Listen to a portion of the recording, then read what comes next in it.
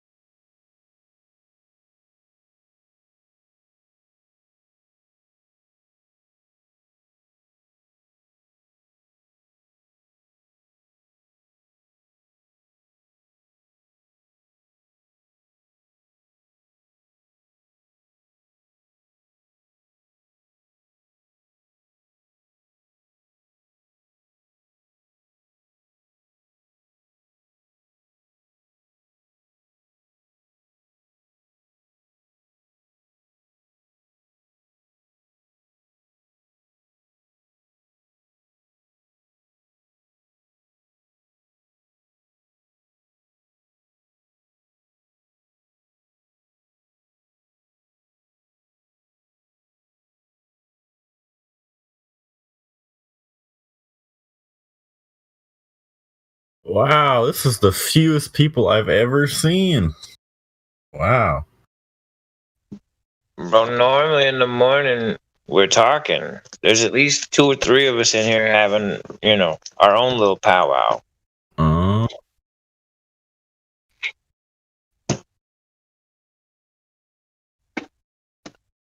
It's funny too.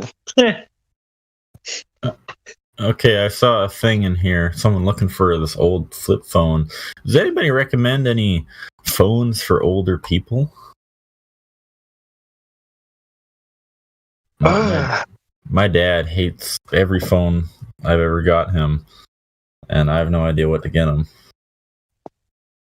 Give him an old Nokia. That's what I was thinking. At least he can't break it. Oh, actually, they have a new version of it. Most of the people I know that hate all like the Androids and all this new stuff, they get the clam phone. They don't care. The clam phone? Yeah, they just get a clam phone, a cheap ass clam phone that doesn't have any of the fancy shit.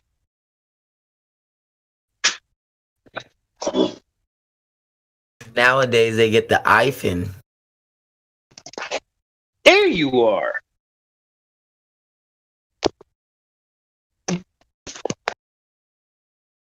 Man, I was about to say we were missing people this morning. Oh man, I was asleep. No, I fall asleep and I fall asleep in here. Cause I be listening to you guys and I be listening to the debates. And to be honest, I'm gonna be really frank. Like I be falling asleep listening to you guys just debate. And when I come back, like conversations like this, about old people not liking iPhones or Androids. So, like, a good recommendation is probably getting your old man an old flip phone,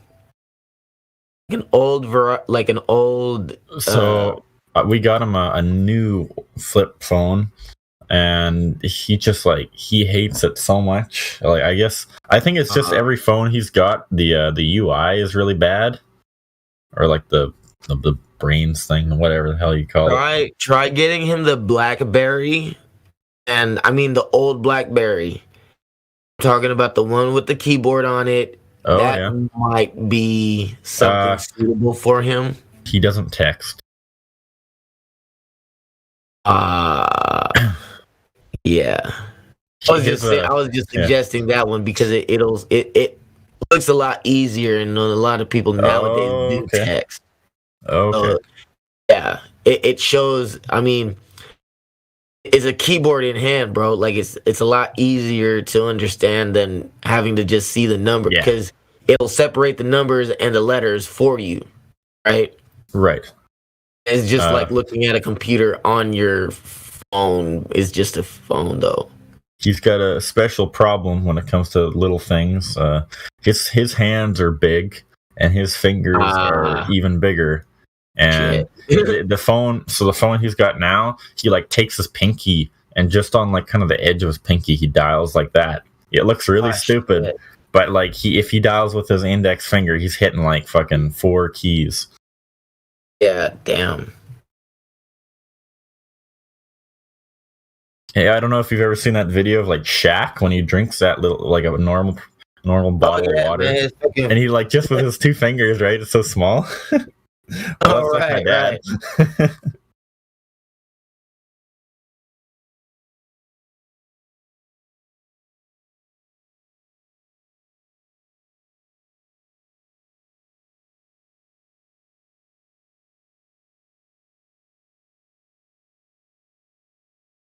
I'll be right back. I'm gonna actually start getting up here I'm actually gonna get up here now, and I'll be right back. I'll still be in the group chat though.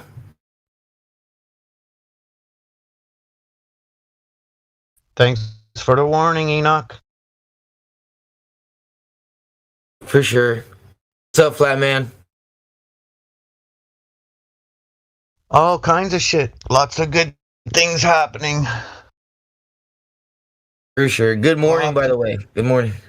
Thank you, brother. Good morning to you too. Yeah, lots of good shit going on for me, man. My business is starting to blow up a little bit, so I'm getting in a bit more positive attitude. That's what's up. That's what's good. Yeah. Yeah. As long as you don't give up, eventually financial freedom finds you.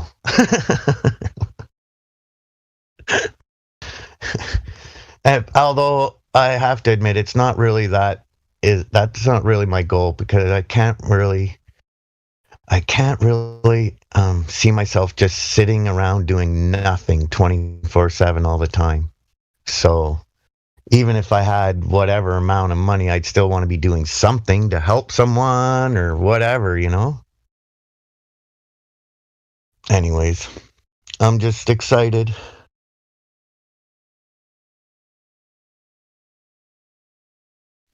It's really depressing not being able to go and do activities with people who suffer with loneliness already, are already taking on the challenge of being able to get themselves out there and meet people, and then they've been told not to. It's even more of a sadness put on them. So people with mental illnesses, I pray for you out there, because it's really affecting us. This hoax they're trying to achieve is, I can't even try to compare it to any other bullshit I'm aware of.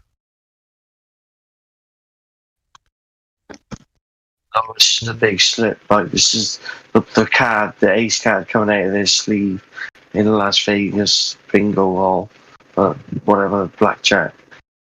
This is their big move. And it's coming, and watch what happens when summer ends in the UK. We're all dying of exhaustion and heat here. 5 people have died in the hotel I'm staying at the hostel. Well, five people around the 2 square mile radius for the homeless people. So the homeless people are dropping like flies. And this is just a start. They were just warming up for the Indian virus.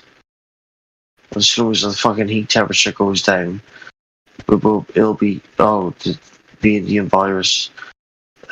Stay indoors, pubs shut, shops shut. Yeah, sorry. You gotta watch how we're talking here. Refer to it more like the beer bug or a new beer bug. Don't try to avoid certain words. Fauci ouchie rather than the V word. You know? Can you read my mail? Yeah, because we don't want the server to get shut down. And I know it sucks that the evil freaks trying to control every thought and action and thing we do have us self-censoring. But if we don't pay attention to what we're saying, this will be shut down. We won't be able to chat with each other. So please just be mindful. Just be mindful. I'll be mindful. Thank you. She's passionate about the topic. I know we all are. I have no doubt whatsoever. I feel sick. I feel lethargic when I'm not. When I'm just carrying on because of this shit. Lethargic? Yeah. I'm not sure what advice I can give you right now. Oh. I have social anxiety, so I don't go out for walks. So I don't get it, and I don't aspire to have some social gathering. I spend time with my mother, 1 or 2 friends, and that's it. I see. So I barely text anyone all day, every day, for 1 or 2 people. Like a combination between anxiety and agoraphobia, right? Exactly. Yeah.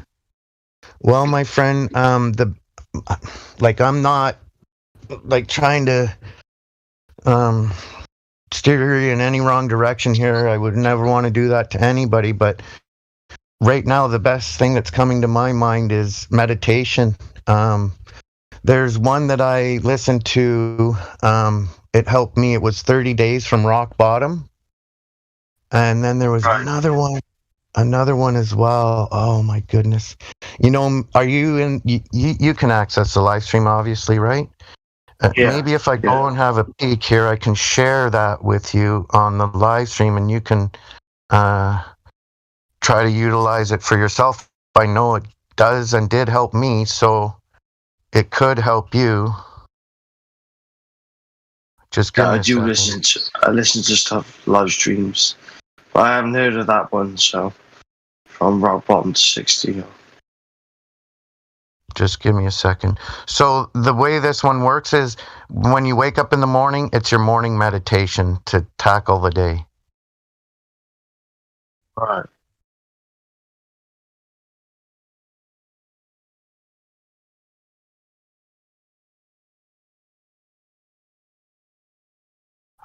Just give me a minute. Sorry. You can keep chatting if you want, as I can talk and look at the same time. It just might take me a second to find the exact one I'm looking for. Because you know the way this crap is. Everybody likes to use the same words, and I'm going to do my own and name it the same. Like, now I'm trying to find the specific one. Chad Brzezinski was right, did nothing wrong. Or whatever his name was. You guys seen that on Netflix? Some of the audience know what I'm talking about. Teddy, Actually, the Unabomber. If he had put all his energy into something other than bombing, other than blowing up people, he would have been like us. Watch the documentary of the Unabomber on Netflix. The guy was so intelligent. He lived in a wooden hut for years and was making homemade bombs and delivering them to people who were advancing technology because he knew there was a technocracy coming, a new world order. And he was trying to take out all the main players who had the ingredients to take the world forward from where he seen was going. He had an IQ of 138 at the age of 19 and should have refused Cambridge and Oxford University. He was MK Ultra. He wasn't no champ. He was an absolute rebel. Trust me, he wasn't. Whom are we speaking of? Teddy. Whom are we speaking of? Sorry. Yeah. The one who sent parcels. No. Teddy, he's got a Polish surname. Ted Kaczynski or something like that. He was the one who, the parcel bomber, he did it in the 70s. Oh, the Unabomber asshole. Yeah, no, he wasn't. I thought you were talking about the Oklahoma bombing thing. No. The FBI building and the daycare and all that. That guy was MK Ultra. He was MK Ultra by the CIA. Yeah.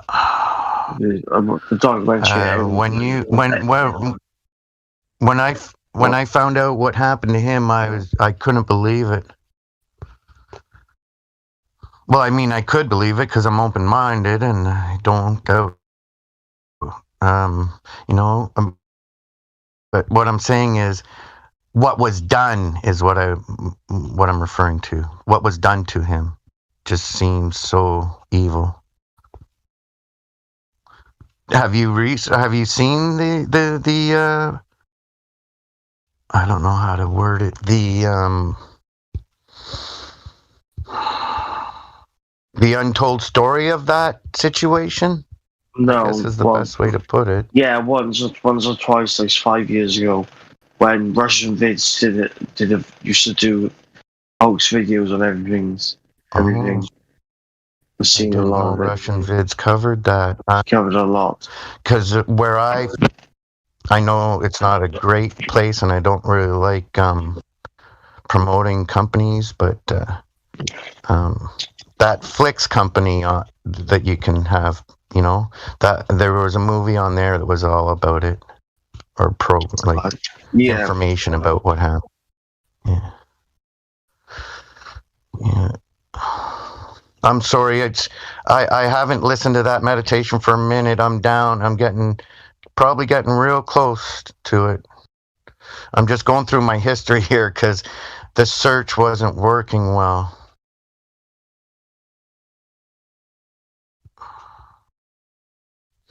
But yes, I'm almost certain if you use this, it should probably help you for sure. If with nothing else, it would help you with feeling less bummed out. That's for sure.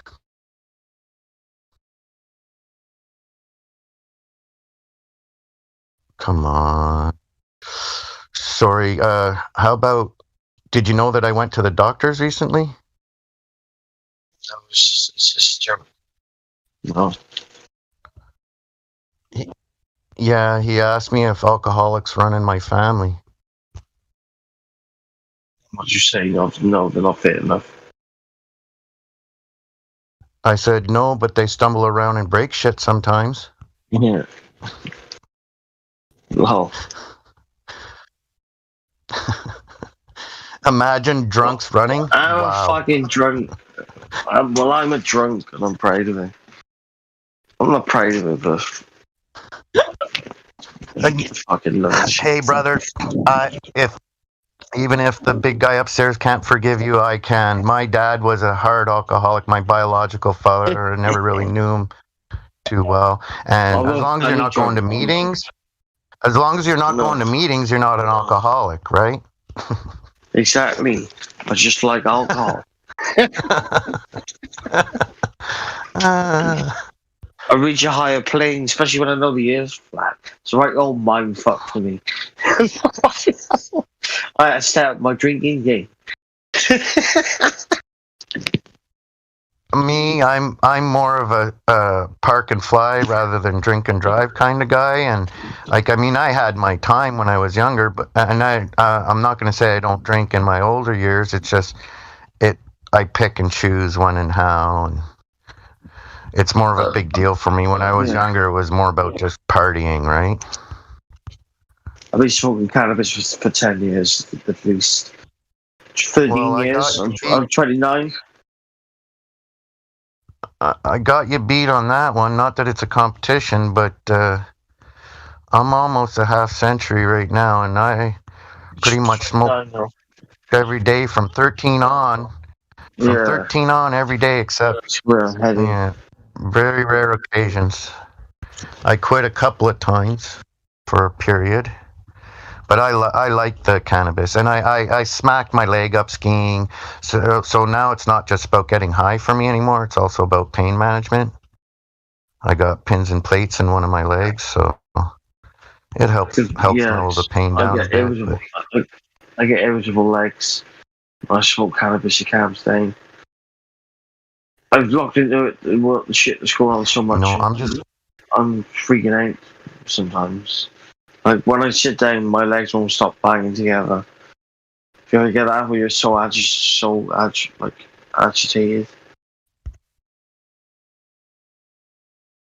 That's usually when I go for a beer.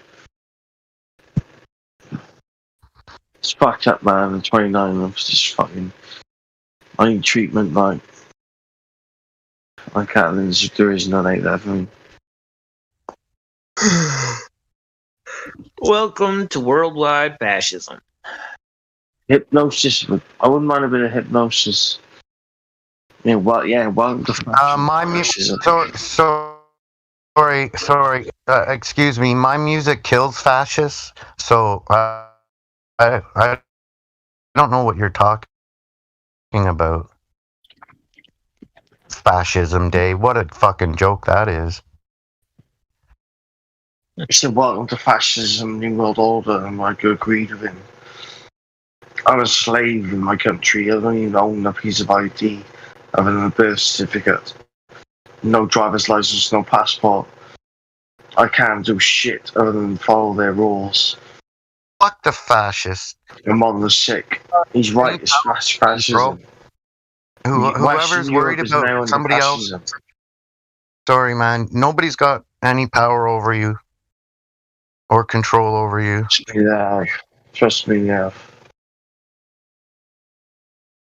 I'm sorry, brother. If I didn't mean to get us on a negative thing here. Just give me 2 seconds, please. I think I'm getting close here. You're still scrolling, Jesus Christ. Oh. Excuse me, Well, I went French. back to trying to find it through the search, then going through my history because I got far down because I haven't, like, I listened to it for maybe a month and a half and then stopped, and I don't know where the fuck. I'm from South Wales, by the way, United Kingdom. So if anyone else wants to pop their head up and say hello, my name's Mike. Look, what's up, dudes? Another I day think in I might paradise. have it hold. Another day in paradise, brother. Yeah, it's fucking beautiful out there. We're sat in here like fucking rats and caged animals. It's a beautiful, glorious world out there. It's all free and it grows naturally thanks to the sun. And we all have to fucking squabble over it.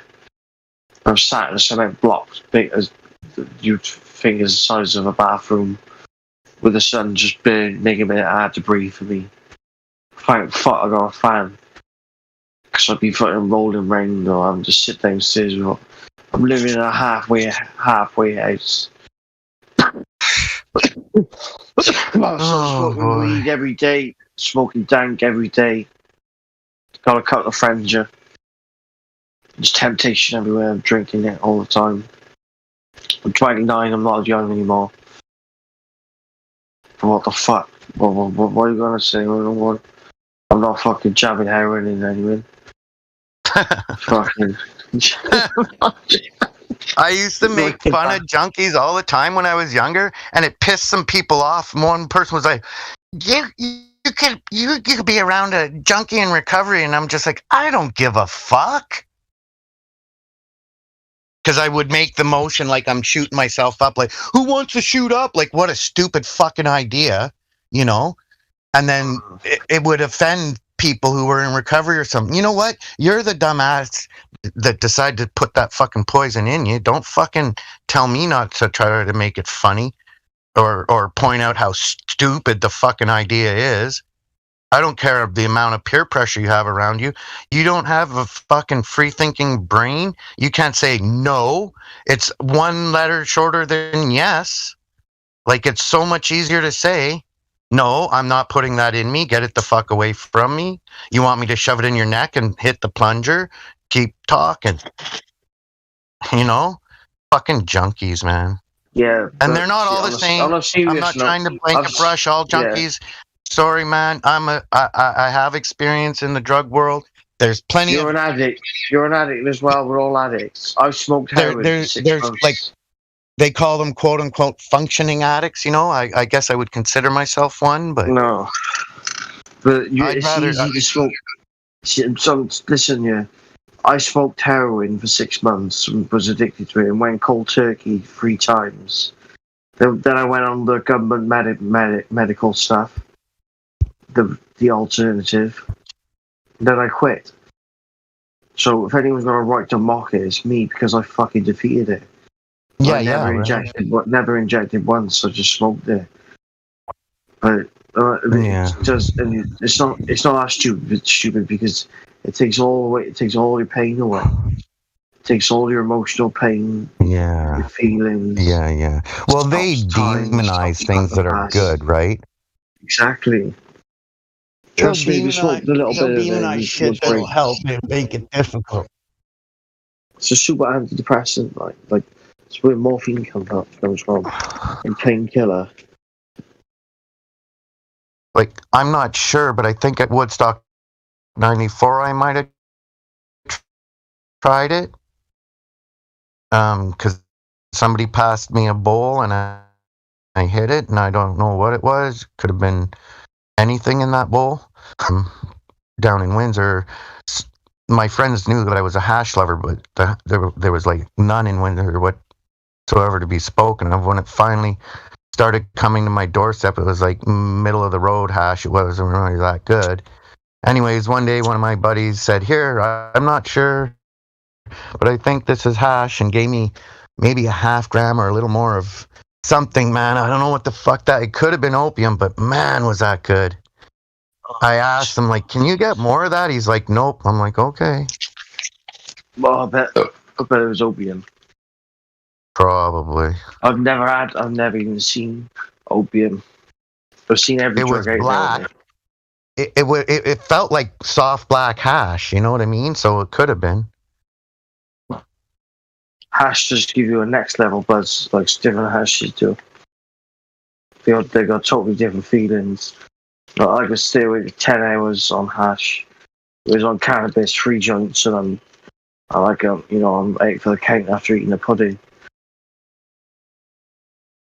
Hash is much better than weed. Cannabis is better for you.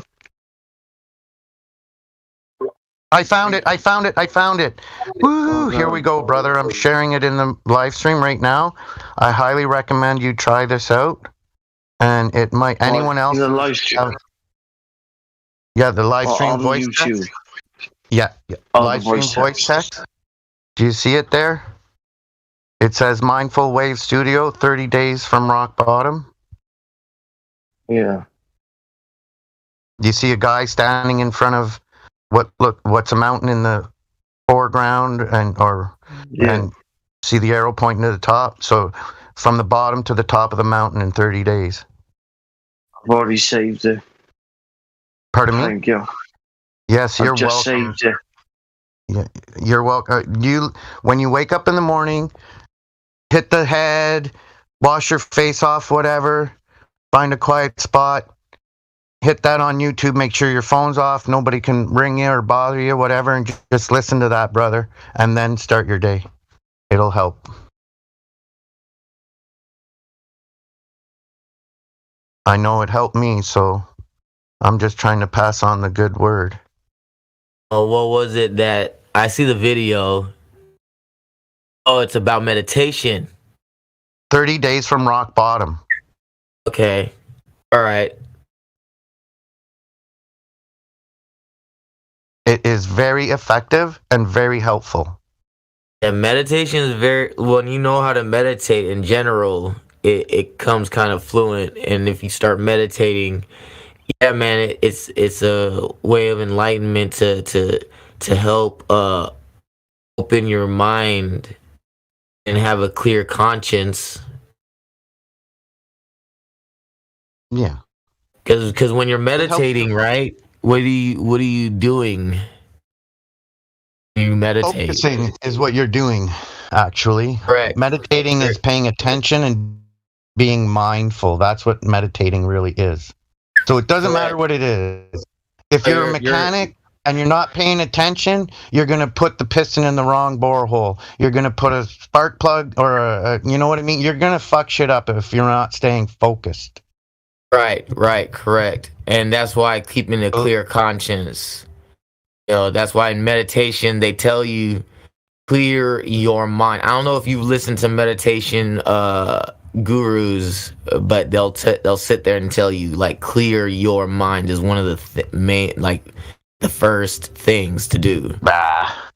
Then concentrating on your makes breathing. you want to fall asleep as soon as I hear that. As soon as they're like, clear your mind, I just feel like falling asleep. I mean, it puts us in a state of hypnosis, doesn't it? Though. Well, the whole clear your mind in thing, a way, just in a way, so that you get rid of all the crap that's, like styrofoam clinging to your head without any, you're not supposed to keep the damn thing clear. That's the weird part. Oh, well, clear your mind. You need to clear your mind. Well, I can't focus. Yeah, it's because you haven't cleared your mind yet. Duh. Got too much shit rattling around. Right. Wait, were you saying it's not good to clear your mind? That's the... Okay, so clearing your mind is trying to get rid of all of the foreground and the background processes that are distracting you. Like he said, meditation is concentration. Meditate on the word, meditate on the Father, meditate on this, meditate on that. It's thinking about these things. But as far as clearing your mind, you don't necessarily need to literally clear your mind of all things, like, like how does a dolphin Patrick, breathe you from a have to learn to accept. blowhole? Like, You have to learn to accept what goes through your mind. That you can disagree with what your mind tells you, and you can let it go. You can not like it, but you can still let it go because it's your mind. That's what mind freedom is. when I say clear your mind, I think of the way for me, think about it like cleaning up your room. That's an example. So when I say like clear your mind, I'm not necessarily saying empty your mind of all things. I'm just saying clear it, like clean your mind, clean your That's your the room. focus. Yeah, Your room. It's to put things in order and accept where you are, as a realist, and accept what is going on in your life, and whether it's uncomfortable or not. You are here in the present. You know exactly everything that's happening. What's before you, what might be in front of you, what you might do about it, what's the best decision to do, and which way to go forward, and when to start. And in between them points, you can relax and meditate. Michael, Yeah, are you FE? Are you FE or Globe? I'm FE. Okay, you don't have the tag for some reason. A moderator, you should DM a moderator to get the Flat Earth tag on your roll. They got a tag on me, yeah. People will know. Don't be that paranoid, man.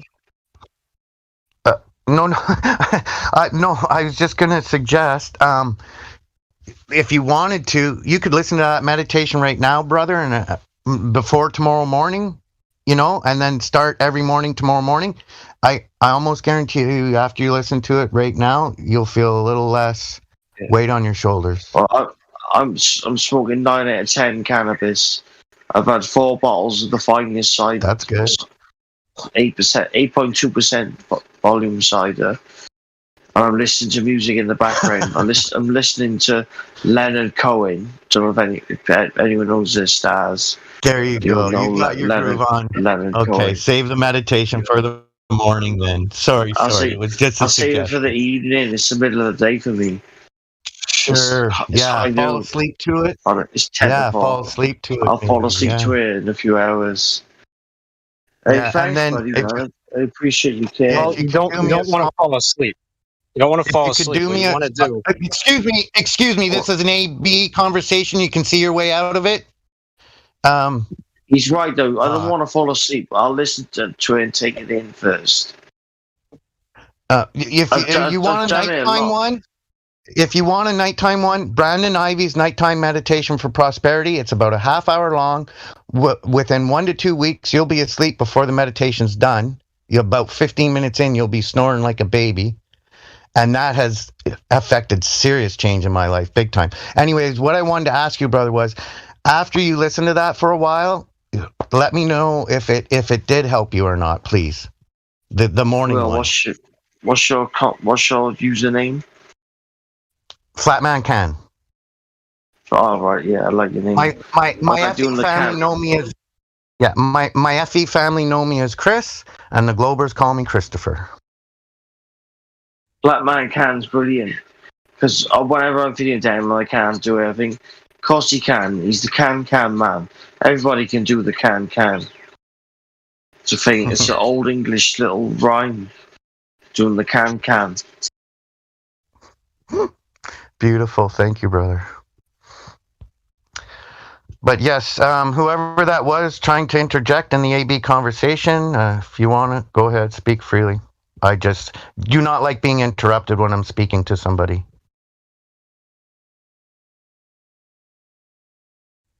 Sorry, bro. Bro, it is so weird listening to some of these conversations at nighttime because people don't wait for like a pause. 5 people, as soon as the sentence is over, they see that period coming. They're, hey, all at once. You know what it is? I'm used to getting interrupted by everybody, so I'm sorry if I'm interrupting you guys. It'd be nice to hear your English, another British man speak. if you could tell me a little bit about your conspiracy I'm not talking history. about. I'm talking about like you Uh-huh. guys. I'm talking about in real life. I don't know. All right.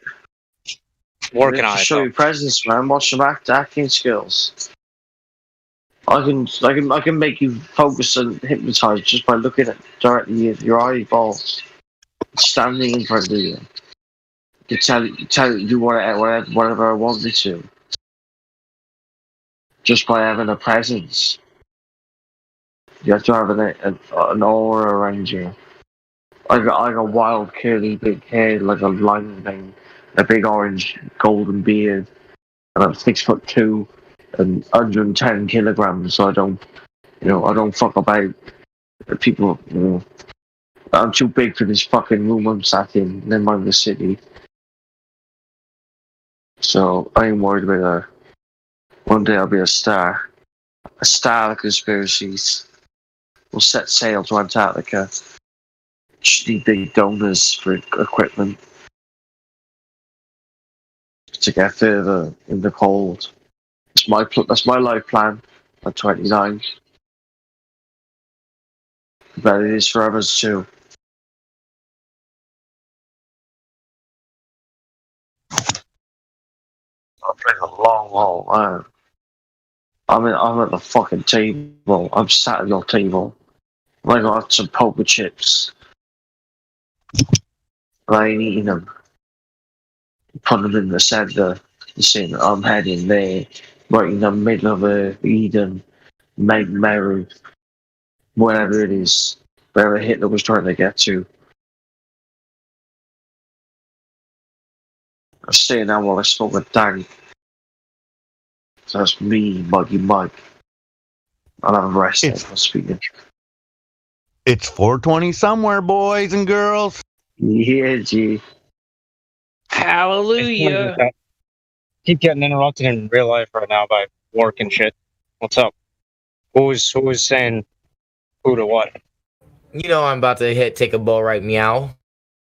Yeah, get that ball then. I have no I was idea what talking you to just the said. world. Anyway, I was gonna say I wouldn't fall asleep to the meditation if I was you, because that can invite some shit in. What you want to do is you want to obviously be relaxed, but try to keep it at a level where you're not just drifting off to sleep. It shouldn't be like ASMR. Yeah, alright. You know what I I've mean? noticed if you fall asleep with music in your ears, then you push your body in a cold sweat from constantly having to take in energy. So you should always Yeah, turn that's your things ASMR. off before you go to sleep. Meditation is when you do not have any outside influences other than the ones in your mind. You're putting yourself in a state of receiving. Anyway, I think what you're talking about is ASMR, bro. Okay, and yeah, anyways, listen, I'm going to speak up here now because the meditations I'm giving him are good meditations. They are not bad ones. And one of them is specifically to help you fall asleep. No, yeah, I bet. So how does he not listen to that to go to sleep? I didn't know what you meant. I thought you were talking about something else. Okay, well, I just posted for the gentleman Michael in the live stream, and everyone else listening to me right now, I highly recommend that Brandon Ivy's Nighttime Meditation for Prosperity.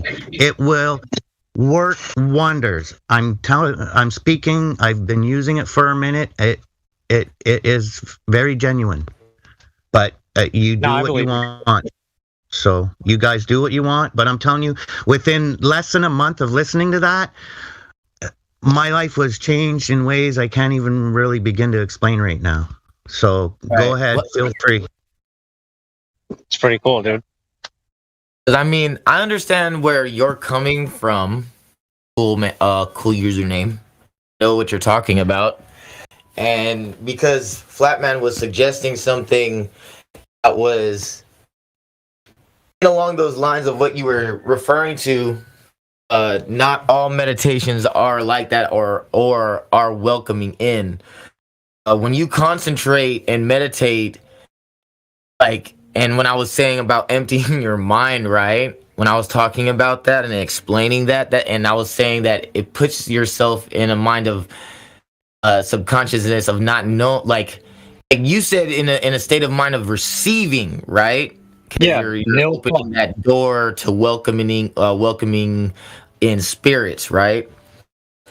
Well, And you should that's have no thoughts so that you are ready to receive whatever is there. right. So when I was saying to clear your mind and empty your thoughts, I wasn't saying necessarily to forget about things, right?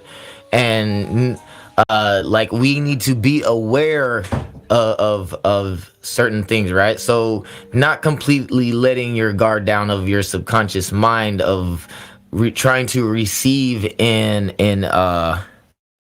basically negative energy, because there is that type of energy that runs around, that roams around wherever you live, right? 'Cause what you have around your area or in your living space is what manifests inside your home, inside your house, right? Yeah, that's why you do banishing rituals. You get rid of that stuff, then you meditate. That's what I do. Well, I recommend smudging your home, but that's just my recommendation. If nobody What'd you knows what say that about the is, home? it means smudge your home. It means burning sweetgrass And white sage, and Oh, white yeah. sage. Exactly. do not Yeah, get white sage. blood sage. If you ever get blood sage, there's something you are trying to do witchcraft and magic.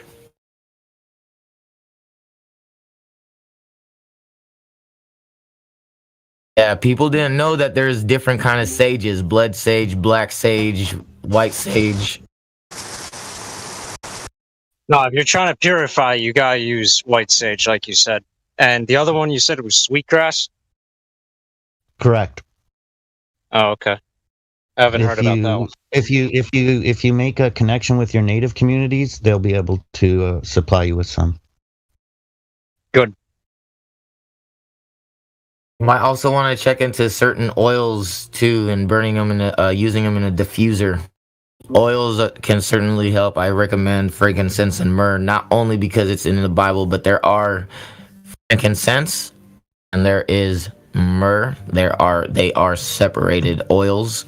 I've used myrrh before. Yeah, it's very, very I would say like woody musk smell. It's like a woody musk smell. Yeah, I got some myrrh right out of Israel one time, actually. Nice. What? What? No, I said that was nice, and then I ended up ticking and whistle, like I ticked. Huh. Oh, Yeah, for the gentleman speaking now, if you're not familiar, Enoch is a very brilliant member of the server, but he sounds like it. he does have tics. So, but I find man, I think you're overdoing it. man. I I'm can get calling Lyme me disease brilliant, man. no, dude, and I think his tics are very much acceptable. At least he's not using profanities and whatnot, right? And I'm not saying he has a choice. The people with the tics, the profanities come out, they don't have a choice either. I'm just making an observation here. I hate Right? tick bites. Yeah. I mean, it's like saying like because they can't. It's out of control. But for me, it's I concentrated. I just more on sounds than rather just wow, trying to hear people curse all the time. I honestly don't like cursing. To be honest, I'd rather make I've noises cursed a and lot. sounds of animals than rather sit there and like saying fuck. Don't curse. Oh, Yeah, Flatman it's still Can alive, is correct. the polite Flatman Can is the polite, nice guy wanting to help you. Dale Westbush is the guy who's giving you. I'm a big sponsor. So it's my for freedom ultra of speech. persona. When I get Freedom pissed of off, speech Dale always. Westbush comes out. You know when Dale West. Yeah, no, I know, I hear you. But sailor talk, I consider the odd F bomb or whatever here and there during relatively casual conversation sailor talk. But when I go to use it in an angry way, that's my ultra persona, Dale Westbush coming out. Like I'm ready to smash you if you don't shut up. I totally hear you because when I get into rage tick attacks, oh man, there is nonstop with my cursing, bruh. I'm pretty sure you will hear the F bomb come out of my mouth like every after every single word of sentence.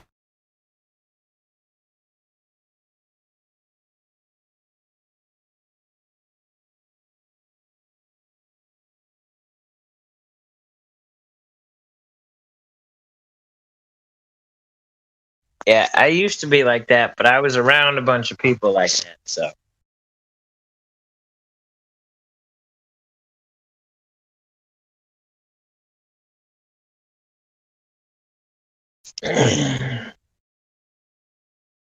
With the ways things have been changed as far as definitions and what words mean and stuff, everything is quite ridiculous. Everything's an oxymoron, bruh. Well, like the Bible, in Scripture, it talks about not speaking curses. Well, people mistake cussing and cursing. They're not the same thing. They're not even close to the same thing. I don't know how the hell they made that leap. Nah, because what he was referring to was about witchcraft, and when you're cursing, you're creating. I'm moving forward. I'm not there because I got that. I'm moving forward along the premise, and I'm just forward. Because I get all that. Right. Cleaning the house with a bundle of sticks and stuff like that. Energy displacement, energy manipulation, things like that. I get all that stuff. So that's not a thing. I think there's only one way home, gang. That's why it's 6 feet under, bitches. We are like, then the end is near. It's coming. It's real. The weather. Yeah. God's angry. God's angry. Fucking second world's after they're half dying. We're dropping like flies. So if you know that God's angry, what would you do to, like, on Earth, as an individual? What do you think your task on Earth is supposed to be? Just stand up and say no to what's being trying done to us. Standing up for what's right, right? Yeah. Can I do any more than that? To be right, The money and the power. Right. I mean, you're just an individual, right? You're just a one individual. Am I really though? No, I'm not. We're not. We're all a collective. You're not one person. You yourself is not one person. I'm an individual. I've only functioned by being around other individuals. But babies aren't raised on their own. Nah. Who said that? What do you mean? Well, I wouldn't be able to be a functioning human if it were for other humans. So no, I'm not alone. There's a one-way ticket home. I'm fucking ready. Fucking pussies. I'm finishing up preparing. I keep wanting to say I'm ready, but there's more to be done here that will assist me.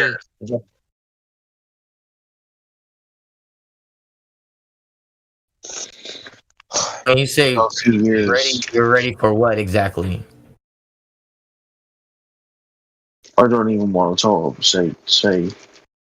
Break on through to the other side. Yeah. Oh, okay. That side. Bro, I know what the other side looks like. There's a lot of people I don't. that know. I've been to hell, but as far as the other side, like I don't know. Bro, Tell me how you got to hell. hell and Like heaven are day. Hell's underneath us. I know this. Oh no, you were told that hell was underneath you. We haven't even been to the center of the earth. So how do we know that the hell is underneath us? When I speak to the devil, I hear stomping coming from underneath the ground I stand on. Because I'm a fucking into dark magic and stuff. I mean, when it talks about the Bible only talks about the heavens on earth and the heavens below, like the heavens Yeah, above and the heavens below. It talks about the great pit in the New Testament and the Revelation. Right, and the pit is endless, right? Then where did the fire come from? The fire and brimstone. Yes, where's the asshole end of that? Fucking, that's probably what's keeping us going on from underneath us. A lot like a central ball, fucking iron ball of fling. But no, the earth is a flat. We're in a fucking snow globe. You know, who the fuck's in charge? I think he's ashamed of us all. And he's gone. I'm sorry. But we can make up to it. Make up for it ourselves, and we haven't for the past 1,000 years. So, are we gonna? They're gonna say? They say climate change. We're doing it now. We're saving the world. We're planting trees. We're living carbon neutral. Things won't cost extra in profit, but you sure as shit that someone is gonna profit from it. Someone will be in control of it. Someone will be in a higher position. But I don't mind. We still have one coin each. Out of curiosity, I'm just curious. Like, where's your position on your beliefs? I'm just curious. I mean, you obviously can say no. You don't have to answer. Old Christian. That's great. Very religious person. I am very happy that you are. So I'm not judging you. Out of curiosity, I said, but just out of curiosity, I'm not judging you, bro. Out of curiosity, how do you? Because you accept yourself as a Christian, right? And this is a question that all Christians are asked from one another. I'm not saying this to address or attack you. I'm just curious. What is it that you believe? Why? How? Like, because you accept Jesus because you're Christian, right? No, that's not right. Some Christians don't accept Jesus. You're Christian, but you don't accept Jesus? I'm a broadened Christian. A broadened Christian. You're prodded? What? I'm part of all Christianity. I'm Jehovah's Witness almost as well. Oh. Okay, but as a Jehovah's Witness. So tell me what your fucking question was. Whether Jesus was God made in No, not at all. I was asking if you believe. What do you want to ask me? Like, how do you think you're saved if you're a Christian believer to claim Christianity? I don't agree with that a little bit. I don't agree. You don't agree with what exactly? With forgiveness for everyone. You don't forgive. You don't believe in forgiveness for everyone. No, I don't. But it says in the Bible to forgive, though. 77 times. They can be forgiven, but they can never forgive themselves. Times 7. What they've done to someone's life that was supposed to live, that was supposed to have a good feeling, they destroyed. They can never be forgiven for that. They can be forgiven for being stupid enough to do that, being driven, everything around being that. But the action of that, they could never be forgiven for. But I mean, we'll always carry that. Do you? Well, they're gonna carry it until they die. Do you know that? Like the No, I'm guilt talking about the afterlife. for I'm saying talking about the afterlife here. I'm not on about life. I'm on about the afterlife. Okay, what about the afterlife? Everything I just said about being forgiven and not being forgiven. Jehovah's don't believe. Oh, for Jehovah's don't believe Jesus. in an afterlife. Oh, No, for Jehovah's believe that we're unconscious until Judgment Day. I don't believe in Judgment Day. I don't believe in the Pope. I believe that my body shouldn't be messed with which Jehovah's believe. I was baptized Catholic. I believe in the church and priests and archbishops and bishops. I don't believe that's like old school Christian. Just the basics, like almost like a Viking Catholic. the reason why I'm asking is because in John 3:16, right? John 3:16 through 21. Okay. I don't like quoting scripture without turning to it. So it's like it says this in John 3:16 through 21. For God loved the world so much that he gave his one and only son, so that everyone who believes in him will not perish but have eternal life. 17. God sent his son into the world not to judge the world, but to save the world through him. 18. There is no judgment against anyone who believes in him, but anyone who does not believe in him has already been judged for not believing in God's one and only son. 19. And the judgment is based on the facts God light came into the world, but people who love the darkness more than the light, for their actions were evil. 20. All who do evil hate the light and refuse to go near it for fear their sins will be exposed. 21.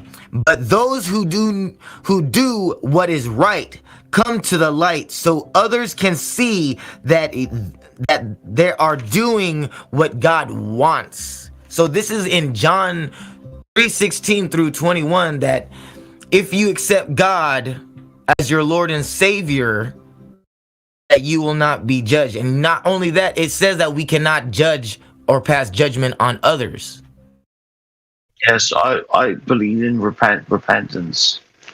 I mean, because you believe in you believe in you believe in the Bible, period, right? You must Not believe in all of it. Not all of it. No, don't believe in all the Bible now. Exactly, because it's written by man.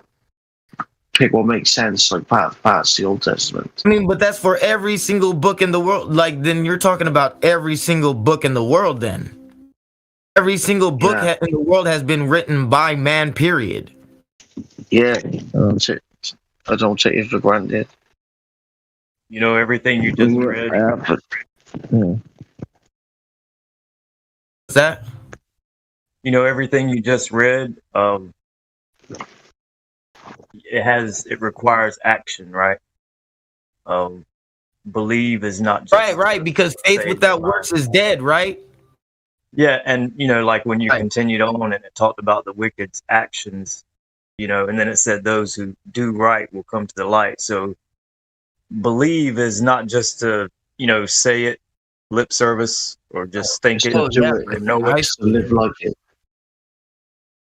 Right, because faith with exactly. I know exactly where you're getting at, and I know if you haven't lived in the light and you've done something dark, then part of you will be destroyed. So I'm okay. Literally. So you stole and you didn't, and you believe. So if you stole, you never stole in your whole life. Also stolen a little bit. Okay, then. And therefore, then, like the way that you pass on judgment, judgment will be passed on you. That's exactly what it says in Matthew. Yeah, it will. Damn right it will. It I'm says glad, Jesus like, Jesus will represent you. Jesus will represent you in God's court and weigh up your sins and your good doings. Right, and I appreciate like how honest and open you are about it too, because a lot of people they just deny it. They think it's not what like that's not what it says. But I just showed you what it says. Like, go to confession once and you're instantly free of sin. Bullshit. That's a I'm not trying to even convict you. I'm not trying to convict anyone. I'm just trying to acknowledge, just let knowledge, so that people have knowledge of it. I'm not trying to. Yeah, tell him. You will fucking tell him when you have a convo with me. Because I say, when you commit sin, you turn to the dark. You have to repent. And that means not behaving like it again. Not just go turn up church in your advice. Right, because it says to turn away from your sins and not to fall into doing it again. Yeah, let's put my cigarette in my can of Pepsi. Fuck.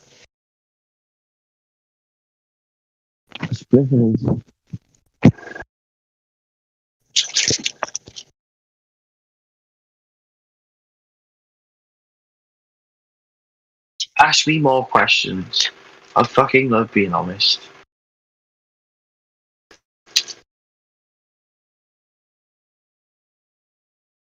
So, Paul, did you know that the Earth is flat? Yeah, I know the Earth is flat. God told me. Oh shit! Damn it! Never mind. YouTube told me. God Himself showed me a sign that the Earth was flat. Like 5 fucking years ago. Shit, the demon told me that I was in hell before, and then I knew that God saved me. So I know that, oh shit, I was in hell, and now the fact that I'm finding out that the Earth is flat, I'm telling everybody. Yeah, and everyone. I researched it for 6-7 hours a day for 6 months. Spoke about it. They think I'm crazy, man, but I don't give a shit. The Earth is flat. I am crazy. They call me crazy, but they fucking respect me. But yeah, I don't even tell people that I live with around now that the Earth is flat. I don't fucking need to. The ball's already rolling. Rolling is going to get squished. There's a big rolling pin at the bottom of the hill. It's going to take about 50 years, they say.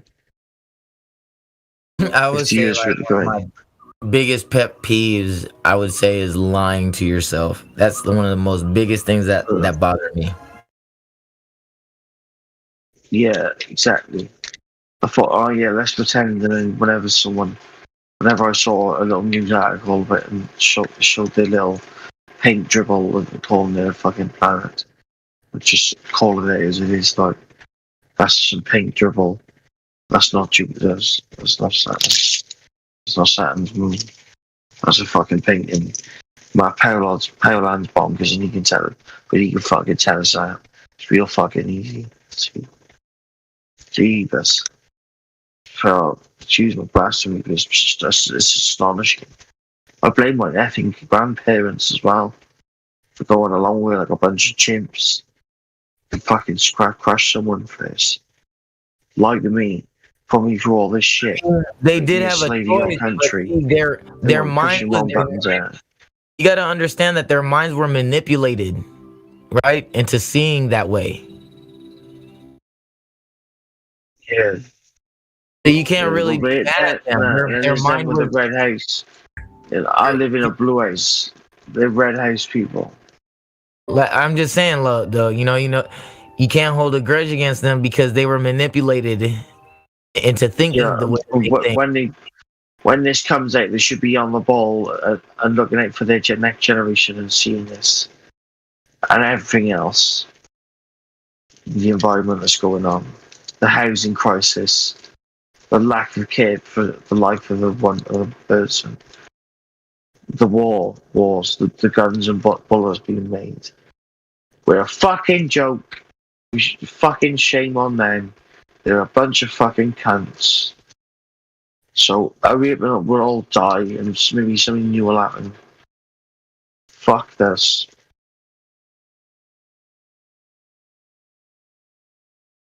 So you bring on the New World Order and do all that shit. Because I know what, at least we're closer to fucking breaking out of it.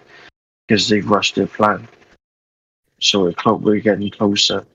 We were never going to win the fight in any way other than them taking us all the way to the fucking edge. Right at the fucking edge of the earth. I might have to fucking go there myself.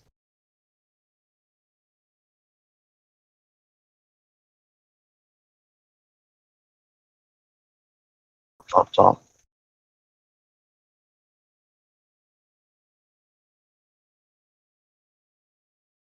I apologize for Not a like trying to Christian. we're supposed to be talking about the Earth being flat. My bad. Nah, I'd like to get pumped. You get me pumped. You got my brain and nerves working. Good energy. I like to get rid of righteous rage. I'd say I'm like a Knights Templar if I train and stuff, or I'd be a monk, an avid monk.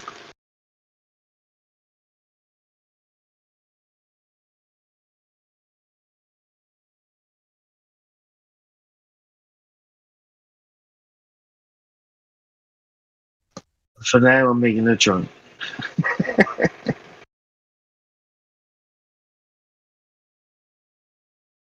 This is the blind blue, da dee da da. I have a blue house with a blue window. I'm purple. I have a blue house and a blue window with the blue window. Blue is my color. Yes, bro. Standing at the door. Yes, bro. Bro knows it. I live in a blue hat. Got you, bro. My father.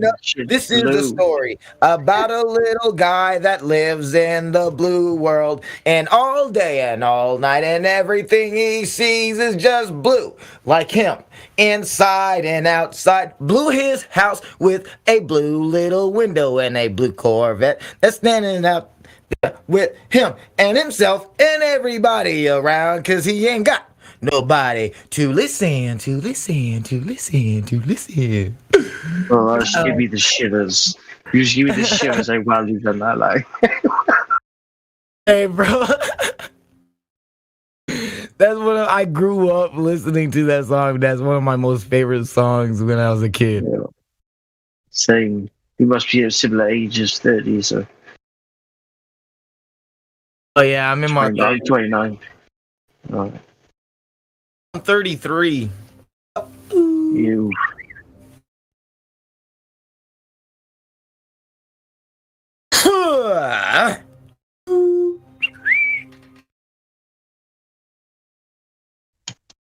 Mercy. I do enjoy these early day talks because there's so few people that get triggered. Yeah.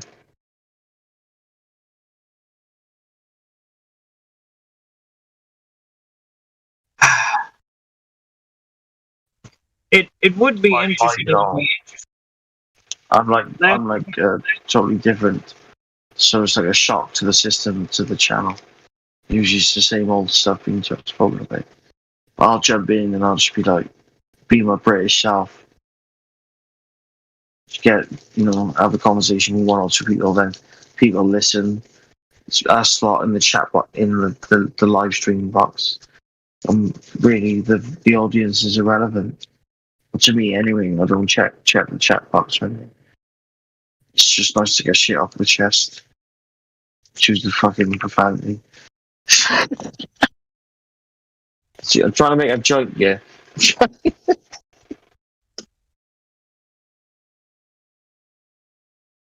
To do is dream. Y'all are funny. Yeah, that's what I've been told by everyone I've ever met. Faint, crawling.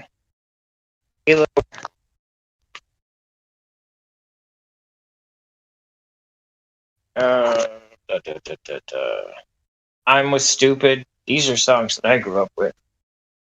Is it a troll?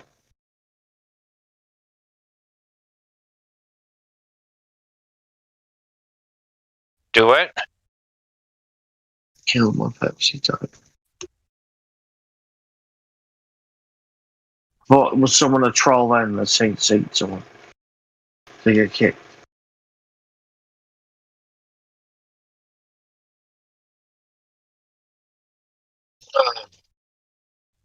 I remember that on Blue Song, but I grew up with more rock, metal, classical than I did pop. All I have to do is dream, dream, dream by the Everly Brothers. They all got to know them. When I need you, some in my life, whenever I want to, all I have to do is dream, dream, dream, dream, dream, dream, dream, dream. Sorry. Dream. My man knows his music. Karaoke starts at 11. Every other week or two. That was last night. You're kind of late, cowboy. I've been late for cake. There's been karaoke. It's fun.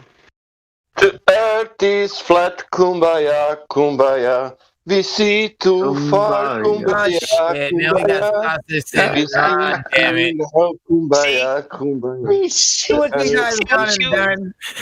See what you started, bro? You started this shit singing. All I'm doing is talking about music. Kumbaya, kumbaya, we see too far. I think Sasha's trying to tell us that we need to switch the lyrics.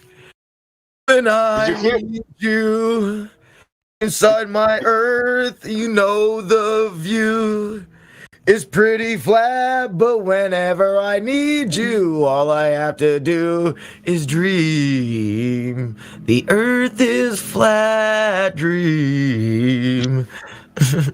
Is that better for you, Sasha? Over horizon, there curve light. That's enough. Hey man, I gotta get your lyrics. You gotta give me your lyrics, man. that is coming from my pad.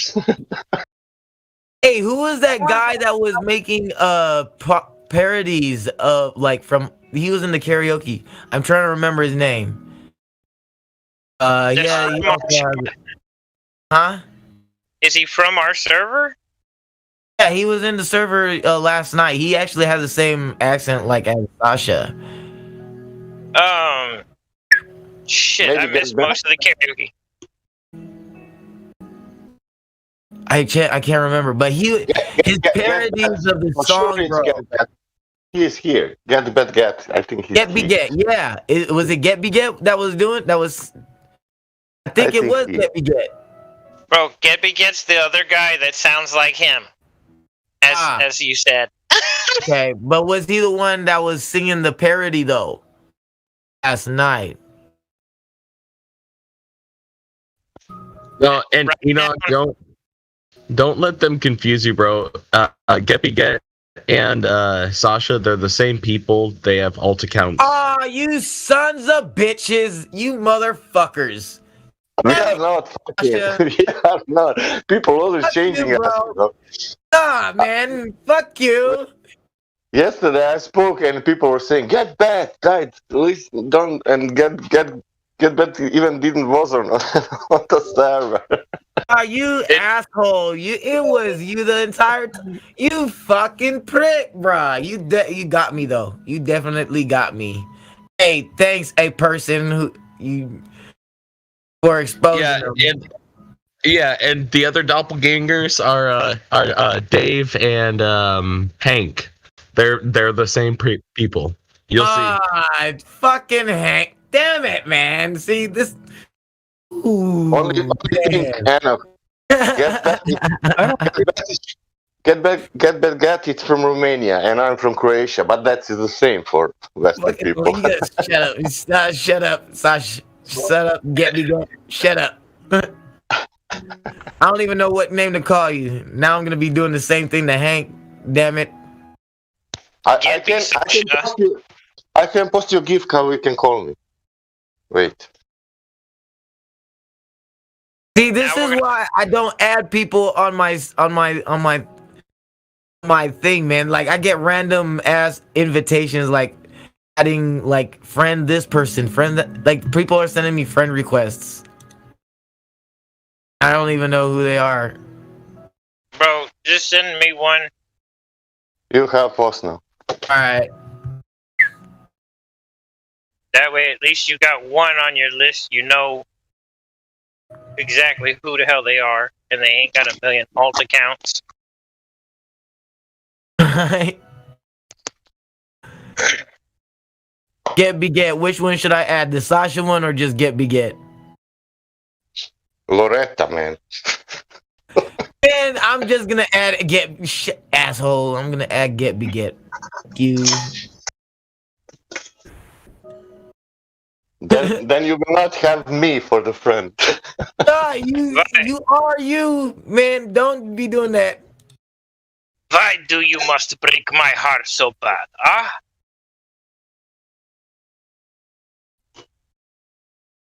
Listen, this ask get if he knows Italian. If he knows Italian, he will speak Italian. Sasha, do you know Italian, bro? Sì, io parlo italiano molto benissimo. Ah, pizza culo. Che cazzo di merda? Che cazzo vuoi? Stronzo. No, italiano.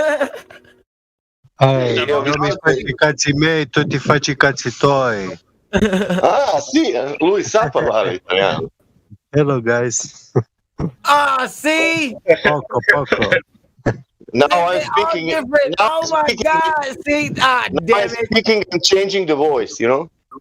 Get. Big on. Is that what does get back?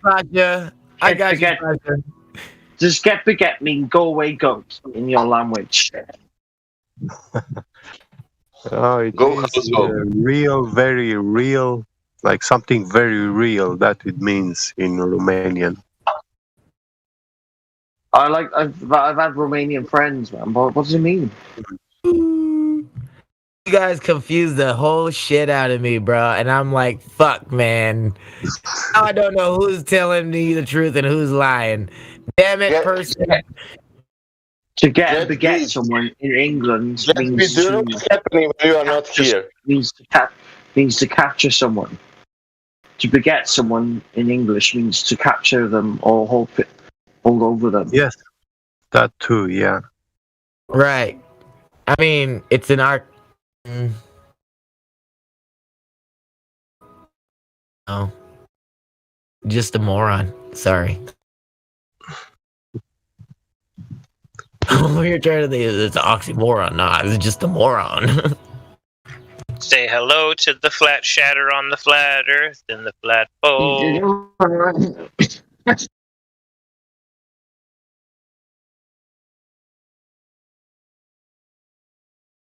The get people.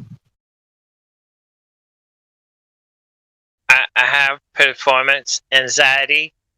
However, if y'all keep singing, I'm gonna start dropping bars and just crush the competition. So I walked up into live stream Discord. Yeah, it's like Mike Large. You got me Big Mac. I got a big sack. Dropping things like a blue hat. Up in this world, eating both the pills and the blackburn too.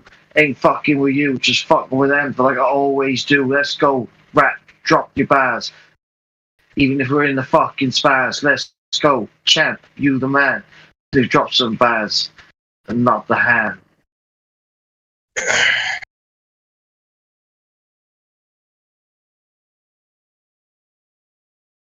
Bro, I got some lyrics that I was writing a few days ago, but it requires heavy drop D,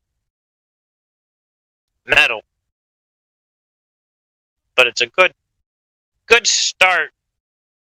I just need a guitarist that can play the tune, So or at you're least talking about drop D. You have it. dun dun dun dun dun dun dun. Right. Dun, dun. Drop D, heavy. I know what you're talking about. Metal.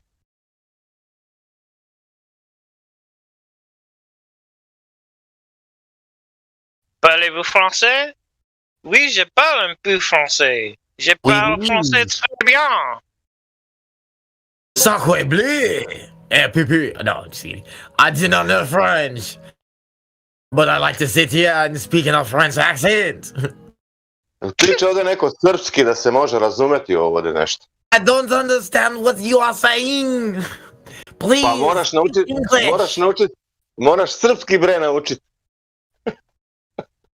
I have an idea for a response, but I don't know if it's going to mean something good or bad in his language. Oh, shit. Say it. Might probably not even say it. Peruski. It's not Ruski.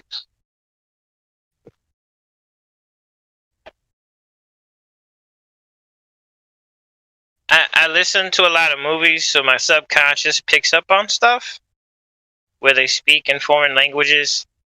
But I have moments where I think I can speak the language. I know what I said in Italian, fifaculo, was a bad word. It was like, fuck you. Uh-huh. Vaffanculo. Yeah. It means literally like this, but that is phrase. It means that you are going to make something with his ass. Right. Like, fuck something. Like, go fuck yourself. Yeah. I'm going to have fun in Russia. I know how to say the earth is flat. That is hilarious. I'm just gonna walk around. I'm just gonna walk around Russia, telling everybody that the Earth is flat, taking pictures of the buildings. If I was gonna learn any other language, the first thing I want to learn is the Earth is flat, so I can go to every country and just say it in their language. Just go around flat smacking everybody. Learn the Earth is flat. Gas pressure without a container is a paradox. And paradox in most languages is the same. Thank God.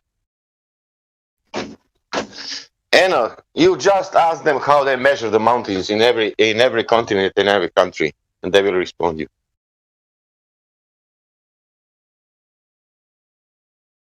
Learn how to ask for mountain. That's enough. They will say, from the sea level. Everyone. But the truth will go out to the ends of the world, my brother. But listen to this, you will measure mountain reference to sea level everywhere on the world. That means what? That means sea is level, is flat. That means you don't need anything else. Die Erde is flasher. What that mean? Flasha, it's a bottle. Or flak. Is it flak? Vlag. Flasha. Ja. Die aarde is vlag. Okay, so I said it right the first time. Somebody corrected me that day. That kid came in that was, I guess, Vlad's, but he was trying to learn English. And I'm like, look, I'll flat smack him. Shit, I'll try and figure out how to speak Russian. Die Erde is flat.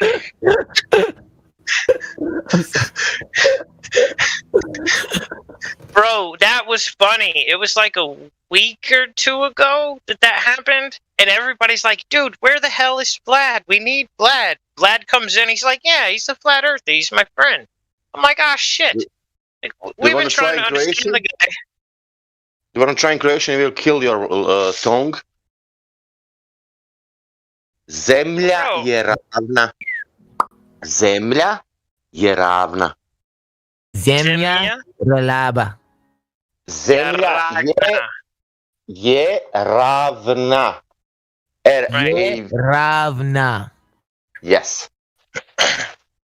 Yeah, I did. Sorry, I forgot. Bruh, you gotta listen. You gotta listen closely for the changes. Now you speak Arabic. Oh yeah, no, I'm learning Arabic. To be honest, bro, I am learning Arabic, so that is my fault. Yeah. My fiance is Arabic too, so.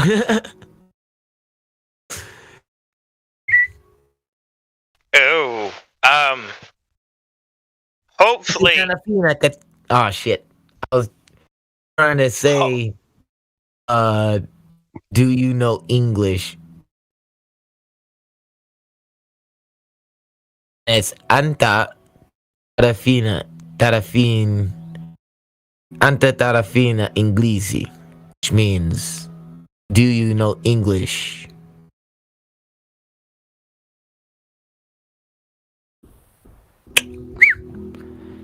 If I was gonna ask a female, it would be anti. I don't know English. I speak something that is called jive. It is a triple bastardized version of so-called English, which the original so-called English isn't even English. It's Saison. Saxon. Anti tarafina in Arabic. That's the funny thing, dude. You got 4 different languages, 4 or 5 different languages, all saying that they're English, and only one of them actually is.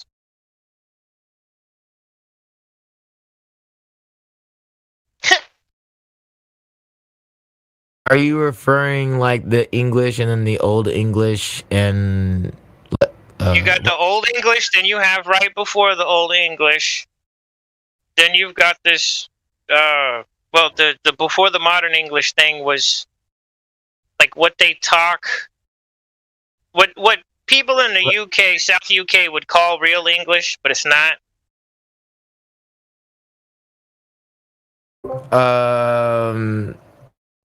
I know what you're saying, but no. Isn't they have like from Latin or does it?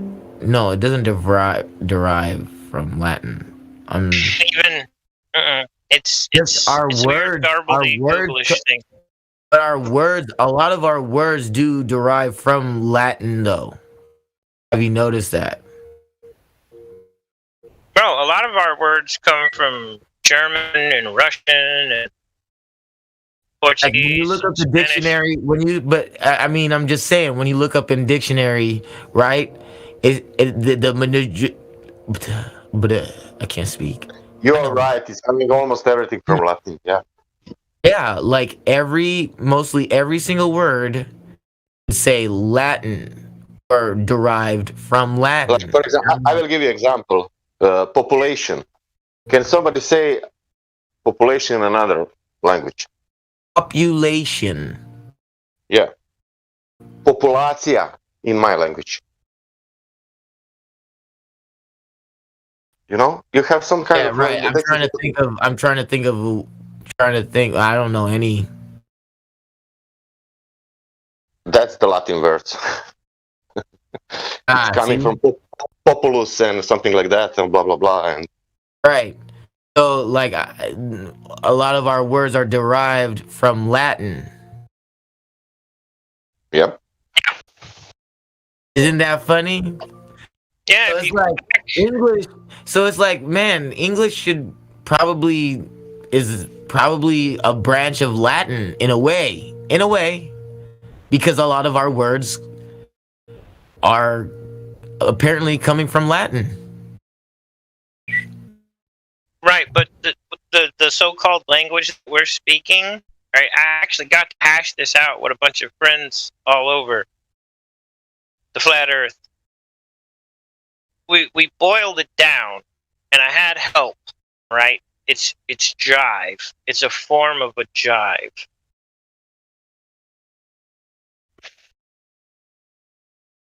Now, which kind of jive are you talking about?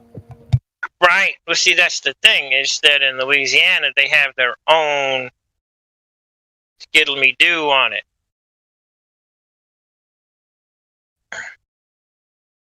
But what we call proper English in the States is considered jive by a lot of other places. It's funny because real English isn't the way we talk. And then when we think of jive, some of us, when we think of jive, we think of like your groove. Like, hey man, don't mess with my jive. Slam diggity bone, Daddy, how you doing? Right. But Slap it on that chicken leg, making it all groovy, man. What's up? But that's how they used to talk back then, though, in those days. Back, I know. what, the 80s? Around the 80s, right? Bro, that's everything has changed multiple times. But I'm just saying, through in time, right? In the 80s, when we were speaking like that, that was mostly in the 80s. Like with hippies coming around, right? I won't know, bro. Go back further. Oh, it's the 60s. Way further than that. Nah. Yeah, keep going. You can't say the 20s. 20s, 30s, 40s. Really? Yep. They were like, wow. Yep. It started back then. I mean, I know scat was started back then too. A lot of stuff was started back then. Like, a lot of stuff was back then had already started, that like,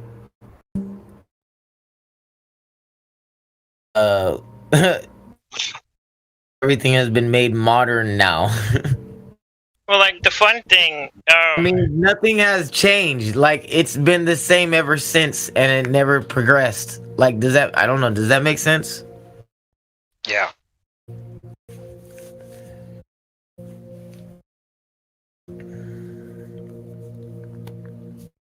Some of us are trying to grow, but some of us are stuck, man. What is it? Mark 17. Oh no, I might be thinking about Mark 24. Are you talking about the razor? Oh. No, I'm talking about the upper room. Oh.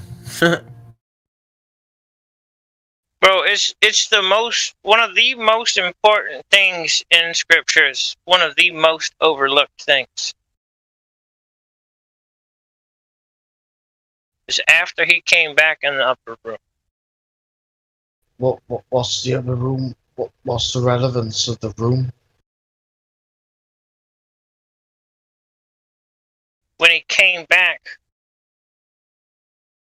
he met with his apostles in the upper room, and he brought with him the baptism of the Holy Spirit, baptism of tongues with fire, language of the angels. It was a gift.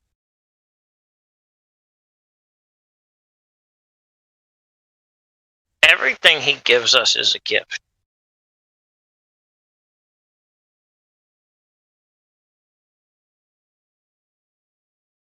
But he calls it talents, right?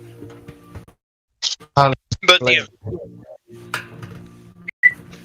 importance comes out when you go over to Corinthians and you look at what Paul says, but you have to read the whole chapter. You can't just take one verse because it'll be completely out of context. Which chapter of Corinthians? Went over this the other day.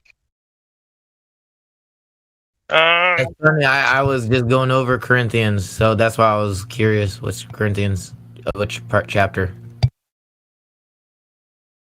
I want to say it's 1 Corinthians, but I could be wrong. Well, 1 Corinthians, but what chapter? Like, getting there. He's probably speaking of chapter 13. Yeah, that's faith, hope, and charity. No, not that one. Before that, Bubba. I'm looking at it, and that's the one where people say that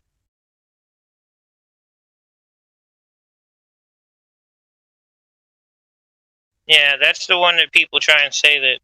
That's one of them that they use to go against it. I'm like, dude, the word doesn't contradict itself. You're reading it with your head up your butt. You gotta take your head out of your butt first. I want to say it's like 3 or 4 or 5 or 7. Ooh, damn. I've got stuff highlighted, so I'll find it. I'm just scrolling page to page because... Yeah, one that everybody seems to hate in the modern day, 1 Corinthians 7:4. Yeah, go stand up on TV and read 1 Corinthians 7:4. Just watch the fireworks.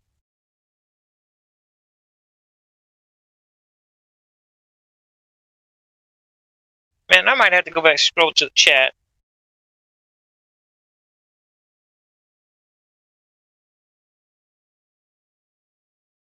Right before 1 Corinthians chapter 4, I was actually highlighted the whole 1 Corinthians 6, 9, at 9 through... I could be wrong, man. That's why I gotta go back and look. 9 through 20. I think you're talking about 6, 9 through 20, bro. I think that's what you're talking about. Because it's talking about sex. Well, it talks about interpretation. It might be 14. I'm looking, but I don't think that's what we read. But you know any words? Give me some key words. That might be 14. I could be wrong. 12 is spiritual gifts. 13 is... talking about chapter 14? Right. That's on tongue specifically. Is that... I'm scrolling through the chat from the other day. I just gotta read further into 14. I gave you one of them. What is it? Interpretation. That should narrow it down. He's talking about tongues and prophecy. Yeah, chapter 14. Interpreting. Having one if you have the ability to speak in tongues, you will be talking only to God. Since people won't be able to understand you, you will be speaking by the power of the Spirit. But it will be... Verse 28. I'll be mysterious. What? Verse 28, 14, chapter 14, 28. If there be no interpreter, let him keep silence in the church, and let him speak to himself and to God. I see it, yeah. But if someone's going to speak in an unknown tongue, there will be no edifying. There has to be an interpreter. If there be no interpreter, he needs to keep his mouth shut. That's what I closed my Bible. So you're saying that if there's no interpreter to interpret what the person is saying, then what the person is speaking is ungodly? No. Well, they must speak to themselves. We got to take it for what it says, right? Let them speak to themselves and to God. Have you ever prayed in silence? So if you're not edifying and no one can understand the gibberish, right? Because if I come to you and I'm speaking gibberish and you don't understand the language, I would be a barbarian to you in the same chapter. So, yeah, if there be no interpreter, yeah, you keep silence. That's what it says, right? Keep silence. It's talking about in the church, and there's more to it. It's funny because I closed the book and I started walking around the garage. I came back, I opened up the Bible, and I popped right open to it.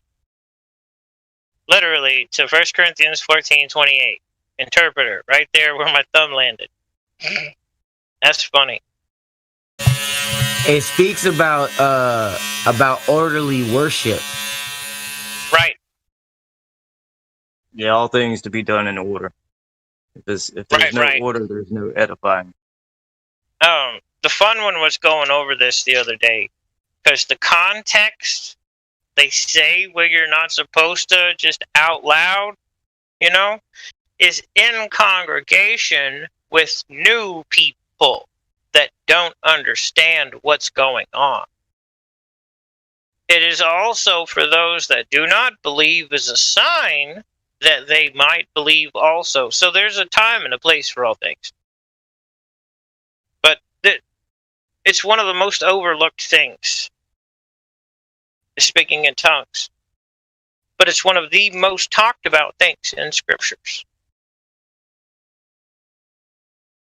I think people should be aware of what tongues is. Well, it tells you it's a language of angels and of God. Yeah, right, and that's what I'm trying to say is that I feel that it doesn't say that. It doesn't say what? It doesn't say that it is languages of angels and of God. It never says that. Oh, it doesn't. I was agreeing to what he was saying though.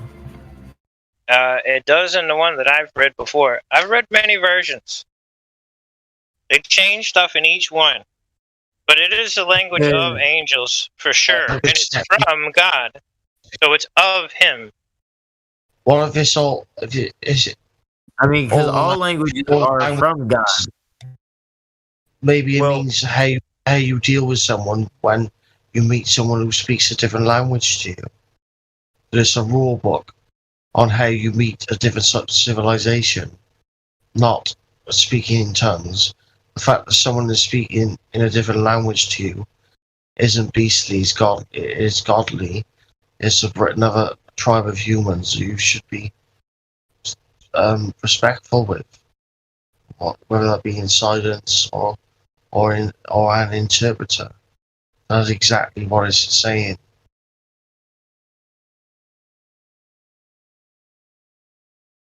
Yeah, and you'll read many different versions. You'll find it says, "If I speak," right? I mean, there's so many negatives here, and there's so many things that people try to put into context that's not there. So if there be an interpreter for the language, right? And the first time they got these different tongues was at Pentecost, and they spoke in other men's languages so they could be edified. So that's the same thing going on here. It's not as if everybody's speaking some different language from heaven. There's a different language and no man can understand it. This is for edification for those who do not speak your same language. Now, if you continue on into the context of the chapter 14, he's trying to tell them how to do it decently and in order. And he says, I wish that you would all speak in just as many tongues as I do, but I would rather you, here's the key point, I would rather you prophesy. For he that speaks in an unknown tongue to someone who doesn't understand it isn't doing anything but puffing himself up, right? He's building himself up. And we see this throughout these, we see this throughout all these mainstream so-called congregations. And when you listen to the whole chapter, it does describe exactly what you're saying. It does, like you do hear that it explains him talking about having a puffed up chest and that person being proudful and prideful of what they're speaking of. There are instances, and I know one personally, of someone standing up and just shouting out in a different tongue. And there was someone there who spoke that language. And the lady started crying. She said, that woman just cursed our God. That's what she just did. So all these people where there's no interpreter, you don't know what you're saying, amen.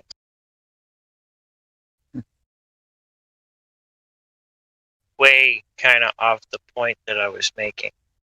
Way off. But right back to where we were trying to debate it.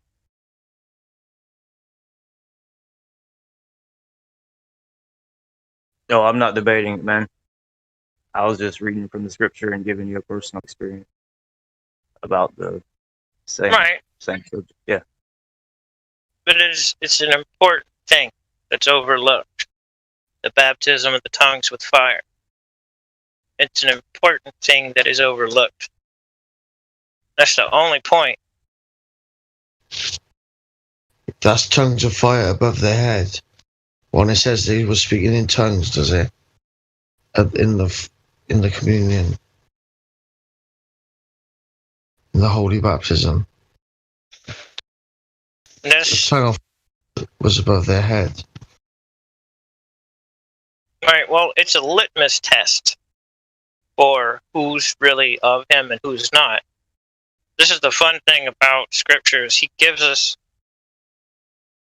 things to test situations with. He gives us experiments to pull with people.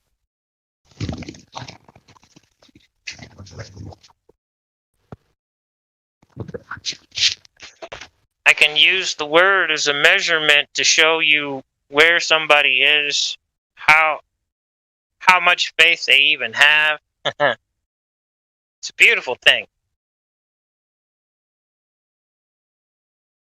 Are you saying you test the spirit by seeing if they can speak in an unknown tongue? No, I literally was very concise about what I said. The word is a way to measure.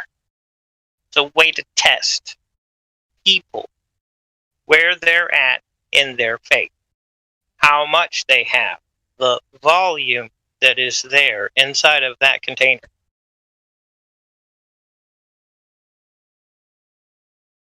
What he's saying is the Bible is a measuring rod. Yeah, I got it. I just thought he was on the same subject. I didn't know we changed subjects. No, it's all good because my point, I made it. I made it super clear. At the very end, I made it clear again and again, just to make sure it was clear. And then I moved on.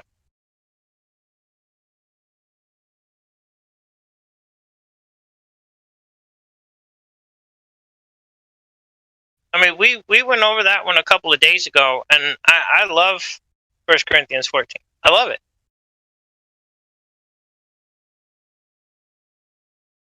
As do I. I mean, people look at it and they chop parts of it up, or they take things out of context, and it just irritates me. Because what was the point of him back in Matthew, Mark, Luke, saying, I go to my Father?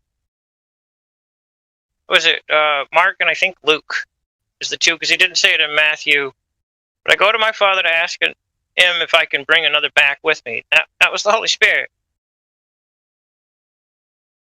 The whole point was to go up there, get the Holy Spirit, come back down, give it back to men. And Matthews, it talks about coming in unto him. Coming unto him. So it's not really talking about, ever said it in Matthew, which you're referring in Mark and Luke, right? Right. Yeah, that's why I corrected myself. I was like, it's not in Matthew. Yeah, because like when he was talking about the Spirit, he was talking about the Spirit coming unto him, rather than coming back with what you were saying. Well, he does actually say that. I can't remember if it's Mark or Luke offhand, but he does say, I go to my Father and ask him if I can bring another back with me. That's the repairing of the breach.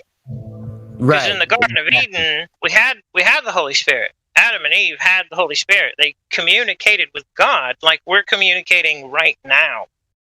That's what the Holy Spirit's for. That's what the baptism of the tongues of fire is for. It's that communication to resume. I believe he says it's expedient that I go away. When I go away, I will send the Comforter. And when the Comforter comes, he will do three things, and then he will do an overall thing. So the three things he does, and here's order. We just read about order, things being orderly in chapter 14. So here's order again, once again. So when he comes, he will reprove the world of sin. That's the first one. Because they believe not on me. Believe takes action. They have to act upon it. They have to do the right thing. Follow his ways. Cleaning out the house. So, right. That's repentance of sin. And yeah. So the second one is he will reprove the world of righteousness because I go to the Father. Right. So the third one is he reproves the world of judgment, because this world is judged. The prince of this world is judged. So, and then he will lead you into remembering all things about which he spoke. So there's order here. There's repentance of sin. There is righteousness, which is faith. Abraham's faith was counted as righteousness. And then there's judgment. Those are three things: sin, righteousness, and judgment, which you don't hear a lot about today. Now, if you understand that things must be done decently in order, and to verify if someone has the Holy Spirit, they must be doing these things or be in accordance with these three things. From the gate, this must be order. So when you ask people, what are the elementary doctrines of Scripture? What are they? What are the first principles of the oracles of Messiah should you learn? Right? And no one knows. Every time I ask the question, no one knows. I've said it here like many times. The first one is repentance of sin, which is what the Holy Spirit does when he comes. The second one is faith toward God. So the second thing the Holy Spirit does is righteousness. Abraham's faith was counted as righteousness. And you can go on through the list, and there's only 6, and the very last one is judgment. And judgment is the last thing the Holy Spirit reproves the world of. So if we want to do things decently in order, if you want to test the Spirit to see if they're really a follower of Messiah, just ask them what the elementary doctrines are. If they can't name them, they have not the Holy Spirit. They have called themselves to teach. They have not been called to teach. Right? Must do things decently and in order. We're going to read from a text and claim that the text says what it says. Let it say what it says.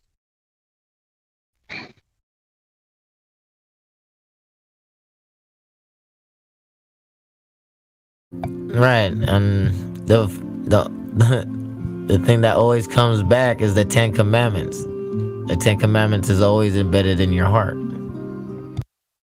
Following these 10 Commandments, like following the commandments, right? Yeah, that's the first one the Holy Spirit does with sin. You wouldn't know sin if it weren't for law, right?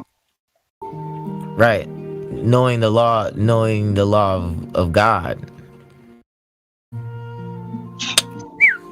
No, maybe those ignorant people might not, because a lot of them people were ignorant, bro. They were just rude.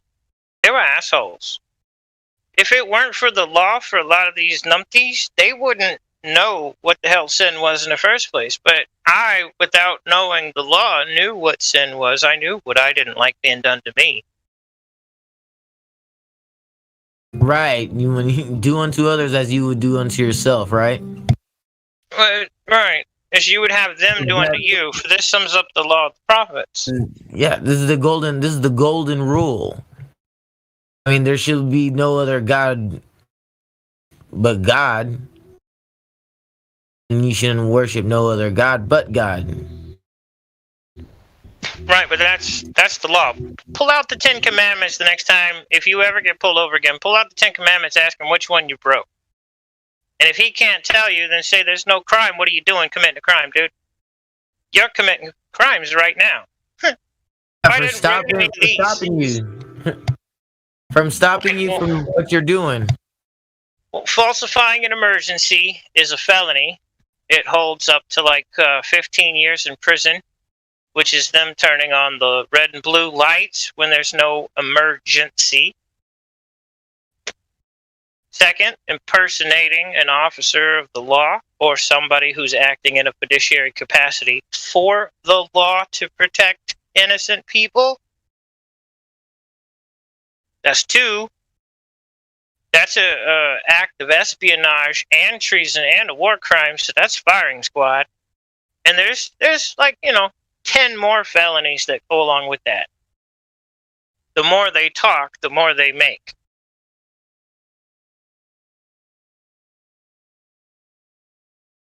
He's got a gun on his hip while he's intimidating you. That right there is a damn war crime.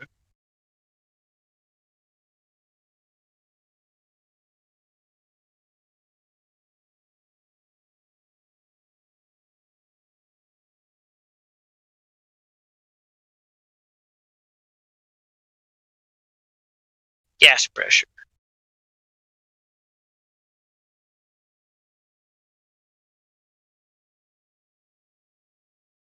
License and registration. What does that have to do with the law of God that I'm following?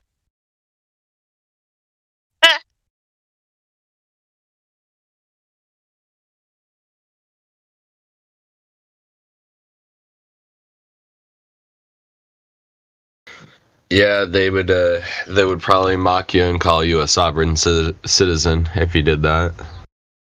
Right, which is another felony because it's attempted murder as soon as they say that. As soon as they call you a sovereign citizen, they've put a hit out on you. It's a fact.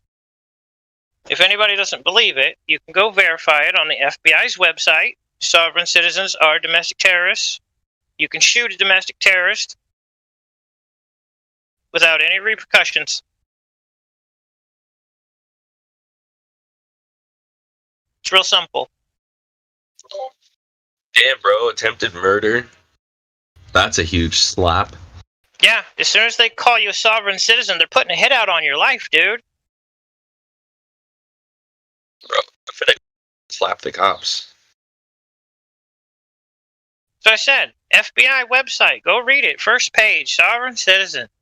Tells you right there, domestic terrorists can be shot on sight. If you go read the code, you can arrest, shoot, maim, detain, whatever, a terrorist without any, there's nothing anybody can do to you.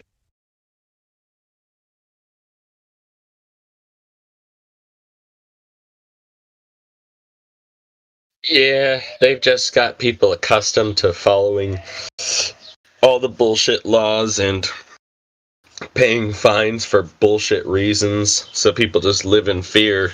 You know, when they get pulled over, they're so helpless and afraid. It's like, no, just whip out your camera, you'll be okay. I want a lawyer, that's it. No.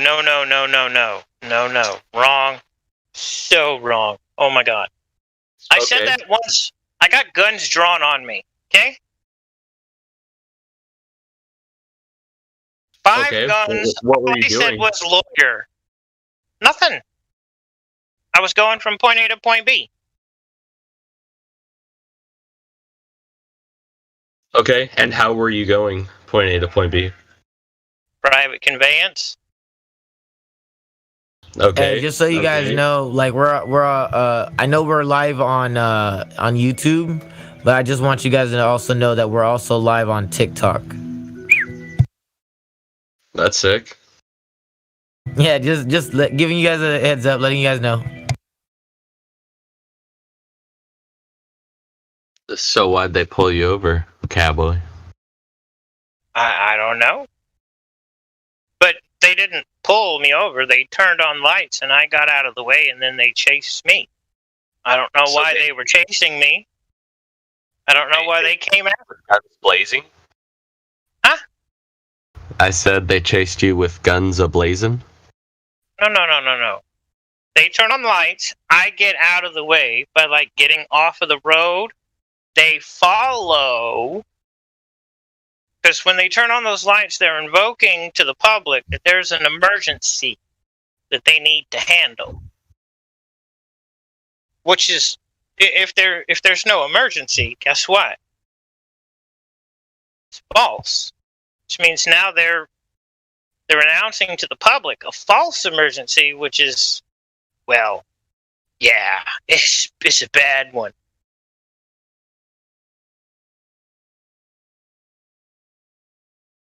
The last time, Nuremberg trials, the news media, spreading false information, false emergency, yeah. It was the last time they actually punished somebody for doing it, though, that I know of. Yeah, well, to be honest, it's not false. If you get pulled over, you don't talk about what the cop wants to talk about because they're trained to try to fish information out of you and dig for other things that they can get you on. You see that 9 out of 10 times. You don't see somebody getting guns pulled and drawn on them 9 out of 10 times when they say lawyer. Usually at that point, the cop will request a supervisor to try to get assistance, because a lot of the cops are unknowledgeable about some of the laws. That, and they are trained to pull over for bullshit reasons like DUIs late at night when people are driving around after the bars. So they'll find anything to try to yank you over on the side of the road and then fish and get information out of you, when in all reality, if they don't have probable cause to pull you over, then all you need to say is lawyer. Now, I would be willing to say that your one time of getting, now although I'm not siding with cops by any means, but your one time where you said that and then they pulled guns on you, I'd be willing to say that that does not happen 9 out of 10 times. That's rather rare. So yeah, in circumstances, I'm gonna definitely stick with that. If you're pulled over for a bullshit reason, or even for something that you were kind of doing wrong, if it was a victimless crime, if they can't prove that I was speeding, I'm still gonna say, I want to talk to a lawyer. I don't want to talk to you. I hate contradictory terms and paradoxes, so I'm going to ask you how the hell they pulled my truck off the road when they're not controlling it. I am. Oh, so you kept driving? They turn on their lights, I get out of the way. Because I believe they're going to an emergency. If they follow me, they're lying about going to an emergency. They pulled me over. No tractor beams, no grappling hooks. I got out of the way. Oh, interesting. Okay. It's a paradox, because, do you know why I pulled you over? Pulled me over with what? Well, my lights. The fuck, are your lights a tractor beam now? I'm the one controlling the car. You didn't take control from me. You lost your fucking mind.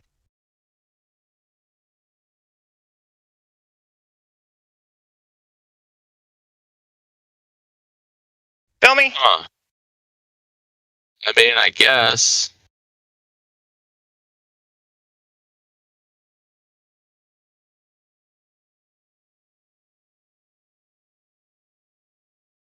Yeah, if a cop turns on his lights, I'm definitely gonna pull over and whip out my phone, start recording. Right. Absolutely. You out of the way, he'd be on his way to an emergency. You're not bleeding, you're not dying, and nobody's threatening your life, so you know there is no emergency. So you, out of respect for them needing to get somewhere quickly and help someone, right? I get out of the way.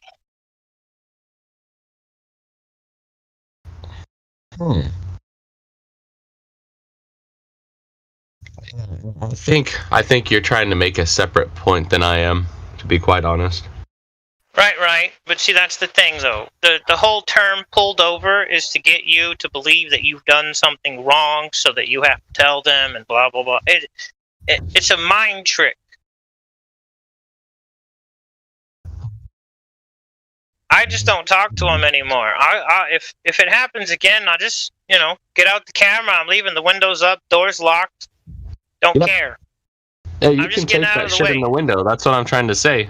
If you're getting pulled over petty reasons, like, you just don't give them an inch. That's all I'm trying to say. Do you have a permit? Do you have a driver's license, bro? What's a license?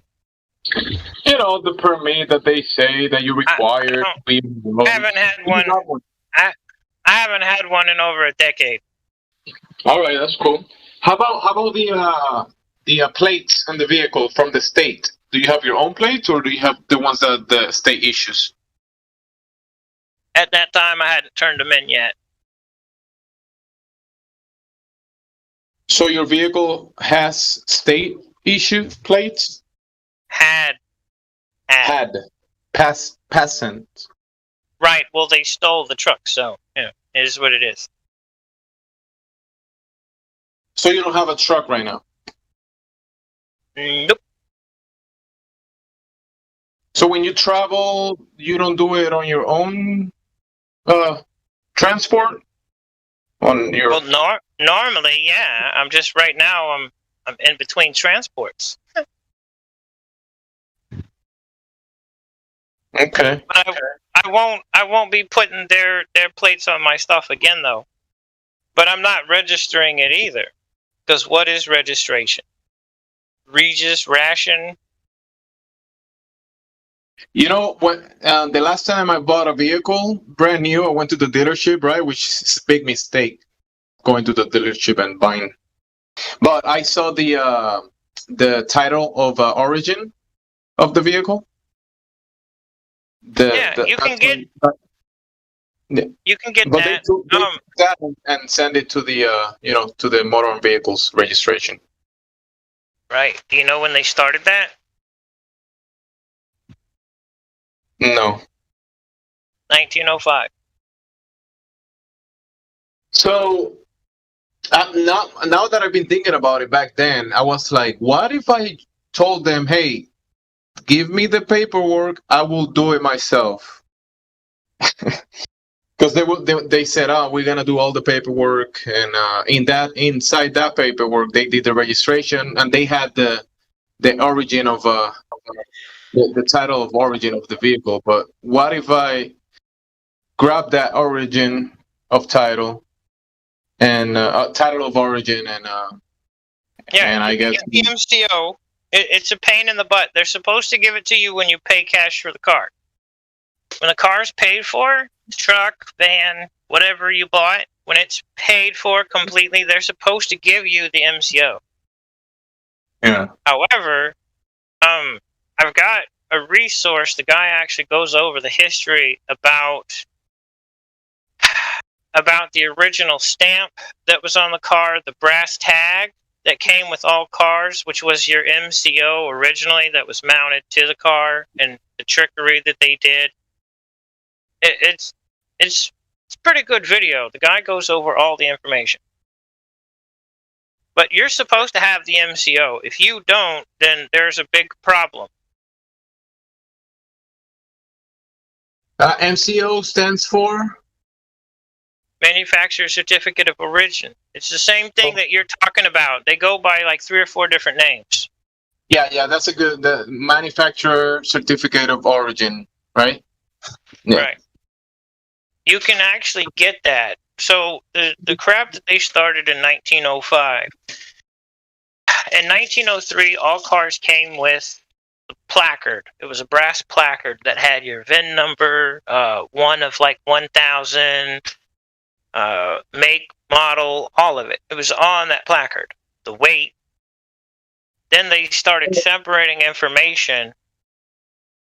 1904, 1905, they started separating that information.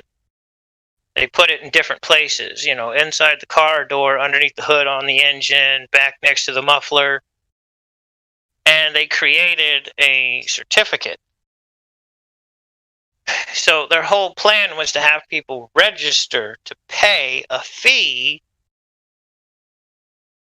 and it clouded the title on the car. It clouded everything.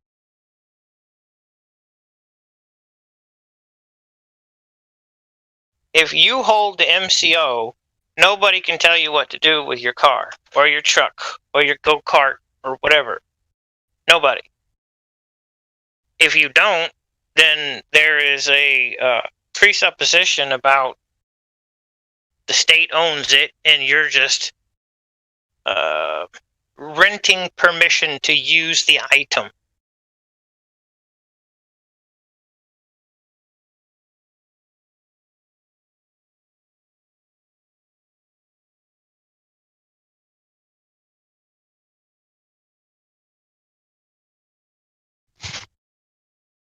But the whole separation of the placard, the hiding of the numbers, the hiding of the placard and everything, it was a deception.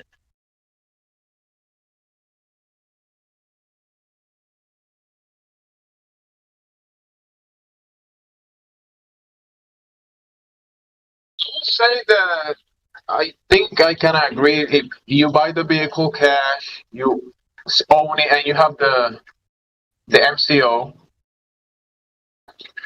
But to drive on the roads, obviously, you gotta follow rules and all that kind of stuff. But if you can get like some type of, I don't know how, but if you can get some type of insurance that will, kind of cover any accidents and that kind of stuff, and you have all that packaged together. Because the cop pulls him over and he asks for insurance, and they're, no, I own this car, this is my car, I don't need insurance.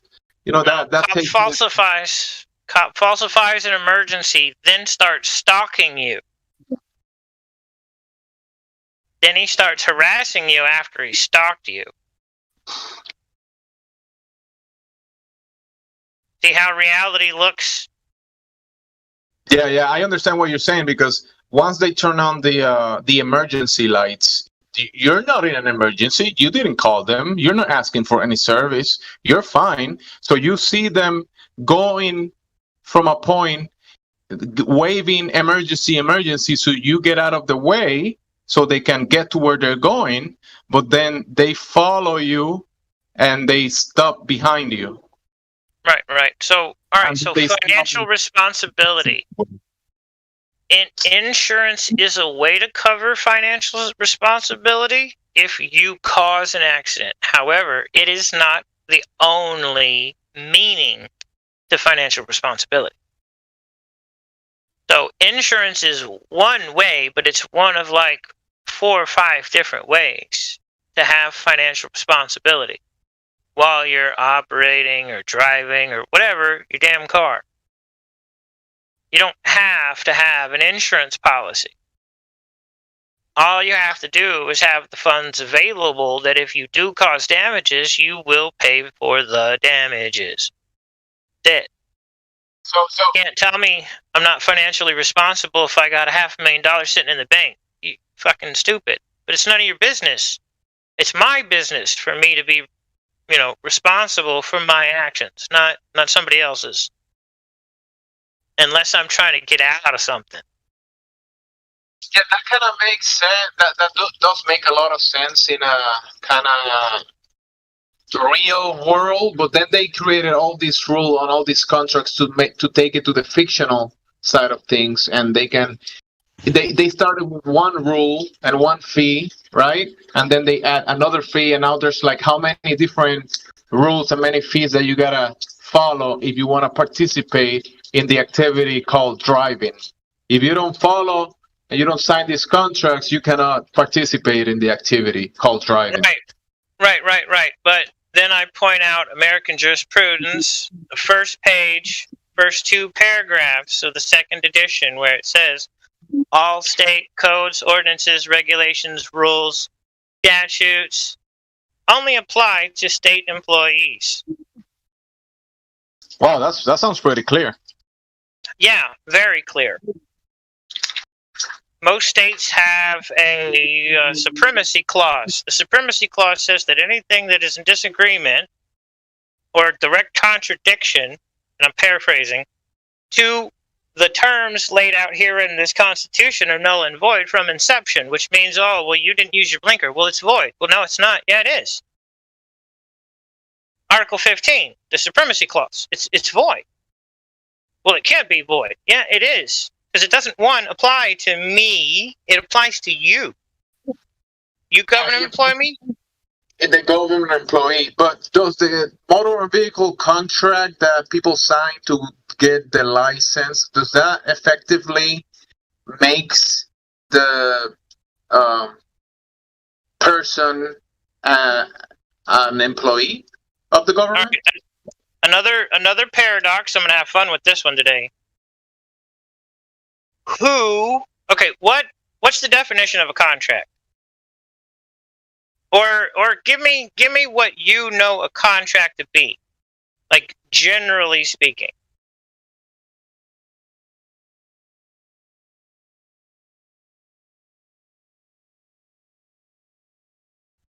Colloquially. I mean, today they present you with a piece of paper and they say sign here, and a lot of people don't even know. No. Forget they for a second. Okay. What do you have to have in order to have a contract? A set of agreements between 2 people. Okay, so who's the other people that you're agreeing with when you sign for the license? Where's the other person? People. Where's the other people that are signing? It's a fiction because they don't sign anything. They Okay. So there's no so there's no contract then, because a contract's something, written terms, written agreements between two people that both sign it. If you're the only one that signs it, there's no contract. But that's why they have convoluted it and made it so complicated. They created this fictional character that is in the license, and when they ask you, "Hey, are you this guy? Are you this person in this piece of paper?" And then you say, "Yeah, I'm that fiction." So there you go. That fiction has contract with this other fiction, and you gotta follow. And now you broke the law because you lied and said you're a person when you're clearly a man. You said you're fictional when you're clearly real.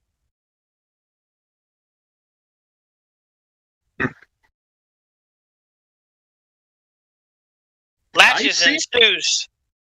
I don't know if it's this by town or city by city. I've seen people being pulled over without plates, without licenses, and they have presented paperwork to the city in the past before being pulled over, and they have done a lot of paperwork, and they've been let go. You know, okay, you're all set, whatever. You know, Yeah. They gave public notice to the so-called government agents, the people that work for that piece of paper, that, hey, look, I'm out here to, live life. I have no intents to hurt anybody. And, this is what I'm going to be rolling around in.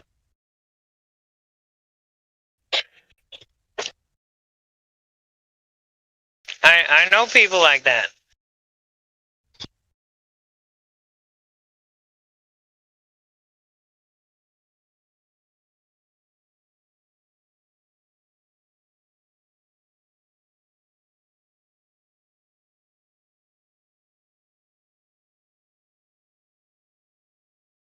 Scheiße, ich glaube, ich fahre nach Hause.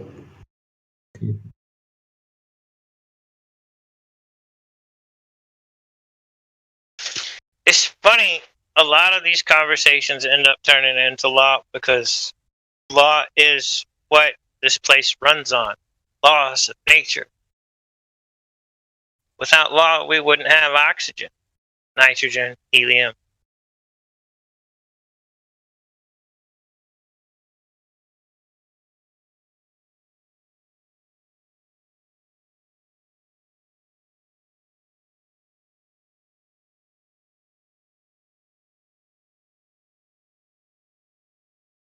But yeah, the financial responsibility. If I've got enough money in the bank, I'm financially responsible. If I hit somebody's car and damage their property or run into their house, I can go down to my bank, get the money out, give it to them to cover the damages.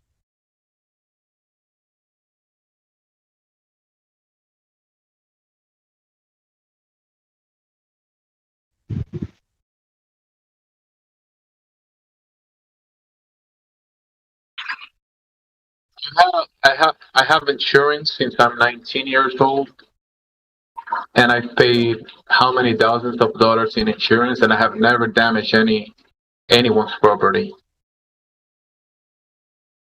So all that money has been taken out of my pocket. Not taken, I've given it away.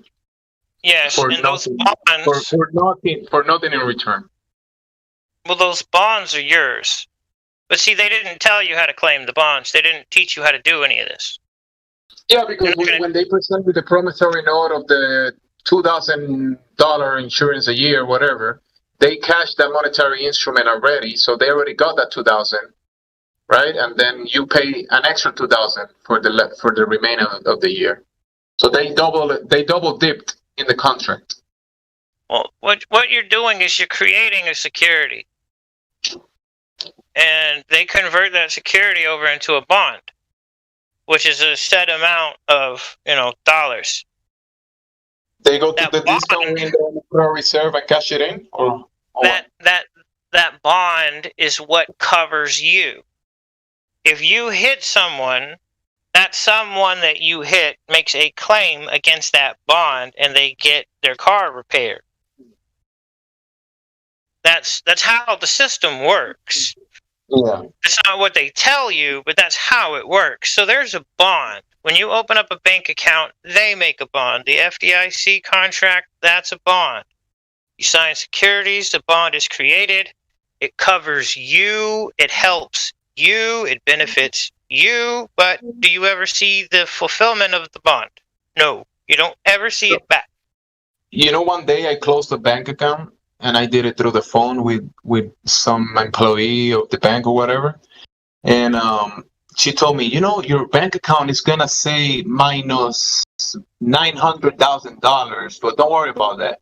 And when I went to my app and I looked into my bank account that I closed, because I had another bank account in the same bank, and it said minus $900,080. So they took almost $1 million from that bank account in some type of weird way. Yeah, they made new bonds. So they collapse the old bond and they cash out, and then they make new ones, new securities, new bonds, probably forging signatures and stuff. Securities fraud. Yeah. Like this type of stuff, like this is my element, man.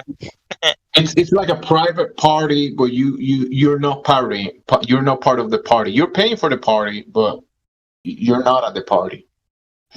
Right, but the thing is they.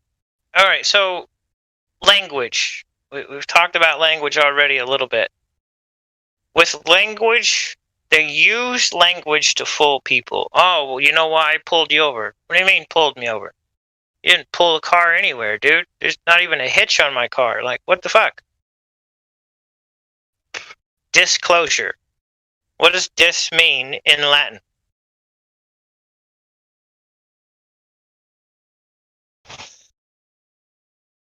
So, when you break up with somebody that you're in a relationship with, or they break up with you and they just disappear, they ghost you. They broke up with you. You want closure, right? You don't want disclosure, because I don't know what the hell that is. Other than not closure? I want closure. So the language is all messed up. Well, I want full disclosure. Oh, you want full no closure, not closure. You don't want any closure? Okay. No, I want full closure. I want to know what the hell's going on. I want to know why, who, where, when, what.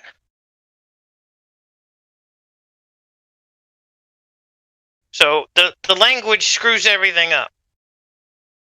And they use language on purpose to deceive people.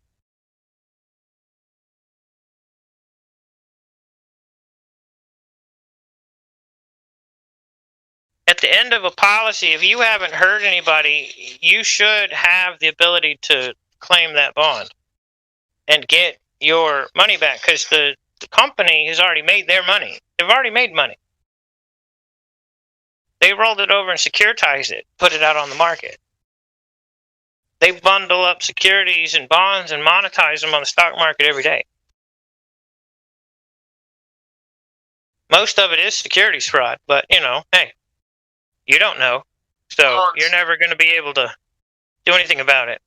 Do they claim these bonds when people die and nobody claims those bonds? Yeah, everybody that's born, they got an insurance policy.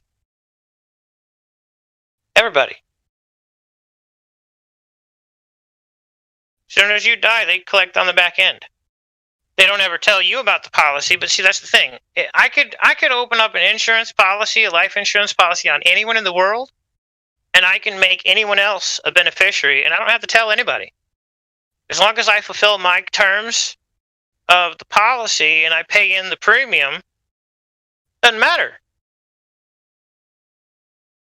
But that's what they do.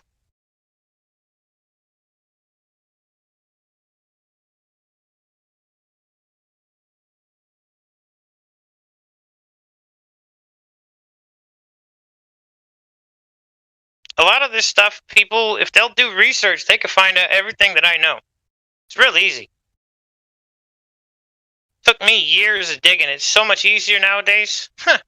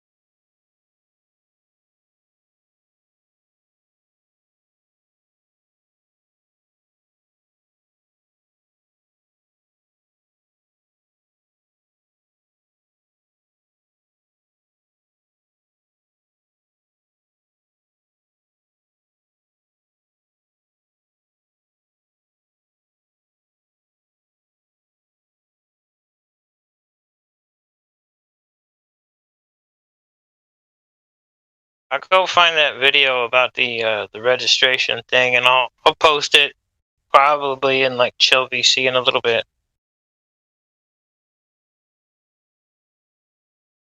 But this is not legal advice. This is just speculation. People talking on the internet about. Well, no, these are facts. Legal advice is the legal society. I got nothing to do with the legal society. Telling people the law is the law. It's not. Like, again, we're back to confusing language. This isn't legal advice. What the fuck's legal advice? Not what we're doing. Not this conversation. That's what I'm saying. You get it? Right. This is not. Right. This is not legal advice. I said it, and you double down on it. We don't have time for the legal society.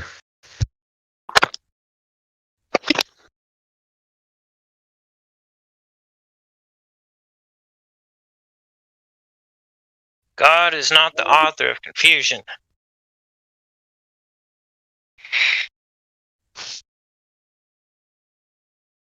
So it must be somebody else making all this stuff up, huh?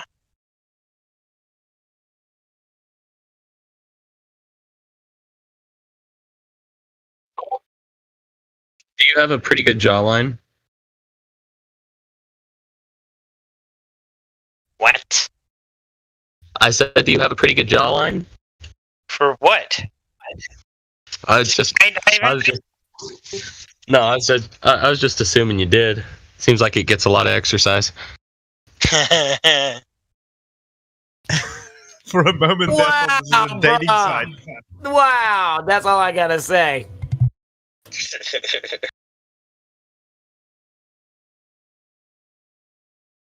Telling the I was like, truth? I got a nice jawline. What are you trying to say?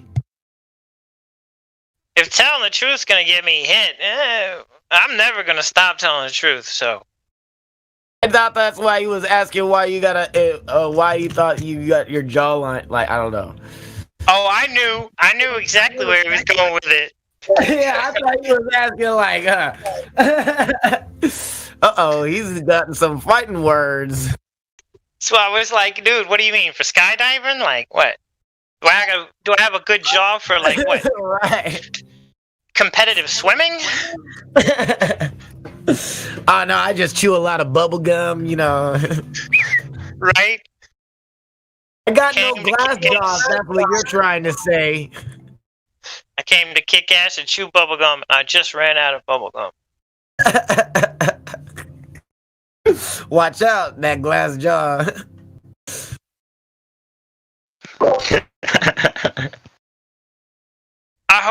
I'm hoping he is just goofing off, because that doesn't make much sense to me. That's the power button right there. Boom. I don't want to get into a fight. It turns the on and off switch. or is that next to the prostate? I don't want to get into any fights. It's too easy to hurt somebody. And I mean like badly.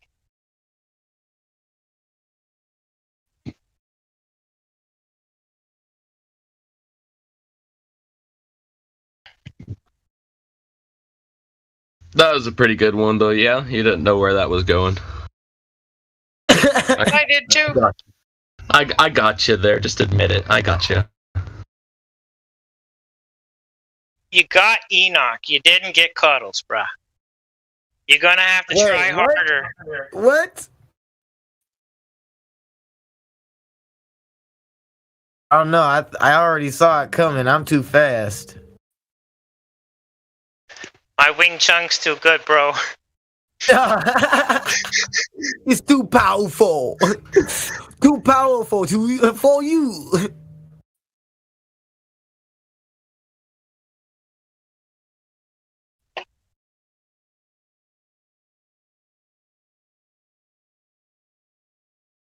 For the people who don't know what Wing Chun is, it's that fighting style that you used when you don't want to get hit.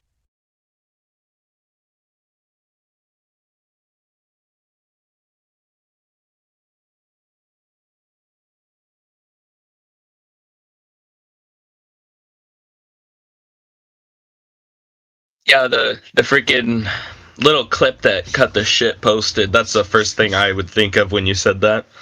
Seriously.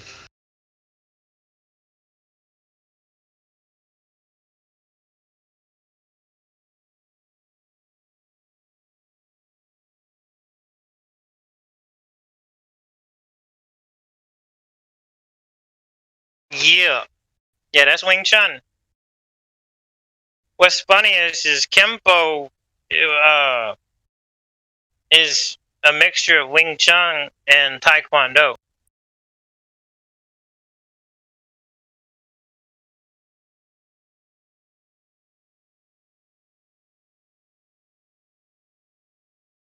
Boy, getting his world rocked. I love that movie.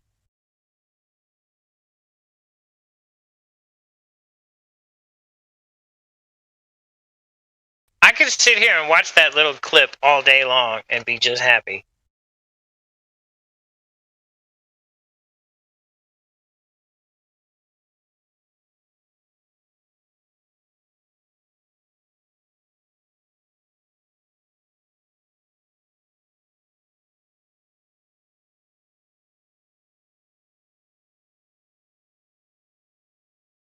So, you cannot have gas pressure without walls of a container.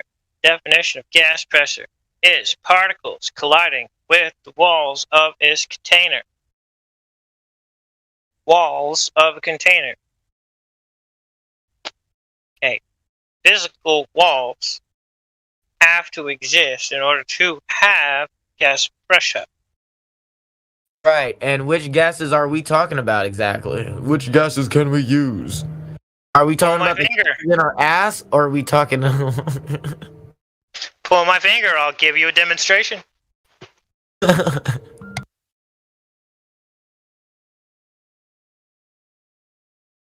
We just need a balloon. Well, dude, the paradoxes, they multiply, and it's funny, like, looking at things, because they're like, well, when I drop stuff, it all falls. Oh, really?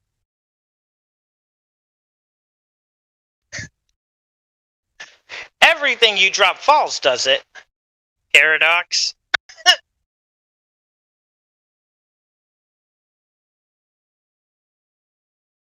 I guess that'd just be numptiness, huh? Because I drop stuff underwater, and it goes up. And I drop stuff above water, and it goes up. Heck, half the shit I drop underwater goes up anyway. And we're not trying to use the individual as an experiment either. We don't want them to. We don't want them inhaling gases. Gonna welcome Nick to the server. Nick, welcome to the Flutter Discord. Are you there, Nick? Without a container, right? I mean, that's definitely without a container, but there is a container somewhere.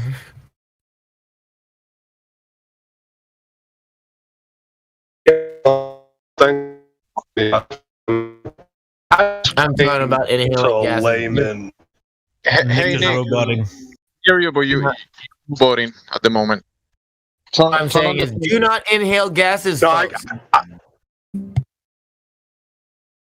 I understand you need a container for gas pressure to push up against, but can you explain, or someone here explain, the downward force that attracts most things to the ground, that whole concept of an incoherent electrostatic down? Because I don't understand that, and I've been in the like why it doesn't go. The reason why it doesn't go left or right, and it goes like up and down. That reasoning. Well, no, like the whole concept. Like, if you could explain it from a really like granular, basic way. Like, what is an electrostatic downward force, and I don't understand the whole incoherent part. Does that just mean it can't be explained, or it's not consistent? I'm sure someone should be clued up on it. I'm still looking into it as well. But David Weiss has a theory with the whole sun being positive charge, Earth being a negative and positive charge, or just a negative charge with the moon being negative. But yeah, I still need to brush up on that. It makes a lot of sense when he explains it, but I'd still obviously need to get to know his theory of that.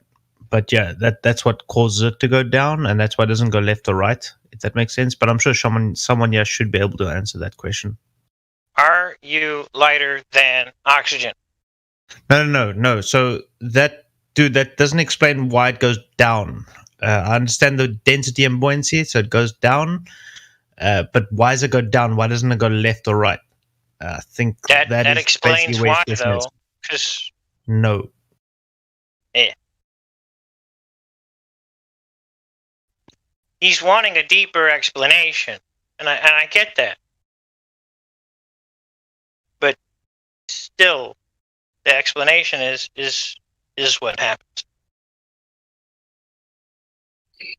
Oh yeah, Cuddles, I get you there. Like, it's definitely an observable force attracting down, and no one can dispute that.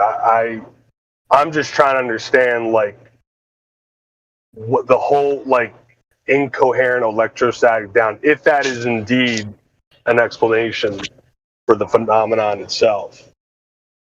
I'll see if I can find it for you, Nick.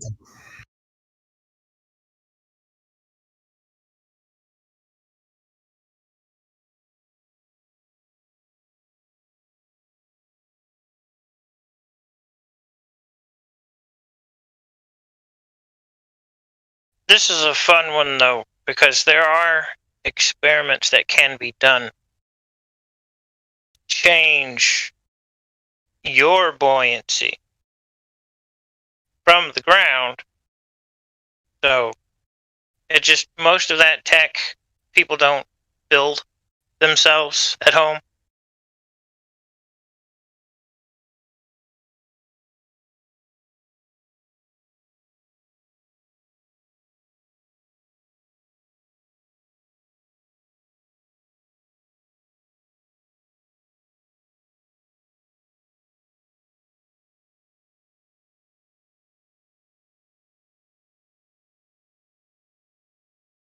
I think I found it for you, Nick.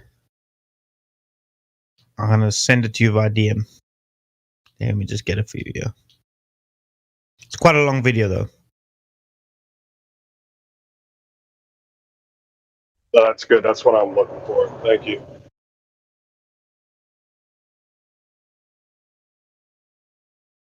This is one of many, but this is the one I found quickly now.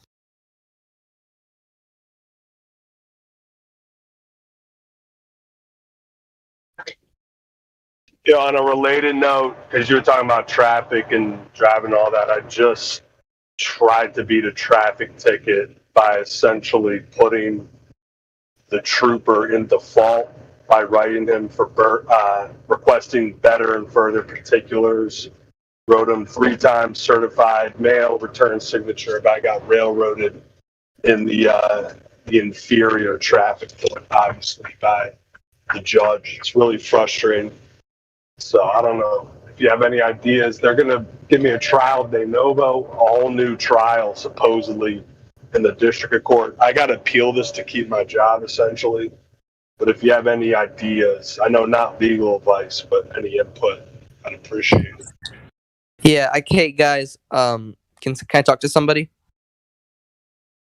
who's a firm believer of the flat Earth? Yeah.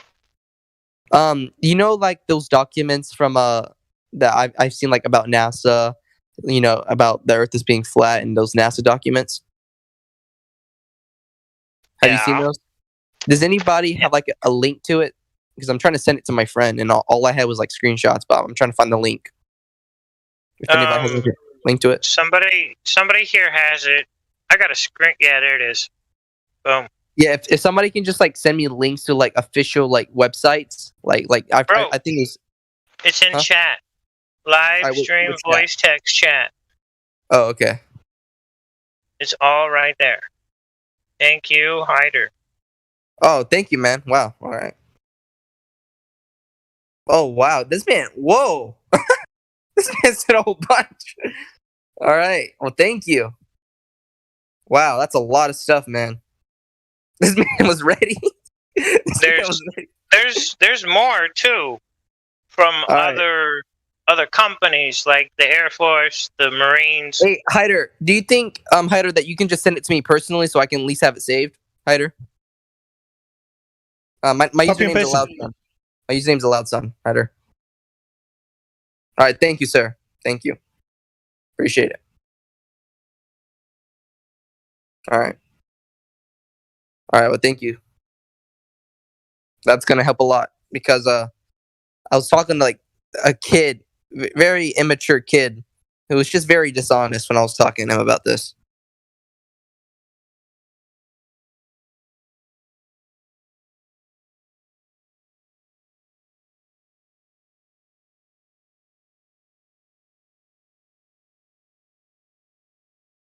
You ever try asking him to forgive you, bro? The guy who asked that question earlier.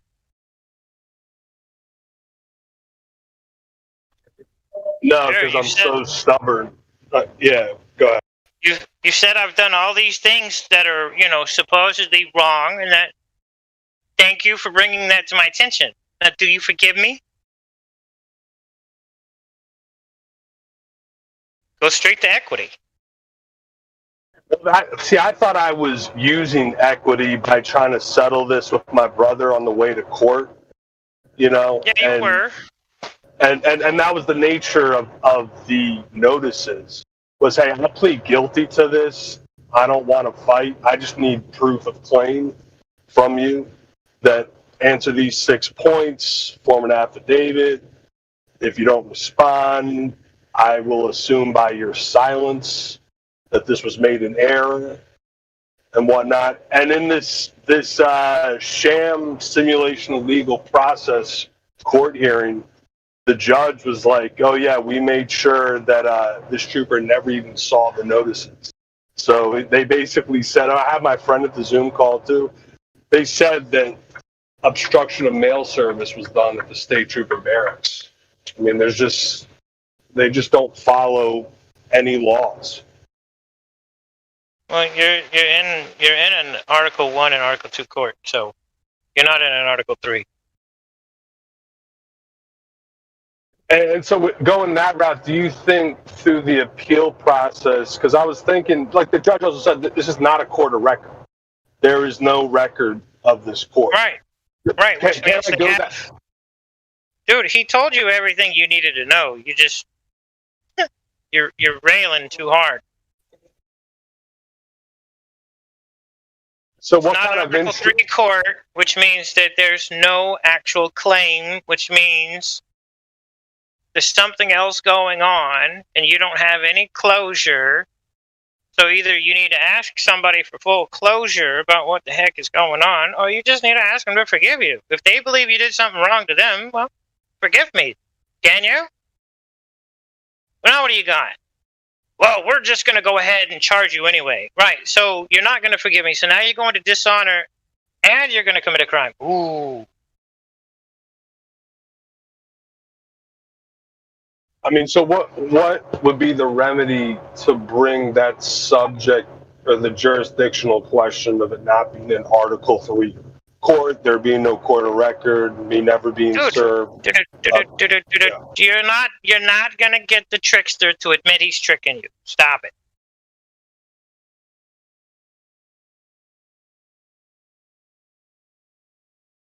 They got a million of them and one of you. If you think you're gonna outsmart them by trying to go all this tricky dicky shit, good luck.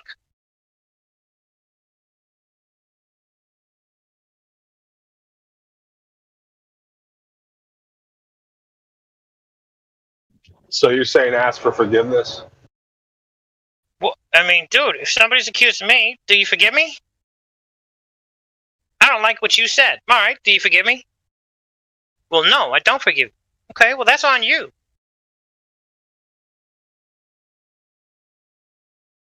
Next. Honor, dishonor. Well, that's the thing. I believe I already stayed in honor, and they defaulted. So I don't really know what else to do at this point other than assert all the defects in process so far. You didn't serve their registered agent. You probably don't even know what a registered agent is. So, I mean, you're already behind the 8 ball.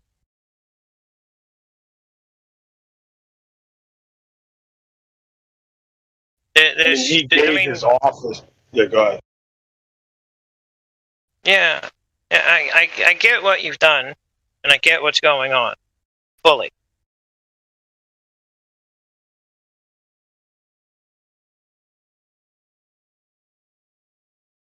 But I mean, you asked a question, and that's my answer to the question that you asked.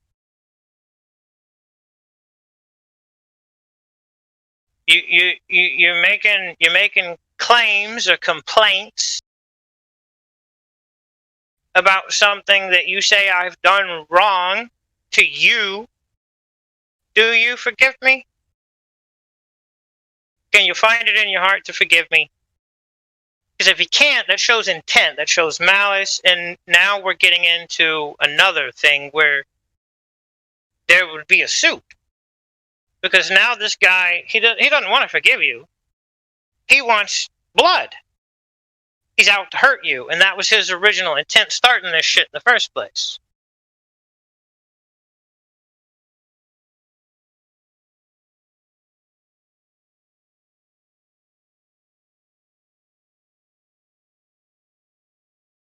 So if you like reading, I could suggest a book or 2 or 3.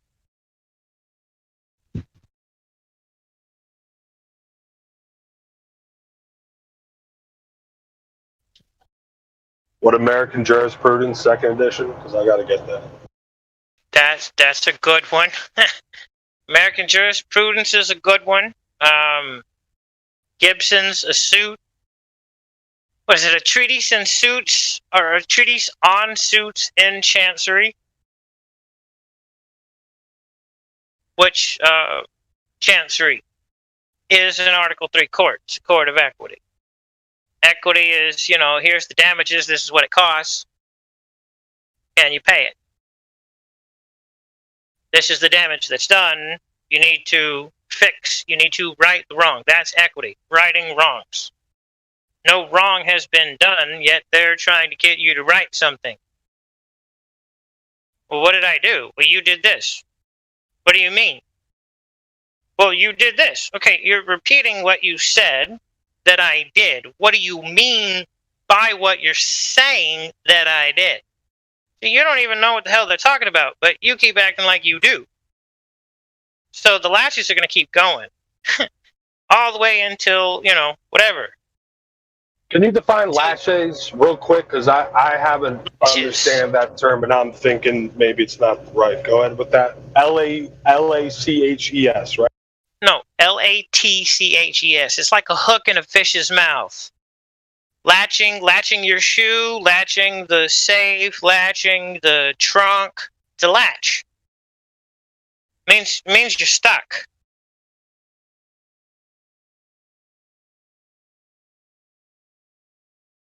somebody comes in dressed up like a fairy, starts talking weird shit, throwing glitter in the air, and you go, oh, fairies are real. Lashes have ensued.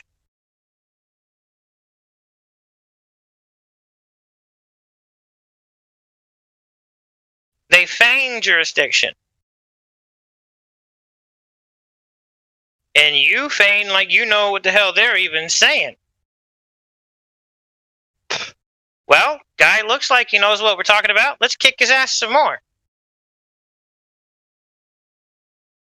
He's acting like he knows what we're saying.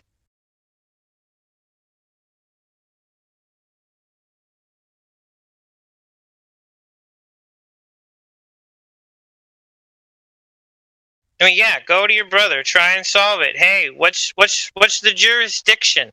Where's the proof of jurisdiction? I need full closure of your proof of jurisdiction for this matter to continue in any way, shape, or form. Please, thank you. Have a wonderful day. God bless.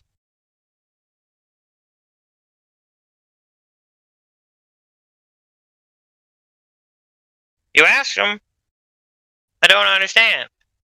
Well, if you don't understand, they can't go forward. But if you do, they can.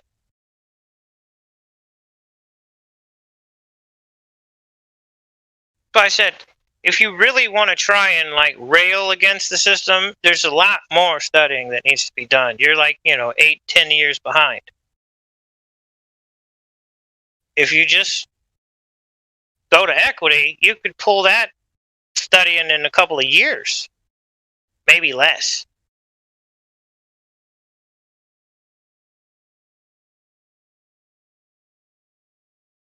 But again, it's your mind frame. It's what's going on.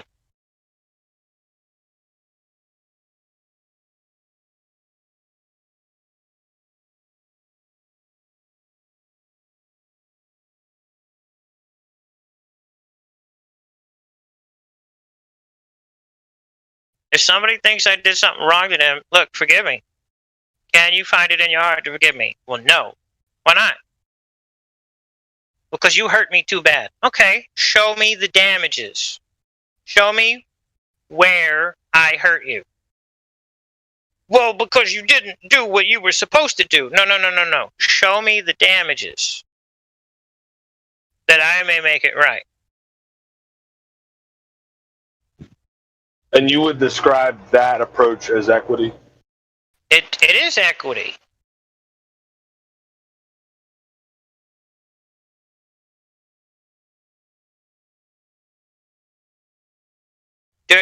There's multiple ways to deal with things. You're going to have to find your niche. How equity flows with me is going to be different than how it flows with you. It's going to come out of your personality.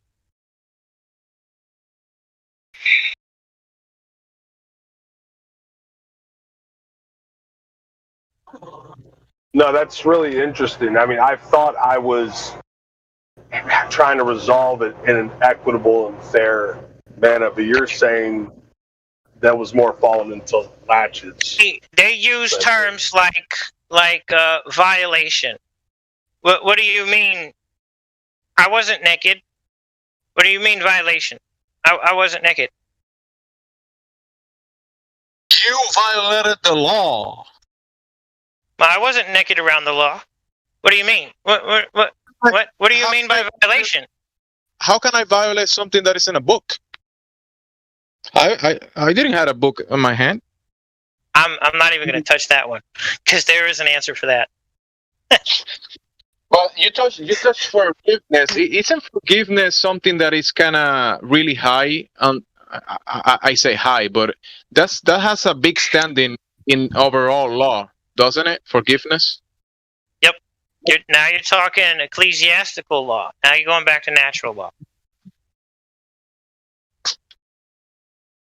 Because if the guy made a mistake that didn't actually hurt anybody, maybe, hey, I was, moving some ground, soiled to bring water towards my field, and some of the water passed to your field, and you think that that was a bad thing. Can you forgive me? You know, I could probably fix it or something. But no, you want blood now because some water filtered towards your field, and you want to sue me. You want damages, whatever.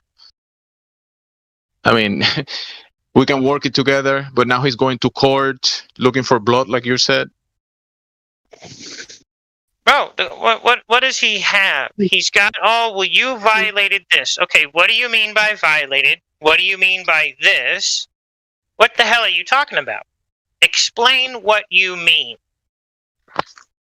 I don't even know what the hell you're saying. This shit isn't even coherent to me, man.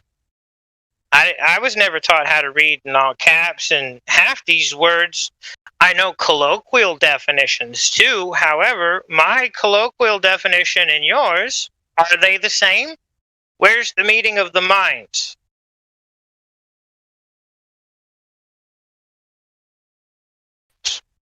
The biggest problem is in communication.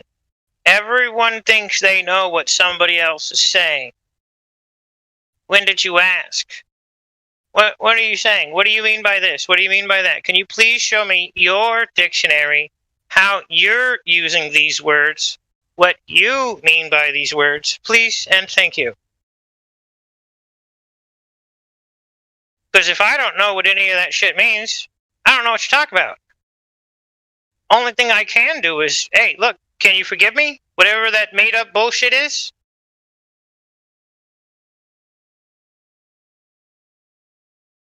I can't do anything else other than that.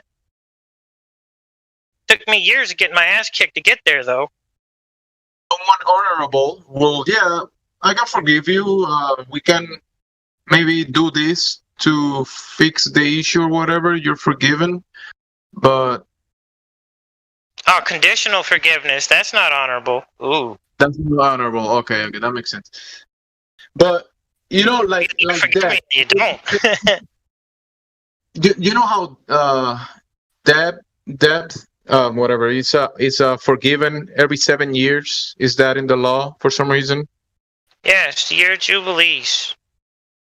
So if there's that option of forgiveness and someone just wants the money and say no, there is people can actually lie, and if you fall for the lie because of ignorance, right? I mean, is because people just lie about things. Like you call this place and you're saying, yeah, forgive this debt. Can it be forgiven? Can we forgive this fee? Whatever. They're gonna say no. We can't do that. We can't do that. But they actually can do it. They can just write it off. They can just this $50 fee. It's been forgiven, whatever. But they're gonna say no until you pay. I got a fun one for you on language.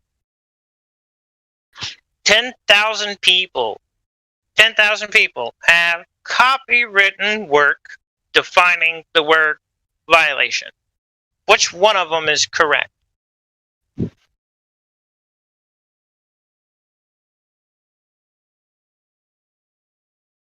Wait, what? Yeah. 10,000 people? 10,000 people have books out where they all have defined the word violation. Which one of them is correct? All of them? Well, at least you got the answer right.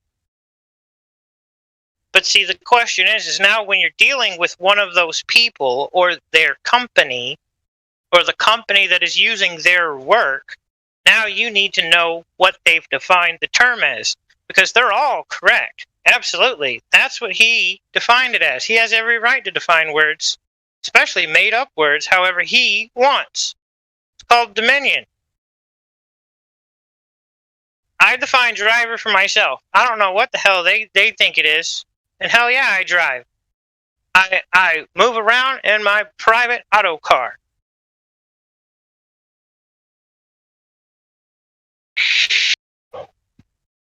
That's my definition of driver, and you can't prove me wrong. Because in order to prove me wrong, you have to show me where we have a contract to agree on definitions, and we don't have that anywhere. So there's no meeting of the minds on anything.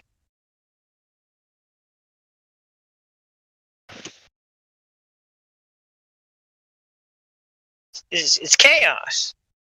The more you study, the more you see the chaos. It's unreal.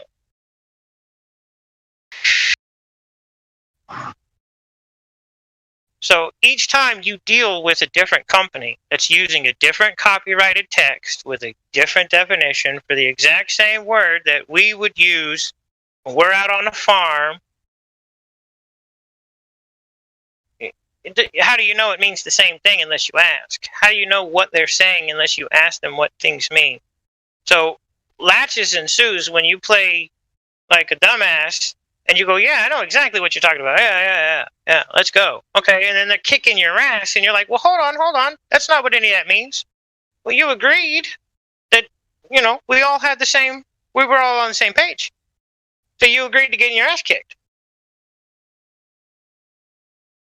So now they're beating your ass and you didn't want that to happen, but you didn't try to find out what the hell is going on in the first place, what they mean by what they're saying, what they're saying means.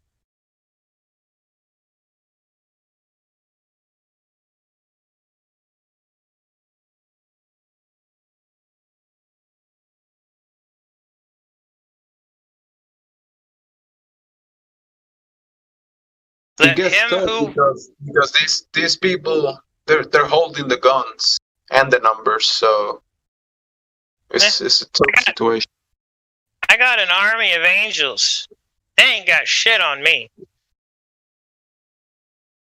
Yeah. I got one angel fuck up their whole crew in less than 6 hours. How's that? One angel, their whole crew, 6 hours. How did what that am happen? I worried about?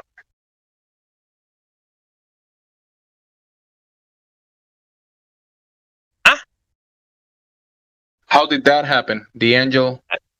That's in the Old Testament, bro. Oh, okay. Where the angel of the Lord went out and smote the army that was lying in wait.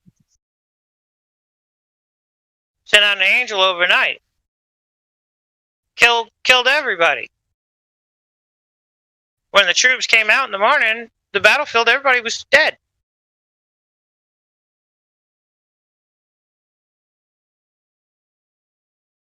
At least the bad guys were dead. That works for me.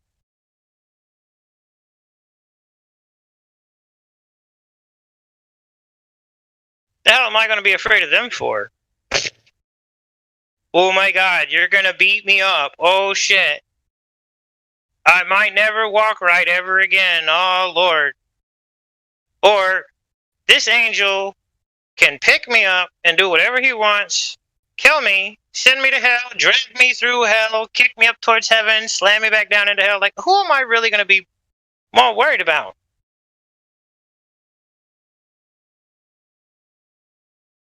Somebody who can only, mess with me for a short time, or somebody who can kick my ass for an eternity? Use that as an argument when they are, about to put you inside the collector's list or the jail bailiff. Oh, the last time I was kidnapped by them, dude, I wish I would have just stayed on point, because that guy, I wrote kidnapped on everything that they put in front of me. Spelled it out for him, kidnapped. Dude started screaming, "You're not kidnapped. Let me see the warrant." Well, I don't have to. You mean you don't have a warrant? Because if you had a warrant, you'd have an affidavit. And then you'd have all these other things too. There's 5 elements of a lawful warrant. So either I'm kidnapped or you have a warrant with an affidavit attached to it, stating the crime that I have done and the victim in which I have portrayed this crime against. Which is it? Either I'm kidnapped or I'm not. You can't have it both ways. You can't say I'm not kidnapped, I'm arrested, but you don't have a lawful warrant. It's a paradox.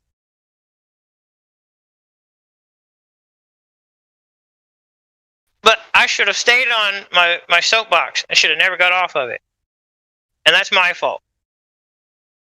How'd you break, or what happened that you got off it? Bro, I just kept... Dude, I was locked up, getting shit food. solitary confinement, which is a war crime, by the way. They're not allowed to lock you up by yourself. Ever.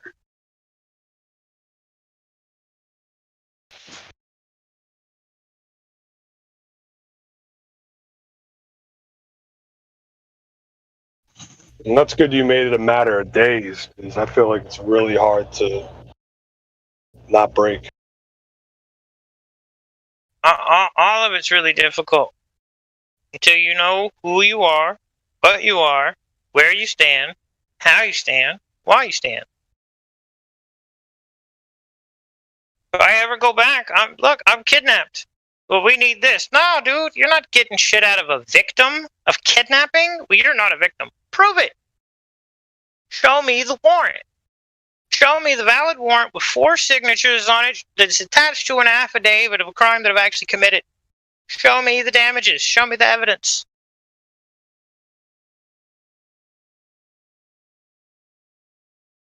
Because as soon as I get out, I'm going to Chancery Court. Yeah, and when you say Chancery Court, like, what's the actual name of that court where you're at? Chancery Court. Like the one in Delaware, or is there one in your state? You can start one there. You can file it in any Chancery Court. But there should be one in your state. You might have to call around and ask them, hey, do you have any judges for Chancery? No, not here in this office. Cool. Can you direct me to somewhere that they would have them in this state? And they'll probably tell you to call the bar, which is a private membership association.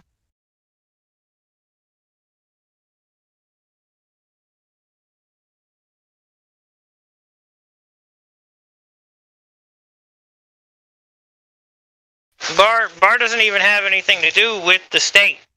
They're not a division of the state by any means.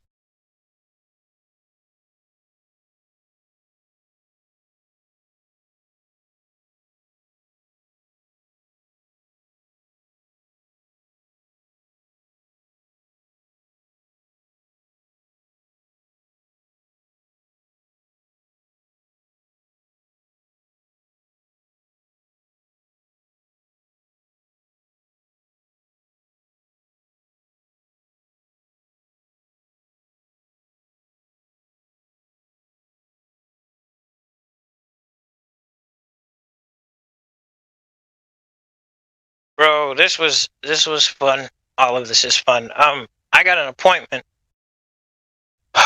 So I will catch y'all in an hour or so.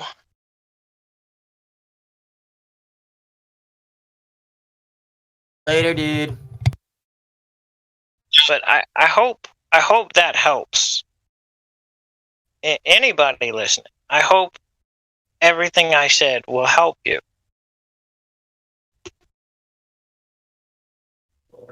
No, I think it is adding to me, but I'm only fighting this ticket because it could impact my job. Otherwise, I think generally you're a fool if you want to expand a controversy just for no good reason. That's the only reason why I'm actually trying to beat it.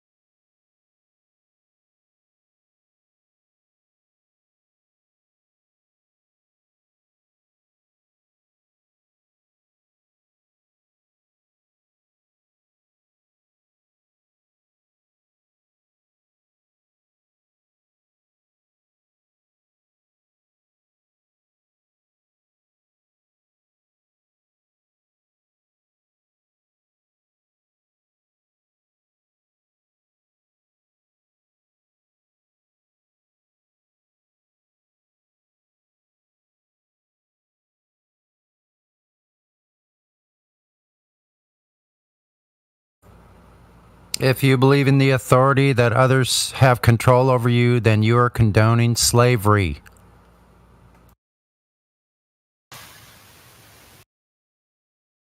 Yep. Yeah.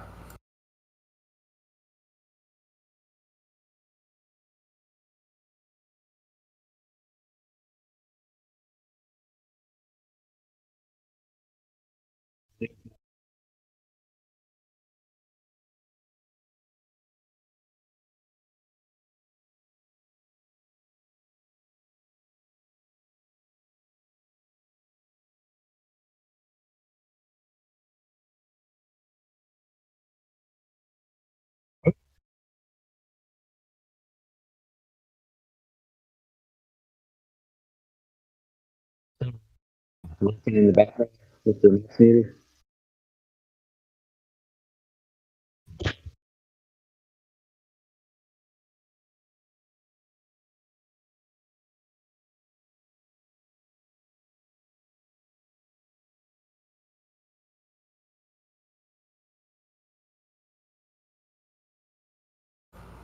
Yep. So all of you people are considered the slave class. According to your government, you have no right of control over yourself. You're only a slave. You're a servant of the state because you've given up all your individual authority to a ruling class that considers you chattel.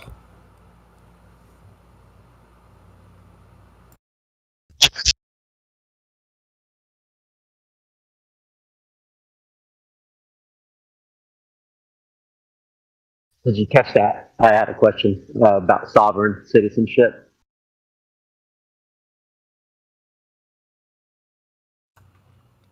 I'll answer if I can.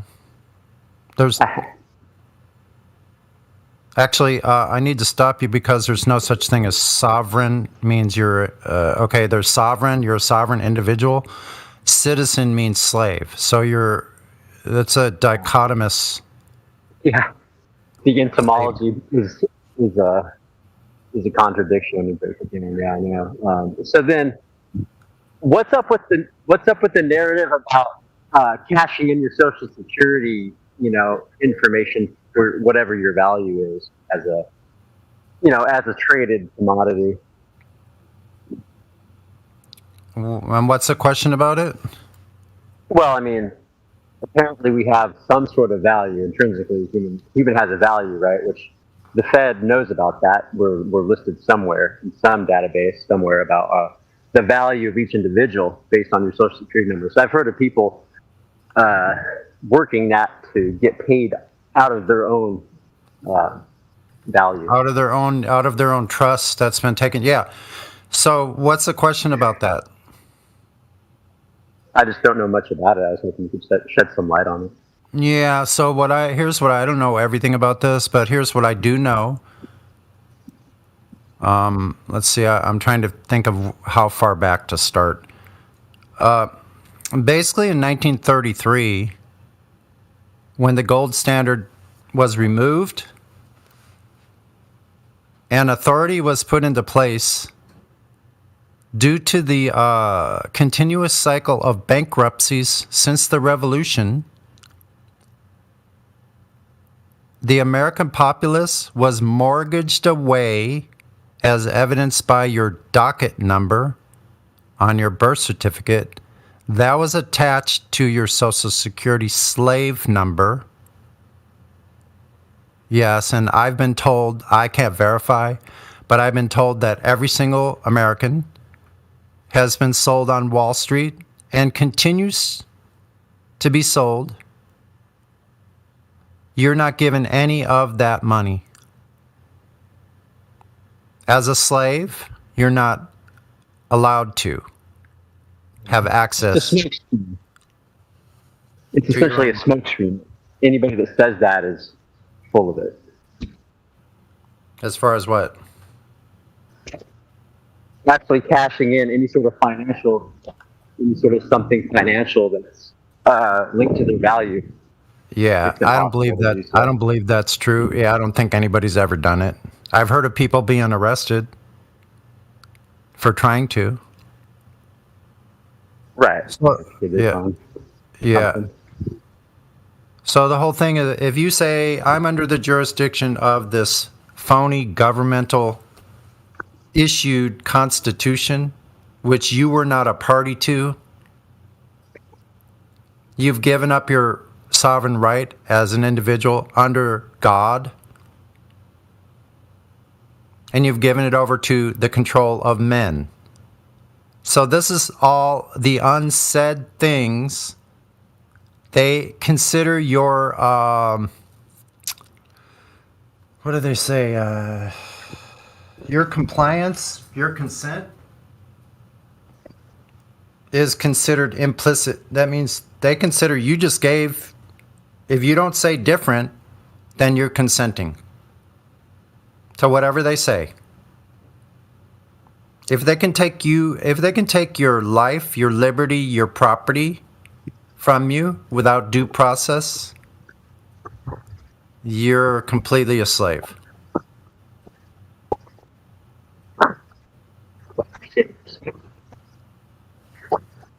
You have no control over yourself, your money, your property. You have no right to it, according to these people.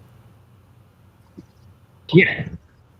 Or your choices back being according to what we're yeah, seeing they now, just especially. assume. Yeah, they just assume everybody's so stupid. You're just a bunch of cattle. You're basically under the USDA, which is the Department of Agriculture. That's where all human beings in the U.S. are under the USDA. Why is that? Cattle, sheep, goats, pigs, farm animals are under the USDA also. Isn't that interesting?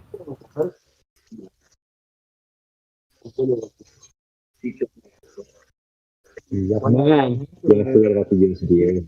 I mean, I had heard that before, but it's been a minute since I discussed that whole realm.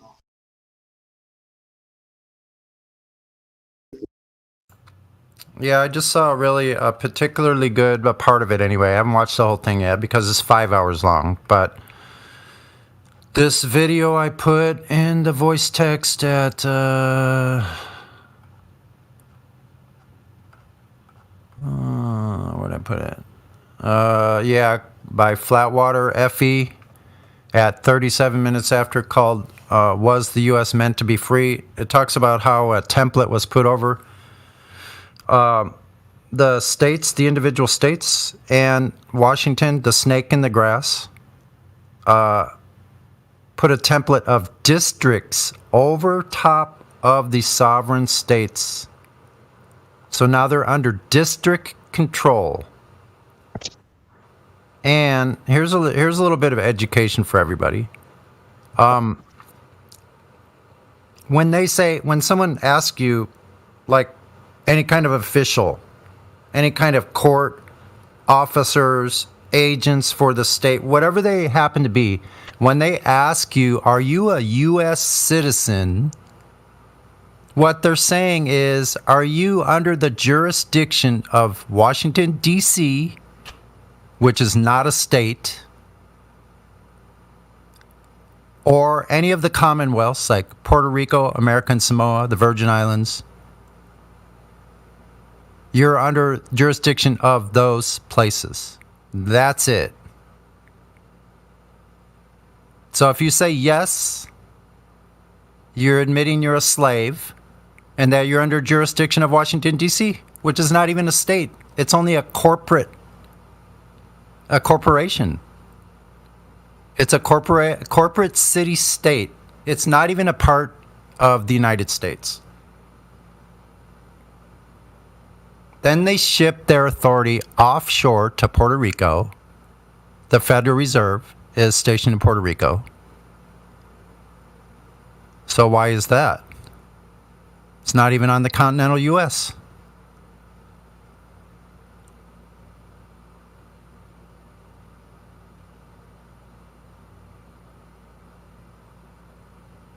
So you say, no, I'm not a U.S. citizen. No, I'm not. I'm an American citizen, with a what is it? I don't know. Some people say small c. America with a capital A, American.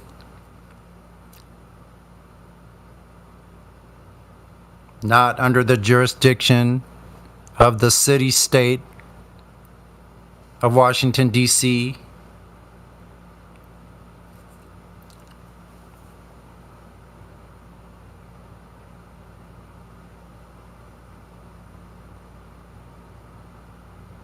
So you're not free. The U.S., George Washington himself stated in letters, basically what he's saying is, if you are saying that I am for separation from Britain, you're basically insane. He goes, I would never do that.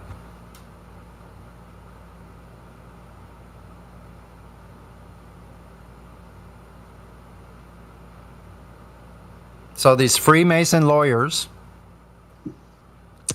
took over the U.S. They ousted any individual governance from any of the southern states. They used a coup d'etat, put in military leaders in those states, and kicked out any representatives of the previous individual states, kicked them out of the process. Were not allowed to represent. This is the situation we have now. This is the freaking monster that's been created.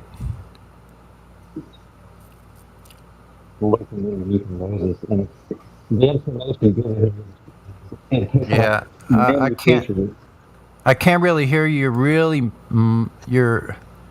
your sound is really muddled sounding, like you're talking through a paper bag. It's I can barely hear. I can barely understand what you're saying. Maybe dip out and come back in. Not sure what's going on. I just wish I could hear what you're saying. I can't understand it.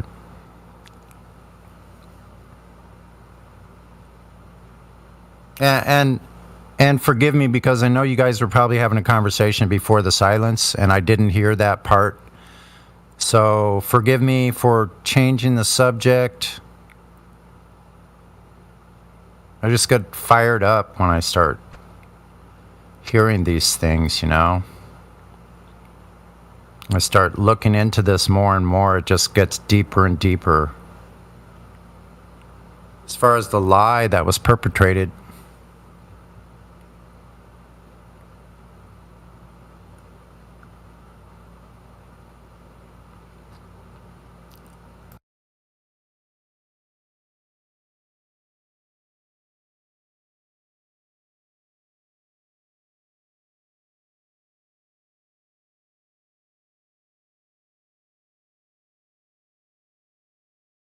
Yeah, sir. I am with you, man. I'm just be hanging out in the background here because I'm working. oh yeah, that's better. I can hear you better. Yeah, I switched off my headset, but I'm keyed in. I'm just lurking in the background. I won't be chatting. Yeah, no worries. Yeah, so I know I get on these rants and I get pissed off at people that come in here and talk about law. Like, okay, you might think of me as the same way, but some people are in here and they're causing more confusion because they're saying these words, but they're not saying, what am I supposed to do about this? And they're not giving any nuts and bolts information about where to even start. It's full of shit. You know? Tired of it.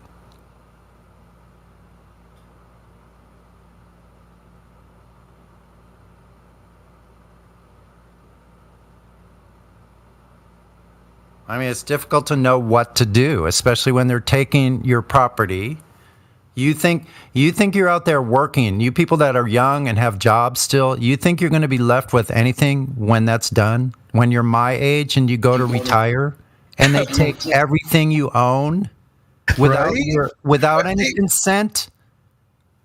It's not funny, but it's funny. Yeah, no, it's not funny because you people are ignorant. Like, yeah, I thought the same thing. I thought I'm going to work hard my whole life, which I did. I worked since I was 12 years old. You know? And only since the last like 10 years did I fucking totally give up and say, fuck this shit. I'd almost rather be poor than to submit myself to this slavery. I couldn't do it anymore. But you people think you're going to work, you're going to have a retirement, you're going to build a life for yourself. They're going to burn it down till you have nothing left. You're mistaken if you think you're going to build up a future, that there's going to be anything left of it in this phony baloney monetary system. They're going to take everything. They're going to leave you with the bare minimum. You're not even going to be able to, you're barely going to be able to survive. So how do those prospects sound?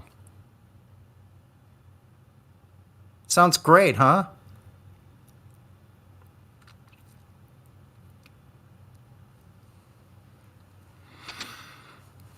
This is the problem. We can sit in here and talk all day long, but these people have taken over your lives. And we're just sitting back here going, oh, everything's fine. No, it's not fine.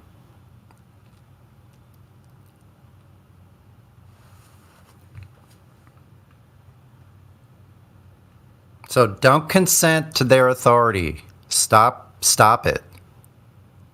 Say, no, I'm not.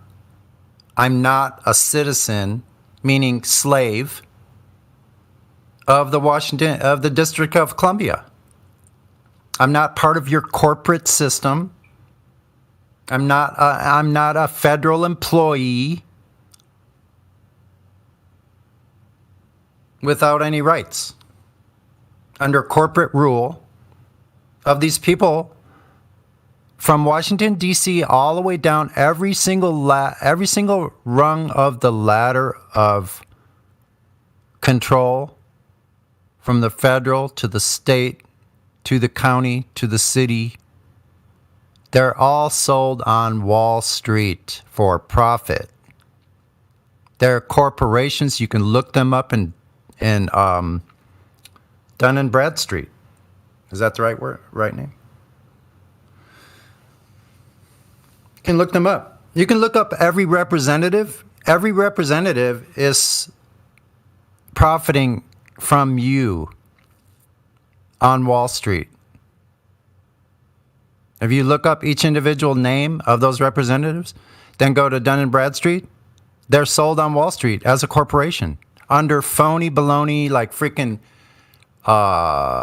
shadow corporations. I know this is the truth for some time. But it just makes me like take notes because I'm a worker, man. Like, my 2-year plan's got to happen soon, you know? It's my 2-year plan. I'm living here. Yeah, the reason I speak out like this is because I don't have much time left. You know, I'm not going to be here forever, and I don't know what it's going to take. If I have to fight for my freedom physically, then so fucking be it. If that's what it's going to take, that's what it's going to take.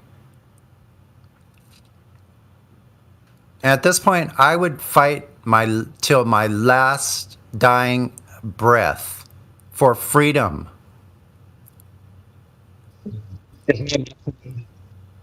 And if the rest of you aren't willing to cut your fucking ties from this shit and fight for your lives, then there's no hope.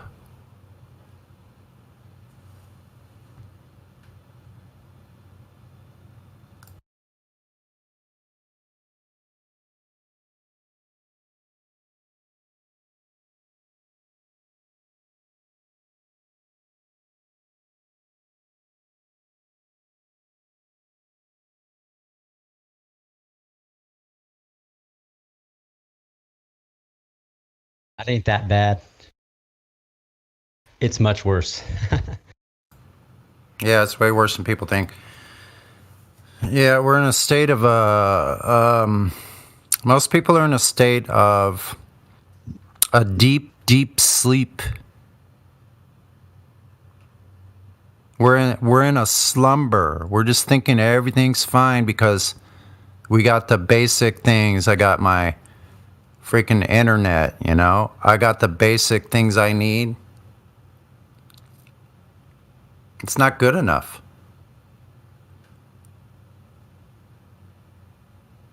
As you can see now, we've all been kind of made prisoners in our own homes. I mean, not so much right now, but you just wait and see what the next step. You think it's going to get better?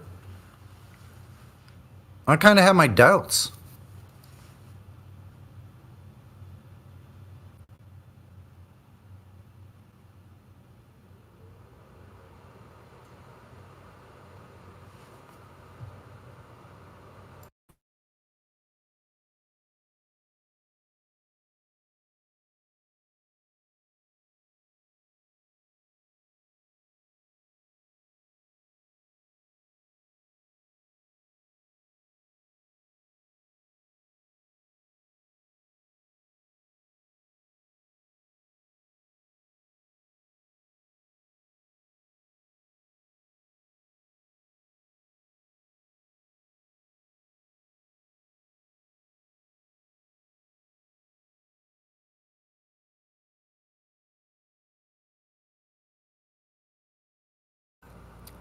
Anyway, we can get back to the flat earth topic if anybody else has something else to interject.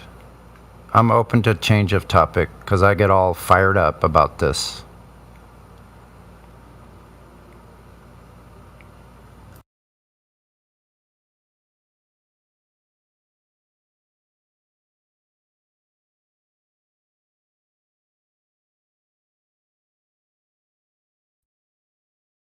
Can you guys? Yeah. To turn my mic up. Okay. I'm gonna switch headsets. I'm gonna reboot and switch headsets.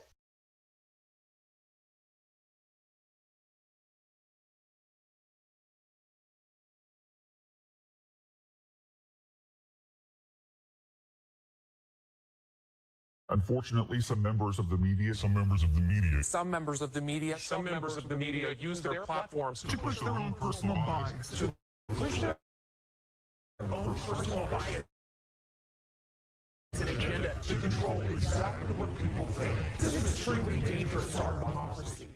We're in a state where slavery has been accepted wholesale. And there are people who believe that the ruling class has the legitimate moral right to rule, and other people are legitimately their slaves. This is really where we're at in humanity, worldwide. And the vast majority of people have accepted that paradigm. And what it is a cult, religious belief system that is completely false, completely erroneous. There's not enough people speaking out in courage that is a false paradigm and belief system. This is what the message that we have to put out there to this body of the population that still believes the mainstream media narrative and still believes the government narrative. To believe in authority is to condone slavery. That is exactly what it is. Stop sugarcoating it and start saying what it is to other people. To believe in authority is to condone slavery. If you are a believer in authority and you are a believer that there is moral legitimacy to government, you are someone who is saying, I believe in and condone slavery, because that is what the right to command and rule other people is. It is slavery, and that is what government is on its face. And I will not sugarcoat that is what it is. I'm here to put that out there as the plain and simple truth and encourage others to do the same. There is no such thing as the right to rule or command others. And we have to stop believing that there is, because to even believe it is to condone slavery. And it's completely immoral, and it's completely based on violence.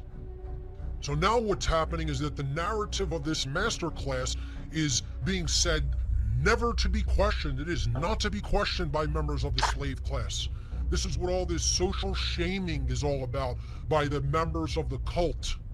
See, The cult members want to point fingers at other people who don't believe their worldview of authority, their authoritarian worldview. You know, they want to say, oh, shame on you. No, not shame on us. Shame on you for accepting that slavery is morally legitimate. How about that?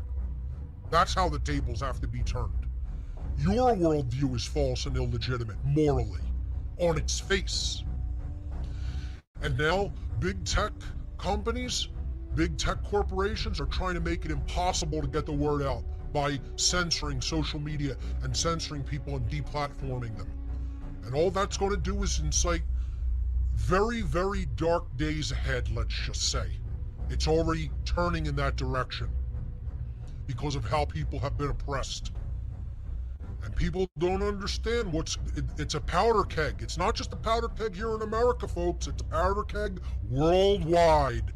And you better psychologically prepare yourself. And I'm telling everybody out there, it's because most people who say they're for the truth and for freedom didn't do their work. They failed at their job.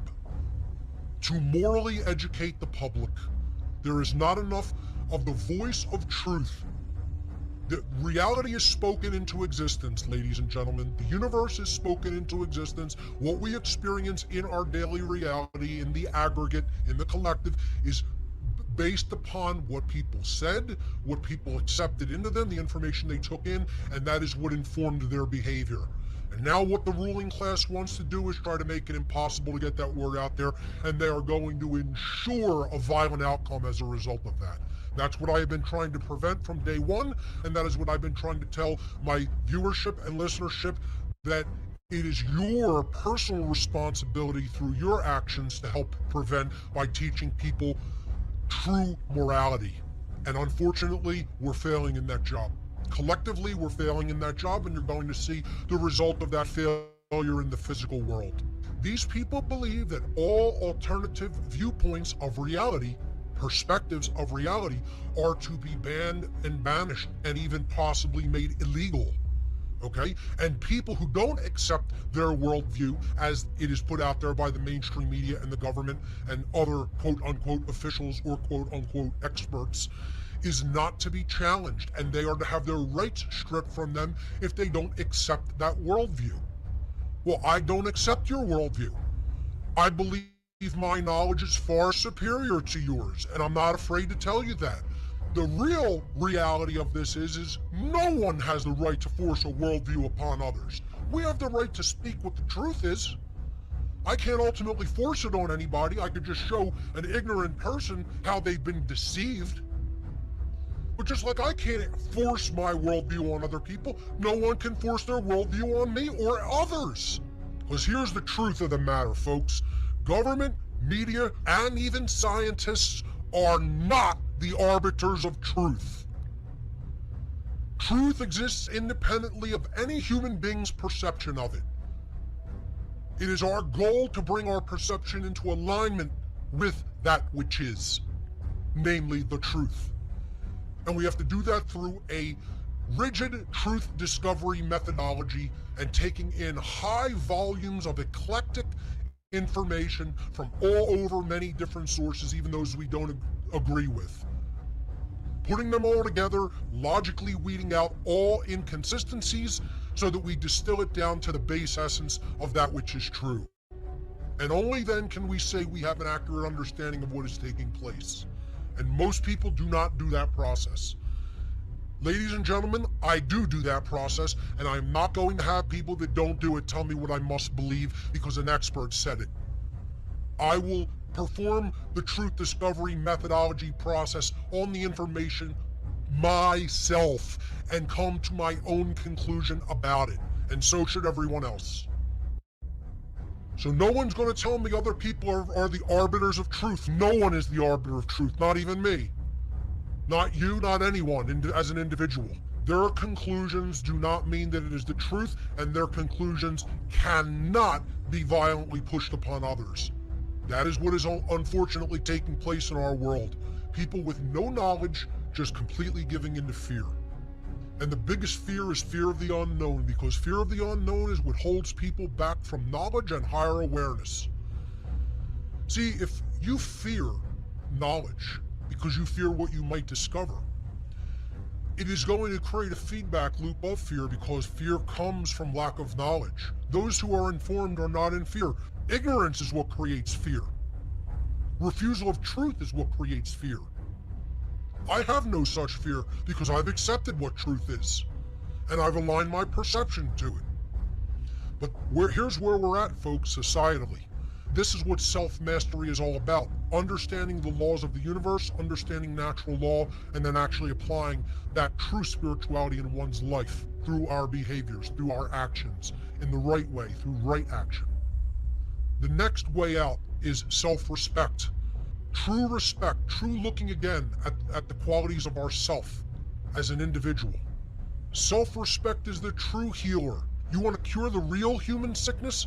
Then apply the true healer, which is self-respect, first and foremost. This is the development of internal courage, to look at the truth and then to speak the truth publicly. Not just to your family and friends where you think it's safe. It needs to be out there publicly in a courageous way where you're telling people, I'm not afraid. You know, turn off the lying, fear-mongering, state-controlled media. It is an affront to self-respect. Stop believing that others have the right to command you. There is no such right. There is so much moral right. This is the way out, true courage. Courage is the universe's protection. It's universal protection. We talk about, protective equipment, to shield us from illness. This is the real universal protection to shield us from spiritual illness. That's what courage is. Be bold and mighty forces will come to your aid. The people who are stepping up, the people who are saying, no, we're not going to have this. We're going to go back to our lives. We're not going to take government mandates. We're not going to take government commands because you don't have the right to command us. We are free and we're going to act like it. Stepping into that kind of courage creates the universe's protection. I'm protected because I'm not afraid. I'm not afraid of what can be done to me in the physical domain. And you know what real protection is going to come in the form of? Stepping into the courage to teach natural law. That's a spiritual understanding. If you exercise courage for the right things and you teach the right things and you teach natural law, mighty forces of creation will come to your assistance and aid in your life, in all your endeavors. And that is where my protection comes from. So we have to say the lost word, which is no, and we need to fall in love with it. This is the lost word. We have to say no to evil. We have to say no to authoritarianism. We have to say no to worldview violence. We have to say no to external control. No one has the right to externally control, rule, or command us. And we need to fall in love with that word. That is a vibratory energy of courage and protection, the word no. No, you don't own me. No, I am not your slave. No, you don't have the right to command me and others. No one does. So folks, it looks like this, the lost word. Through the knowledge of natural law, a truly awakened human being is finally able to speak the lost word, which is no. No is the word of all power. And only when we say no to those who would claim to be our owners do we stop externalizing our power, and in doing so, reclaim all of our natural rights. And that happens when we start to say no to those who would claim to be the rulers of our lives. And when you look at the word no, ladies and gentlemen, you realize it's just another form of the word on. It's just on flipped upside down. Because when we say the lost word no to those who consider themselves our authority, we are truly embracing and turning on the light inside each and every one of us.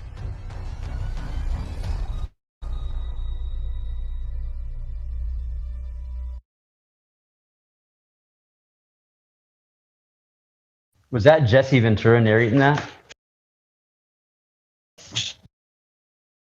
Someone know? Mark Passio. Do you guys know if that was Jesse Ventura narrating? I think it was Mark Passio. Say again.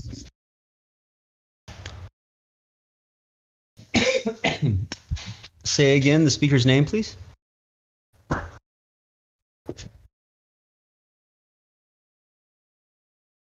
Mark Passio. Yeah. Copied Mark Cassio. Hey, I'm gonna try and test out my headset. Just give me a yay or nay if you guys can hear me on this. Flicking over now. Headset check. Check headset. Yeah, we can hear you, and it's Mark Passio with a P. Copied Mark Cassio. Got you with a P as in pepperoni. All right, I'm muting. Thanks, guys.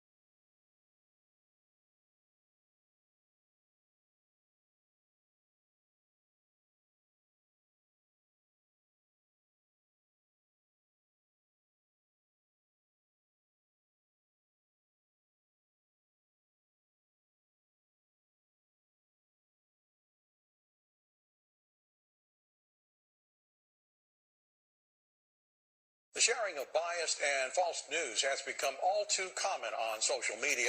More alarming, some media outlets publish these same fake stories without checking facts first. The sharing of biased and false news has become all too common on social media. More alarming, some media outlets publish these stories without checking facts first. Unfortunately,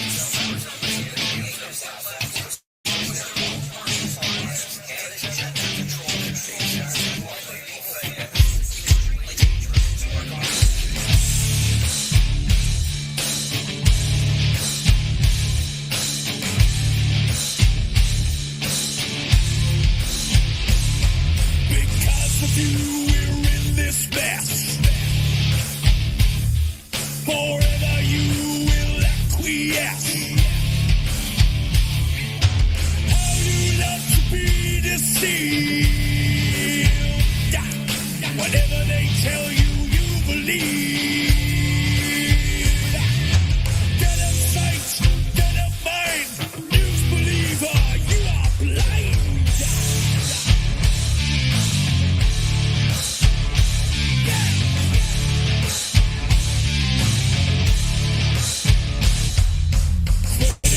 Thinker, you are not.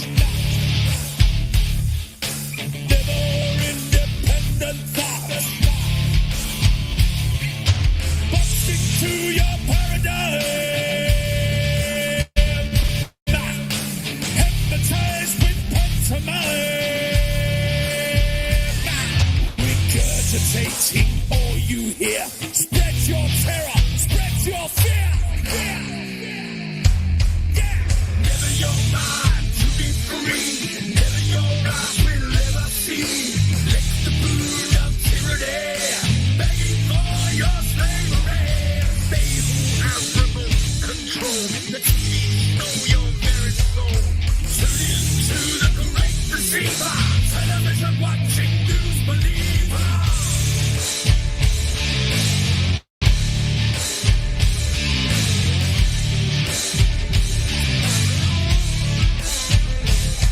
Inject your poison where your mask.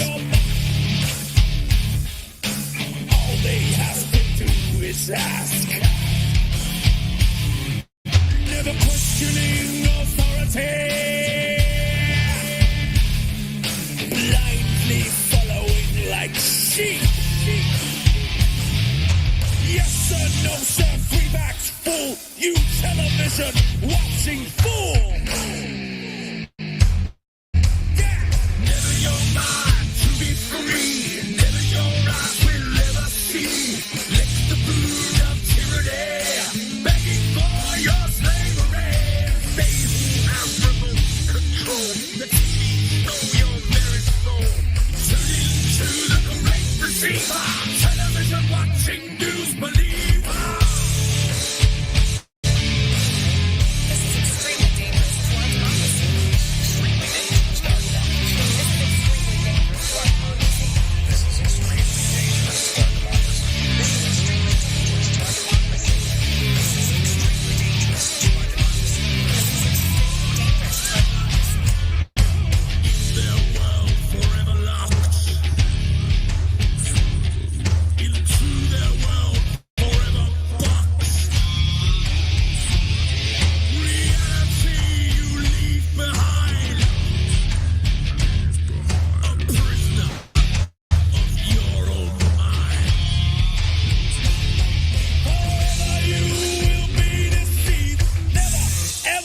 To be free.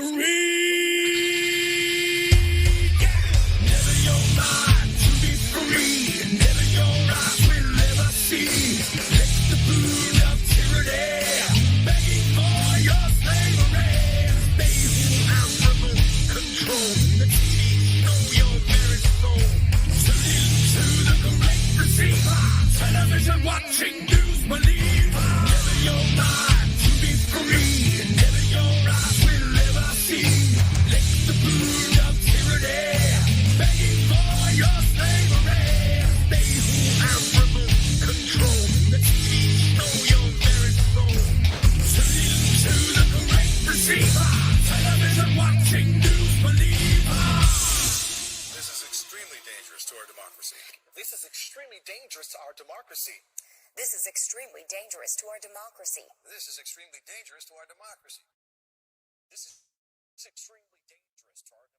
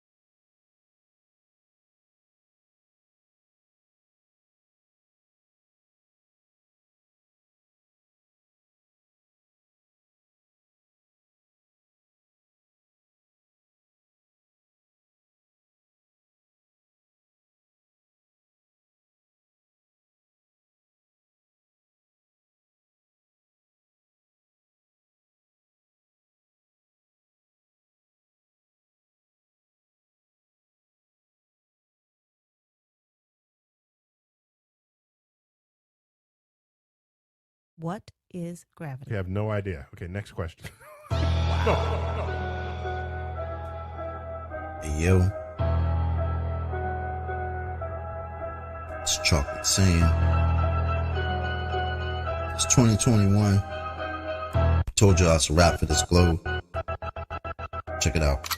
Way too many reifications of privation. Second law thermodynamics violations. Fuck with all these fake ass apparent deviations. Globals always flapping their gums, no demonstrations. The black swan murdered the ball with simplicity. Pretending clowns aren't they all, no specificity. Get with me, get that geometry. Your model needs nowadays. Mostly I sound like you're on your knees. Copper please. With no ball to ever show for, nevermore. Been a rap for your multi-line for scientific. All sicker that they're prolific. Crumble at the thought of flat earth, that's just terrific. My hypothesis, you know, paleo genius. You thought you had it all, so no. Like a seamstress, you never see this. You ain't chillin' peeping the Gleasons. The globe model so fucking dead. So many reasons mad at me. Cause your fairy tale of gravity is rapidly becoming a motherfucking fatality. Independent variable, no physicality. Factually, you're dealing with no type of reality. A tragedy. All of the pseudoscience of fallacy. Sad to see that was surrounded by such banality. Step in the court for their arraignment. Gas fucking off all day and no containment. It's automatic. You sound like a fanatic. Your heart's beating out of your chest. No need to panic. Problematic. Anytime there was Socratic. Defining terms for you was like dust to an asthmatic or a crack addict. All tuned up like a mechanic. State you're leaving in when you're done. It's so tragic. You end the sneezing. All snotty nose the wheezing. You globe charts wind up like Sub-Zero freezing. Ain't no reason for you not to remain calm. As my nigga make it hit you with the 3-point palm. Instant exploding paradigm technique. Backslapping your beliefs into making it sweet. You once obliterated, finished, unable to speak. Have you looking like Tom Petty catching a leak? Your whole squad left sounding comatose. I hear Michelle Dollar keeps rocks on the head. She keeps her family close. Some of y'all think y'all the best things is butter toast. When it comes to FB, prepare to catch an overdose of intellectual honesty. The clear lack of thinking of you all has never ceased to astonish me. I gotta keep it real and be honest, B. It's quite possibly the dumbest thing I heard since the cosmology is often seen as a philosophy, mythology, but actually it's a prophecy of religiosity. Get all your skills and your weight up. This crunch time, your whack model getting it ate up like lunchtime. How in the hell can we establish a baseline? Most of y'all trolls are just here to waste time. I'm not aware of what you're hearing through the grapevine, but you must be out your mind selling space-time. A mathematical construct of imagination with absolutely no experimental validation. Before the story begins, you need a foundation. Curvature of the earth, that's the conversation. And since that shit up and disappeared without a trace, I'd say it's also time for you to say goodbye to space. Tall tales about vacuums and empty place, all the while breathing air, that's just not the case. You best get out my face, cause I can guarantee you that the very air you breathe immediately you fuck off the space. We understand there's no requirement for your compliance. You understand that you are standing in a room of giants. I admire that you're usual in your defiance, but won't you join us in this funeral of pseudoscience? You in the mood to try us? Go ahead and test your mic. These motherfuckers think they're moving at the speed of light. How about the speed of sound? 250 miles above the ground to see the ISS is going round and round. Please don't even try, son. It's been a rap since you gave up hope on your geometric horizon. In the trenches, hoping and praying we don't get wiser. Realize he's smoking more off the grass than Neil Tyson.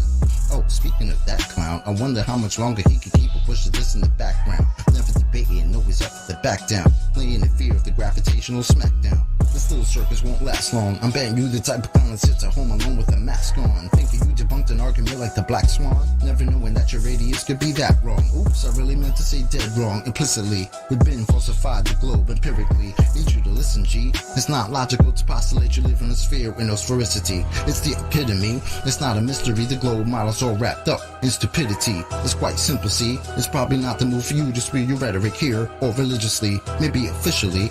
One day you might find yourself vividly in the middle of an epiphany, lyrical symphony. It's been a pleasure, but our times have both come to an end. Synchronicity.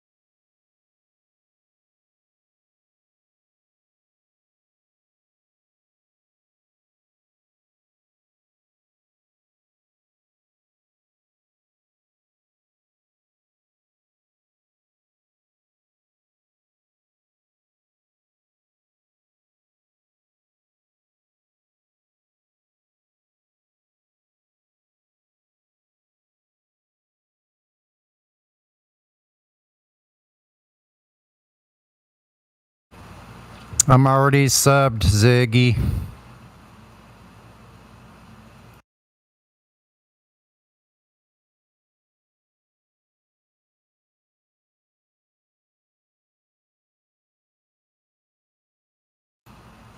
Yeah, no problem. Yeah, any Globe believers, come on in to the Discord here. Let's discuss your beliefs.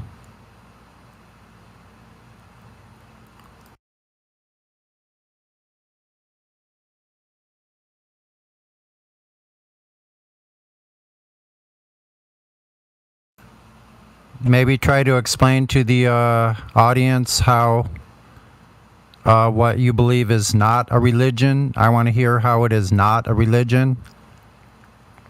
Please. Let's hear it.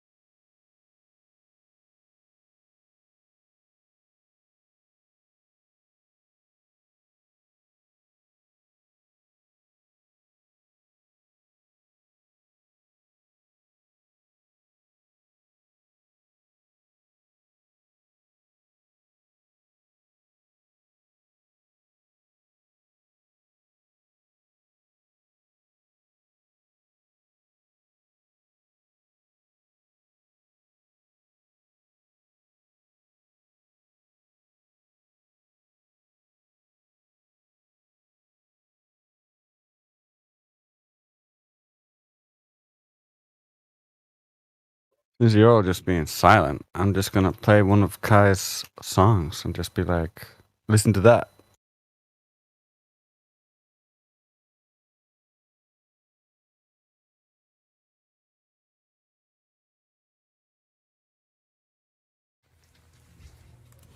Please state your name for the court.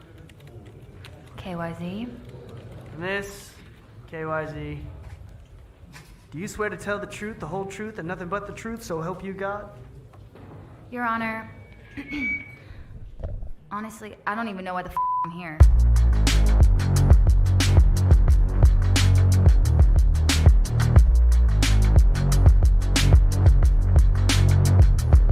Okay, she wake up in a cold sweat and the nightmares made her upset, and the cycles of the psycho, they just spiral from her childhood. She got that mama drama like a baby daddy Tiger Woods. Bikini pics on Instagram, she claiming she misunderstood. She wipe her tears with the motherfucking Vogue magazine. Sweetie, gotta sell your soul, pay the price of the dream. Pulling up to Mickey D's, buy a 5-piece credit card decline. She can't even fucking eat, yeah. She dance on a pole, shaking her ass. Go to the bank, wearing a mask, pull the gun. Where's the cash? Give me the cash, yeah. Jump in the car, foot on the gas, trying not to crash. They wanna ask how you got stacks. She looking down, trying not to laugh, yeah.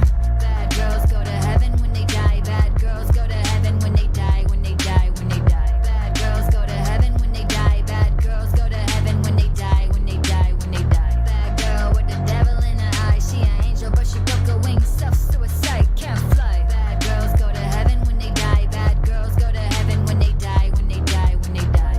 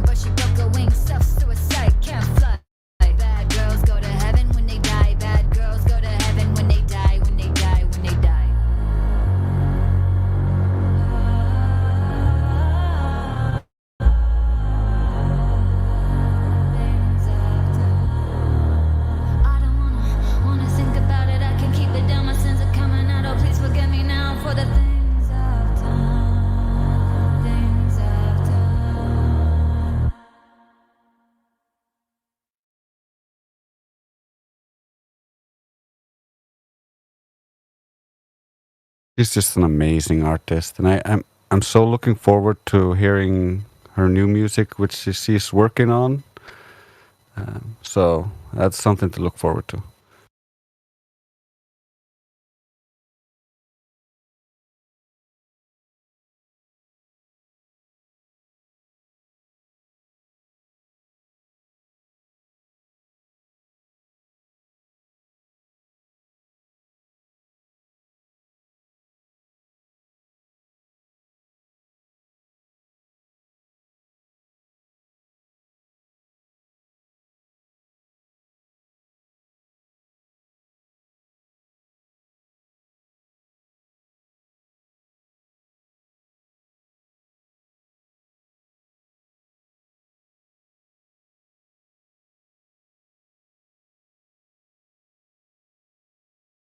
Now's everybody's chance to speak, or if any Globers are out there, then it's your chance to come defend the globe.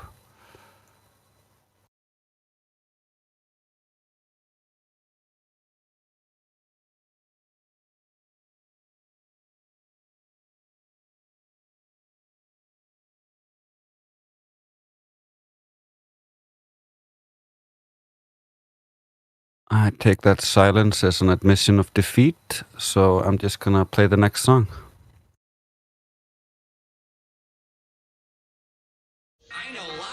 Yeah.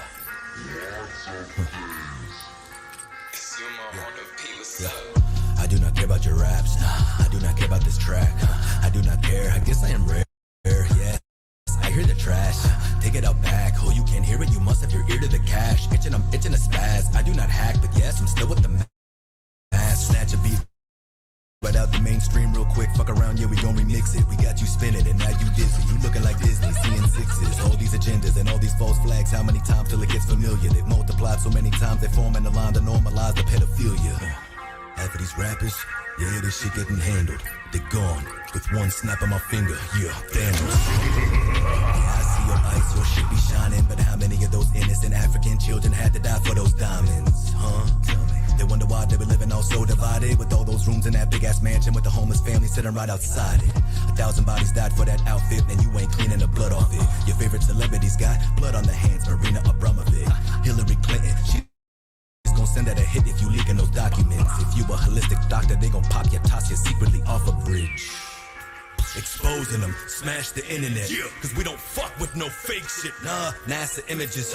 Yeah, thanking your highnesses. Yeah, for paying the scientists. Yeah, you kneel for the anthem, huh? But you still play for the Zionists. Damn, yeah, they trying us. They splash subliminals. The Super Bowl, the halftime show. No, that's a ritual. Global warming, climate change. Next year will be a new name with a new tax and a new op and a new fear for a flu strain. Oxitex, the new Dr. Moreau, and they teamed up with the synagogue of Satan. Yeah, I see what you be doing, Q, but I still don't trust the administration. Nope. They drinking adrenochrome straight from a child's throat. You sitting down with that vegan meal, but you still drinking a diet woke.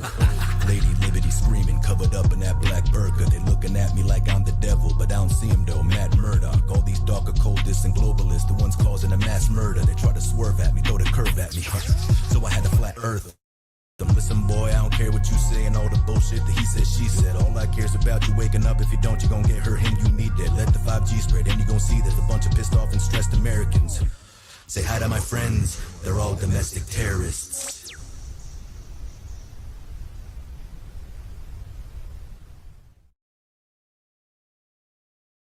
One of my favorite songs.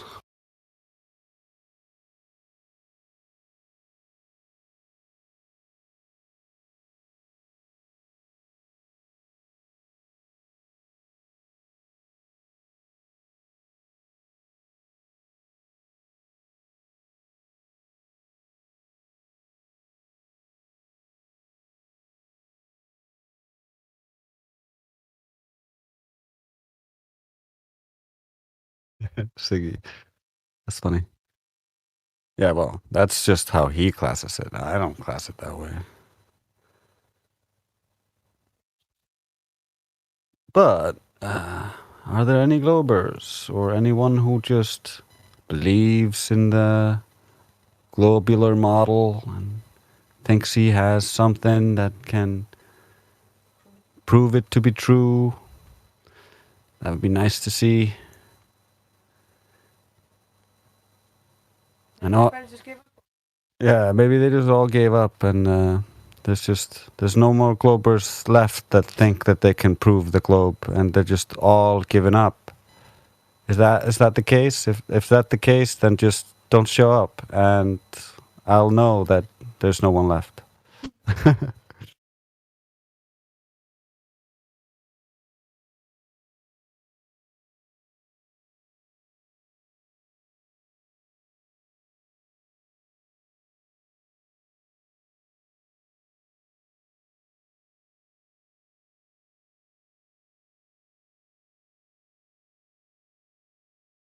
At least it seems like the amount of people who believe in the globe and think that they can defend it have seriously reduced over the years, and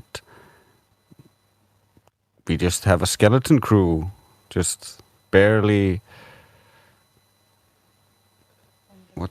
What's a good analogy for that? I wanted to say rolling water, but Black Swan was Netflix. yeah, that's a good analogy. If the Black Swan is Netflix, they are VCRs, or what do you call that? Tape? What do you call VHS tapes? Yeah, they're VHS tapes basically. They're outdated.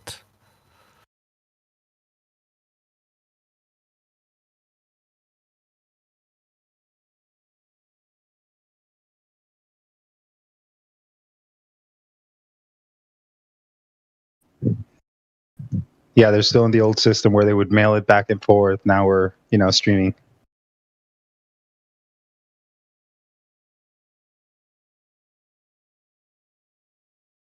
We got the process streamlined here. Well, if you listen to the arguments, especially going back, they still use arguments from ancient Greeks, supposedly. So their arguments are like thousands of years old, according to them, and hold no water. And the Greeks at the time supposedly believed through that light worked in different ways. They believed it was you saw through laser beams coming out of your eyes that were invisible. So they had a completely different idea going on, and they thought optics were Earth curve.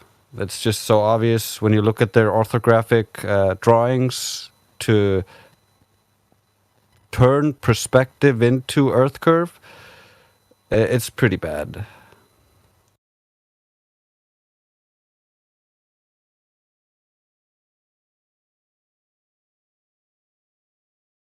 But still, Globers come in here, or used to. Now it's just like tumbleweeds because Globers can't defend the globe anymore.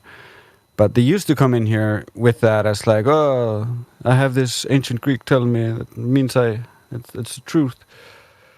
But they don't understand the premises are all flawed. They don't understand anything. And if you look at the Earth curve calculators today, they still use the orthographic nonsense that divorces reality to try to then say, like, they use actual pictures in perspective view, and then they use this Earth curve calculator that doesn't account for perspective, and imagine that the mountain that actually, as you traveled away from it, appeared to get smaller, but in their Earth curve calculator, the mountain didn't get smaller. It didn't appear to get smaller at all. It's still just as big as if you were standing right in front of it. But they don't understand that, like, apparent size matters. So they're stuck in this perspective doesn't exist while I'm doing my Earth curve calculations. But when I look at things which I'm going to compare these Earth curve calculations to, I'm looking at everything in perspective, and I'm not just going to ignore that.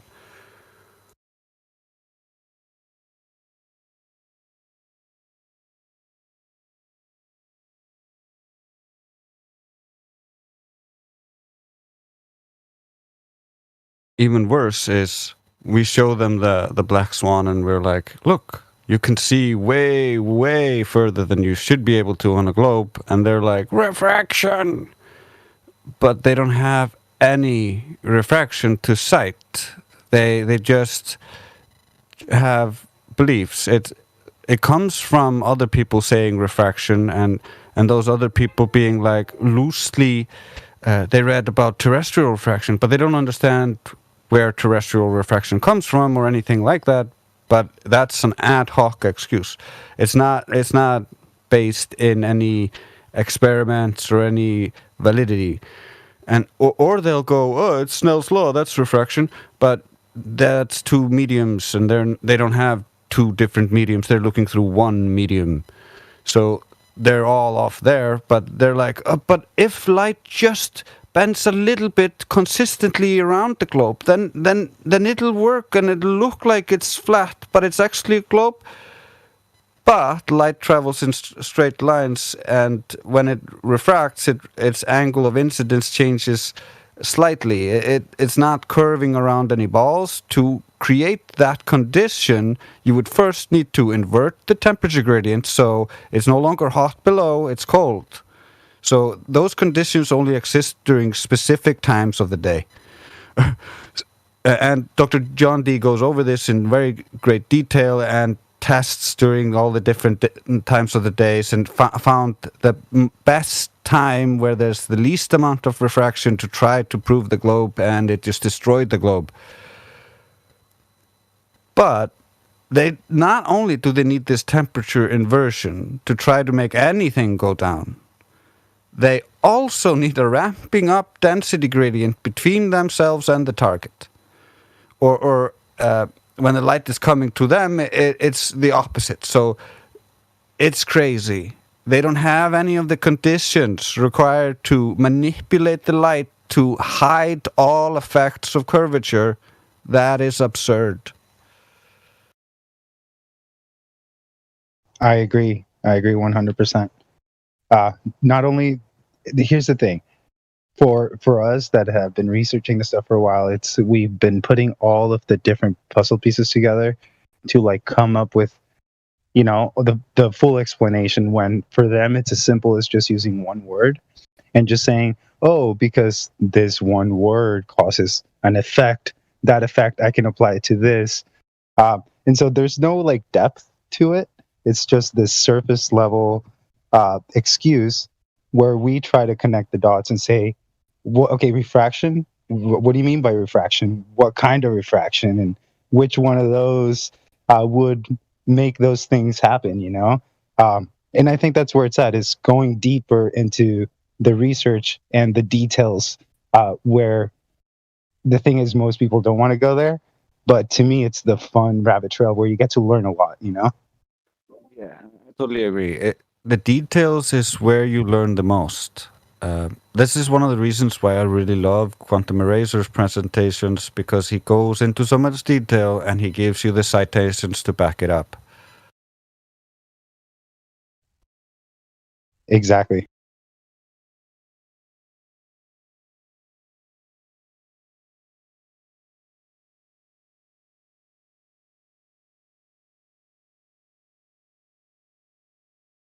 And I was even thinking, like with Dandelion, we were talking on the chat a while back about creating just simple lessons, whether it's for children or for whoever, where they can just have an activity like, okay, today we're going to research water and how water behaves.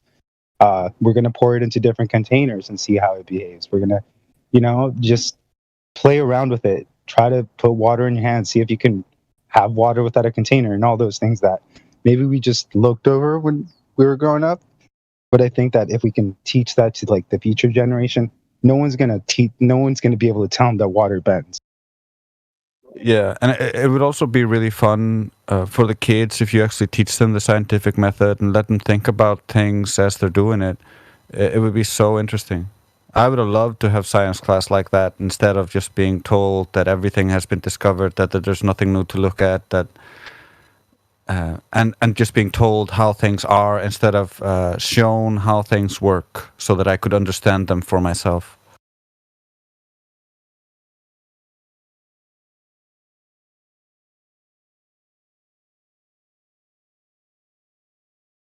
I was trying to get to the unmute, but yeah, it's those are the activities that don't that are just they're not they're not like class. You know what I mean? It's like I don't know. It's one of those things where you learn the most when you're having fun, and sometimes that entails like being creative, especially with children. So water is one of them, like gases, right? How gases behave, how reflections work on like a mirror or like on a flat surface, things like that would be like super super cool, and could be monetized. Like if someone is a flat earther that would want to do this as like a job or like as a side income, this could be something really cool where you could create like a lesson plan, you could sell it, you could monetize it, and it's helping it in like a positive way without necessarily having to say like flat earth on it, you know? Yeah, that's exactly what my sister is doing. She works for after school program, and she and the other staff there have to create the programs that the kids like go through, and it's mainly like based around just trying to get them to have fun and stuff like that. While the staff there is focused on trying to help them with the social skills and getting them to work together. So we've actually been planning, and she's been teaching them all sorts of things using just what you described, simple fun experiments and fun things to just look at and ponder and think about. So the kids there are like asking questions and being critical, which I think like needs to be more of added, because this isn't like it's part of the thing that they're supposed to teach, but rather something she's adding to it, because they're teaching a bunch of good stuff here, but in this specific after school program thing, and this after school program thing got born because the parents really pushed for it, because they noticed that the kids weren't getting the attention that they needed in schools, and they weren't being taught how to work together, you know? Yeah, and that's also really critical, right? Like having people work together and stuff like that. And that's one of the things that I actually find amazing about the server, is that everyone here is like on their own free time, free will. You know, that's so cool because you don't really see that. I mean, I guess you see it in other places, but for me, typically money is like the main motivator for people. Otherwise, they're just going to sit in front of their TV. So to see people here getting together and doing this, I think that that's cool. It like it really shows the power of like the movement, or the information that we've been aware of.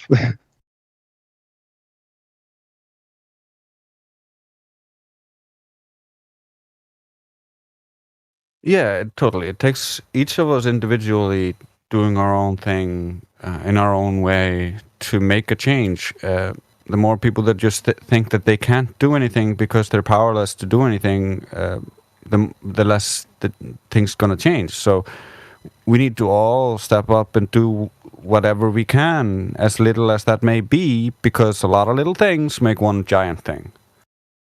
Yeah, and I think I saw in the chat that you've heard Mark Passio before, and that's actually one of the things that really stood out to me in one of his seminars. Is he talked about how action is the only thing that can bring about change, and so the people that are like in power, they can bring about change really easy because they can pay people to create actions for their things. Now, for us that just came out with the truth, we only have our motivation.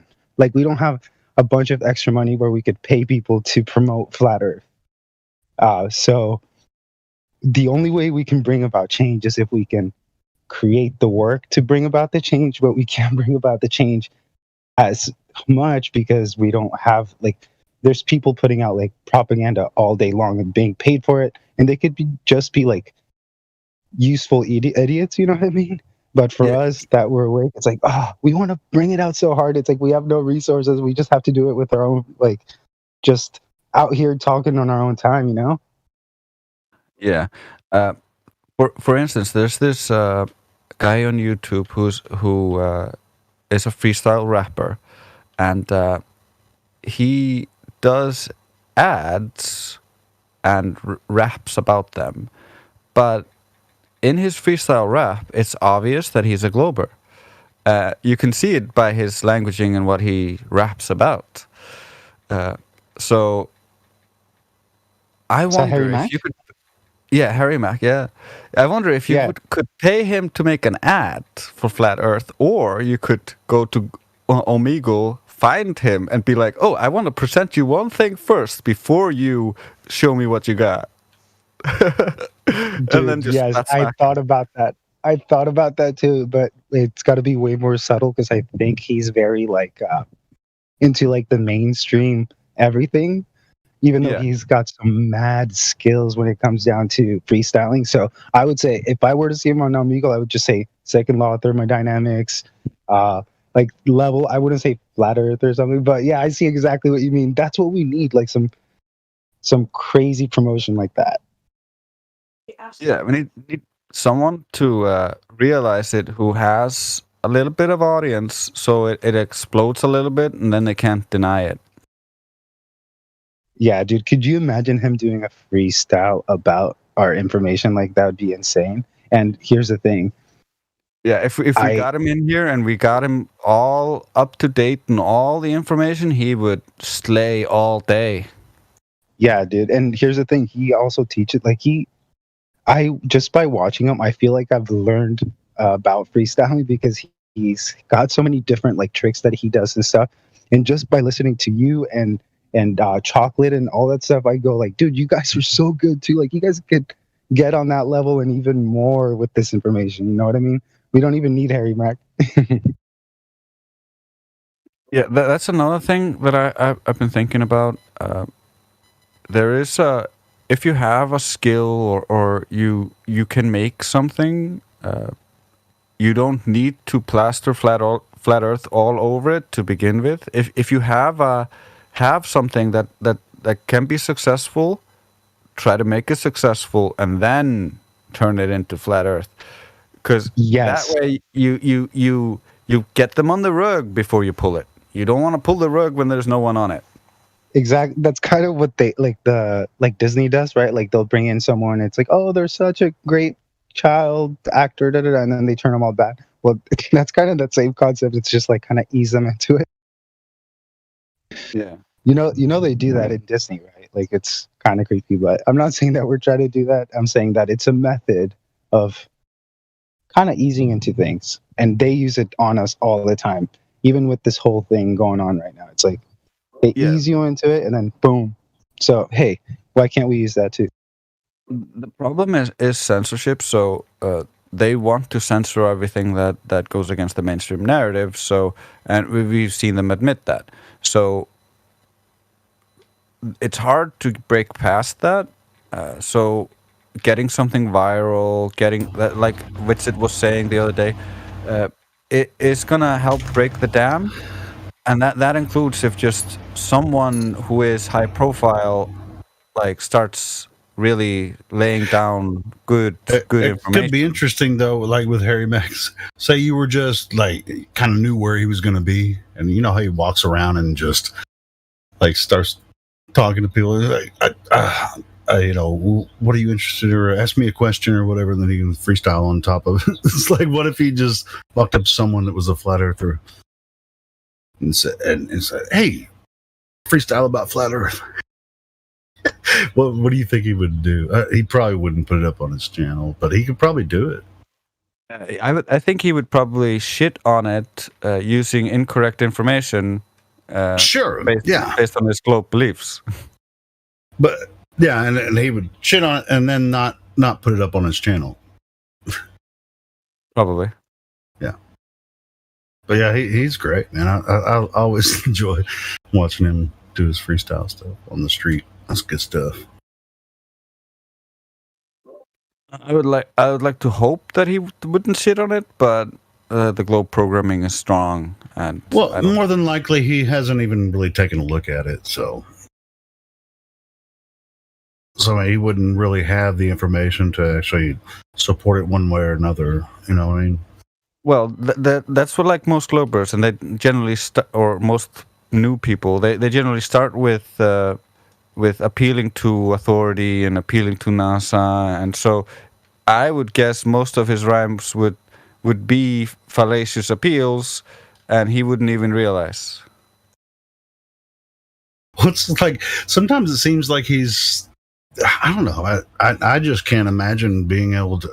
I don't know where he comes up with that shit, and it's just like he's talking past himself. It's like it's weird, man. He has an amazing weird talent. Like he can already see like 3 verses into the future when he's talking. It's freaking crazy. Yeah, I've been learning a lot listening to him and watching him do it. I watched he was doing a 2-hour stream, just nonstop flowing based on the lyrics that were popping up in the stream, and it was really interesting to see because you could see his methodology a little bit, because he would read something and then he would have, as he's reading the line, he's structuring the sentence that's going to fit with it. So he reads the line, spits it, and throws the other end on the We got to catch him doing a live stream one day, and like all of us jump in there and start talking about flat Earth in his live stream. Maybe, Yeah. maybe we won't have a choice. He was like, where'd all these freaking flat Earthers come from? They ain't got nothing to do with that. Or whatever he does. But yeah, I mean, because I've seen a couple of his live streams, and I think I've actually joined one time trying to get him to talk about flat Earth. But if there was a bunch of us that all joined at one time when he was doing a live stream, he might not have a choice. Yeah, it gets drowned out a little bit when you're just one person, but if there were a few of us, we could probably put in enough words that it's hard for him to ignore. Yeah, just a thought. I mean, I don't want to, take the piss out of Harry, because he's a talented dude. But at the same time, why not?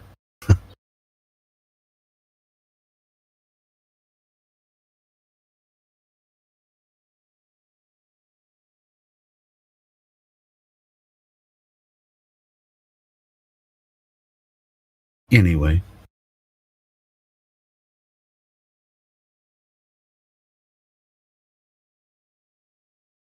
But yeah, there are. It's not like we need Harry. There's thousands of other avenues to get it in front of the general public, and like Witsit is doing one of the ways. There's many ways. Well, I mean, just like what we're agree. doing here. I mean, we have dozens of people that join here every day, and they may have come across the topic before, may have looked at some information, or maybe they're brand new to it. I mean, we meet all kinds of people here every day. I do agree with Drace, though, in the sense that what Witsit's doing is great because he's getting out to like the general public. So there's a chance that someone might sit down, pull out their phone, just kind of record Witsit and post it somewhere. And it doesn't even have to be directly him. It could be someone else indirectly. So that is another avenue. But yeah, I guess the randomization of the more random things that we can do, DC, I lead to something. I scheduled a meetup, a flat Earth meetup at a local restaurant last month. There were 6 of us. I thought there would be more, but there was like storms, and maybe that's why people didn't come. But it doesn't matter why they didn't come. But I'll tell you what, our 6-top table had the entire restaurant talking about flat Earth. So, and we're gonna do another one in September. So anyway, it's like it's just fun. Just put yourself out there. You go out in public. It's like, hey, if there's 3 of you, say we're talking about flat Earth, your waiter's gonna like, why are you guys here? And you have flyers or whatever. I had a stack of flyers on the table, and the waiter was like, And the people that were coming, they didn't want to come in and say, I'm meeting a group to talk about flat Earth. They were just like, oh, they didn't know what to say. So anyway, but my waiter knew already when me and my friend from that we do the meetups here in Marktown. And so anyway, so the waiter already knew to look for flat earthers that are coming. And so, yeah, pretty soon, within an hour, the whole restaurant was talking about flat Earth. It's just 6 people over there talking about flat Earth, but the whole restaurant. And we had a couple people from a large table that was probably like 15 people. One dude came over and said, "Hey, I heard you guys are flat earthers. You mind if I sit down?"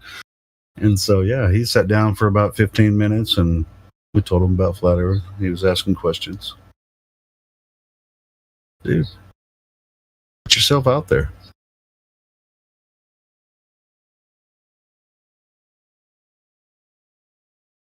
So yeah, we're going to do another one in September.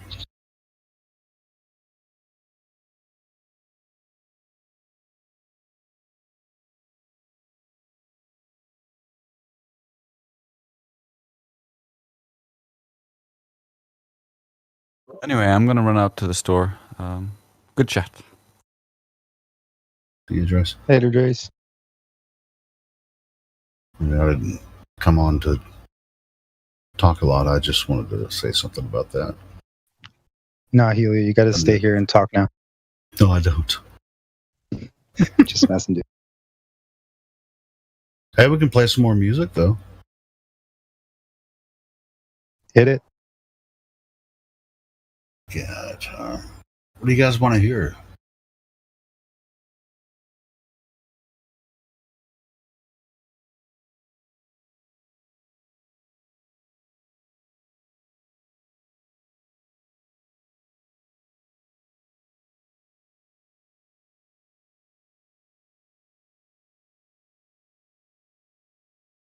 Didn't they play a new crypto song on Ladies Night last week? I can't find it. I thought crypto had a new song.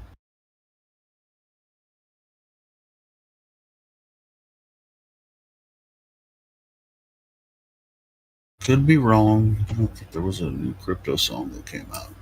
Anyway, we'll listen to his song now. The other one.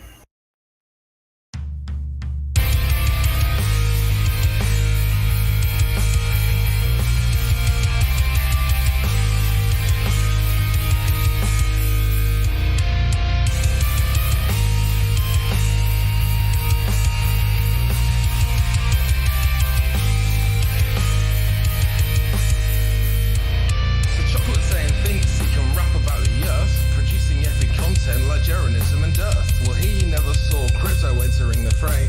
The best white rapper since Eric Dubay. Now I haven't rapped for long, so I don't want to boast, but my rhymes are better than the view at the coast. And right now I'm dropping some pretty sick bars, and I can't help nudges that we see too far. In crypto trading, we have different kind of bars. They exist on your screen just like Terraform and Mars. You can't really go there, it's just a visage. It's not a real place, and it's not a mirage. Anyway, let's get back to the plane. Unlike platypus, I'm bringing the pain. Earth is flat and it does not move. Anything else and you'd have to prove. Yeah! I won't believe that lies no more. What's up, guys? Yeah! What's up? I won't believe that lies no more.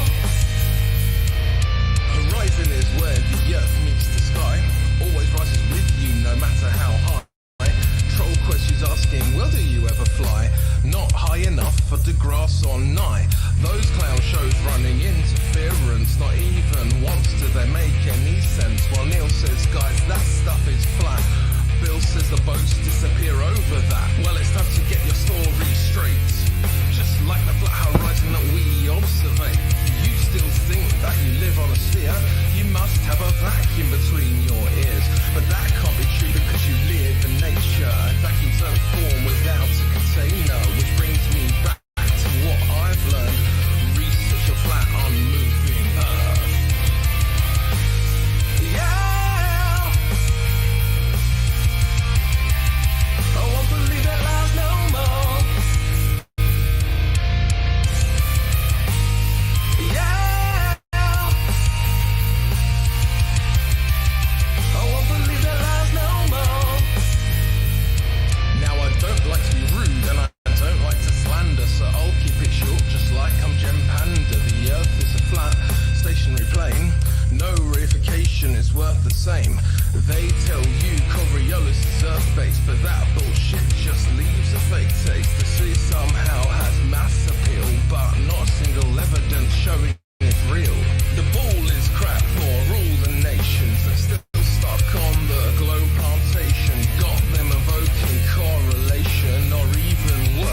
am the citation. Now luckily for you, that's it from me.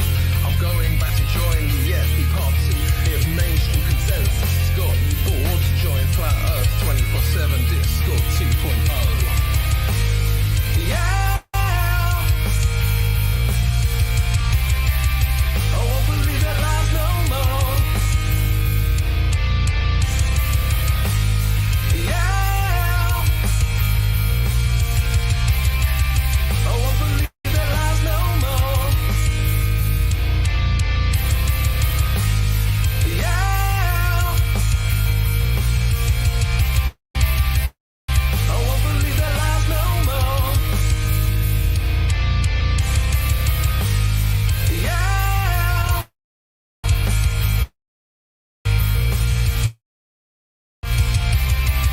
I won't believe that lies no more. Right here.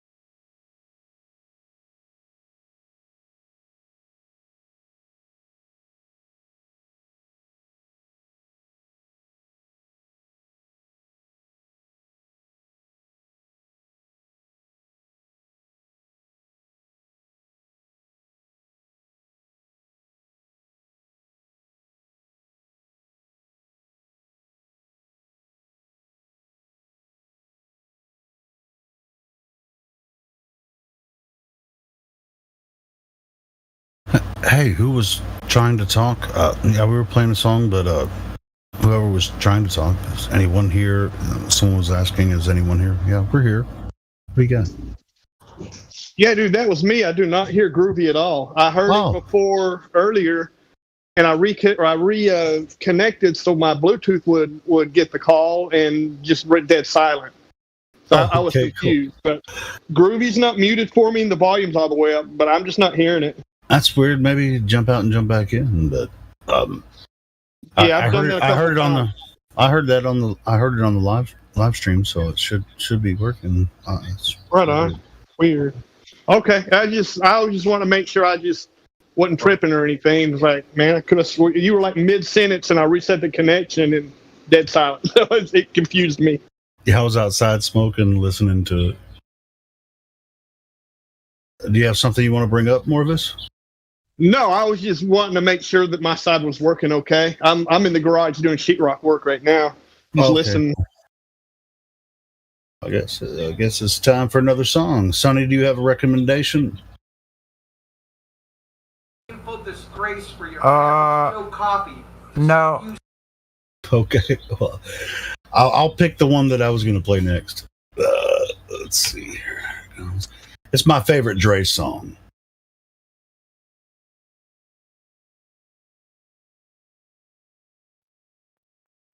That's not it. Never mind.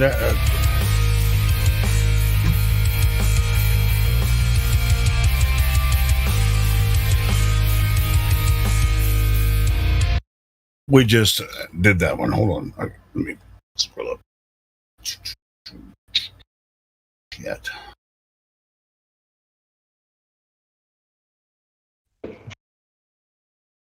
Sorry.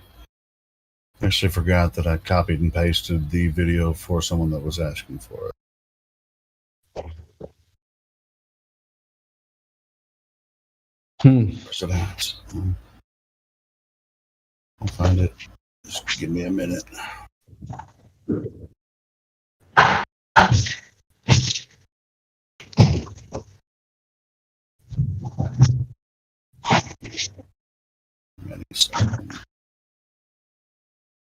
Oh, here it comes.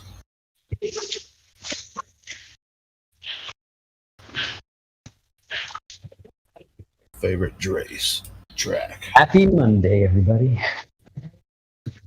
How you doing?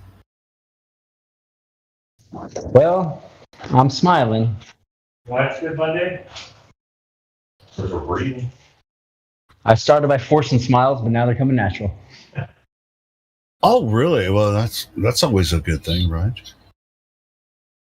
Sometimes I do force myself to smile just because it changes people's lives, including my own. You know, you see another person smiling, you might smile. It might change someone's life. You never know. Yeah.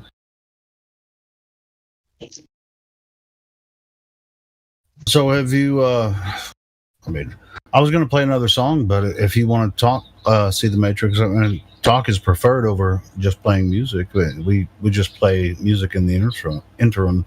So do you have something you want to talk about?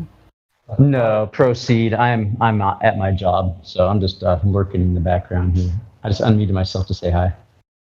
Oh, hello. Hey, check this song out. Checking. Yo. Drace. Trying something new this time. I've got you. Got you right in my claws. I have written the laws to thunderous applause. Come, little Gelfling. Sketches are good, Gelfling. I've got you. I don't put your skin, just the energy within. So come with me and see the crystal. Let's begin. He's got you. Got you under your skin. Do you have the mark yet? It's about to begin.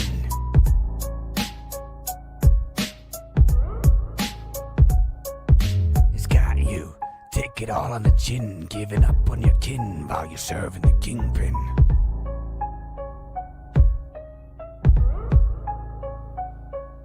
He's got you, his little secret king, mass of worshipping, believing the whole thing.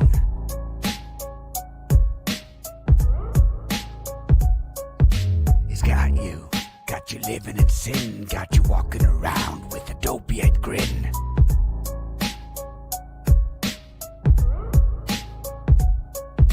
We got you. The globe has been. Don't believe me, wrap your hat up in tin. I'm your Huckleberry Finn. It's about to begin the unraveling of your programming. We got you. The lies are built in FE, the linchpin, the lie wearing thin. No curve or a spin. The globe cannot win. Belongs in the bin. I've got you right in my claws. I have written the laws to thunderous applause. Come, little Gelfling. Sketches are good, Gelfling. I've got you. I don't put your skin, just the energy within. So come with me and see the crystal. Let's begin.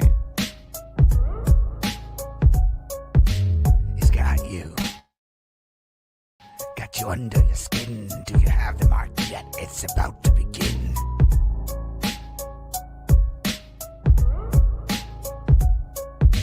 It's got you. Take it all on the chin, giving up on your kin while you're serving the kingpin.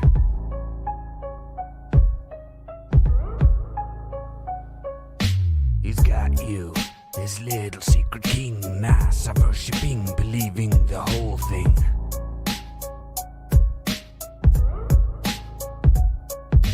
He's got you living in sin, got you walking around with a dopey-eyed grin.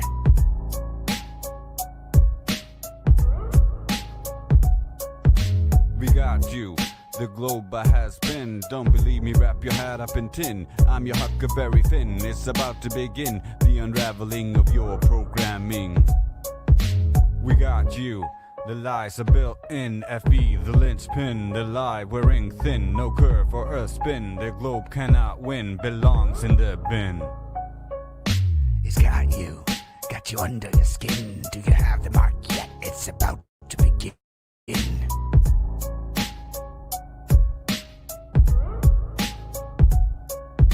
He's got you.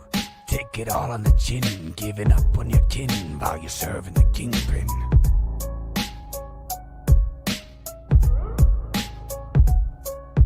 He's got you, his little secret king, NASA worshipping, believing the whole thing.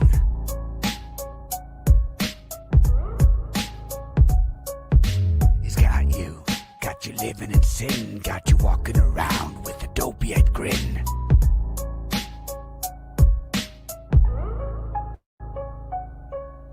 We got you. The globe has been. Don't believe me, wrap your hat up in tin. I'm your Huckleberry Finn. It's about to begin the unraveling of your programming. We got you. The lies are built in. FE, the linchpin. The lie wearing thin. No curve or a spin. The globe cannot win. Belongs in the bin.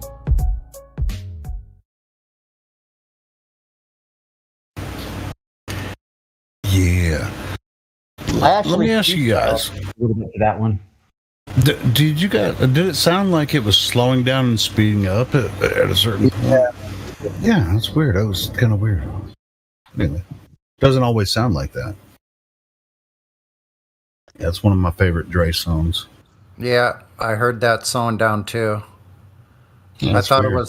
thought it was California Refraction. Yeah, no, it's Sonic Refraction, Sonny. It's what it is. Sonic Refraction. Sonic Refraction.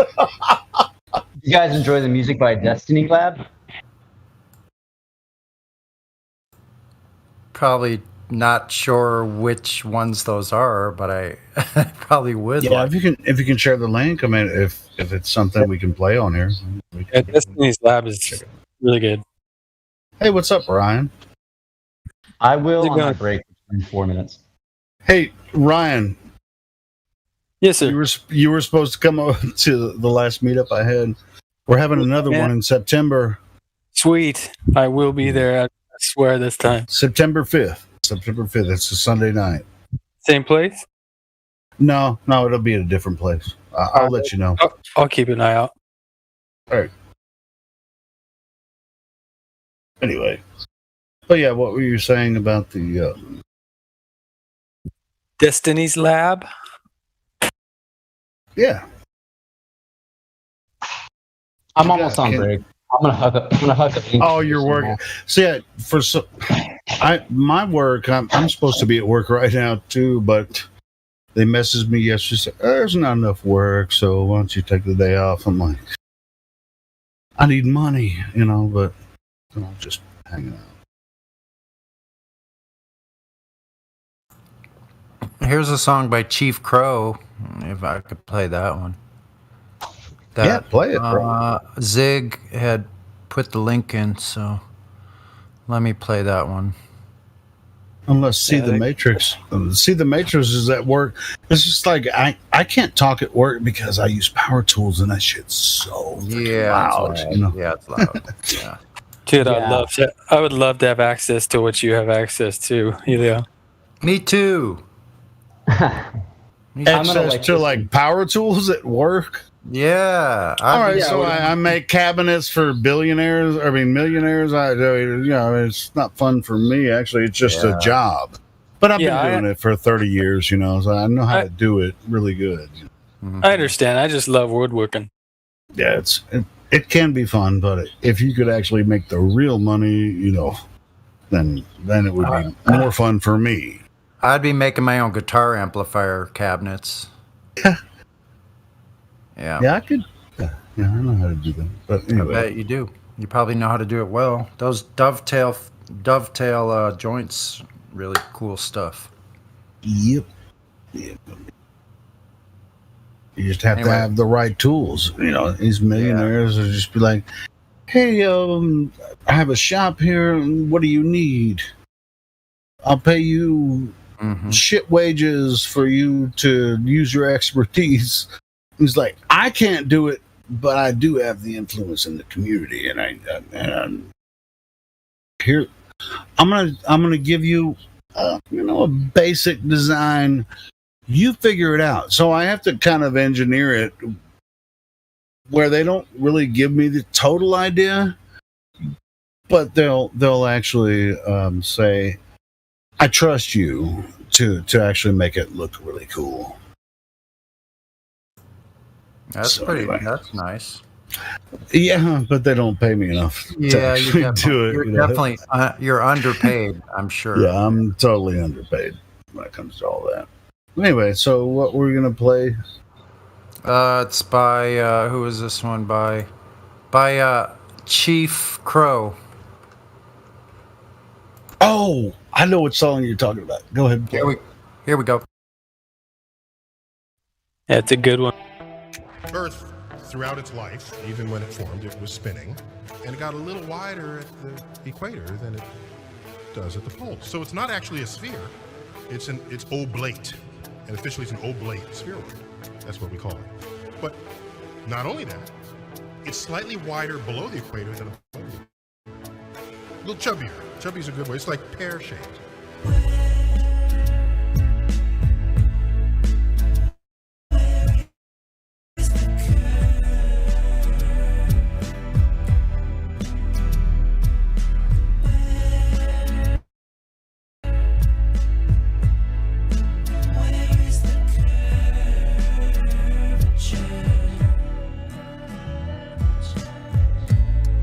Show me a live stream of the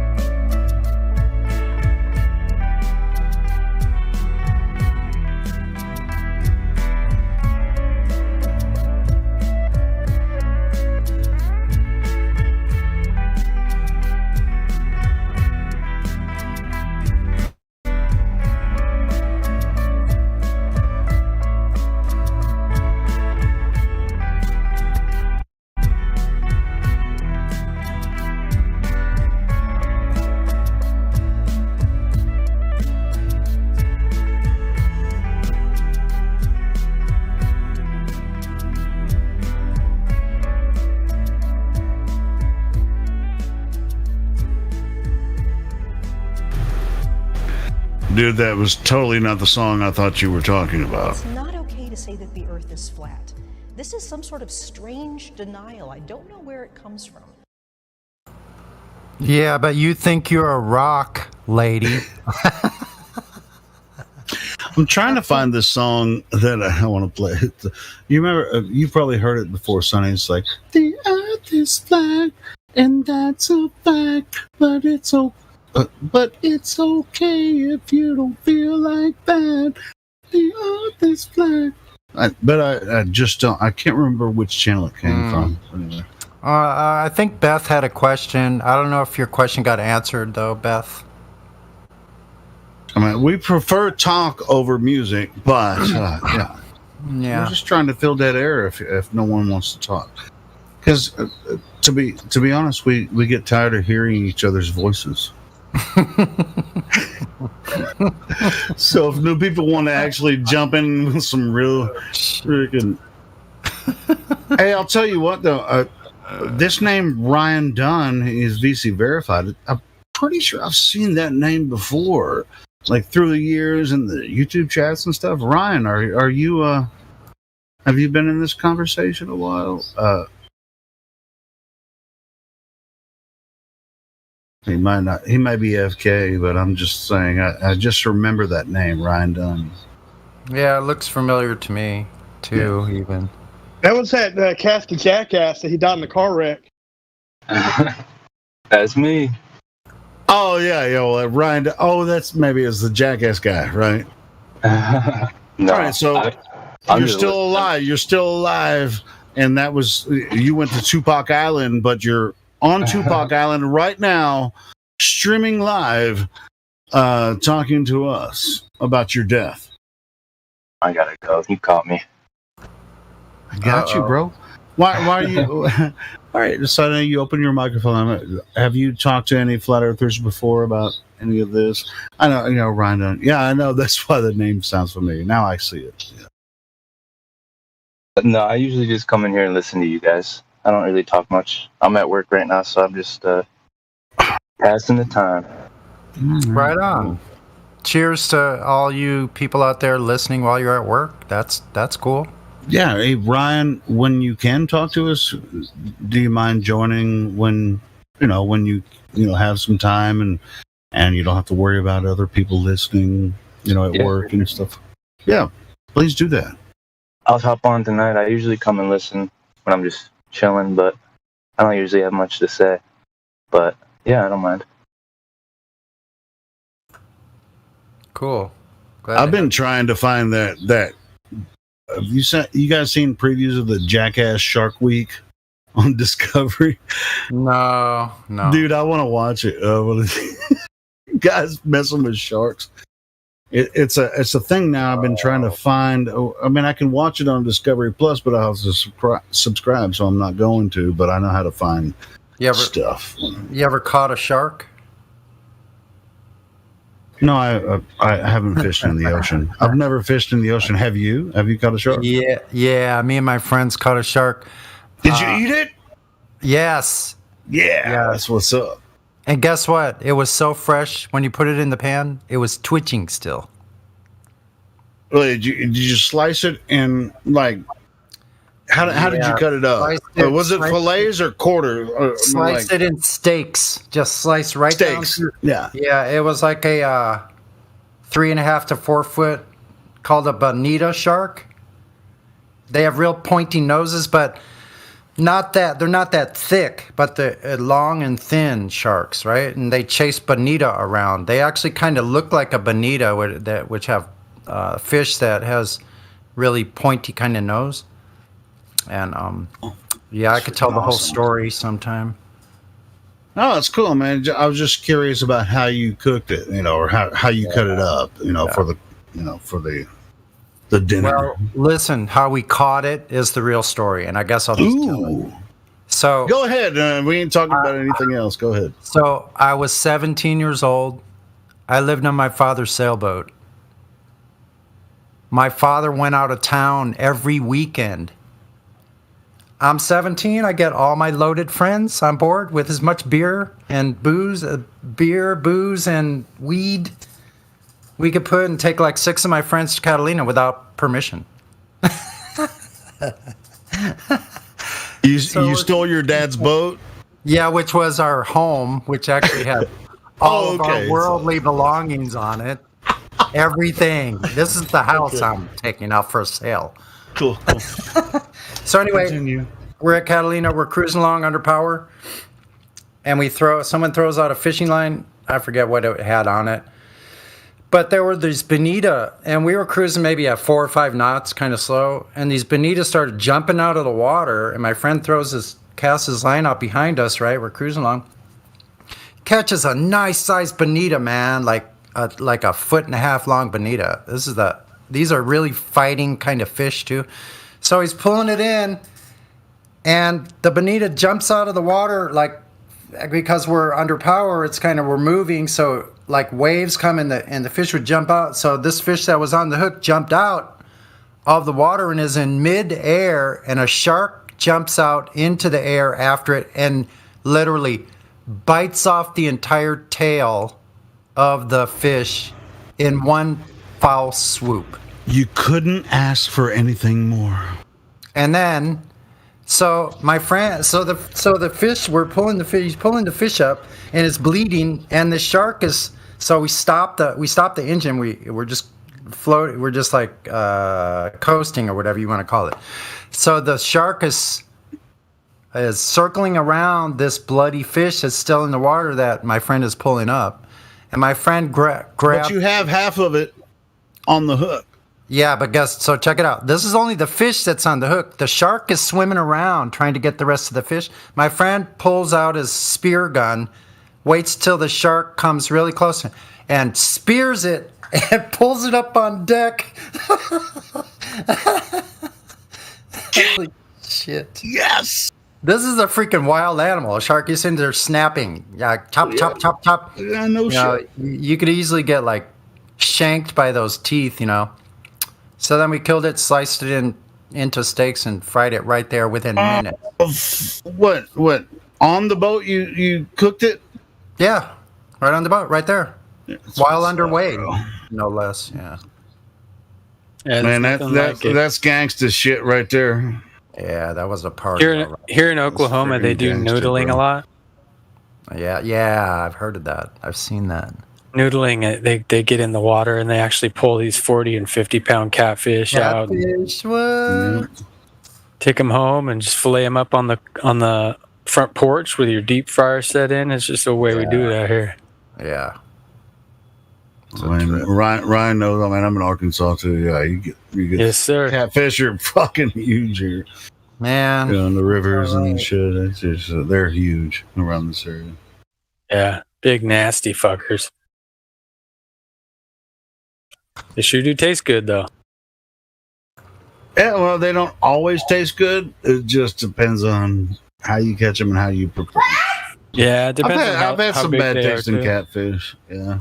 Check it out. I've heard of catfish in like the Danube and some of the European rivers that are like 10 feet long, and they're legend to have swallowed men whole. Yeah, they can. Like the Mekong catfish, it never stops growing. To be honest, I mean the best tasting catfish, are between 4 to 10 pounds. You don't really want to eat anything. Yeah. Over 10 pounds. They don't taste as good. Anything bigger than your forearm or your arm is too much. Yeah. But they do grow that big, different parts, especially near dams. That's crazy, isn't it? Yeah. Yeah, they never stop growing. Yeah.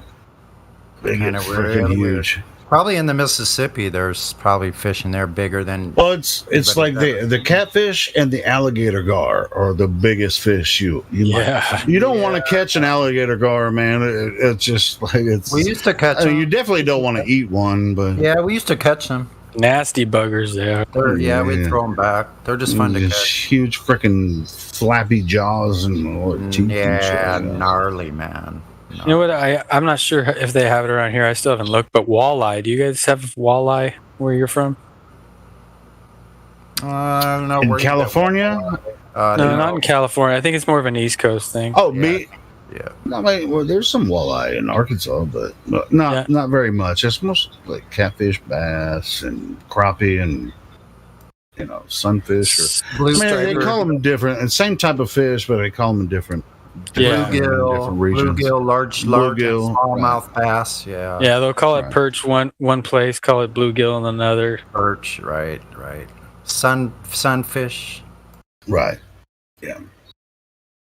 They're pretty much all the same family. But yeah, dude. If you get a hold of a good crappie school, bro, and they fill up your freaking basket, and crappie is good to eat. Very good eating, man. Little paper mouths are issue sometimes, having your hook rip right out of their mouth because they just got these really delicate mouths. It's easy to hook them, and they're dumb as fuck. So it's just like if you find a good school of crappie. Boom, I think there's someone new here named Lowercase AM. Should I unmute them and see if they want to talk? I think they were writing. I don't mind. Sure. Sorry, it took a while to get to you, Lowercase. Hey, Lowercase. Hello. Hey, how you doing? Yeah, I just wanted to ask a question. Why does the moon and the sun look round? We got questions too. You're gonna have to ask the creator that one. Yeah, it could be because we only see in 2D. So you're not seeing a sphere, you're seeing a circle of light. Yeah, that's why I made sure not to say sphere and just round. Sure. So yes, you're not asking any question that's hasn't been asked by anyone else. Now, why the sun looks round or the moon looks round? We all see the same thing. It's now the question why is what you said. Now we're gonna give you the same answer that you might expect. We don't know. Round is a circle, right? Yeah, but like from our perspective, it could be a 2D. We don't know if it's 3D. Yeah, that's true. Because with the distance and because a sphere is like identical no matter which angle you look at it, because it's pretty much the same thing. You can't tell if it's 3D or 2D. Exactly. And to me, the moon to me looks like it's feigning a sphere. Like it looks like it's made to look like it's a sphere, but it's not actually a sphere. What is it then? I don't know. Good question. I have no idea what it is. No one's ever been there. On that point, Sonny. On that point, Sonny, with the moon, I mean, it's hard to say anything about the sun because you can barely look at it because it's so bright. On the moon, and on the contrary, the moon, actually, you can see craters and you can see shadows of apparent physical things like topography and all that kind of stuff. There's like shadows of that. So magic craters. I can't say whether or not the moon is a sphere because we only see one side of it. But there are shadows, that have questions. Now, here's one thing that doesn't necessarily prove anything about the shape of Earth. But if you're familiar with Tycho Crater, which is, according to the heliocentric model, about 50 miles wide, right? I can see it with my naked eye from Earth. That moon is supposedly at 250 miles away, or about 239,000 miles away, or a million miles away. 1,000. I'm messing it up. Yeah. Approximately 250,000 miles away. Why can I see Tycho Crater? An angular size, I would not be able to see that, from 250,000 miles away. Oh, you're saying why can you see a crater? Yeah. Couldn't it be because it's on a really large scale? Well, a large scale? What do you mean? They're saying it's 250,000 miles away. How are you going to see something 50 miles wide? 250,000 miles away. Because it could be that big. I don't know how big is it. Yeah, it's Yeah, you're gonna have to look at. No, you're just It's gonna like have to look at the 1/3. information. It's like Angular 1/3. size. It's like 1/3 the size of Earth. Is that correct? A quarter or something. A quarter the size. Yeah, It's because like 2,000. with the naked eye, obviously you can't see all the detail. You'd have to get a camera or something or measure it. Oh, but you can certainly see it though. You can You see can where see it. Tycho Crater is. Even with your bare eye, yeah. Yeah, Naked with eye. your naked eye, and you can pull out. I have some binoculars that are 50 times zoom. I can go out there and look at Tycho Crater on a good full moon, clear sky. Is the crater around? Tycho Crater is right there. Oh, they call it Tycho Crater. I don't know what it is. I'm just saying that I can see it. Their claim is that it's 250,000 miles away. Mm-hmm. And the angular size of something 50 miles wide, even with my 50 times zoom binoculars, I shouldn't be able to see it. Yeah, at 250,000 miles away, you literally would not see anything but a glow. What do you mean glow? You would not see any detail of an object that far away. It's completely impossible. Without even with magnification, I would venture to say even with magnification, you would not be able to see details that far away. So we shouldn't be able to see the moon. No, you would only see a light in the sky. If it was a as star. far away as they said, it would look just like one of the stars. Yep. All right. So then, how far would the stars be then? We don't know. That's like asking where does the sky stop? Or does it stop? Where does the container begin? We know we're in a contained system.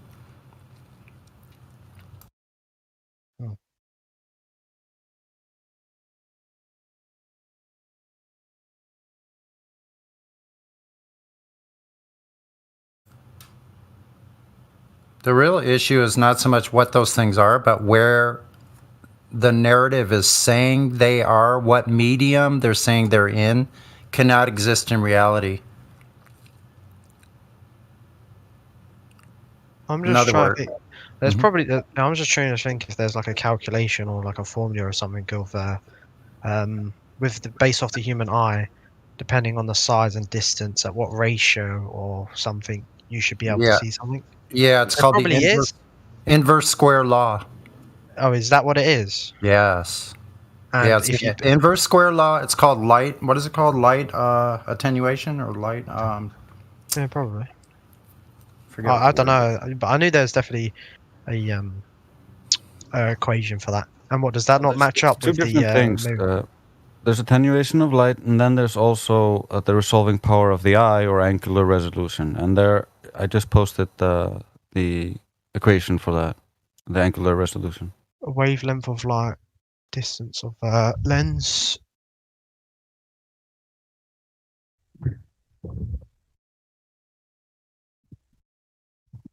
And what? And if you put it into that equation, we shouldn't be able to see the moon. Or does it not work like that? Well, because your angular resolution is what? It's 1.22. Oh. Has to do with the diameter of your pupil.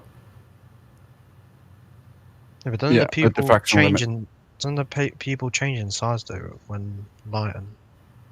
Pardon me? Like when your pupils can change size, can't it? When it's light or dark. Slightly, right? Yeah. Yeah, it changed slightly, probably. Yeah, but I don't know because you were using point, so I don't know what point of what. So yeah, well, when it's dark, your pupils, grow so it can get more light in and shrink when it's light.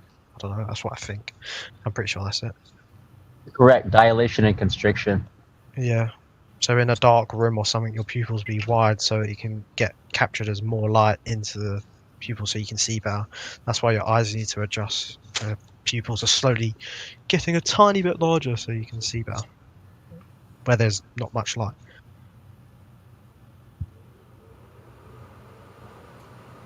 That is true, but besides the point. Yeah, I was just thinking because of the. That was just about the lens or whatnot. Because he said the size of your pupil, so I don't know because it can change, can't it? Yeah, if you look up the Rayleigh criterion and the diffraction limit, all optics are diffraction limited, so they can't see forever. Eventually, it will be unresolvable.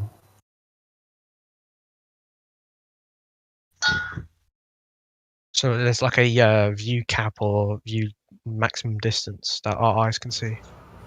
Yeah, actually, somebody had a really good thing because people talk about this with the ISS a lot. They're saying they're seeing the ISS. Well, if you take the size of the ISS, someone put that on a football field. I don't know if anybody has that. I don't know if it's a meme or it's a video or something, but they show the square rectangle representing the size of the ISS. When you take it out to 250 miles, you can't even see it. That's only 250 miles. And that's a size a little bit larger than a 747 or a 757. What's that? You can't see anything the size of the ISS at 250 miles. People are saying they're seeing them or that they're seeing the ISS. At 250 miles, at that particular size that they're saying the ISS is, you could never resolve it at that distance. Yeah, I posted one picture that is a meme. Is it because it's too small? It's about the same size as a commercial airplane. And aren't they at different distances? When you they're supposed to be at different distances, but when you compare them both passing in front of the moon, they're about the same size in the sky. And then I posted a video here where it shows you basically what he was talking about, how you cannot see something the size of a football field when you zoom out enough. It's kind of like you cannot see your blood cells with your naked eye. Yeah, so watch that video as I'm doing right now. Yeah, I'm doing as well. Yeah.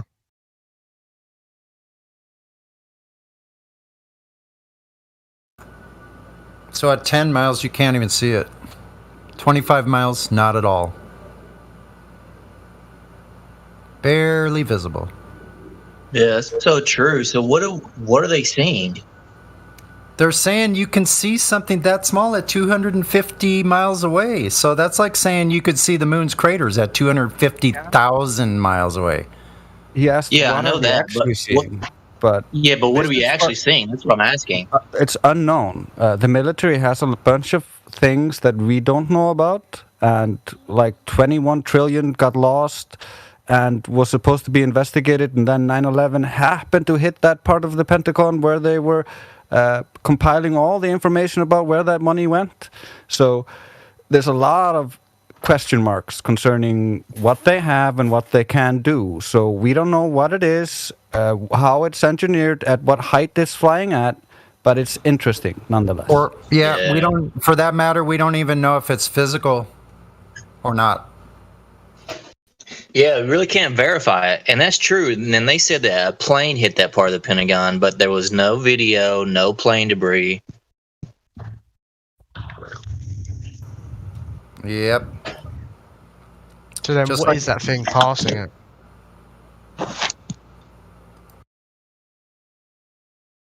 Yeah, that's a trip. So what are you saying? The government has made the thing that it just passes it, but it's not the real distance, is what they say it is. Exactly, because if you can see it, that's the proof that it's not as far as they say, because you can see it.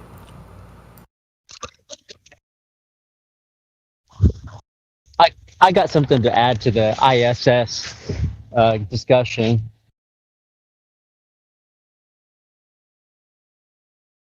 I'll go ahead. You guys are all right with that? Yep. Yeah. Yeah, I got the ISS app on my phone just to see what they broadcast. You guys feel free to download the app. And it has to go in a sine wave-like pattern. It has to go up and down to allow for their geometry of a sphere. It's just like one of those obvious dead giveaways where you're like, yeah, why isn't it just orbit like a normal orbit. When you map it out of over an equidistant AE map, all of a sudden it's not going any sine waves. It's just going in a circle around the North Pole. Like Yeah, it's a going dead close to the giveaway pole right and off the out, bat. going close to the pole and out in a loop. Right. Yesterday on the discussion chat, we were talking about floating cities, the legends of floating cities, and if you've seen the new movie Black Widow, there actually is one of those floating structures in this film, and that a lot of people realize truth is in the movies. So just wanted to throw that out there in the discussion. Mute myself now. What do you mean by it's going up and down?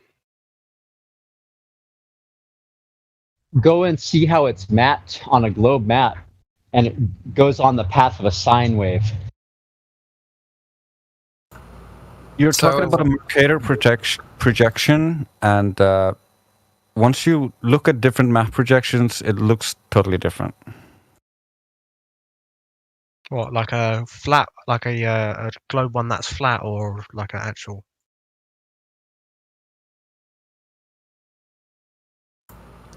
It's almost just like you see when you go to time and date and you look at the moon. You see how it goes from your view. Well, they're saying it's going below the curvature, so it disappears from view. But nothing is ever going below the horizon. If it's in the sky, it's always above us. Mm-hmm.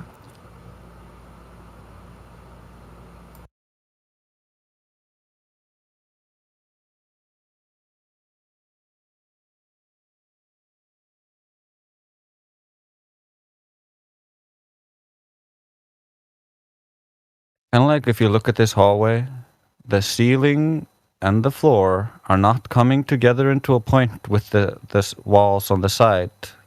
The hallway is not getting smaller, it's just perspective. Just the same way as if there's an airplane flying at a steady level above you, it appears to descend into the horizon. Just the same way as if you're someone's walking away from you, he appears to descend into the horizon. Mm-hmm.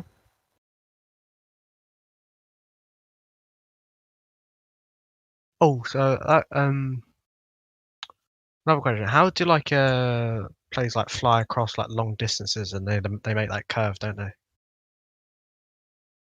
Well, like the arc. Yeah, they don't. Yeah, they don't adjust. Hmm? They don't. They do not adjust. Aircraft do not adjust 8 inches per mile squared of drop. They don't No, adjust. I'm not saying about Oh, like when they fly over, but I'm saying like on a map where they travel. So if you were to go from somewhere in Europe to somewhere in America, they go up to Greenland and then down like an arc. Yeah, they need to do that because it's the shortest route. It's a straight line on a flat map, not a Mercator projection. That's why the curves are introduced. If you look at the thing I just posted, it's Flight Dynamics Summary. And it basically tells you that all the planes must assume flat Earth and non-rotating.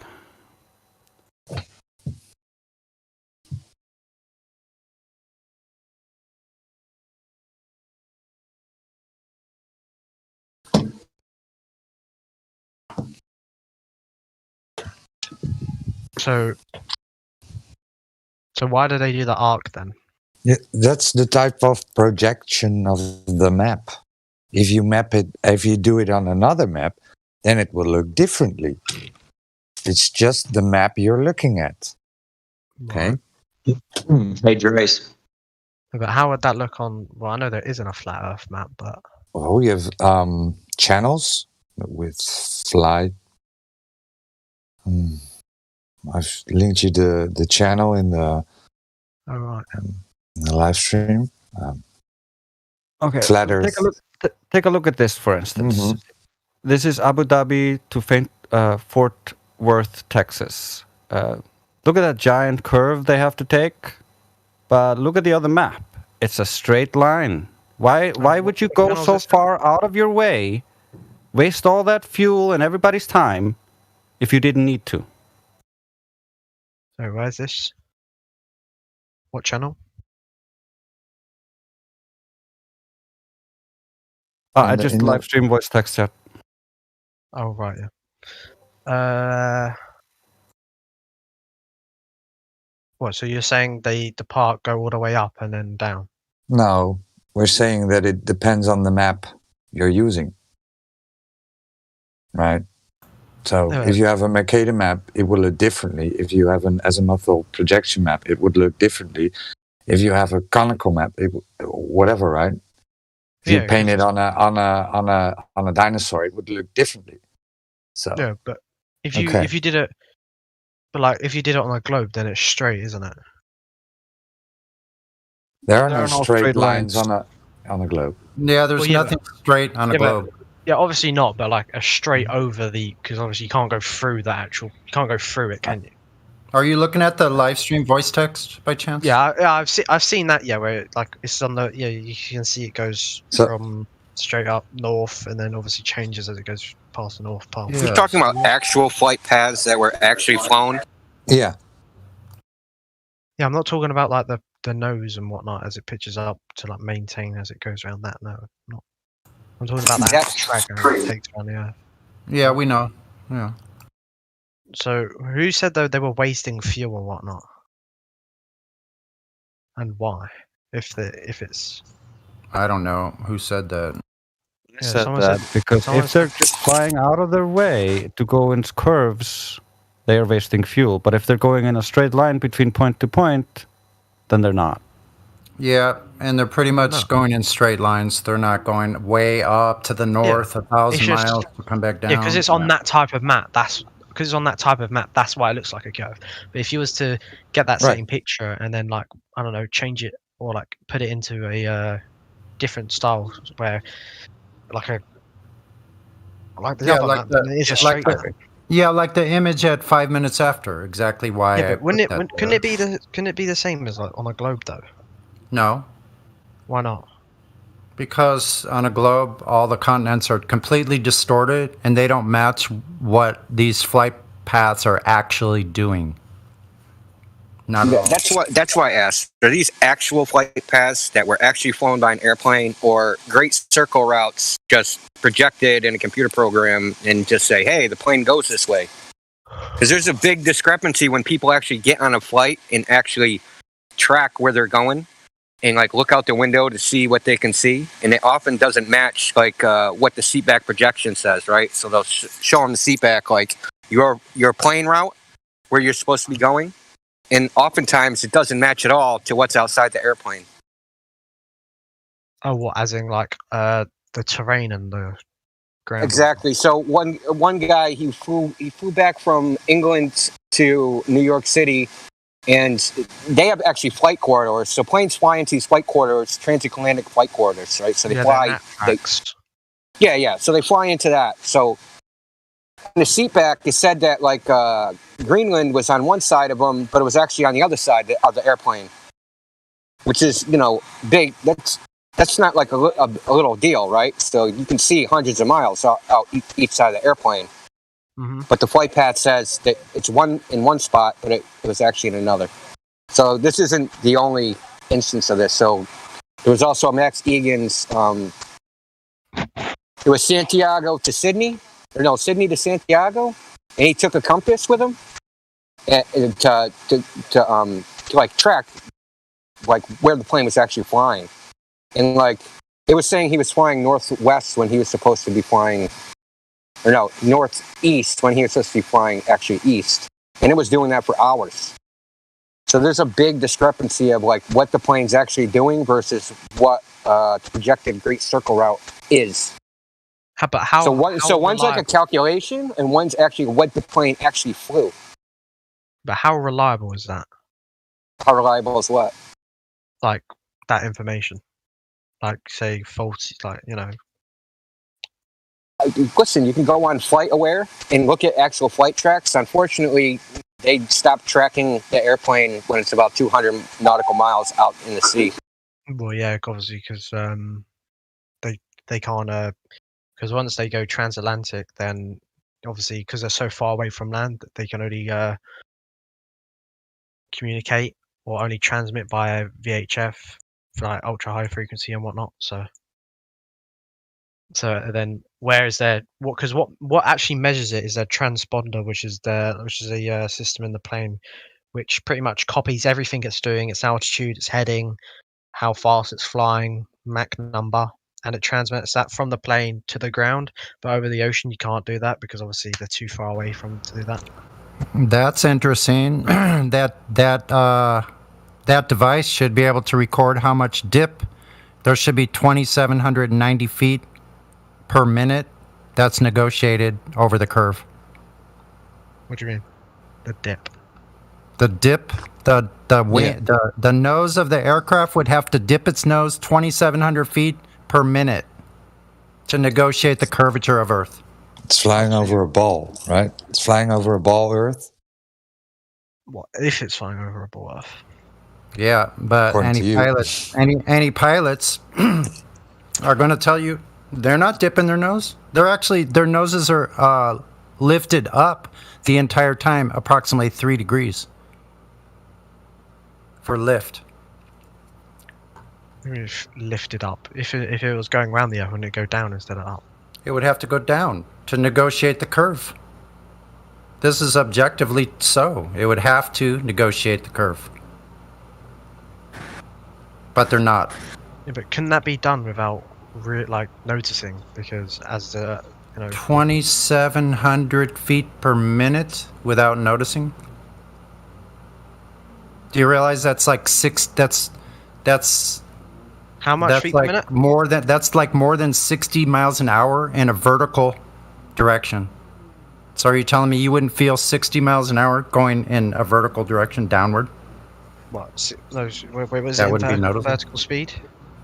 Feet per minute? 2,790 feet per minute. What speed is that? What speed is that? At cruise flight level. Well, I know what the feet per minute is more better than the around miles per hour or whatever you just said. But 29. 2,790 feet per minute. 27, so 2,790 feet. Yep. Right. Every 60 seconds. I think that's at 500 miles per hour. Mm-hmm.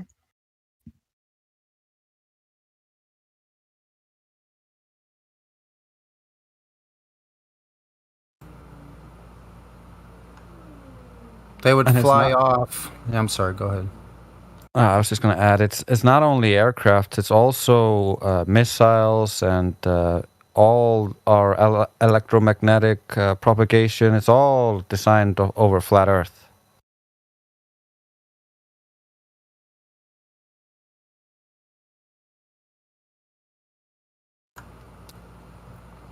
Lowercase, have you seen all the documents by different agencies saying they're flying their aircraft over flat stationary Earth? No. Yeah, there's literally dozens upon dozens of them by authorities. Which All authorities? their, all, What country? all kinds of authorities. From the FAA to McDonnell Douglas, Boeing, NASA, they're all claiming their linear flight model is over flat stationary Earth. Here's one from the CIA.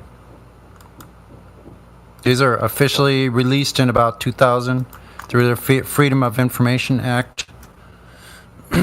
So we have a video of at least 35 documents stating the linear aircraft model is over flat stationary Earth. Flying aircraft, which are real physical objects, flying over an actual physical surface of Earth. That's why they have to use a flat stationary Earth. Otherwise, they would fly off of Earth. So if you could find any technology from anyone that's flying aircraft, submarines, torpedoes, what? Could an aircraft, if it didn't pitch down, fly off Earth then? It doesn't pitch down. It just they would be flies over. flying- Yeah, it's flying over a level plane. No, but alright. But let's say, over a level plane. But say if it was a globe, then would it then have to fly off and keep going up and up and up? It would fly away, and the curvature would be more extreme. So yes, it would eventually stall. And the because there's not enough pressure for the Yeah. engines. Yeah, it would eventually crash because it would go too high. But it's not, because no airplane is following curvature. Never. It just flies straight. You don't feel any curvature drop. It's just a straight flight. Mm-hmm. Right. So airplanes debunk the globe. Just the fact that the pilots confirm a 3% tilt up, that debunks sphere. What do you mean tilt up? You would have to change orientation down going over a sphere, not up. Wait, in what case does it go up, not down? What, you said they said they go up, but you said if it's a sphere, it has to go down. If you have a sphere beneath you and you're flying over it, you would have to orientate downward, would you not, to stay with the sphere? Yeah, but you said up. What's up? Planes tilt up. Planes fly tilted up. It's called angle of attack. The wing is tilted up. They don't fly level. Well, yeah, because they don't fly down. They cannot fly level. Obviously not, because they're slightly flying with gravity and the lift. So but to get the lift, they have to tilt the nose of the plane up. Yeah, you can just Google it. Angle of attack of the wing. Yeah, I know what angle of attack is. I know. So why are you confused about it tilting up? No, I didn't say. I never said I was confused why the plane tilts up. He said something up and down. I was like, what is you on about? Up? And then now that you said, you're talking about the angle of attack. Then I was like, yeah, that's what you were talking about. Up. I thought you were saying something else has to go up, and I was like, wait, you're saying it goes around the Earth, but then it has to tilt up. If the plane was tilting up, how can it conform to a sphere? Where's the plane tilting up? It's the sphere beneath you, right? If the tip was tilting up, how could it conform to a sphere? How is that possible?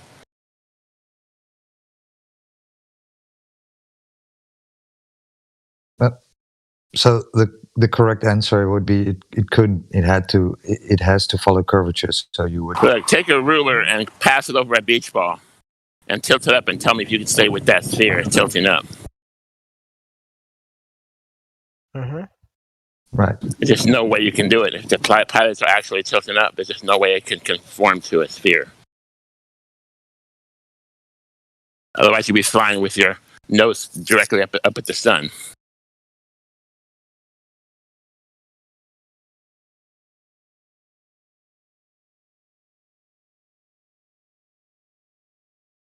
He doesn't see the image. No, I'm just trying to talk to someone in my room. Sorry. Okay. Yeah, and Earth is not moving either. Try landing an airplane on a rotating body.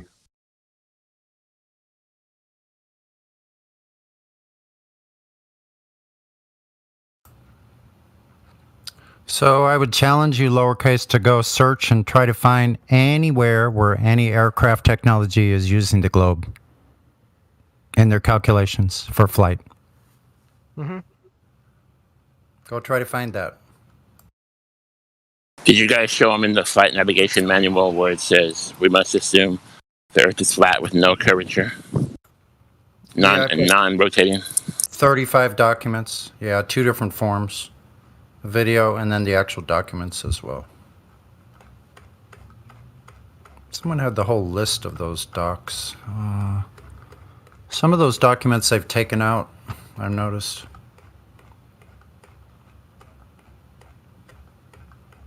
Because too many flat earthers are finding out that they're flying planes over a flat stationary Earth. They can't have that.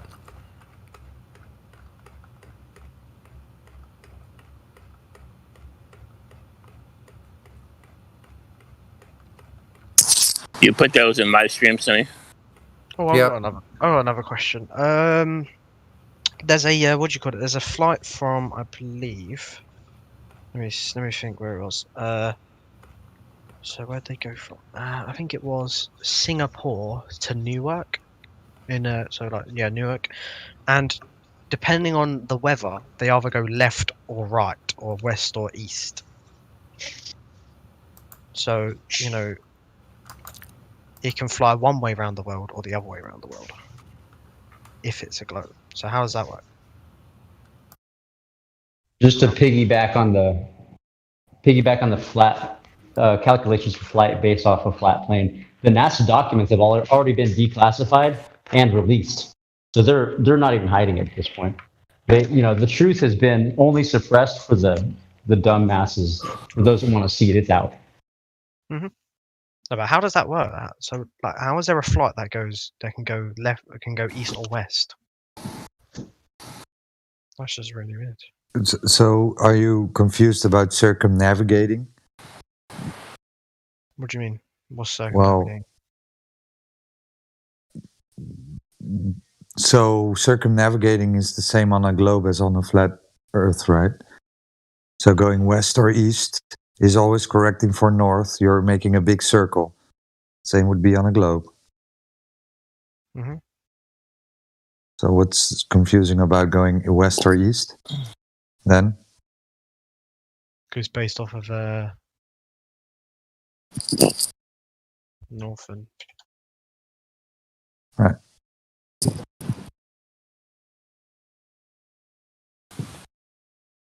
So I've posted, oh yeah, Truth already posted it. This is how a compass works, even on a globe, right? It always corrects for north, so east and west is just going around in a circle.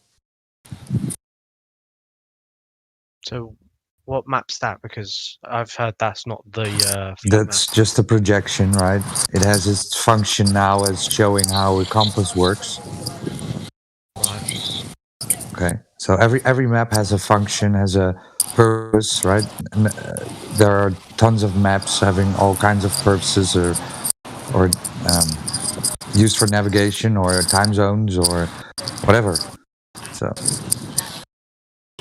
a map is not reality, right? A map is a reification fallacy. It's not the land itself. I spoke with someone, and I think someone. Godric, you're hot micing, Godric. And it was like a it just looks like it's like kind of the bird's eye view from on top of like, I don't know, the North Pole, obviously, isn't it? Like the north. Like the one I put in at 21 minutes after. Yeah. Yeah, these are just concepts. These are conceptual to give you an idea. We're not saying any of these images are maps. Yeah, I know. Someone's made that pretty clear. They were was like, no, this isn't the map. This isn't the map. And nobody takes a globe with him when he goes on, I don't know, vacation or to his friends, right? You have all kinds of maps, but nobody takes a globe with them. So again, maps have different purposes for different occasions. So. What do you mean? No one takes a globe? So you take a globe with you in your car, and then. No, but you would take No, but I get what you mean, but. Yeah. So. But you got the map that's flat, but you know but it's made. It's a flat version of what the globe is, as in a way to because it's easier, because it's, how do I describe it? It's the flat bit. It's the flat version of the Earth, of the globe. Sorry. Yeah, you got it the other way around. All globes are flat maps wrapped around a globe, so you got it the wrong way around. So you're saying, yeah. So if you got that map and wrapped around a globe, then it would look like how it is. And again, right, a map is not the land. It's a reification fallacy. It's just a tool. Okay, cannot describe reality 100%. Any map.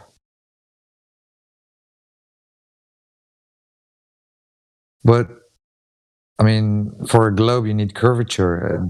Have you guys discussed this with lowercase curvature? Not so much yet. Not so much. Curvature, right? The ball Earth. Yeah. Has a set dimension of 3959 or 6,371 kilometers. Mm-hmm.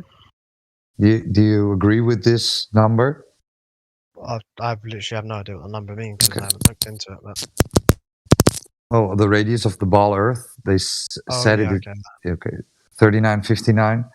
Mhm. And with this number in hand, we can calculate curvature drop over distance. So we should be able to measure if the Earth is actually curving away from you, especially over water, right? They say the water when they show this compositive image of a ball Earth from quote unquote outer space, it's a ball with water sticking to the sides of it. Yeah, but but water levels change though, so it's kind of Yeah. hard. It's like with the the ground or like the terrain, like everything is different heights, so it's hard to compare that.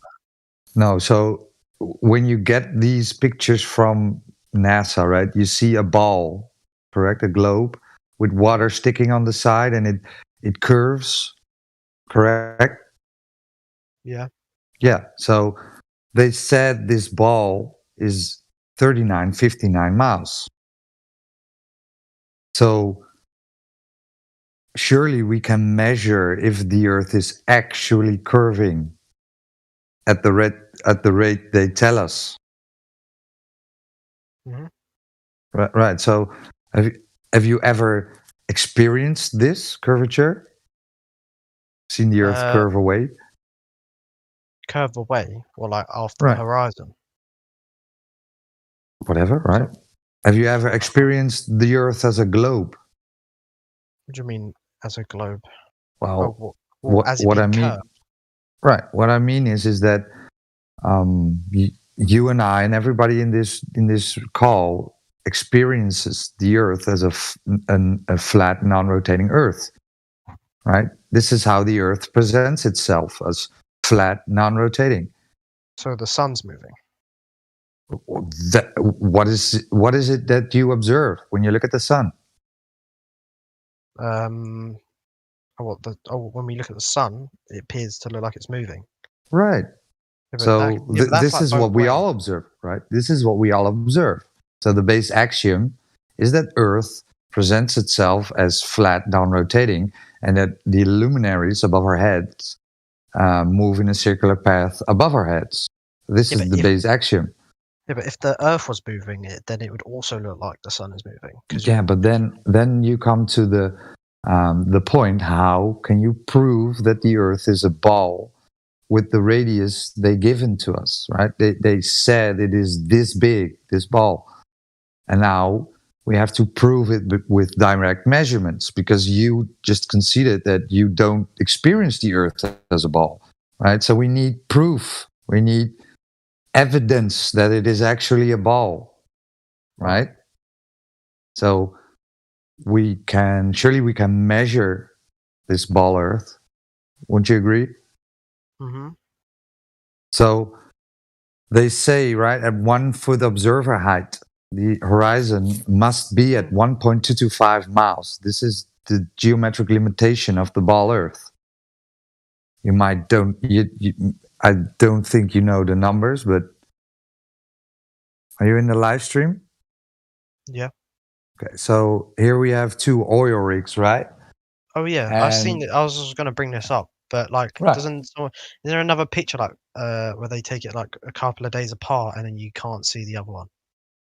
Right, but let's focus on this one for a second, right? So if the Earth was a ball with the radius of 3959, then every distance to the horizon cannot be further than 1.225 times the square root of the observer height in feet. So where do we see the horizon in this observation? Behind the oil rigs. Right. So thus, 1 second.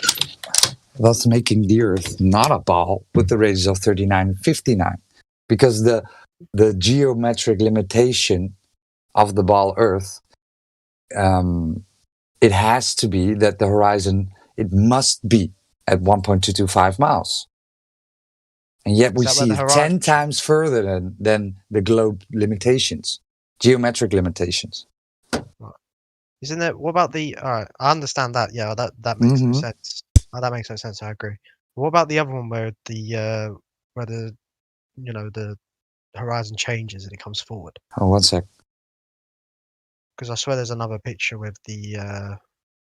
So it can appear closer, right? It can appear. It doesn't matter. It can never appear further. The one time that it appears further, then that debunks the radius. No, but what about when in the other picture, which I don't know where it is, 'cause I don't know, but they Yeah. took one picture and then 4 days later it was like closer. Yeah, almost. I'll tell you right Change. now, it's at sea level, so he's less than 1 foot above the surface. And if you look at the actual original video with that image that you're talking about, you can see the entire thing. How big the waves are that day is quite striking. If you have a 4-foot wave in front of a 1-foot observer, would that block your view? Oh no, does it?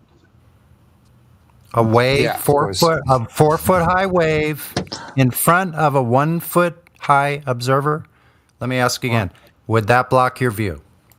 Yes. Absolutely, it would. So, Where's this video? yeah, somebody wanted to post the video. So sorry, I had to step out for a sec. But the whole point is the horizon, right? On a ball Earth, it has to be at 1.225 miles, and it cannot be further. Showing it one time thus breaks the ball, because you cannot look around the ball. You cannot look through the ball. This horizon must be at 1.225 miles, or it is not the ball with the radius they gave us. So if the horizon moves, that clearly proves that the horizon is not a leading edge of a sphere. It is not the geometric limitation where boats and buildings should get blocked by. Earth is not a ball.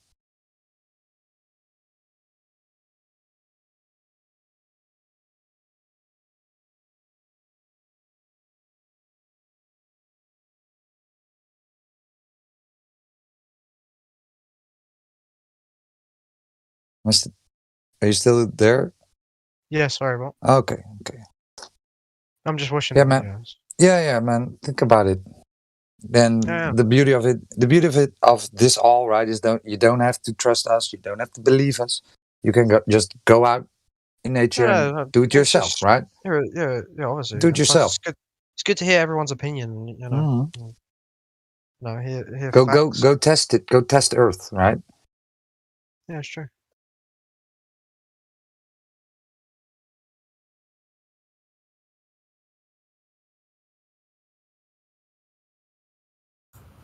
Okay, so you have the original video that Truth Prevails posted at 32 minutes. That's the original video where the Black Swan image comes from. You can go to about 2 minutes, 15 seconds, and you can see where the image comes from for the Black Swan. But most importantly, you can look and see how the camera was set up. It shows the whole thing. Now, the image you're talking about, where it's blocked, well, I can show you one where it's blocked even more. It's from a it's from a video from the same gentleman. Excuse me, I have to clear my throat.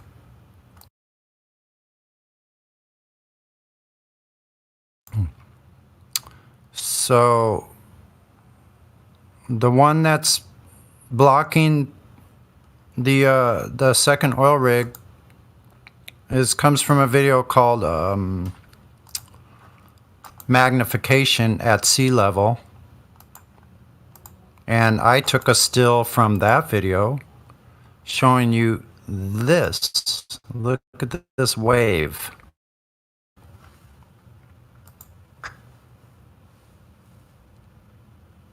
Coming up here.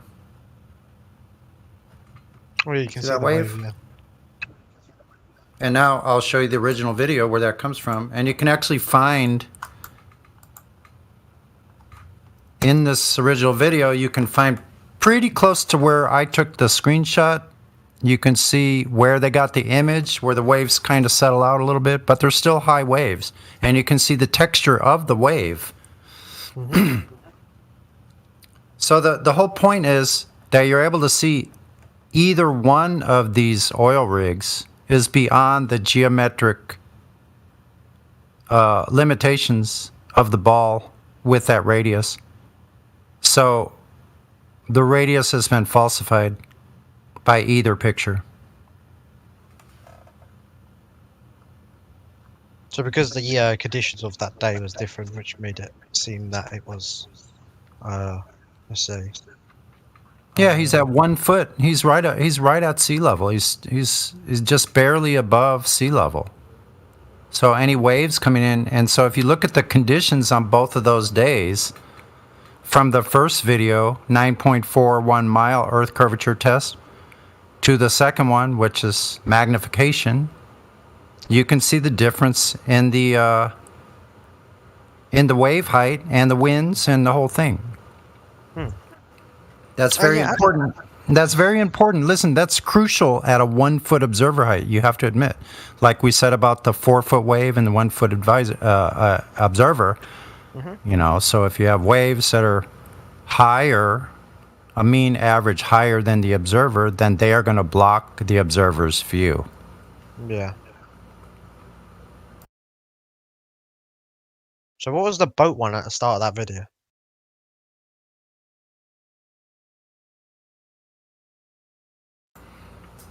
The one that Sasha put? No, there was the boat video of it just like disappearing or whatnot.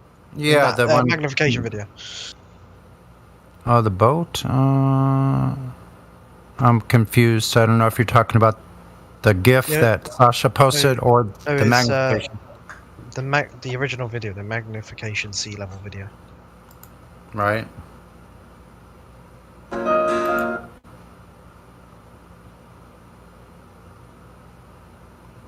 Oh, I think they're showing the boat to show that the height of the boat. Or they show like this position of the boat is clearly in between. I'd have to relook at it, but yeah, there's big waves that day. Yeah, they say that it just disappears over the curvature of the Earth. Yeah, nothing's disappearing over curvature. We've just illustrated to you that Earth is not curving. By the black swan alone disproves the radius. It's falsified the radius. And you can actually see islands off in the distance beyond those oil rigs, 29 miles away.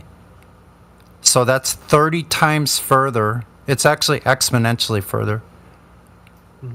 29. So with the black swan itself, that would make Earth's radius approximately 260,000 miles radius.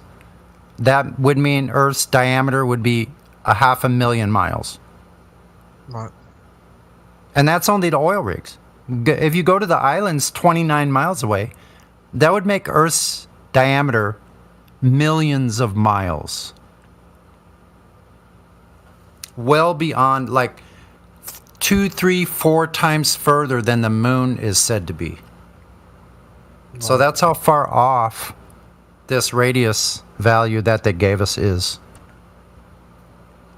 It's off by thousands of times.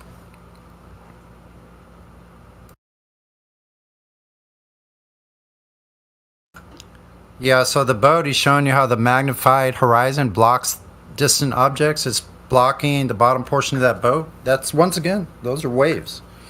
No, not that one. At the start of the video. At the very start? Yeah.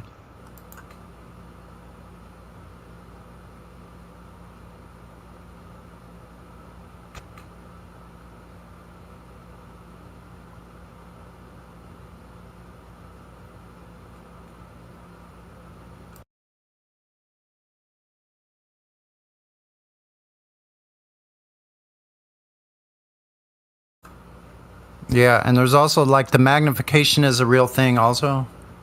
So we have, we have the wind and wave conditions, and then we also have actual magnification above the horizon. Isn't it difficult to tell if that wave's always changing then?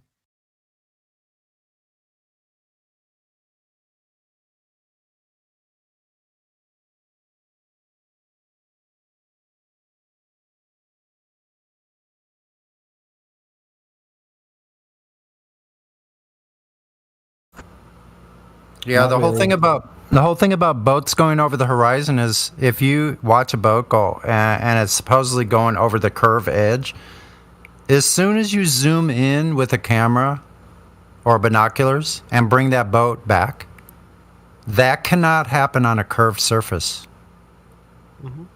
It's impossible. You can't zoom in once you've gone over a geometric curve edge. You can test this yourself with a ball, like a basketball. Run your finger down the back side of the ball while looking at the front of the ball. Could you zoom back into your finger once it's dropped below that geometric horizon? No. No. Can't do it on Earth either. Well, on Earth, we can watch something on a small aperture phone, like an iPhone, like the old iPhones, for instance, and you can see the boat appear to descend into the horizon, as long as you're not using digital zoom. Well, that might still work, but you'll see it descend into the horizon. Then you look with your eyes, and because your eyes have bigger aperture, this is the diffraction limit, the Rayleigh criterion. You can actually still see the boat. So the boat appears to disappear behind the Earth curve again. So you take up your P900 and you look again. Oh, the boat's still there. So they're not three Earth curves dependent on the optics you use. There's just no Earth curve. What?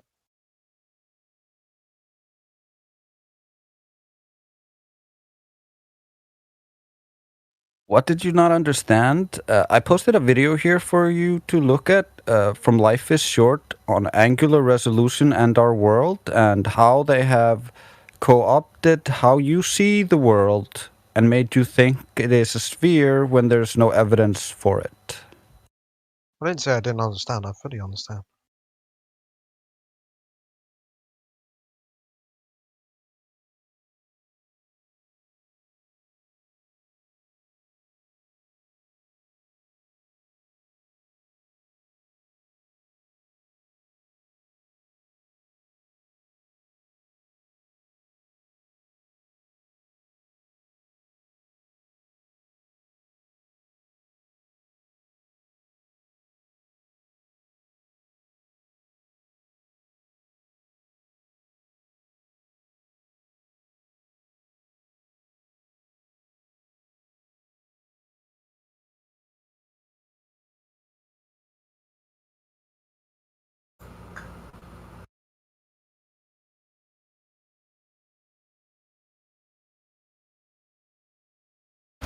I just heard exactly what Dre said.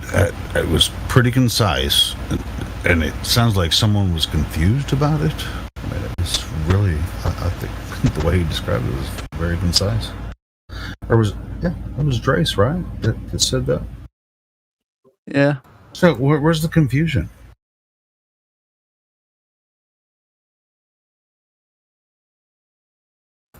And this is why a lot of times I'll say, so you think the horizon? I'm asking, a lot of people when they join.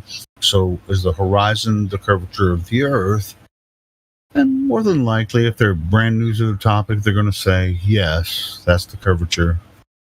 But Drace, man, you just broke it down in simple terms. I understand why they would have an argument with that. Yeah, he's deafened right now. I guess he's probably watching videos or something. So he put himself on deaf mute. Yeah, maybe he got freaking schooled, and he's just like, oh, I see what he's saying. Well, we showed him a lot of information, from the aircraft. Now we're on curvature, and we're still on curvature. Well, I mean, that's where we start, right? Yeah, exactly. They always want to go to the sky, but we're going to stay on curvature, bro. Yeah, if they think the horizon is curvature of the Earth, then we're gonna stay there. Yeah, exactly. And we do that to help them. Exactly.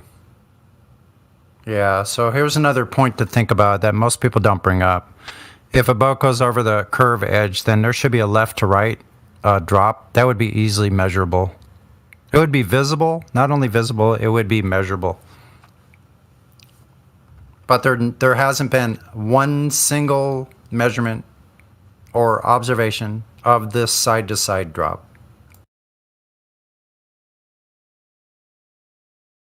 No, you're right, Sonny. And another thing that if we lived on a sphere and these planes in the sky are flying over a sphere, then as we saw these planes leave, and go out of the distance to where we would see them dipping down over the horizon.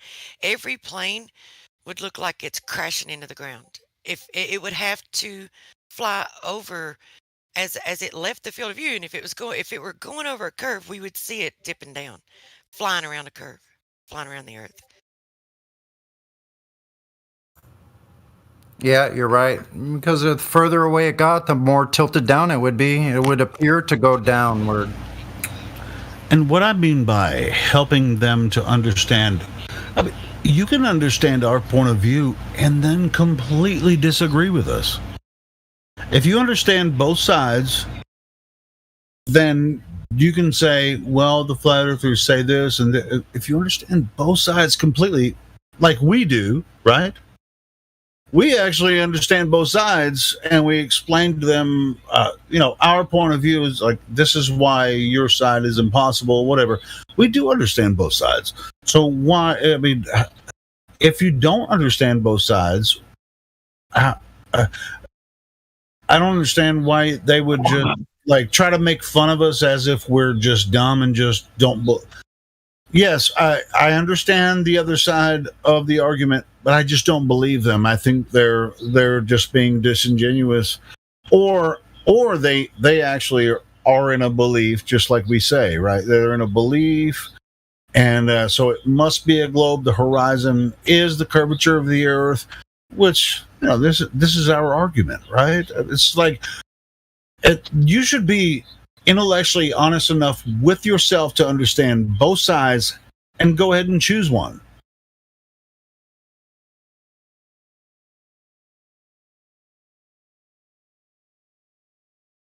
We get so ridiculed all the time as if we don't understand the globe side of the argument. That really kind of ticks me off a lot.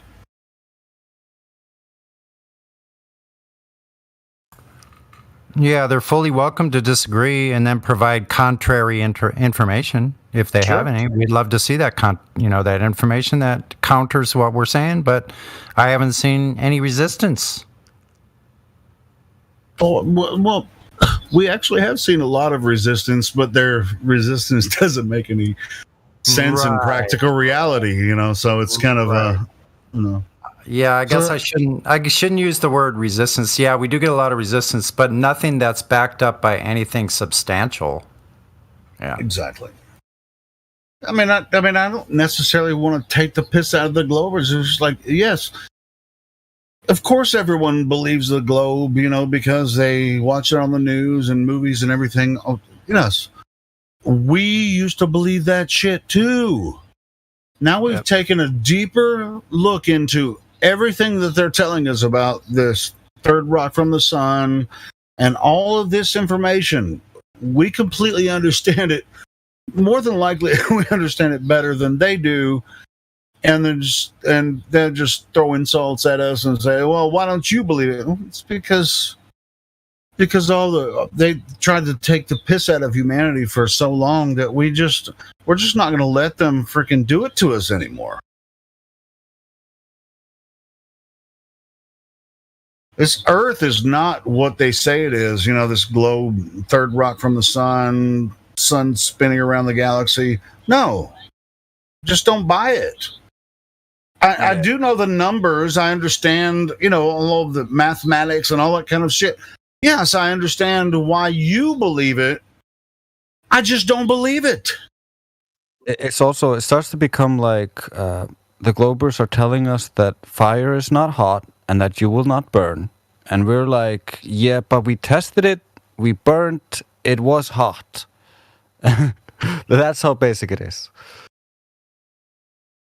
Yeah, Dre's. At this point, that's as simple as it is, right? It's like you're either going to believe their story or you're going to believe your own eyes, what you see and what you experience here on Earth.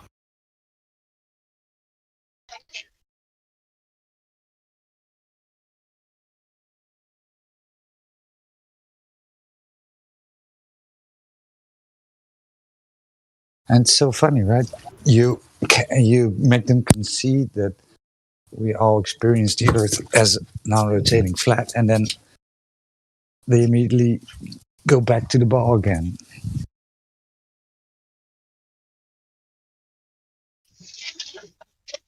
Yeah, they don't really grasp the principle of the black swan.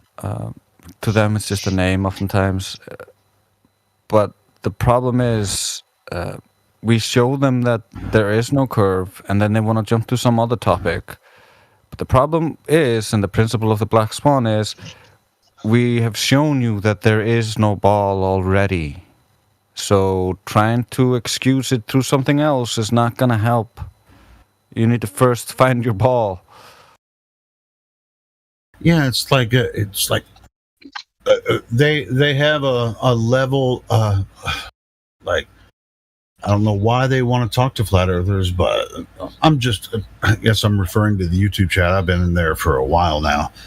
I've been talking to those guys. There's a level of incredulity, right? It's like, well, you guys think the earth is flat, but everybody else doesn't believe you. And it's like, well, what are you doing here? I mean, why are you talking to flat earthers when you obviously don't agree with us? You know, and why do you hang out here 24 hours a day? It's freaking weird. I don't go to the NASA channel and freaking try to convince them the earth is flat. I hang out here with people that are like-minded, you know? Yeah, that would be like going to the Santa Claus channel and just hanging out there, listening to a conversation about Santa Claus. If it was ridiculous, you know? Like, but that's what we're doing. We're looking at the fairy tale, wondering why the people from the Santa channel are coming over here. Yeah, but Sonny, the reason that we do this is to actually introduce people to what we've discovered, right? Yeah. So we want new people to come in. We don't want freaking people to hang out in our chats all day and make fun of us.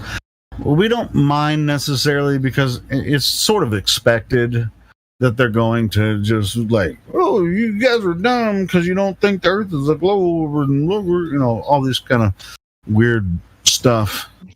It's like, hey, do you have anything to offer? I mean, it's just like, here's why I know the earth is a globe. If you have any information that we're not seeing, get your ass in here. We have an open link to the voice channel. Come in here and tell us how we're completely wrong about this, and you have evidence for the globe Earth. Please, yes, please do. Come on in. Please come in. We're asking you. Please come in here and show us what you got. I mean, we really do genuinely want to see it.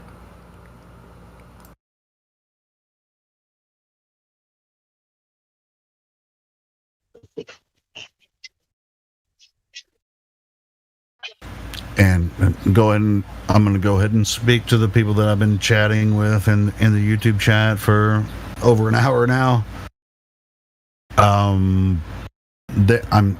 Me and Sonny are speaking to you directly. Get your ass in here. Tell us about this globe Earth. Tell us, give us the evidence, and more than likely their ideas are going to revolve around NASA, and they have satellites and all that kind of stuff. We already know what their answers are. But I mean, if I'm wrong about that, then come in here and prove us wrong. Yeah, I have real evidence for the globe Earth. I'm going to join your Discord, and I'm going to show you true evidence that the Earth is the third rock from the sun. Yeah. Spinning around the universe. Come on. Yeah, now think how highly your friends and Glober family would praise you for shutting down those pesky flat earthers with some actual real proof of the globe. I mean, you would be the most famous Glober ever. I mean, don't you think that's a worthwhile come in here and disprove us flat earthers? You know, you have some solid proof of the globe. You're always saying you have, you know, it's a done deal. The globe is just a slam dunk. You know, why even question it? So let's see what you got.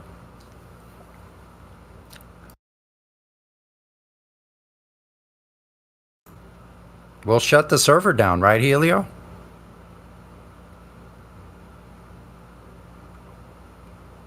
I mean, think about that. What if you were the Glober that shut down the Flat Earther server?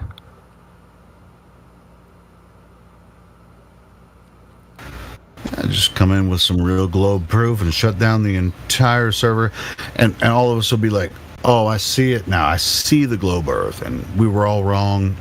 Sorry, guys. We just wasted our time for 5 years. Sorry about that. Yeah, it's not like we've ever Googled like anything. So like you guys probably can just Google and pick the first results, right? Come on in here.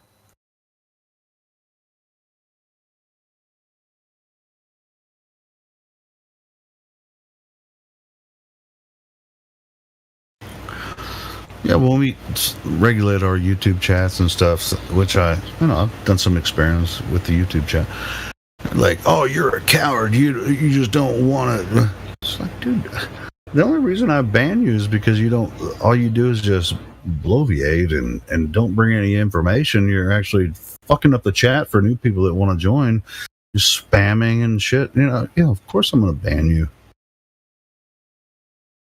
And on top of that, in the description and in the Nightbot, there's an open link for you to come in here and talk to us. And you can present your evidence. You can shut us down. Yeah, it shouldn't be that hard. You're behind the safety of your monitor or whatever device you're using. No one's going to reach through there and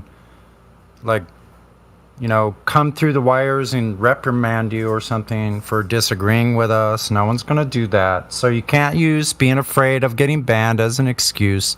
That's not an excuse. No. So if you're real... They call me a pussy for banning them when they're just spamming the YouTube chat. It's like, dude, you're a pussy for not jumping in here on the voice mic like we all do. Mm-hmm. We're all sitting here talking. If you have any real evidence, bring it on in here. We'll freaking take a look at it, go over it. We'll have a serious talk about it. Nobody here is scared of that. Yeah, just be cordial. Just be cordial and we'll have a conversation. So if there is one real person in the YouTube chat, which sometimes I even question whether they're people or not, or if they're AI, some kind of bot that's programmed to just have a conversation that doesn't match up with any conversation that's actually happening. But if I'm wrong and you're not a bot, come in and show us that you're not a bot. I'll tell you what, in defense of people in the YouTube chat, they just like to hang out and just have fun, but they don't necessarily take it seriously. But when I get frustrated sometimes by watching the chat and some of the Globers that hang out there a lot. It's like, why are you here? Why are you even here? It's like you disagree with everything we say. You obviously know that we know what the globe model is and how they claim for it to exist. Just like we talked about, earlier. It's like, why would you just hang out with a bunch of flat earthers that really could give a shit necessarily? Which even a lot of flat earthers like to hang out there too and just argue with them all day. I don't know. Maybe that's a different attitude. I don't want to argue with them. But I'd rather talk than just type all day in the chat. Even though I do type sometimes. But sometimes when I type, though, I prepare my statements instead of just spouting off. I prepare my sentence that I'm going to say, and a lot of times they back off when I really. So, all right, I see what you said. I'm going to make a statement in the chat.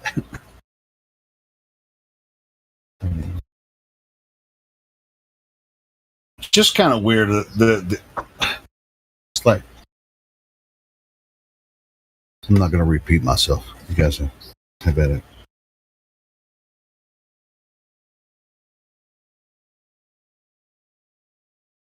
I was about to say something that was redundant, something I already said. Go ahead.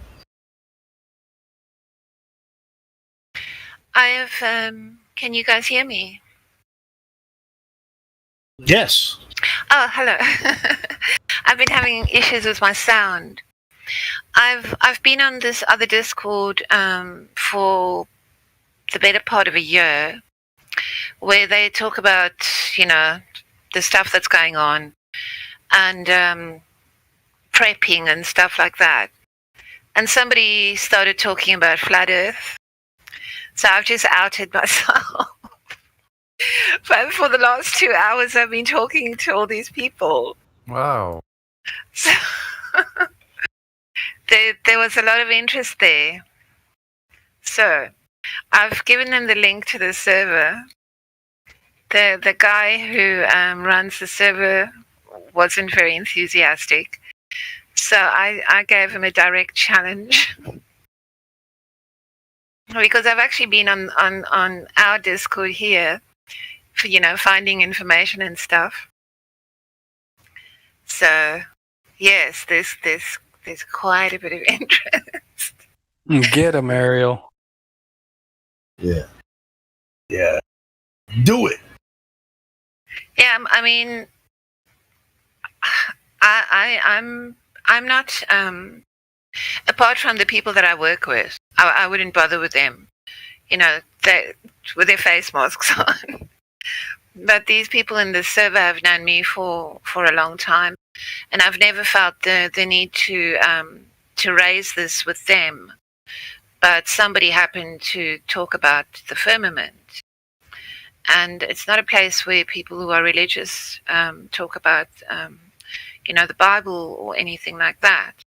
So then I started talking in that direction as well. And yeah, it got quite a good reception from quite a few people. Oops. Phone. Cool.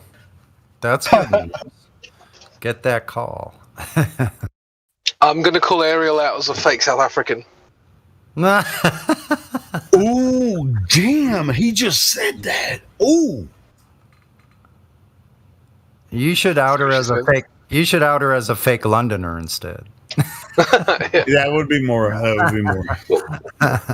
She's feigning. She's feigning. She's actually South African. Yeah, I'll say it to her face when she comes back. See what she says. She gotta go.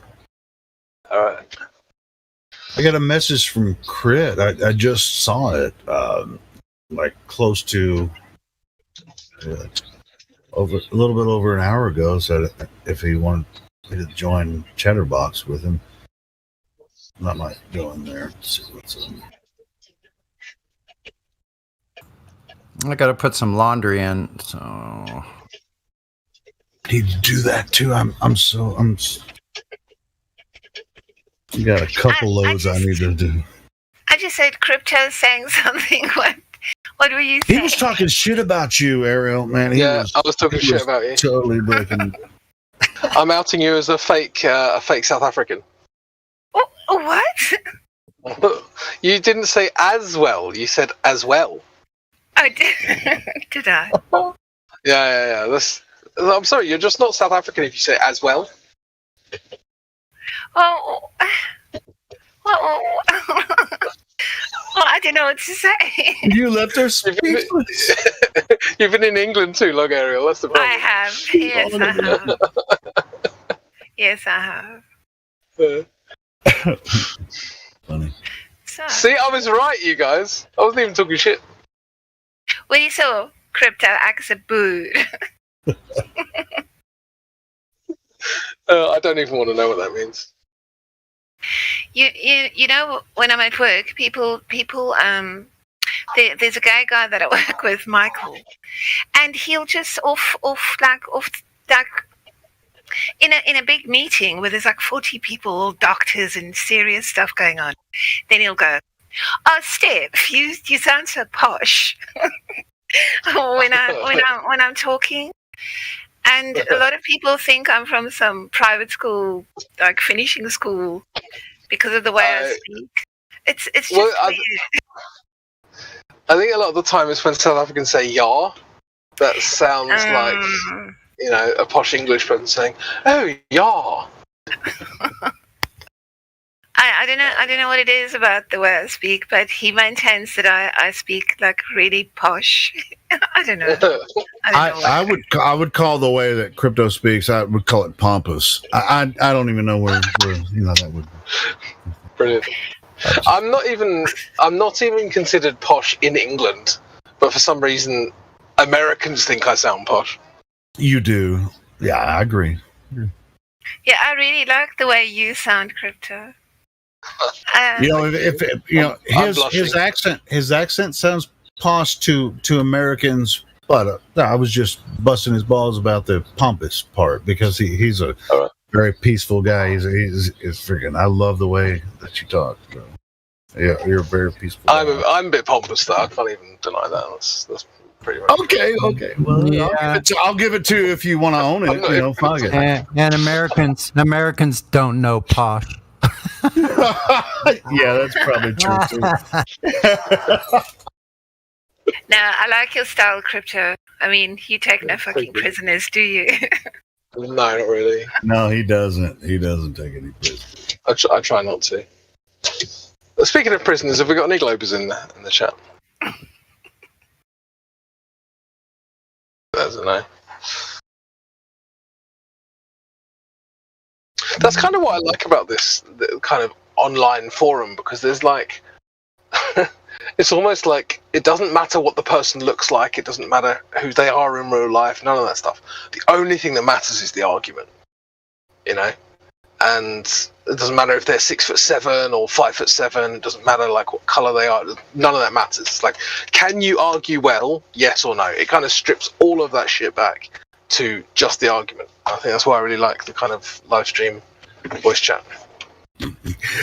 Yeah, and most people can't argue. So it's Speaking of stripping things back, you guys want to hear a funny story? Yeah, always up for a funny story. So I went to another one of these World Naked Bike rides in Portland to hand out flat Earth flyers and talk to people about the Earth being flat. Dude, I'm in. I went around and I was walking around asking a few different women here and there if I could write flat Earth on their chest. Right. So the question I'd ask them is, can I write flat Earth on your chest? And some of them were about to let me. Some of them were like, no. Then I was like, damn it, I'm not getting any of them to say yes to this. So I was like, what do I got to do? And so then these two women walked by, and without even thinking about it, I asked them, can I write something on your chest? And I say, no profanities and nothing offensive. And one of them's like, oh, yeah, sure. Okay. And I'm like, are you sure you want to know what I'm going to write first? And she's like, no, I'm going to just let it be a surprise. I'm like, oh, okay. And so I write flat Earth on her chest. And then like halfway through it, she starts cracking up and her friend starts cracking up. And they're like, oh, my God, you're writing flat Earth on my chest and all that. What, with a Sharpie, Orion? With a one of those washable markers, you know? Oh, washable marker. Okay, cool. Anyway. And Dude, then that's cool. It's like that's pretty cool. That might be a good idea. I mean, funny. Orion, you're just like throwing shit out there, just like, how the fuck can I go out there in the universe and just figure out what people are about? I need to team. Yeah. And so I turned to our friend and I asked her friend, hey, can I write something on your chest? And she's like, oh yeah, all right. You already wrote something on my friend's chest. So I write expose the flat Earth on her chest, and she starts cracking up. And they even let me record it. I asked for permission. I said, hey, can I record this? And they're like, yeah, sure, from the neck down. So I recorded them, from the neck down. And yeah, posted it on Twitter. Apparently Twitter is the only place that won't censor this. I tried putting it on YouTube. It got deleted. I tried putting it on some other website. What do you call it? Daily Motion. They didn't just delete the video. They deleted my whole account. What? That's trippy, bro. What the man? Yeah, you'll notice with YouTube will only allow degenerate nakedness. So if it's like a woman shaving her pussy, no problem at all. But if it's like boobs plus flat Earth, nah. Yeah, delete. That's a bridge too far. So I just checked your.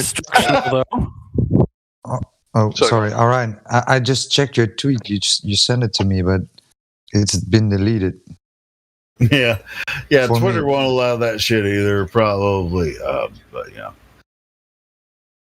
Well, damn. Where can I post those videos where they wouldn't be deleted? BitChute. You might be able to do it on BitChute. Yeah, I tried posting on BitChute, but then when I tried to play it myself, I'm not sure if it was the system I'm using or what, but I couldn't get it to play, so I wasn't even sure if it had properly uploaded or not. Wait, do you have a BitChute? Do you have a BitChute account? Well, yeah, I had one to upload it. Well, I'll try BitChute again. Yeah, I don't have a BitChute. Well, I do have a BitChute account, but I don't. Yeah, it was really fun. So I wrote on like a total of 4 people, 2 guys and those 2 really hot women or whatever. But I was also handing out the pens to have other people write on each other. You're walking up to women saying, "Can I just randomly write anything on your tits that I want to?" And they were like, "Hell yeah!" Well, only those 2 women. The other women, I was saying the words "flat Earth" to, and so they were like, "Oh wait, did you ask them if you could write flat Earth, or you just say, I want to write something on your tits and take a video of it?" Well, yeah. So like the first 5 or 6 or 7 times that I asked, someone if I could write it on their chest, I'd ask, can I write flat Earth on your chest?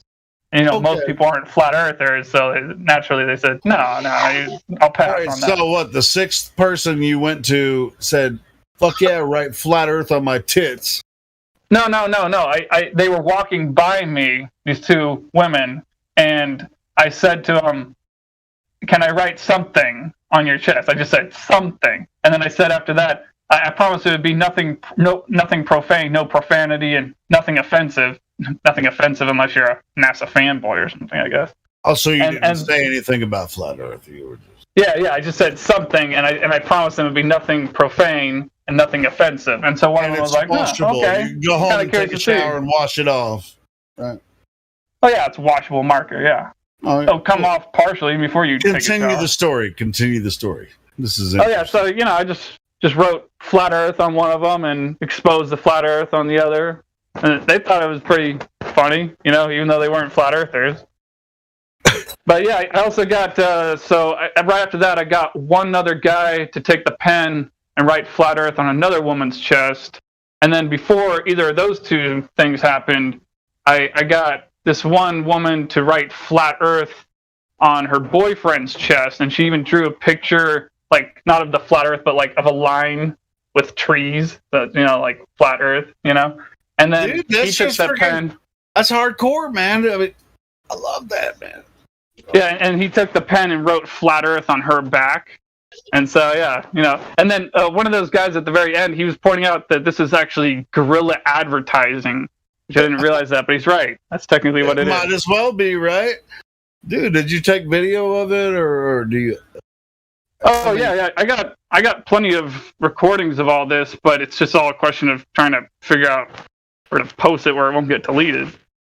Well, hey, I mean, if you put it up on YouTube, I might mirror it or I'll share it. That sounds fun, man. It's just like you just were out on the town having fun. That really sounds like cool. Yeah, I'd give anything. I was hoping one of you guys could like play the audio from especially the first clip, because it's actually really funny when they're like, they realize I'm writing flat Earth on her chest, and they come to that realization. Oh, and something really trippy about this. Send me the video. I can play the audio. Go ahead. All right. I'll try to do that in a second. But something really trippy is that this. So the first woman that I was writing flat Earth on her chest, I didn't realize this until I went and looked at the video later on. I didn't realize this when I was doing this, but on her right arm, there's a tattoo of a globe, but without the continents on it. It's a tattoo of the grid lines that would make up a globe on her right arm. She actually had a tattoo of a globe on her arm. Like, what are the chances of that? So you're writing flat Earth on a woman's chest that has a tattoo of a globe on her arm. Yeah, she didn't even mention it or anything. I only noticed it when I looked at the video later on. Well, you also said that you didn't tell her you were going to write flat Earth on her chest. Oh yeah, she would have definitely said no. She would not have said yes to that. Dude, but with the globe on her arm. Right afterwards, everyone was standing around It says flat Earth. What did she think? I mean, give us her reaction. What did she say?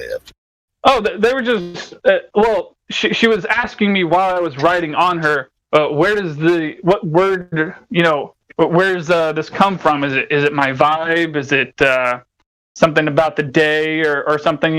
Where does what you're writing on me stem from? Is what she asked me while I was doing it. Ooh. And so I said, oh, well, it comes from the truth. It's just about the truth. And she's like, oh, the truth. What does that mean? And then her friend says flat Earth because she read it, while I'm writing it. And then they both start cracking up. And then she's like, anyway, they both thought it was pretty funny anyway. That's cool. And then she started walking around the street, and I was like, I got flat Earth on my tits or whatever. Well, yeah, I was in the middle of a park. There's there's hundreds of people there, like maybe, 400, 500 people, 600 people. It's sometimes thousands of people show up to these things, but I don't know, maybe the TV still has people scared and staying at home. I'm not sure. Sure. It seems a bit strange that people would be scared to go to a nudist rally because of COVID. That doesn't make sense, right? Or whatever you call it, like a nudist meetup. It's like I don't think that was. It wasn't a nudist rally, though, was it? Right? No, that's what he was saying.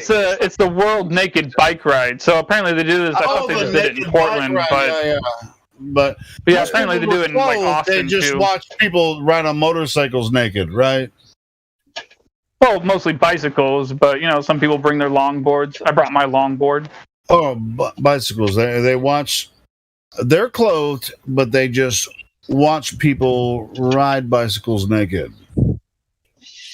Affirmative. Okay. Just want to confirm. I mean, fuck it. Oregon, yeah, it sounds appropriate. It's a good summertime activity, in my opinion, with the hot weather. Oh, yeah, I wish I had a wingman so I could go out and do it myself. I couldn't find myself going out there by myself. Yeah, twice I've tried to have this one friend of mine come with me, but he's always just either too busy or too tired. But I think he's going to go to the next one with me. Well, let me ask you, if you showed up buck naked, standing on the street, watching other buck naked people riding bicycles, would anybody fucking arrest you? No, I don't think so. As long as you're not doing anything sexually if I provocative. Showed up buck naked, I don't give a fuck if I was doing anything sexual. I think they have like a buck naked anywhere in Arkansas, standing on the street, I'm getting arrested. Oh yeah, that state. I'm not sure about Oregon though. You might hear, you might not. I don't know. I think if the cop tells you to put your clothes on and you refuse to, then you might get in trouble. Well, I'm not sure. If I was in Oregon and they said put your clothes on, I'd be like, take your clothes off, bro. We're in fucking Oregon. What the hell? Take them off, man. Well, that's the funny thing about these things is that it feels weird. Like if you walk through a crowd of hundreds of people and most of them are not wearing their clothes, it actually makes you feel weird and out of place if you are wearing your clothes. Okay, what the fuck did I just wake up into? Helio, what the fuck are you talking about? I'm taking the piss out of everybody for whatever. I'm just being a joker. Whatever. Fuck. You said give me a break. With your clothes off, why don't you why is your clothes off? That's why I asked him. It's like if you're standing on the street and a cop, like people can just be buck naked in Oregon, Portland, and freaking stand there buck naked and they won't get arrested. But if you fucking walk down any street in Little Rock buck naked, in Arkansas, your ass is getting arrested. And it's probably the same in London, right? Crypto? Yeah, probably. I'd imagine so, yeah. Your ass is getting arrested. It's just like, but if the cops during this parade or whatever this thing is, and they say, well, put your clothes on, it's like, take your clothes off. That's all I was saying. I mean, I was making a joke. But it's just like, this is really strange to me because it was like nobody can walk down the street buck naked where I live. I mean, fucking hey, they're gonna get arrested. Bruh, give him acid and have him walk. Be like, hey. That's all I was saying. Sorry, I was But naked week or whatever this freaking parade in Portland was going on, that's freaking weird. Nobody wants to see people's balls hanging out everywhere. No, that's just weird. There's another funny thing about this. So it's almost as if I'm hijacking it a little bit because it's not really a political thing. Like most people just show up to these things just because it's fun to, laugh and ride around on a bicycle or a skateboard or a longboard with no clothes on. Most people just do it for fun. But the thing is when you go to the website itself that actually lists these things and where and when they happen, they claim it's for standing against fossil fuels and stuff like that, and we got to fight against global warming and blah blah blah. But most people don't really take that part really seriously. All of us are quite familiar with Portland's freaking weird liberal bullshit. Yeah, the left is bullshit. But the point I'm trying to make of this is that I think it's funny that they put like global warming on there or something like that, and I go up, the point is I'm trying to turn it into a flat Earth nudist bike ride. Okay.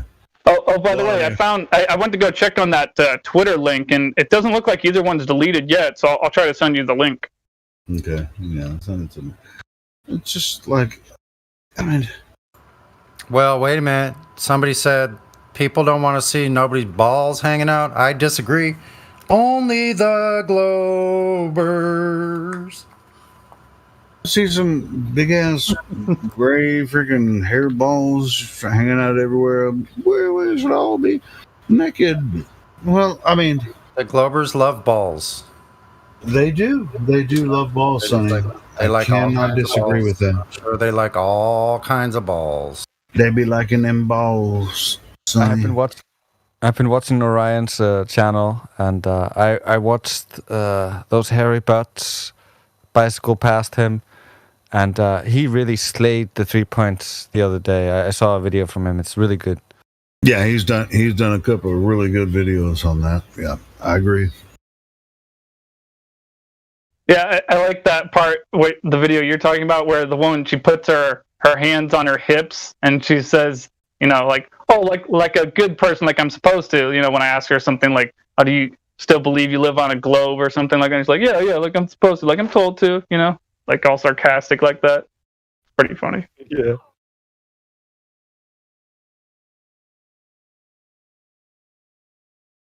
Yeah, she's definitely going to go away from that conversation thinking like, maybe I should know some of these things. Maybe I should know one of these things. Just it's so I like have something. It's the perfect appeal to authority fallacy, which not for people that are ignorant, not necessarily a fallacy for them. It's like, I hear you saying what you're saying, but all of the people that have been through the education system and watched the news, we all know that you're wrong, but we don't know why you're wrong. So, but we all agree that you're wrong. So why the fuck should I believe you?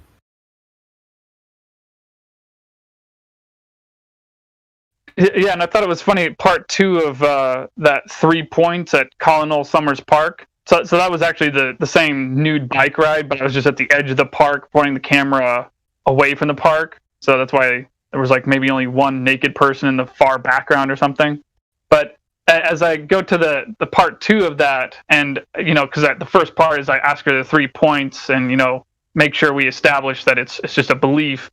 But then when I turn the camera back on and, ask her, oh, wait. So I got to ask you, so what if I were to say that the Earth is flat and stationary and you can't have gas pressure without a container? Would you agree with me? And then she's just like thinking about it for a second, and she's kind of like sort of giving an answer. But then eventually her answer just breaks down to saying, like, I'm confused. That's all she could say. No, I'm just confused. And I was like, you know what? I don't blame you. I don't blame you for being confused, because you know what? You and I have been lied to. Yeah, that's right on point. Of course, we're all confused because they don't really have a genuine point when it comes to these topics.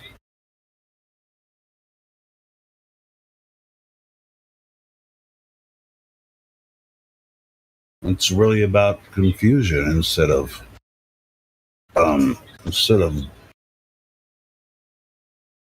genuine evidence for what they're claiming. Yeah, and another crazy thing is that over this weekend, I ran into two separate people that had NASA T-shirts on, and I talked to them about the Earth being flat. The first one was Friday before I went to that bike ride thing, and it was just a guy on the side of the road, and he didn't seem to be like a NASA fanboy. He was just wearing the shirt. But I went through the 3 points with him, and like the first two, he was like kind of thinking like, okay, maybe it's flat, and maybe it's stationary, you know, but like still had a sort of a skeptical, you know, it's like, I'm not sure if this guy's telling the truth or not. But then by the time I got to the third point and told him the second law of thermodynamics, and was explaining to him, so you see the vacuum of space can't exist next to a pressurized system. By the time I got to that point, he was just straight up flat earther. Like, he shook my hand before we parted ways and just thanked me. It's like, yeah. Oh, so he was like, I see exactly what you're saying. Shout out, bro, for putting yourself out there. Is that what he was saying?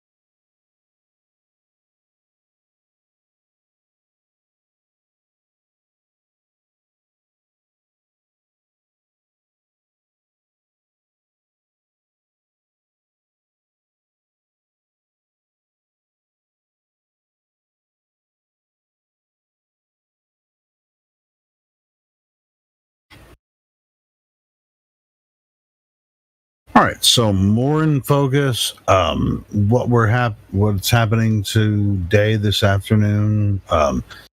Afternoon for me. Other people are participating from different parts of the world.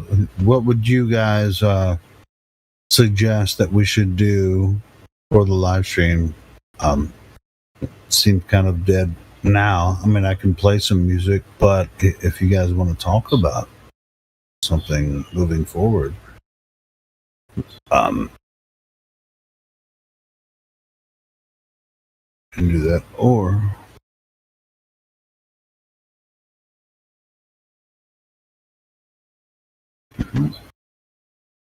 I'm going to take that as I'm going to play a freaking song. How about that? Play that funky music, white boy. That's what I'm talking about. See? Somebody actually reacted. Damn. Can we have 1 minute of silence for the globe? What? What did you say? Can we have 1 minute of silence for the globe? Oh, I thought we already did that, but yes. How long? A moment of silence? How long is the moment? How long is the moment? 1 minute? You know, like before the game, when everybody stand up and they say amen again. Hey, I'll tell you what. In the meantime, while we're giving the moment of silence for the globe, can anyone in the live stream voice text suggest a good Flat Earth song that you want to hear? Hey, wait, Helio, did you get that link I sent you? Is it possible to play audio from Twitter? I'll give it a shot and see if it actually happens. honestly, they were making me laugh. Like when I was writing that on her chest, and they started to react to me writing flat Earth, and her eyes started cracking up. I thought it was hilarious. I think it might work. Hold on, let me try it. See if it works.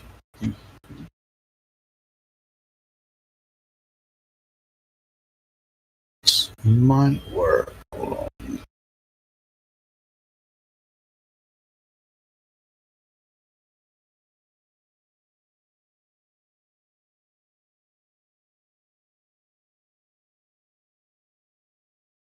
What the shit? Let me see if this actually works.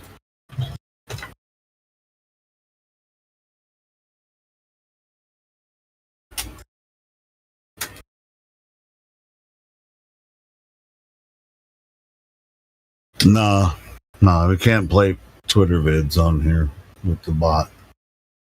Sorry, bro. But I will say, on that thumbnail, who's the dude with the big tits? That's maybe it's a girl. I don't know. It's a girl. I don't want to even watch it, to be honest. Yeah. It looks kind of like the chest. I mean the abdomen area looks like a dude, but then it's tits. I don't know. Well, I'm gonna play my own song just because it's so fitting. Please do. I just don't want. And then you can play whatever you want. And I'm gonna keep cleaning. I'm gonna go smoke. This is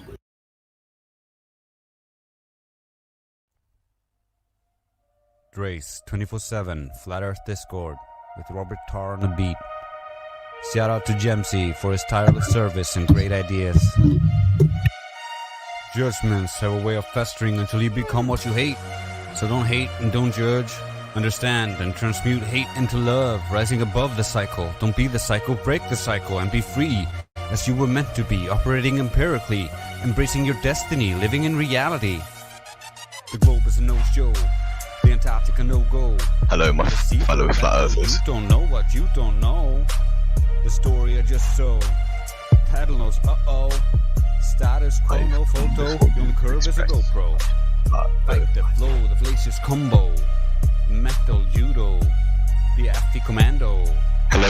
What is his ammo? A 3-point KO. Hello. It's no wig, bro. It's a belief, yo. Hello, flat earth.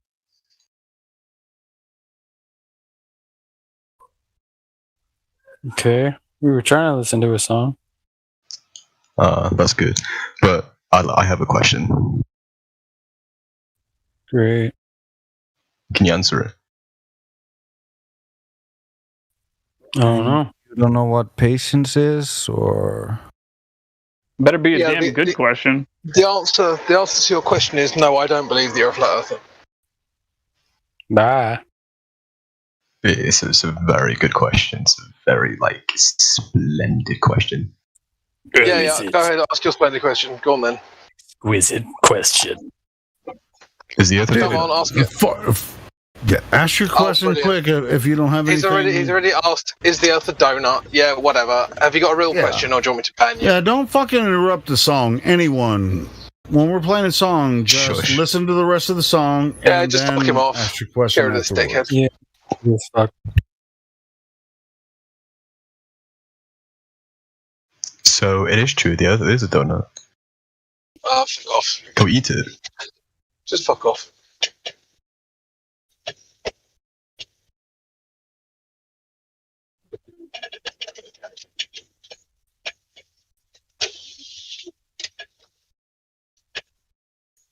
Should we go back to the song?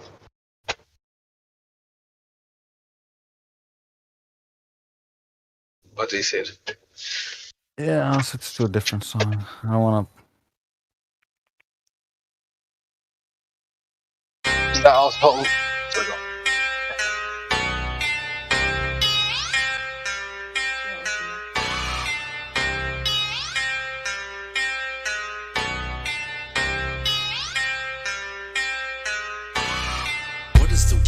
What is the world that we're living in now that we know we're not spinning? What is the world? What is the world that we're living in now we know curvature is missing? What is the world? What is the world that we're living in now we know flat earth is winning? What is the world? What is the world that we're living? It's like a brand new beginning. We know that most of y'all sitting there wishing, probably just itching for us to go away, completely dismissing things that we say like our minds have gone missing. Meanwhile, you're really the only one shifting reality as if it was switching, like it was some type of fantasy pitching. Next up the bat, but you wind up just whiffing. Nothing but air, you just can't do no hitting. Running around saying that water sticking to outside the balls, your logic is slipping. I understand that you might think I'm tripping. Pay attention to the words that I'm spitting. Only thing that really needs any fixing, your view of the world and the way that you're thinking. No need to go always screaming and kicking. No reason to think that Earth might be tricking. If it was spinning, then we would see drifting. If it was curving, the ships would be sinking. Logical fallacy, keep on insisting. Probably just listen. How about you try some form of consistence? Ships disappear due to angular distance. Makes a lot more sense that the curve's non-existence. Why the persistence? Why the pursuit of unending resistance? Fighting a war like a soldier enlisted. Really seems as though you got it all twisted. Why not just be a bit more optimistic? Lies you've been told, the veil has been lifted. Now you've been gifted, given permission to take a position. Not in opposition to the world that we're living. Key ignition, start up the engine. Choose to accept it, now this is your mission. Tell us why the damn curvature's missing. Maybe just call up a mathematician. Give him a listen. Have him tell you about his presuppositions. Talking about how it's not superstition. A vacuum and air pressure juxtaposition. Make a decision. Tell us how this model came to fruition. You have the right to enact your volition right up to the day of mental acquisition. All I could do is provide ammunition. Can't take the heat, stay the fuck out the kitchen. Judgment day or to the last demolition. You can see this as an act of attrition. On the condition that after admission, do you a favor and start the forgiving. Then go out and share your newfound position with everybody who's potentially victim. Falling for the global prisoner system. So many flaws, no woman can list them. Shout to my beautiful parents, I missed them. Taught me to think for myself, I could kiss them. Now to the day that I'm able to whisk them away in my arms, I will reminisce. Yeah.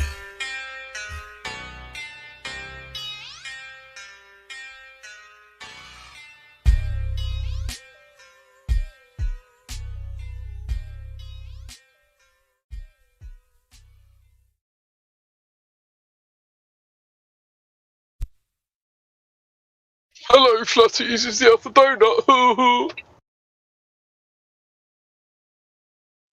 Yeah. That kind of questions, at bare minimum, have a little bit of respect when you come in if you want to have those kind of stupid questions respectfully answered.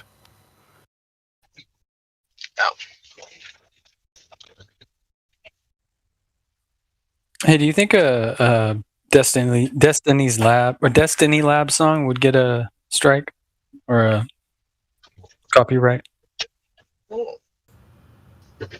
Probably. We could play our version.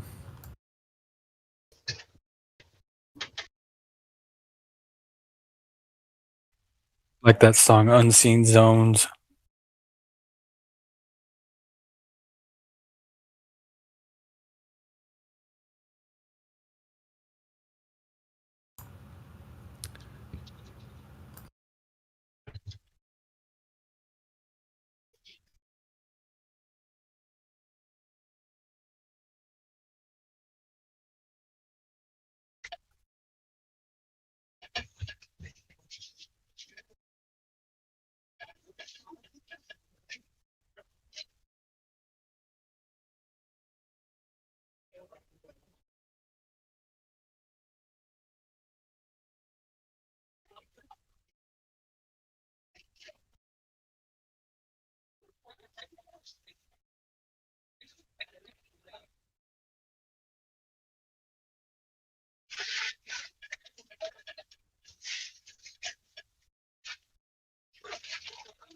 Well, if no one's gonna say anything, I'm just putting the sex robot on.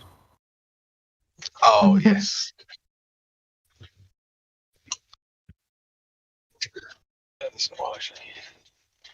What does the sex robot do? You about to find out. Let me ask you a question, Paggis. Let me ask you a question. Let's say you got home and, I don't know, your wife is banging the next door neighbour. Yeah. Do you think it would be sufficient if your wife said, oh, I've got a model that explains how I didn't cheat on you? So, technically, or no? Most likely. Why is it whenever I ask Lobus yes or no questions, I never get a yes or no answer? Because the world isn't that simple. He's about to explain how technically his wife could come up with a model that may be possible, and he'd have to consider it. It could. One possibility. Either yes or no. But it isn't a yes or no answer. Are you serious? You're saying that your wife can construct a model to explain how she didn't cheat on you after she banged the next door neighbour? Yes. This is the level of sophistry we're dealing with. So, let me tell you this. My wife, let's say... seriously, you're going to justify this? My wife went on Amazon and she found this amazing new thing, which a sex robot. This is the ultimate cuckery, my friend. You're not, but you guys are not letting him finish. I'll finish for him, though. Because he's talking about sex robot. Hold on. But here's the conclusion of his argument. The next door neighbor has been proven to be a sex robot and is not a human being that is made. Because no, that's not our next door neighbor. That's a sex robot that lives next door. Clearly, if your wife is banging the next door neighbor, she objectively cheated on you. The end. There's no model that can explain that away. Can't be done. I think his wife is banging the next door neighbor right now. Probably. She's probably sick of his obfuscation. She's like, Maggie, so are you going to have sex with me tonight or not? And he's like, well, technically I could, maybe, possibly, maybe I could build a model. And then she's like, fuck it, I'm going to just... Can you construct a model to explain away the fact that your wife banged the next door neighbor? Yes. Target, quickly. Tell us what you imagine that model might be. So one possible model that it might be is that she went onto Amazon and there was one dude who had invented this new sex robot who conveniently looked like the next door neighbor. It was like an exact replica. But then she buys it, she gets it, and she's having sex with the sex robot. Then I enter the door. Then I enter the room. And I see she's banging something which resembles and is in every way looking exactly like the So, I mean, this is what they call in America the good old college try, right? So then look, but when I am looking at the thing, then I see, oh, she's banging something. It couldn't be the sex robot, but it could also be the next door neighbor who just walked over and is banging her. And I kind of no way. This is impressive. Like when I enter the room, both possibilities are true. But as you said, which one is more likely?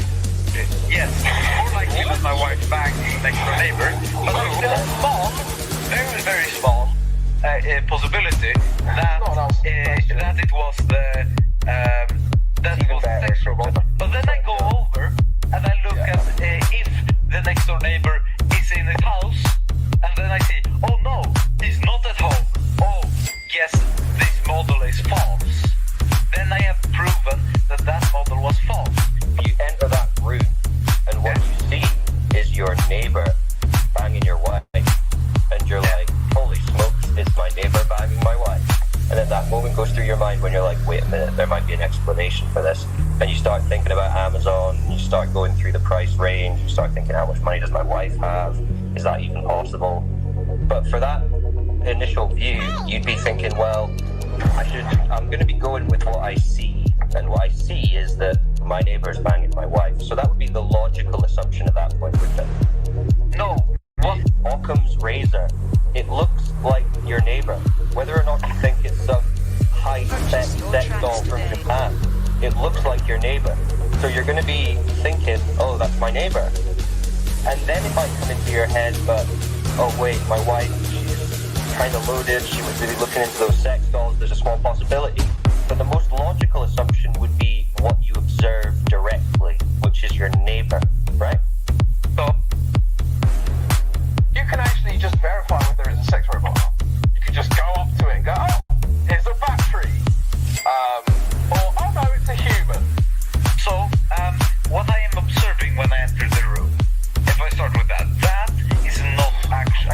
observed my neighbor. I observed something which looks like my neighbor. I observed something which looks like a flat earth. Something that he is a robot. When you get please, like I can't finish the whole sentence. This is insane.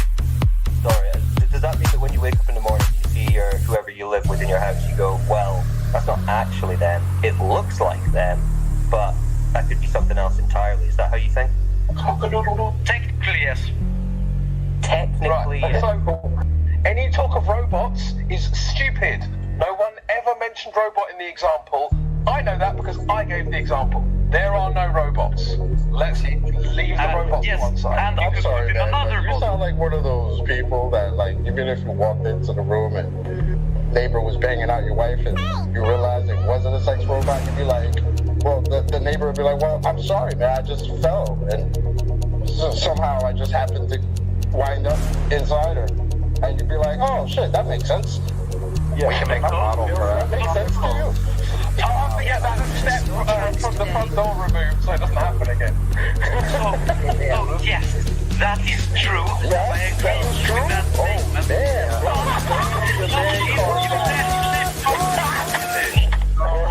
Brother man, you need to go get your man card back. I don't know where it went. You know, this would have been much easier for you if you'd have just said at the start, you know what, yeah, if there was a dude banging my wife, I'd be pissed. This would have been over 20 minutes ago. Yeah, this is the area fallacy. But I'm trying to explain my point. I think to be fair to Paggis, we should let him explain how the neighbor could be a sex doll when he gets shit on. Robots fucking exist, and we've experienced them. There'll be another model, then we know the old model was wrong. Then you have a new model. Wait, This I need to get from Paggis, right? You check the battery is not there, it is a human. Now you're saying there's potentially another model, could you tell me what that model would be? So then that model could be like, oh yeah, he fell. He fell and well, actually, that's decided. So, yes. But It's not even Italian. Paggis, so he fell. He just repeated exactly what I said. Paggis, I need to be serious. Paggis, I need to be serious. What is this other model? After you check the battery pack, it's not a battery pack. What's the model that could explain it? I think your example, as you said, was very good with the folly. But then I look, what is most probable? What is the most likely? And I say, oh, it's very unlikely that he fell and that happened. So therefore, I choose to believe and I choose to use the model which is the most likely, which is that my wife banged the next door neighbor, and therefore I am divorced. I can't know that she's objectively having sex with the man next door. Wait a minute. We can, because we verified it. No, but to verify it, there might be another explanation. What the fuck are you talking about? We verified it. We checked that the battery pack isn't there. We checked that the penis is in the vagina. It happened. Yeah? Yeah. And now we're constructing a model to make the cheating go away.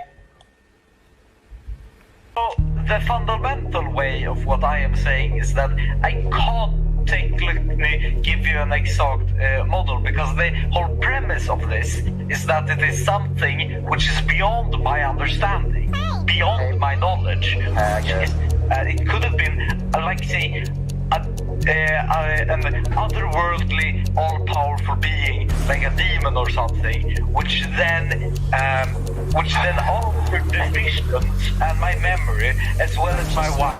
They can't see evil demons, right? Okay.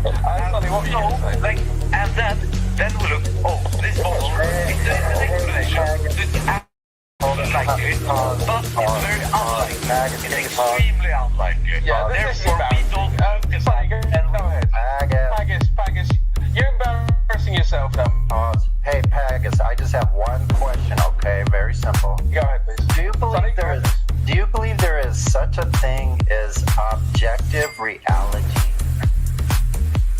No. There you go, folks. That's it.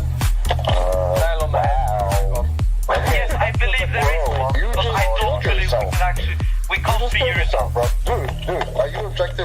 on Discord right now talking to us? I can't actually know that. And as Roger, as you said, then you're a psycho. well, then you can't objectively know if I mute you. So I'm just going to do that. Yeah, that's a good place to put a pause on that, I think. Oh, yeah. And really...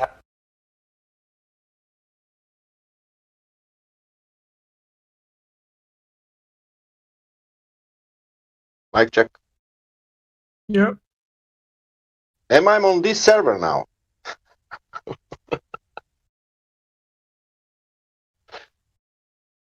Can somebody tell me where I am?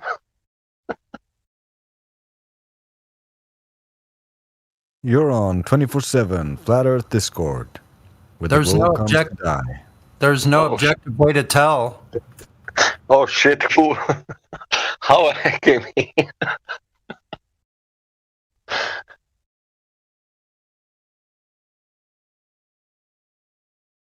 We are the robots.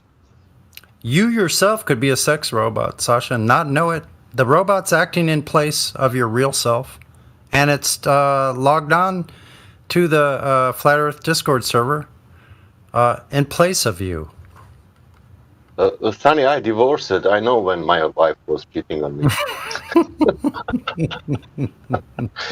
That was the funniest shit ever. Oh my god, my side hurt for a week after that. But we don't have that robot. If we have, I could believe even. We have dog, not robot. Sex robot. Maybe we have. Maybe he knows some new technology. Funny thing is that you missed the point the whole time. I tried to bring you back to it like 3 or 4 times. That he's constructing a model that goes against his observable experience. That was the whole pretext of that conversation. You're constructing a model that you don't observe, and it explains how, even though you experience a flat and openless Earth, that it actually isn't one. And so that was how we got onto that shit in the first place. And then his answer to that question is, oh, well, you just make the Earth, different. That's kind of like, and it's like, it doesn't get that you can't just make your experience different because it's already what you experience.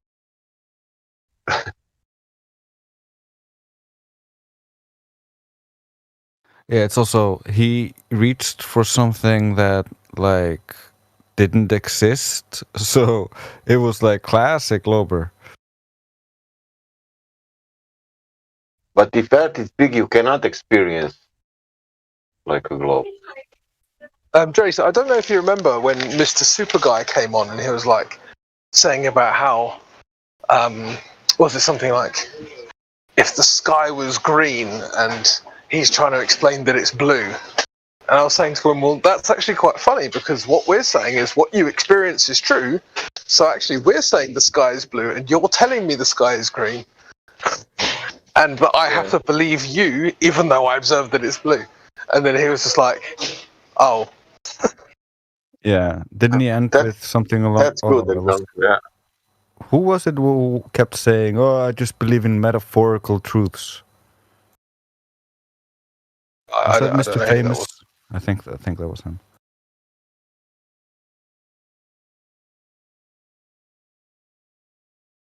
But in essence, it's most of them have this issue with they think their subjective reality like defines everything, like, and they think everything is subjective.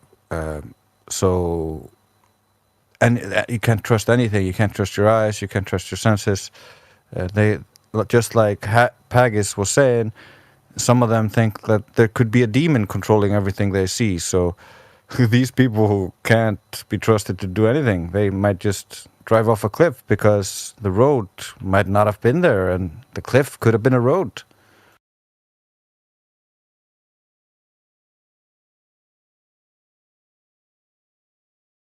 Yeah, these people are insane. I think we already know that. You know how? Why would all governments lie about space?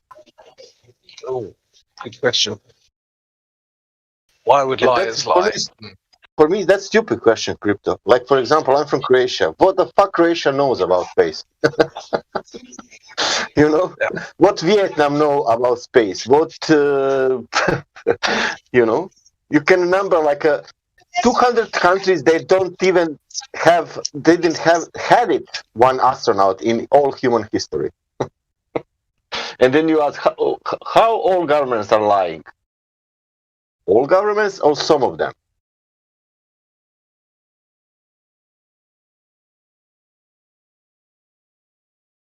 They don't know even. They're also getting information from rocket science companies.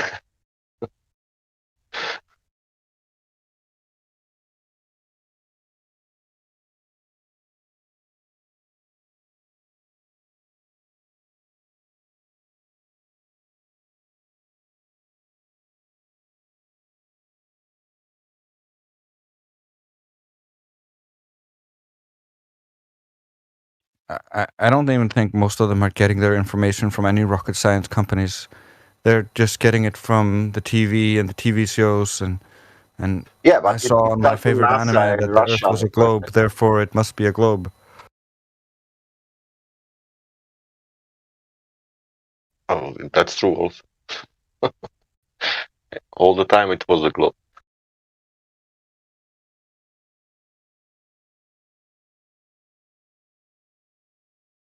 And do you know what is interesting about gravity? Gravity works till 1915 in one way and from 1915 in another way.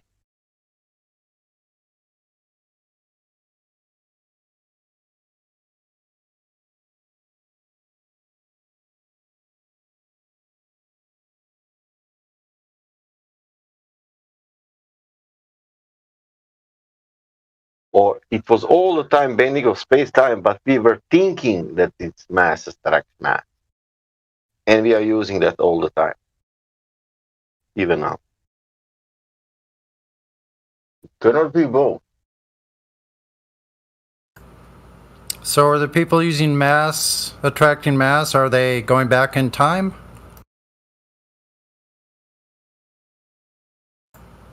Congratulations!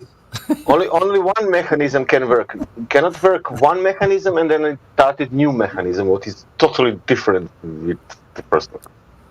Congratulations, you've traveled back in time to 1666. They started then.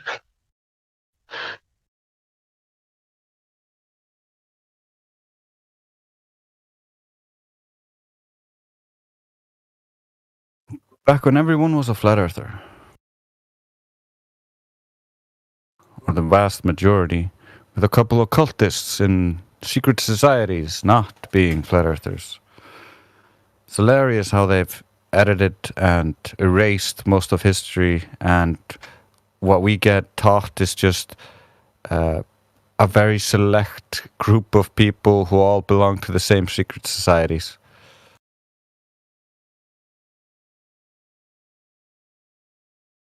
It's not a cult, I swear. You just have to indoctrinate your children.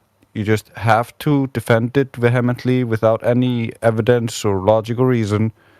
Just believe us and pay your taxes.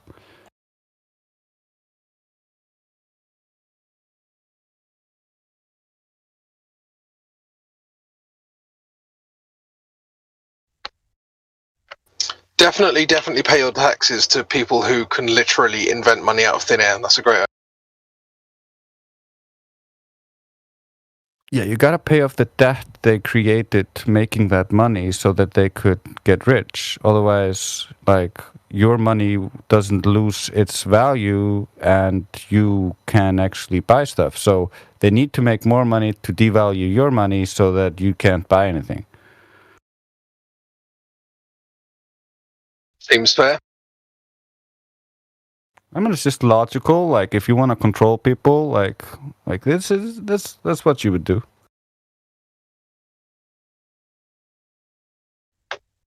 Wonderful world. Oh, karaoke was on Saturday night.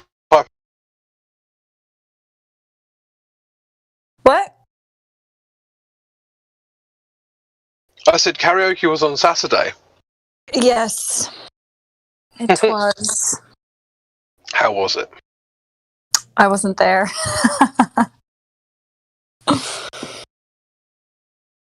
Oh my god, seriously. It didn't even show. I was trying to, and then I just Fell out. Look, okay, I was too busy partying. I had to see the girlfriends.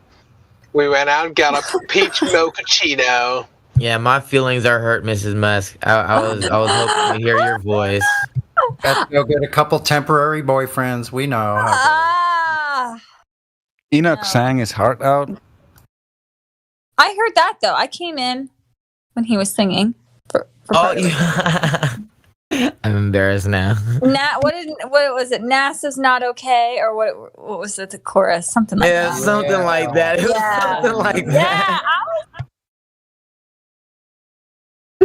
Oh my goodness, I am totally embarrassed now. That was totally like freestyling. That's so good though. Let's hear again. Greatly appreciated. Thank you. I will be there this Saturday. So y'all watch out. Awesome sauce.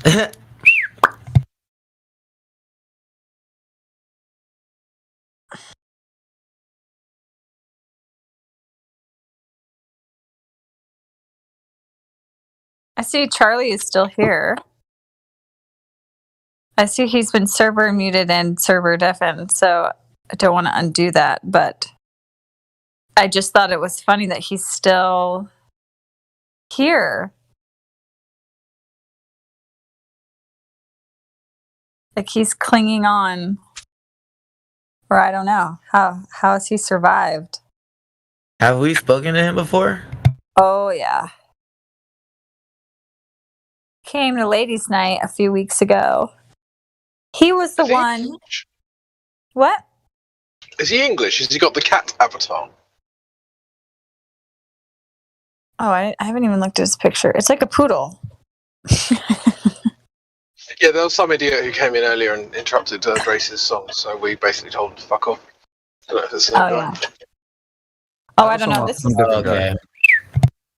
This is the guy who says that if you take a picture of the horizon and you put it in Photoshop, you can see the curve of the Earth. I'm pretty sure. I mean, if you Photoshop anything, you can make it appear like anything. You're right. I'm pretty sure that's what he says. I can't remember. It's something very ridiculous. So I just didn't know if he's like realized his ridiculousness or if he's They never do. They never ever do. clinging on for dear life. Bro, you didn't realize the words that you just Photoshop, man. Can I unmute him? Is that Yeah, okay? sure. Okay. Yeah, go ahead. Sorry, I don't want to undo someone's. Are you with us, Charlie? It's easily redone. Don't worry about that. Yeah, Charlie. Charlie? Ow, Come on, Charlie. governor. Charlie bit me. My finger. Right, Charlie, me old mucker. Ow, Charlie. Oh, Chuck. Charlie bit me. Charlie. He sounded Really like Forrest Gump when he was telling it too. He was like, Charlie bit me. Did you say Forrest Very Gump? nice, Charlie. Was it very nice? Exactly. Oh man. Guess he's not with us.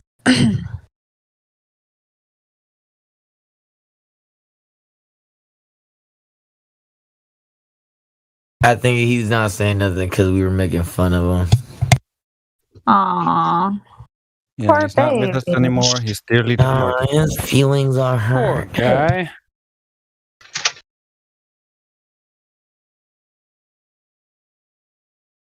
I ordered some flat earth clothes today.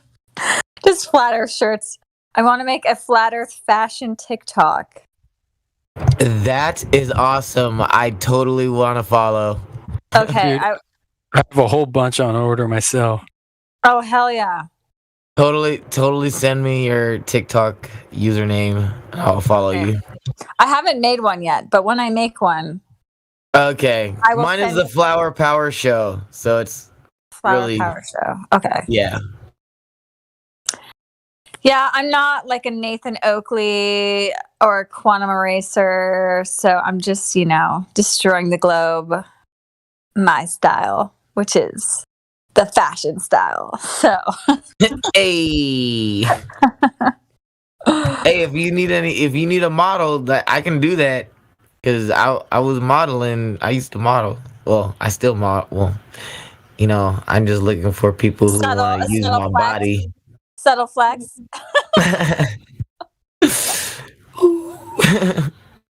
I'm a model with Tourette syndrome. Uh-oh.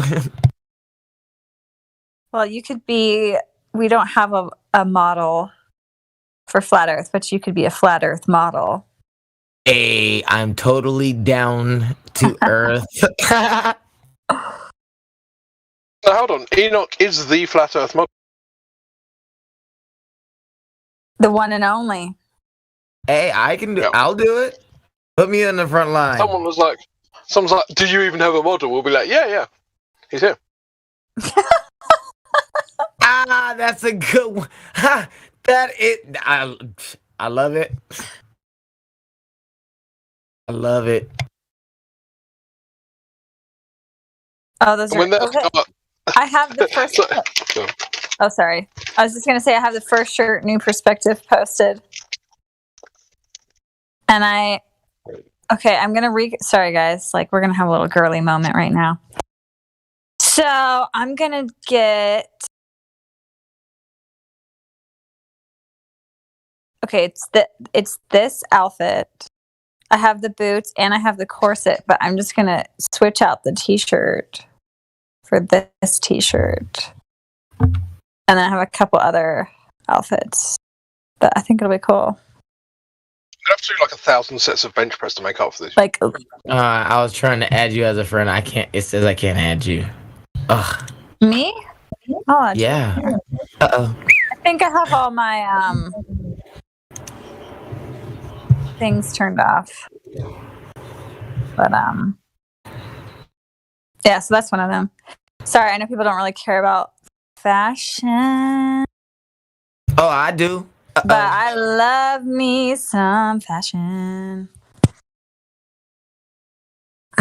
I was on Fashion Week. I was modeling for Fashion Week. Oh, heck yes. Uh-huh. Which city?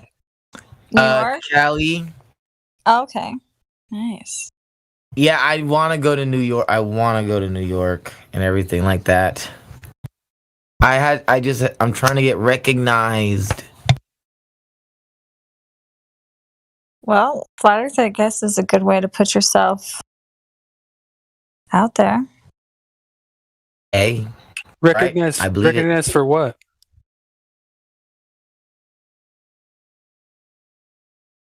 I just want to be a model and an actor. Like, what?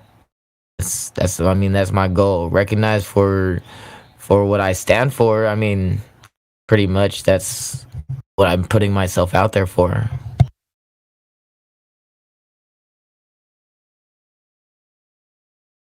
Like, I want to go and model things that I believe is. What? Seriously, what? Oh no, I want to fashion. I want to model for things that, for people who have vision of fashion, the designs and stuff like that, and I know about the fashion. Like, I don't know a lot about the fashion industry. I only know the fashion industry from a model's point of view, from a model's perspective. So, like, as far as modeling, I can totally be out there and model for, like, Flat Earth, like, clothing. Like, if there's anybody that's a fashion designer that's that wants to have clothing out there and that wants to do fashion, like I'll be their model if they want to model. I'm 6 foot. I'm 129 pounds. I have my measurements. You know, I can tell you my measurements, and we can go from there and try to like get your stuff out there. You know, I wanna help fashion designers that are part of this community. That's awesome. I mean, I really feel like if there was like a really trendy flat Earth fashion brand, like yeah, I'll totally support that shit. Fashion is like, people don't realize how much fashion like impacts people. Yes, It really does. Fashion and music.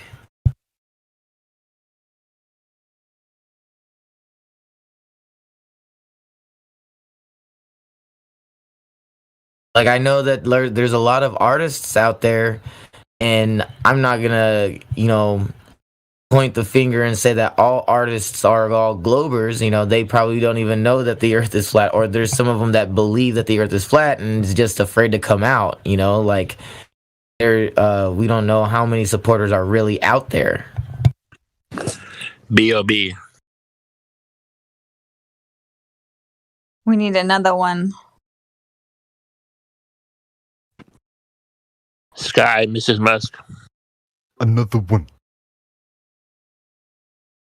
Hey. You're famous. You're a famous flat earther. I'm a famous flat earther.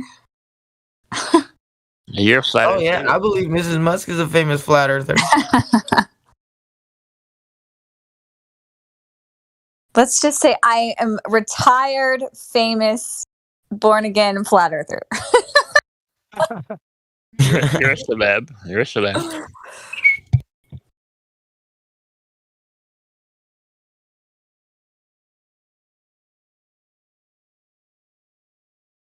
Oh, Smurf is muted. Smurf, are you intoxicated right now? Answer that question and then I'll think about unmuting you.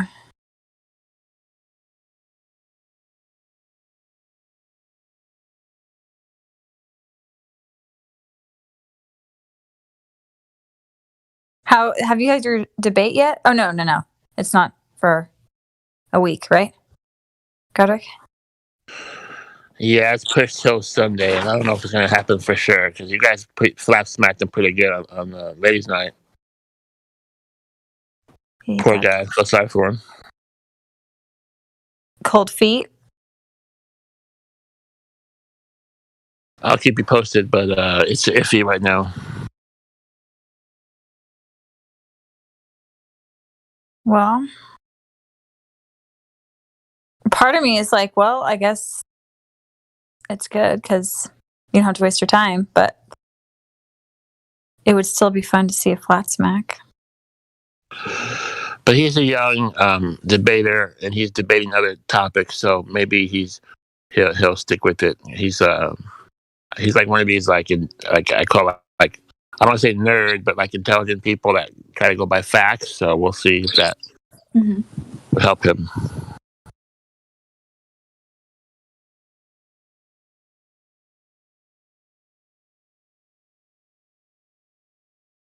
Okay, Smurf, you're unmuted. I'm guessing you were muted because you were lit earlier.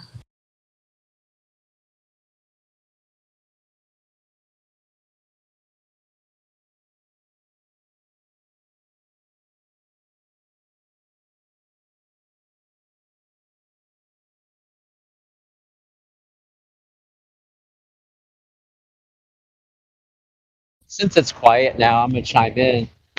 We're always talking about what's on the earth, what's above the earth.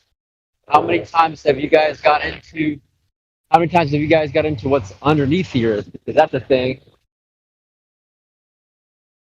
We haven't been underneath the earth besides seeing dirt that we've dug.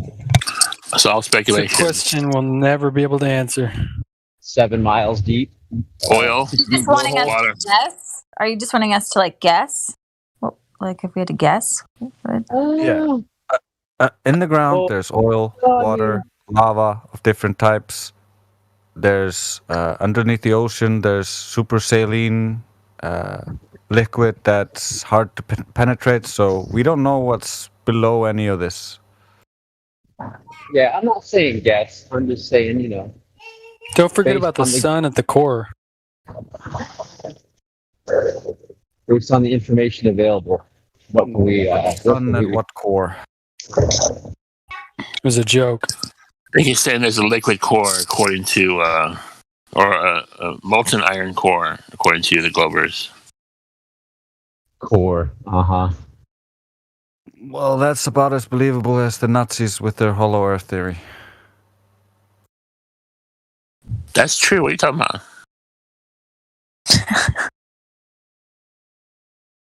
Now, I'm gonna chime in and just mention a place called Abraham's Bosom, mentioned in the Bible, and just curious about your guys' opinion on that. I don't have an opinion on that. Oh, what about it? I always. Sorry, Mrs. Oh no, it's good. I never know if bosom means like a butt or like breasts. Like I think it means one of them, right? No, it's breast. It's breast. Oh. Butts. The butt is the gluteus maximus. Or booty. Don't forget the medius.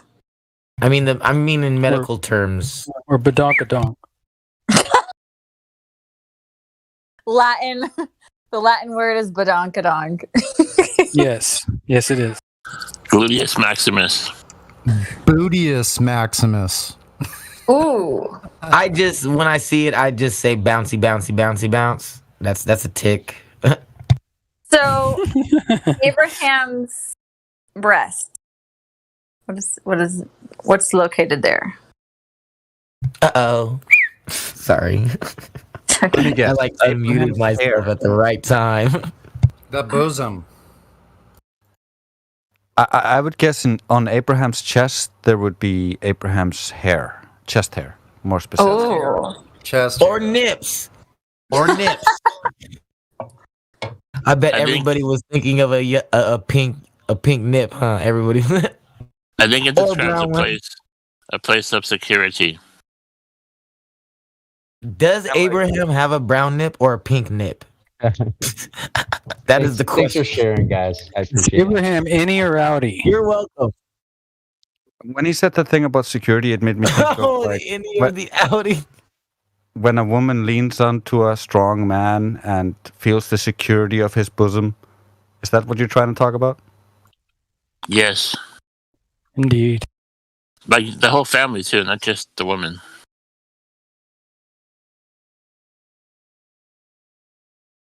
I get that. I remember as a child how big my dad used to look, and of course perspective, but it feels like so big. In the bathroom or outside the bathroom? Having a father. Best feeling in the world. As a child, the parent protects the child. They hold the child, and the child's head is right there in the bosom.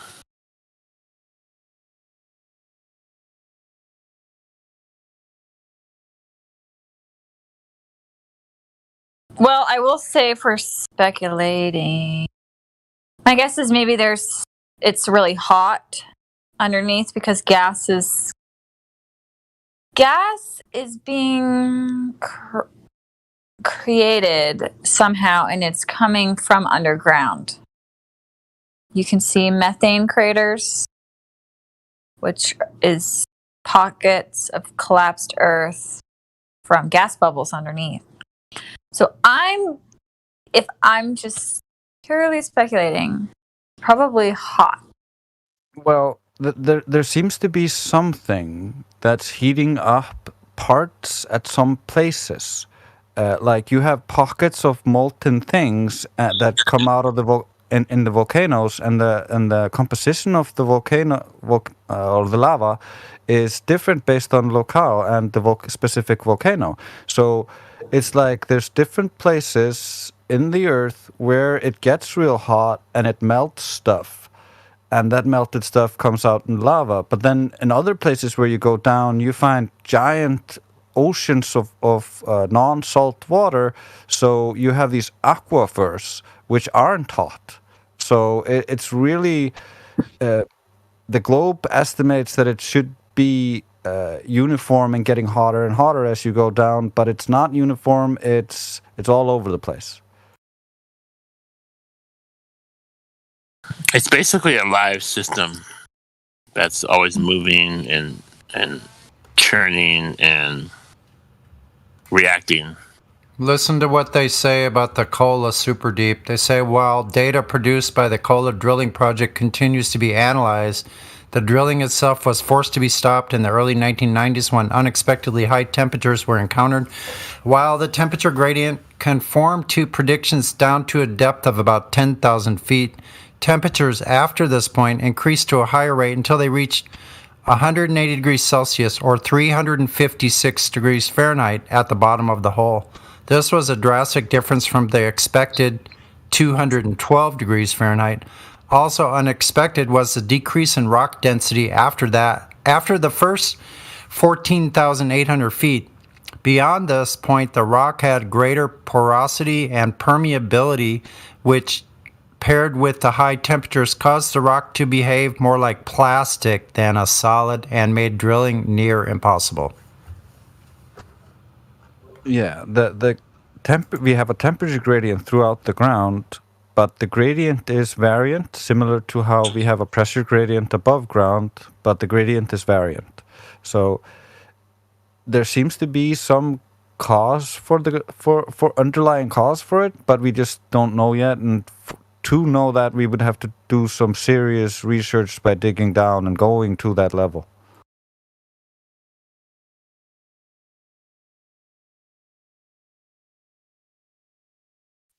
Hey, what's up? What are you guys talking about? The Earth. Abraham's bosom. Hey, I'm sitting here with a friend of mine, and he believes he's on a globe. I think I don't know what he doesn't. But he used to believe that. He was in the military. It's if a plane would have to dip its nose while flying around a sphere. See what it says. I love he was like, no, I don't believe that. Because we got pilots telling us that You can hear him in the background. Fucking don't tell him that shit. Yeah, it's embarrassing to be a Glober in 2021. Yeah, you got that right.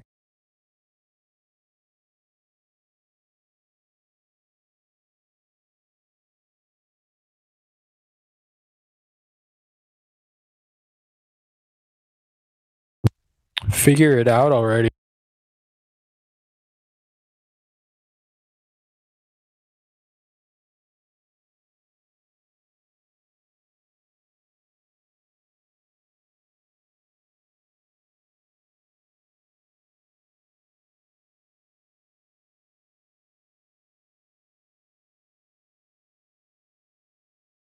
Hey, so did you guys ever notice on the flat Earth map, like the UN map, it seems like there's a whole section of nothing out there in like the Southern Pacific. Is that a bit suspicious? You know, it's like they deleted a whole bunch of land. What do you guys think? Yeah, all of their shit's suspicious. Oh, there's no doubt they're hiding land. That I have no doubt in my mind. No evidence.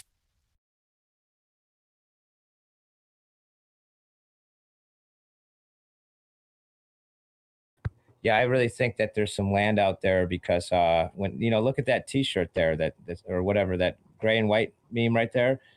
Don't underestimate a flat earther. You can see right there. I mean, it looks like they just deleted a whole section of land.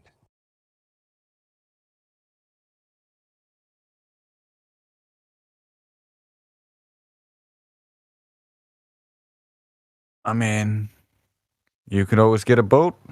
Go check it out. Sounds like a good idea.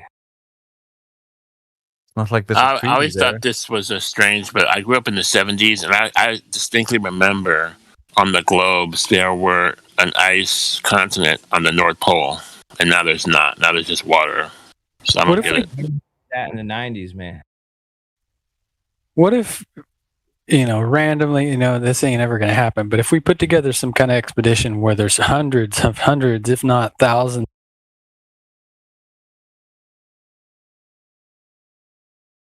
Sounds like a Titanic #2.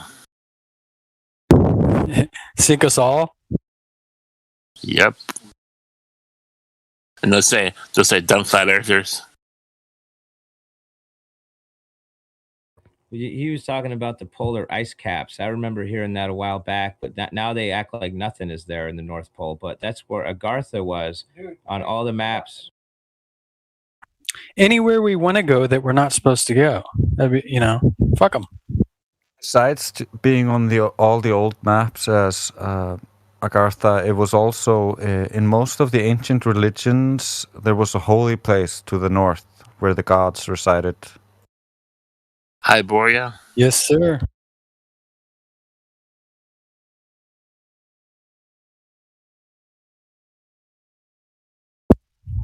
If you could go on an expedition either south or north, which would you guys pick? I would probably The go north. north. I would go north. Yes. Agreed. Something's happening in the north. That's what they're really hiding. Agreed. Those compasses don't point there for no reason. Mm-hmm. The Aurora Borealis is not coming out of there for no reason. And Amen. yeah, something amazing is happening up there. Yeah, just by following the ancient Norse religion, the Aurora Borealis, hard for me to say that word, would be the rainbow bridge to follow to get to Asgard. Asgard, yeah. Isn't there legends saying that if you're not worthy, you're not going to see shit, right? Yeah. But that's the same in the other ancient religions where only the worthy were allowed to go there. The rest would generally perish on the way, and I think that's something to do with the climate around the north. Because sometimes it's more mild and sometimes it's worse. And I've read accounts of fishermen that used to live on the northern tip of Norway, and they used to fish around there, and they talked about how there was a river that came out of the ice with warmer water and stuff like that. And Wow. there was a story about them sailing up the river and some stuff. But if it's true, I don't know. Yeah, it'd be a fun first-hand account to listen to someone tell you that story.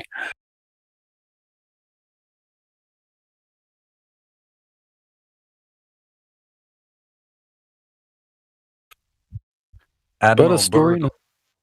Admiral Byrd also explored the north, and that story is even more fantastic than the story about how he explored the south. So Yes, it is. Yes, yes. That one just sounds like a bunch of I don't know, like they're just throwing you off the scent.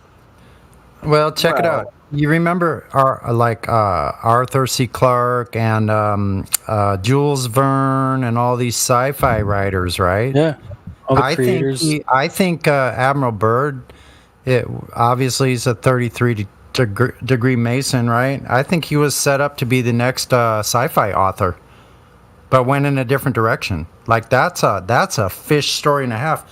Like I don't know. Like did he really go inside the Earth? I mean. Well, Did he go down the elevator with that? Yeah, that story I read just the other day. Yeah, think about it this way: if you believe you're on a globe and it feels like you're entering a different space, then you might think you're going down into the inner Earth, as you will, just like the Nazis with their thing thought they were going into the inner Earth. If you look at the maps recovered from the downed Nazi subs and the writing that was with it, they claimed that they found the entrance to inner Earth, but when you look at how they navigate underneath the ice in Antarctica, they just go in a straight line. They're traveling over a flat surface and coming up on the other side. So Interesting. they're not going down underneath anything. It could just be a matter of perspective and his strong belief that he was still on the globe and things not making sense to him. That's true. Well, I also think, okay, now this is like real hardcore speculation, but I think there were really big trees back in the day. And if there are really big trees, that means there are really big tree roots. And if somehow they were able to clean them out, you just have these giant holes, like huge holes, and a tunnel system. Tunnels, completely underground. So I think that's how they have these systems now that they have for like child trafficking. They didn't have to actually build them. They were already there. And so maybe when they say hollow earth, or like people are talking about like, I don't know, going in the earth and coming out one end, just be using these tunnels. There's a bunch of stories about that. I've heard, I think it's near the Philippines, but there were actually tunnel systems underneath from island to island. Like, that's how crazy the tunnel systems are. Wow, yeah. And it just seems like there were tree roots, you know?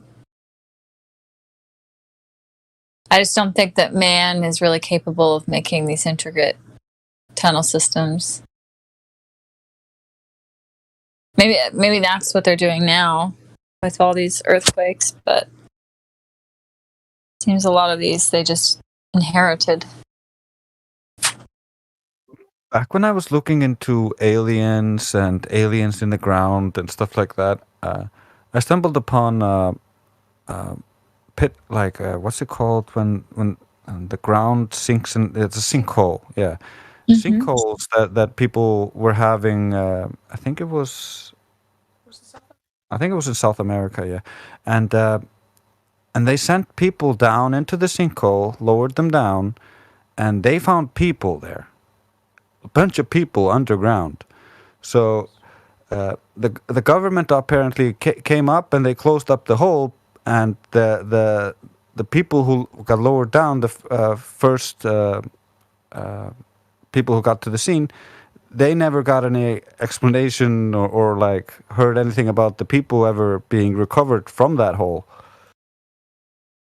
And he said it looked like they lived there, so it was weird.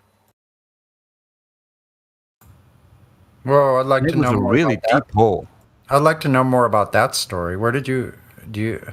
It's like 15 years since I saw that one, so Just imagine. Those stories also carry conflicts between the people going into those places. They talk about actually, the when we talk about these militaries that control our regions today, they invaded all these places as well.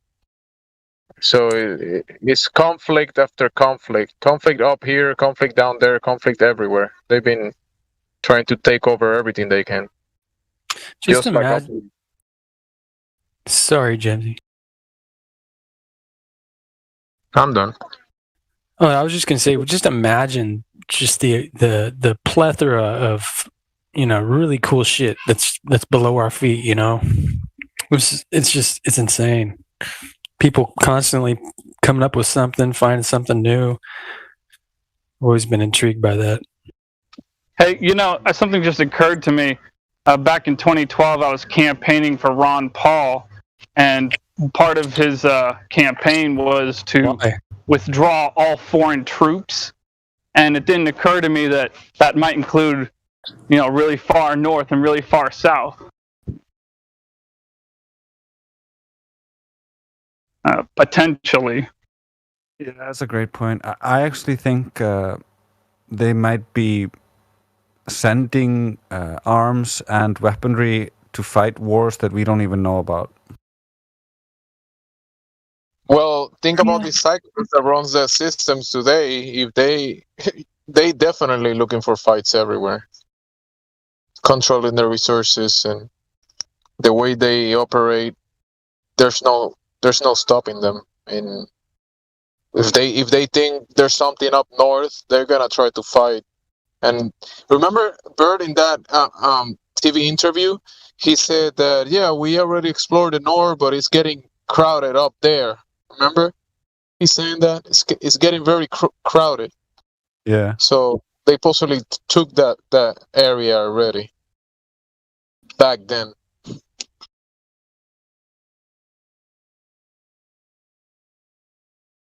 And look at the history of wars and invasions and taking over everything.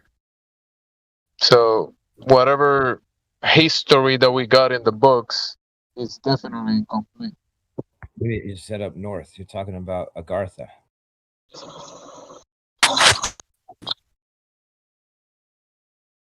Is that Admiral Byrd said it crowded there in the north?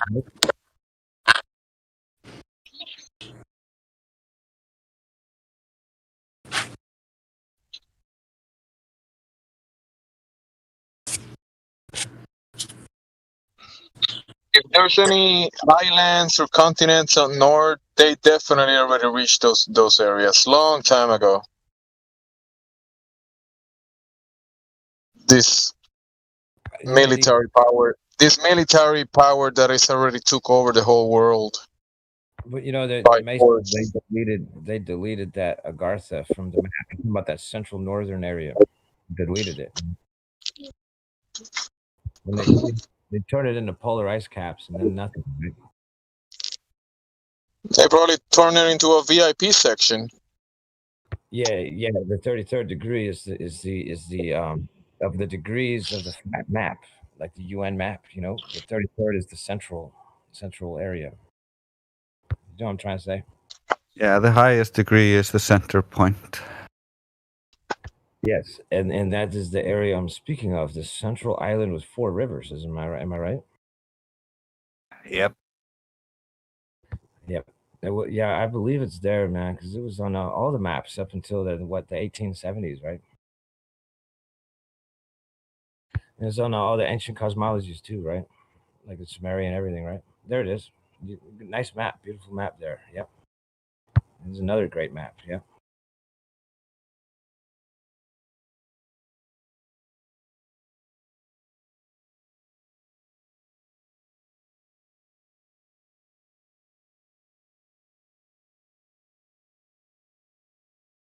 That's a nice map right there, buddy.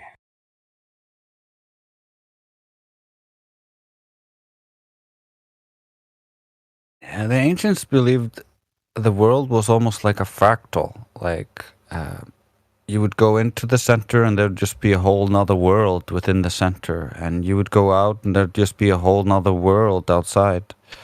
And if you think about it in a fractal sense, that would make the apparent southern star rotation very obviously like logical, because from a fractal perspective, you're looking from within the tiny circle in the middle.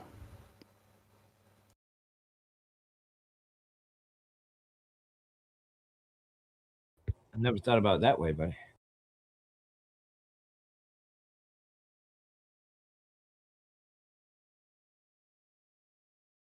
I always assume there's something like a magnetic mountain or something there, but I don't know what it's there, man. I think reality is more complex than our human conceptions, and I think the creator is amazing, and he made the world so amazing that it's going to take us lifetimes and we're not going to figure it out. What if he doesn't want us to figure it out? Well, That's not what he said.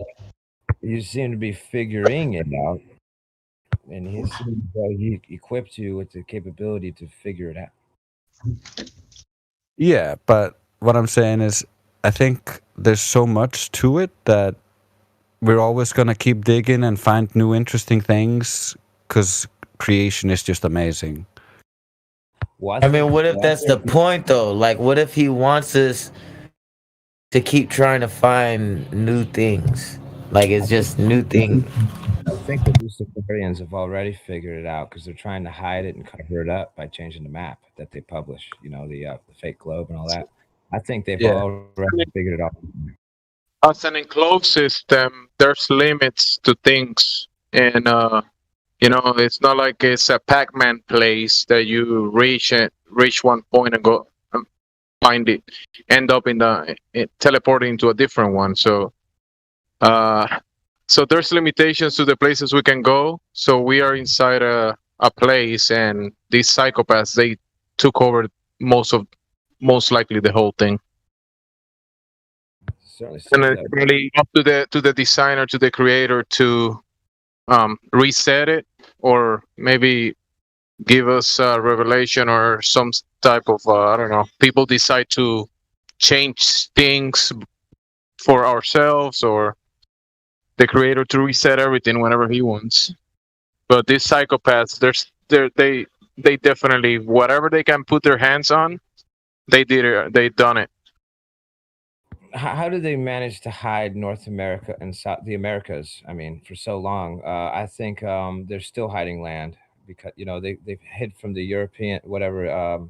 They hid from Europe, the Americas, for at least many Well, centuries. they're definitely hiding land. Definitely. They probably already knew about all of them. They probably knew about the Americas because I think Americas was probably partly what was happening in biblical times was happening in North America. In North America, Yes. they still don't know how the concrete was developed for the statues and the monuments of the state capitals and stuff like that. They're doing a study on it currently. You're talking So about the there's a mud lot more. area. Mud flood, is that what you said? Yes, I'm saying you're talking about the mud flood, aren't you?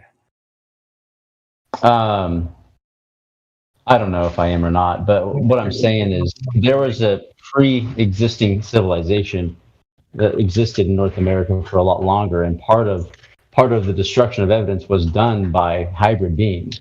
It's part of their job to intentionally obfuscate the evidence.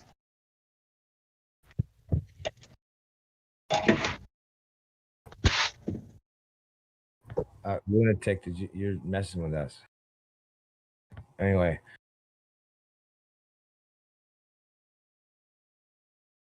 Yeah, you mentioned Those are not good for you, Lou.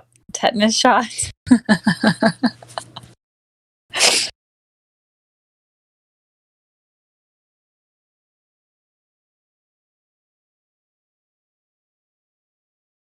Hey, so you mentioned the hybrids. You're talking about they don't know how to make the concrete under those buildings, and you mentioned hybrids may have crafted it.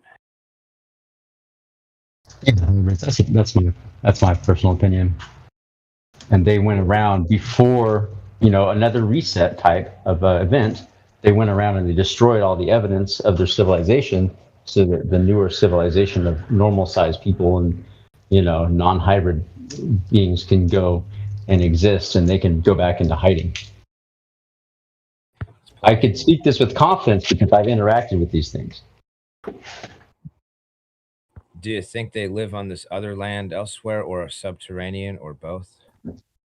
Subterranean, and I also believe in floating cities, floating structures, such as was in the movie we just watched, Black Widow.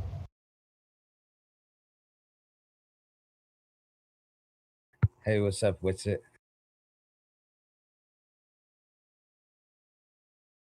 What's it? You hear me, buddy? I'm going to be on mute because I'm at work, fellows. Well, it was good talking with you, man. I'll begin lurking in the background. Cool, buddy. Wanted to ask Witsit if he can hear me, what he thought about all the land that's clearly deleted from the map. They're missing about half of the world on the flat map. Anybody want to? What does anybody think about that? When you look at a flat map, it looks as though the known world only comprises roughly half of the flat map. So where is the other half of the land? Or is it truly just endless ocean in the Pacific? Why is the Pacific so big? Are you talking about something like the Gleason or the other various old maps? Let me just post one that there's similar. Let me just post one real quick that I just saw here.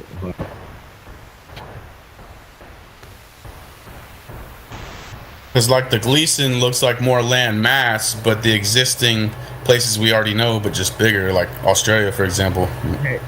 I saw this meme when I came in here today, and you see that? Do you see what I just posted? It looks like they just deleted a whole bunch of land.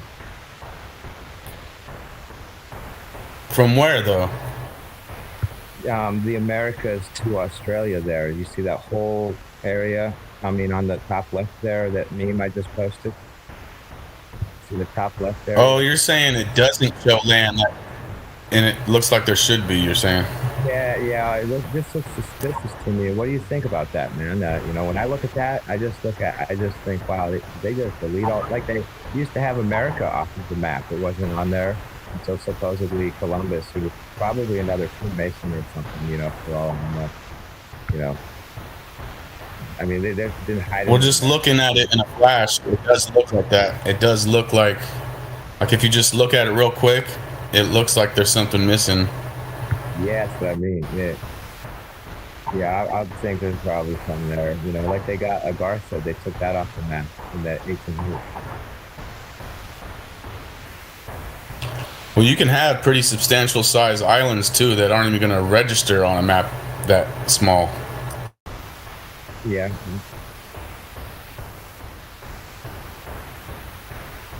But yeah, if you look at the flight paths and all the sea routes, you know, they don't go in that area. It's a big area in the Southern Pacific. Nobody travels. I can't remember the name of it, but that one map, it's got can't remember if it was the 15th century or 16th century, but there's all kinds of land on that one. Hey, I just can't remember what it's called now. I don't really know if there's land out there. I'm just saying it. I'm just suspicious that there's probably no land out there.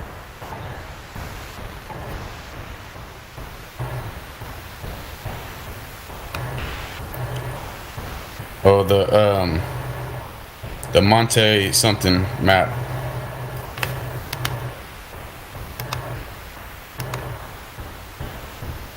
Why will they limit travel? Why will they make borders everywhere? Why will they downgrade technology and water down technology and make everything so complicated to go to places? There's definitely more out there. There you go. You posted the same map I'm talking about. You're not. Regular people are not gonna have the technology that these military vessels possess. You know, like they could be months on the oceans traveling. What you and I can get is is like gasoline vessels or wind vessels. That those might be destroyed by any storm that we might encounter and stuff like that. We definitely have limitations to the places that we might reach. Still, with, let's say, using the wind and that kind of stuff, like Sonny might can say that, you know, like you could use the vessel, use the wind, and reach very long distances. But today, if you get too far from the coast to the wrong spot, they will tell you, hey, you gotta turn back. Can't go this way, buddy. Turn back or else. Well, yeah, they definitely do. But this map that's right here, we just both posted a picture of it. Do you think that outside land is a thawed out Antarctica? Do you think that it's extra land? What do you think that is? Well, none of us here have ever been out that far to like Antarctica. We don't know if that's just propaganda when they show those ice walls. Yeah, it's pure speculation. Yeah, there may just be some areas in the winter or something. We don't really know if the climate out. Nobody's been there. None of us have been there. I think some people have been there. They probably go to a lodge or something. We must to charter us thousands of boats and just go check it out.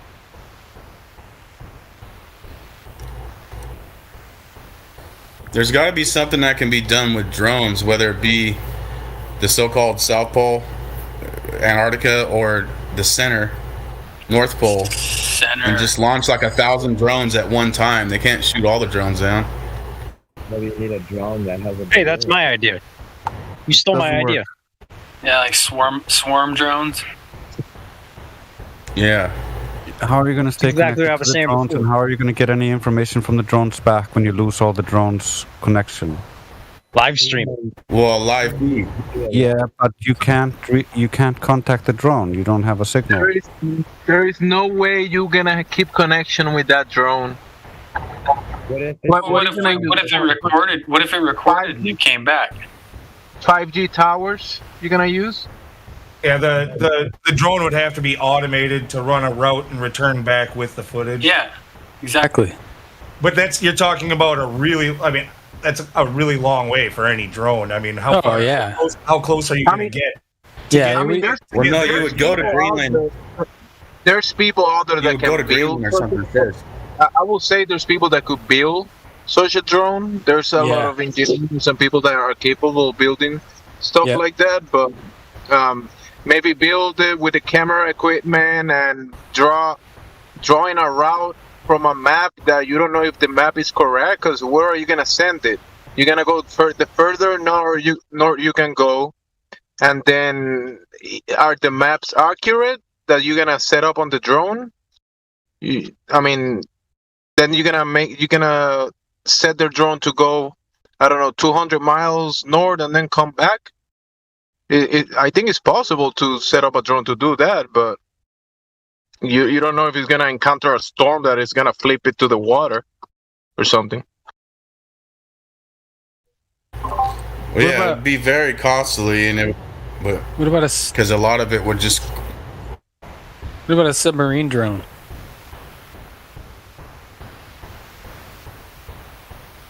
That's interesting. A solar-powered submarine drone.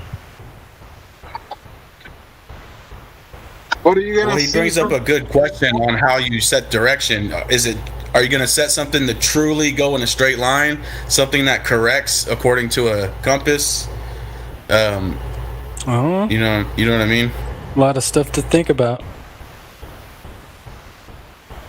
Because in the South, the so-called South, you wouldn't be able to do that. Well, yeah. But if you had people in South America and other places all launch some kind of flights, some kind of drones out,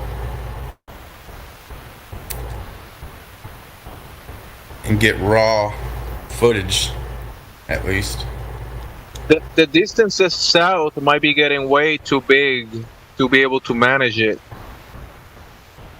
Maybe north, yeah, there could be a possibility that you might find something that is not in the maps, like, I don't know, land or something. But south is the distances will get bigger and bigger. Well, yeah, definitely. I mean, if you got people on the tip of South America and also in Australia or wherever else at the same time. What's good about flying a drone to the north? Preferably, you would need someone to operate it, preferably. But you could fly a drone as long as you have buoys and boats to transmit data to the drone and back. But if you go during the summertime, you can actually use the 24/7 sun. Oh, yeah. It's a good point.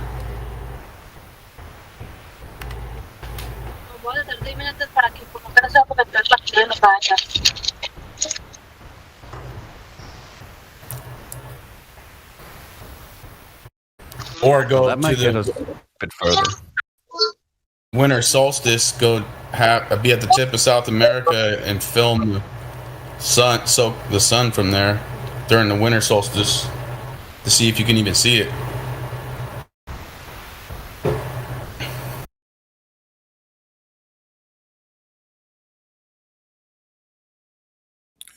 I'd love to be part But of I think any kind of unified exploration would probably be something that's gonna come after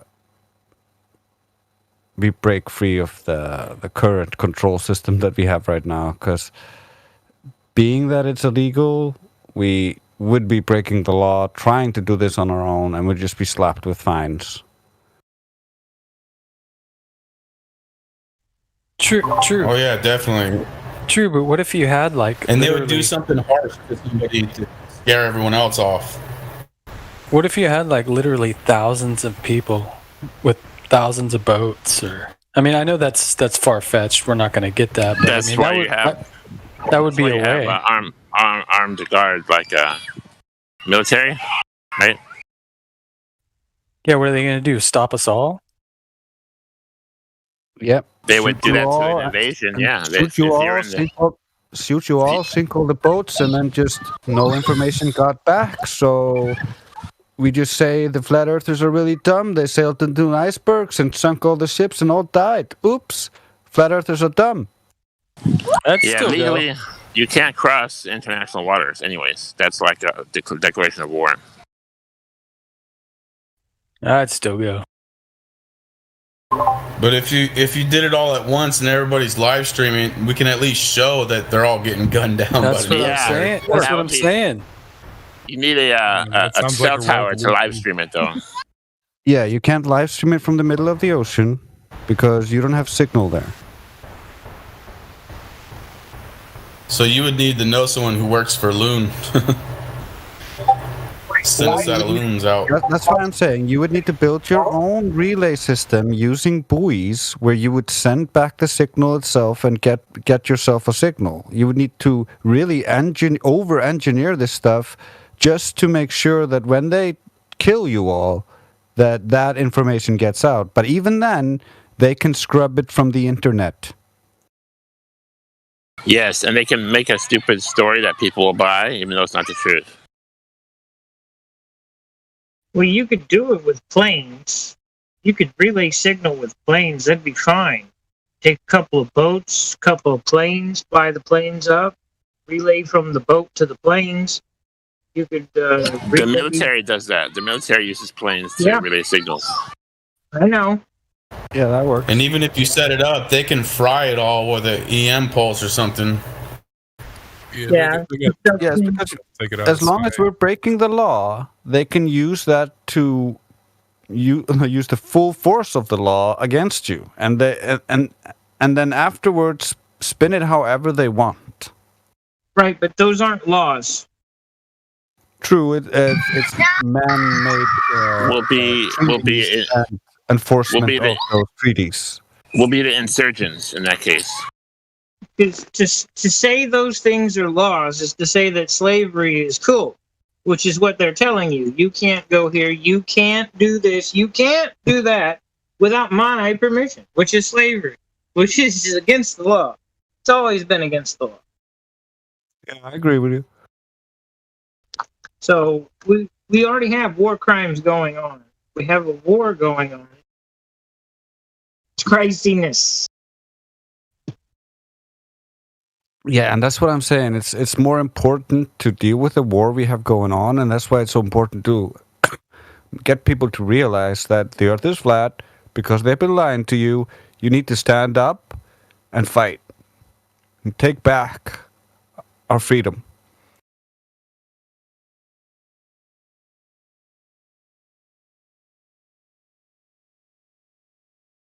That's why I end up talking about law so much.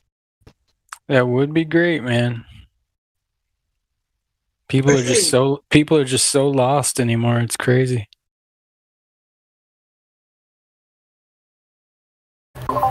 Does anybody know what it's called when the Globers have something where they aim lasers up at the atmosphere and supposedly are bouncing it off the atmosphere? 'Cause I was thinking it would be cool to do a laser experiment at the firmament, or what is perceived to potentially be the firmament. I forgot what it's called. They have something where they shoot lasers at the atmosphere and it reflects off the atmosphere, they say. Yeah. there's a few different means to do this. Generally, it's you do it at an angle, so it's utilizing total internal reflection between the different layers, they say. But it's pretty simple. It's just total internal reflection. Do you know what it's called that they do? I just forgot. Because they're claiming that you can shoot a radio wave 240,000 miles to the so-called moon and back, but yet they can shoot lasers up and reflect lasers off of the atmosphere. Yeah, either the ionosphere or the Appleton layer. Edward E. Appleton got a Nobel Prize for discovering that he could bounce, I think it was microwaves off of the Appleton layer, as he called it. But they can definitely, for sure, bounce stuff off something up there. We don't know what it is, though. So, I mean, it wasn't there a report that they claimed they sent a satellite or some probe, they sent it to the moon, and it hit the moon and it rang like a bell for hours? Yeah, they said that. I don't believe that for a second. Especially since they claim to have mapped out the firmament and are using that to in their formulas. No, but don't miss the point. Don't miss the point. When they say they send it to the moon, some people in their minds are thinking, "Oh yeah, 300,000 miles." No, they probably shoot something up there and it reached the limit of the sky, and it's possibly that it could make some type of sound or something. That Whatever makes sense.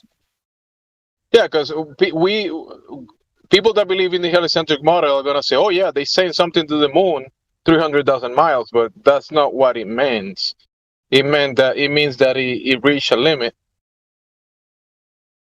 and we can understand that as flat earthers, but other people are gonna be thinking the wrong side of the equation. The impossibility. Interesting. Yeah.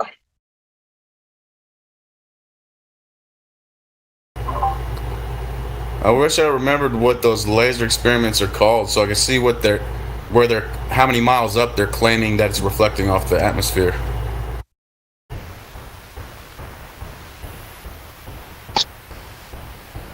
How many of you guys are familiar with Operation Fishbowl? Somewhat familiar, just like most people. Yeah, he's basically trying. I feed my fish in the bowl every single day, so I'm familiar. Yeah, I eat the fish sometimes live, so I think I have a pretty good grip on it. Bowl? Yeah, I like to eat the piranhas. I can feel them biting me. If you look at that diagram, they claim that about 100 kilometers up, there's a layer that bounces stuff off it.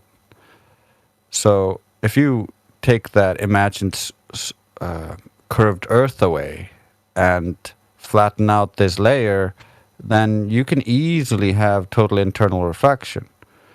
It's easy.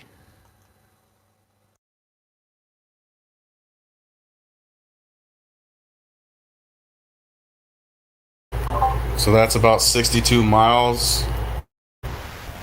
Yeah, about the same as when the rockets from amateurs go straight up and they appear to hit something. That's about that same point.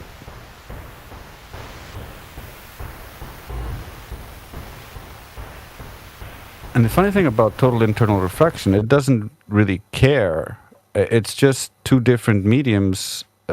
Like even on the ground will do it. Even the air will do it. So you can. Where's my pencil? Lost it. What about the lasers on like Navy ships that tag other ships like 100 miles away? Could we use something like that and aim it up? Well, those on their own destroy the globe, and that doesn't. I don't know if that's gonna work. But if you just look at how I think Sorry. that's in our budget. Those type of lasers, right? 100-mile plus lasers. We can pay for that. And we already know there's no curvature. Like, that's already dead and gone. I mean, as far as learning new stuff, aiming one of those up at the firmament. That actually would be pretty interesting. What if we took an array of lasers to light up an area? That's pretty interesting. And possibly even measure or somewhat map out, like maybe have 100 miles away, shoot up a laser too to see if it's the same height or not. That's one of the things I always wanted to do, like these amateur rockets and stuff. Get me a view up, please. These amateur balloons and stuff, get me a view up. I want to see up. Not to the side, not down. I want to see up. Exactly. Like that Go Fast rocket with that sounded like it plunged into something. That would have been awesome to have a camera pointed up. Yeah. Testify, dude. You're preaching to the choir. We've been saying this for a lot of years, man.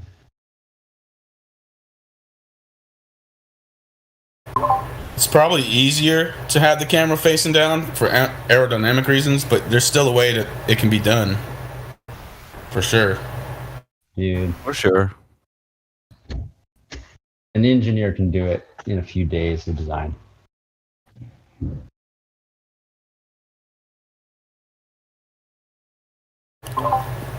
But that's also why they lock down all the flights and have it done by NASA and all that, because otherwise you could just charter a flight to go south. You wouldn't even have to go to Antarctica. You could just go south of the equator. And if the circumference is bigger than the equator, that's lights out. Oh, it's already been done. NASA did it for us. We don't need to do it. NASA went ahead and mapped the coastline of Antarctica. And according to them, it's not possible to be a globe. It's just way, way, way too big.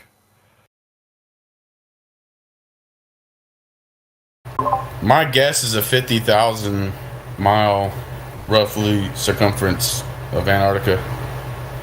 The front of it.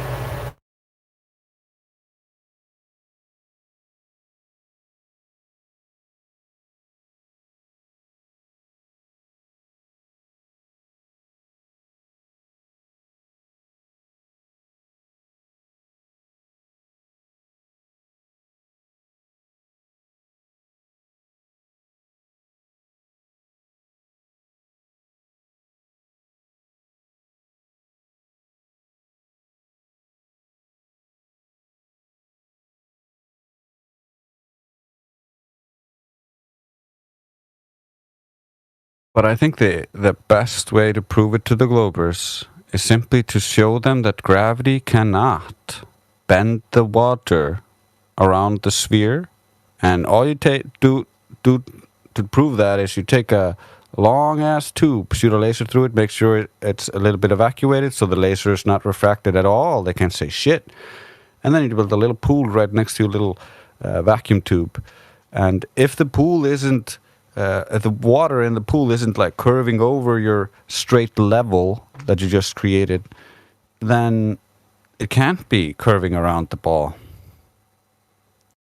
Bro, the Earth is flat, bro. Yeah, we know that. Well, they'll just endlessly claim that with things applied differently to larger masses, that whole fantasy world that they've created so that they can crawl back into that hole. Using my setup, you would basically show that the water is not curving with any mass because you have a perfectly straight edge to measure it to. Bro, guys, do you believe in gravity, bro? Like gravity, bro. What is gravity? We don't hold any beliefs. What do you mean? Can you be more specific? Bro. The Earth is flat, bro. Bro. We know it's flat, so what is your question? Like, guys, I think gravity is a hoax, bro. They trying to lie. I'm totally honest, bro. Like the elite. Of course, it's a hoax. Which Yeah. type of gravity are you talking about? Be a little bit specific. Like, everything, going to the center, bro. They're trying to say that the Earth it's a globe, bro. It's not true. It's a flat. Yeah, but why do you think we don't already know this? We're a flat Earth server. I don't know. Maybe there's someone who believes in the globe, bro. Yes, the globe is a belief because it's a religious belief. So anyone that believes in the globe is a religious zealot. Yeah, bro. So is there no globe earthers here? In what way is it religious? Because it's flat, bro. It's flat. I would say dogma more than religious, because with religious there's an almighty deity, unless you call their scientism itself an almighty deity. I mean, they gravity do- is almost like a deity for them. Gravity can fix everything in the heliocentric model. Yeah, gravity's like their God. Yeah, you got to think about it this way.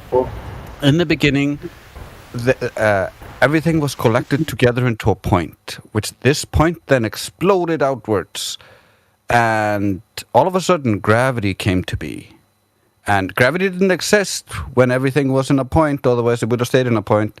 So afterwards, gravity came to be and started collecting things into balls. This is what they tell us. But And then they created the church, and now they have a bunch of believers that believe gravity is real. And if you don't believe gravity is real, they try to make fun of you. But the irony of things, huh?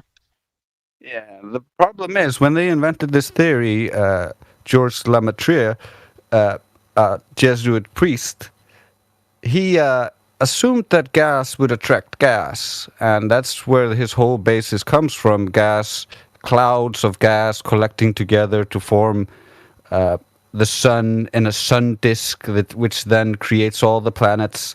It's quite absurd, and it's based on no science. Today we know that there's no attraction or repulsion between gases. So the whole idea is gone. I mean, it works in cartoons and fantasy land. If you just want to imagine things, and if you want to say that your imagination, therefore, is real, gravity, spinning balls, yeah, sure, imagination. And scientism as a whole could be the deity as well, because back when the authority told you to do something, the Catholics or whoever, they say because God said so. Now they say because science said so. Don't you? So Yeah, scientism is now this deity. Scientism itself has become this deity. And then they even have blasphemy built in. If you speak against it, they'll literally call you a science denier. That's blasphemy against their deity. They're basically saying you're a heretic, yeah, if you don't believe. So, yeah, that's true. The whole thing, I forgot where I was going to say about that. Something you mentioned. That science, yeah, the voice, you hear them say that. The voice of, like, the word of science or the voice of science. Science says. Exactly.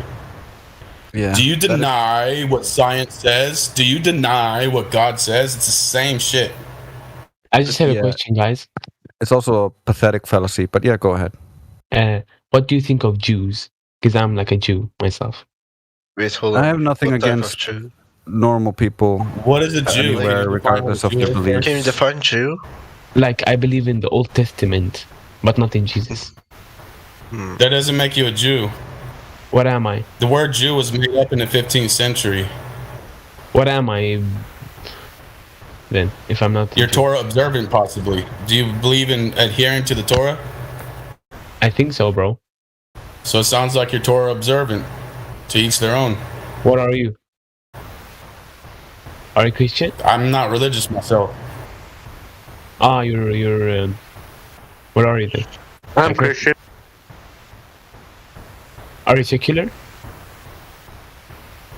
I'm a deist, so I don't fall into that.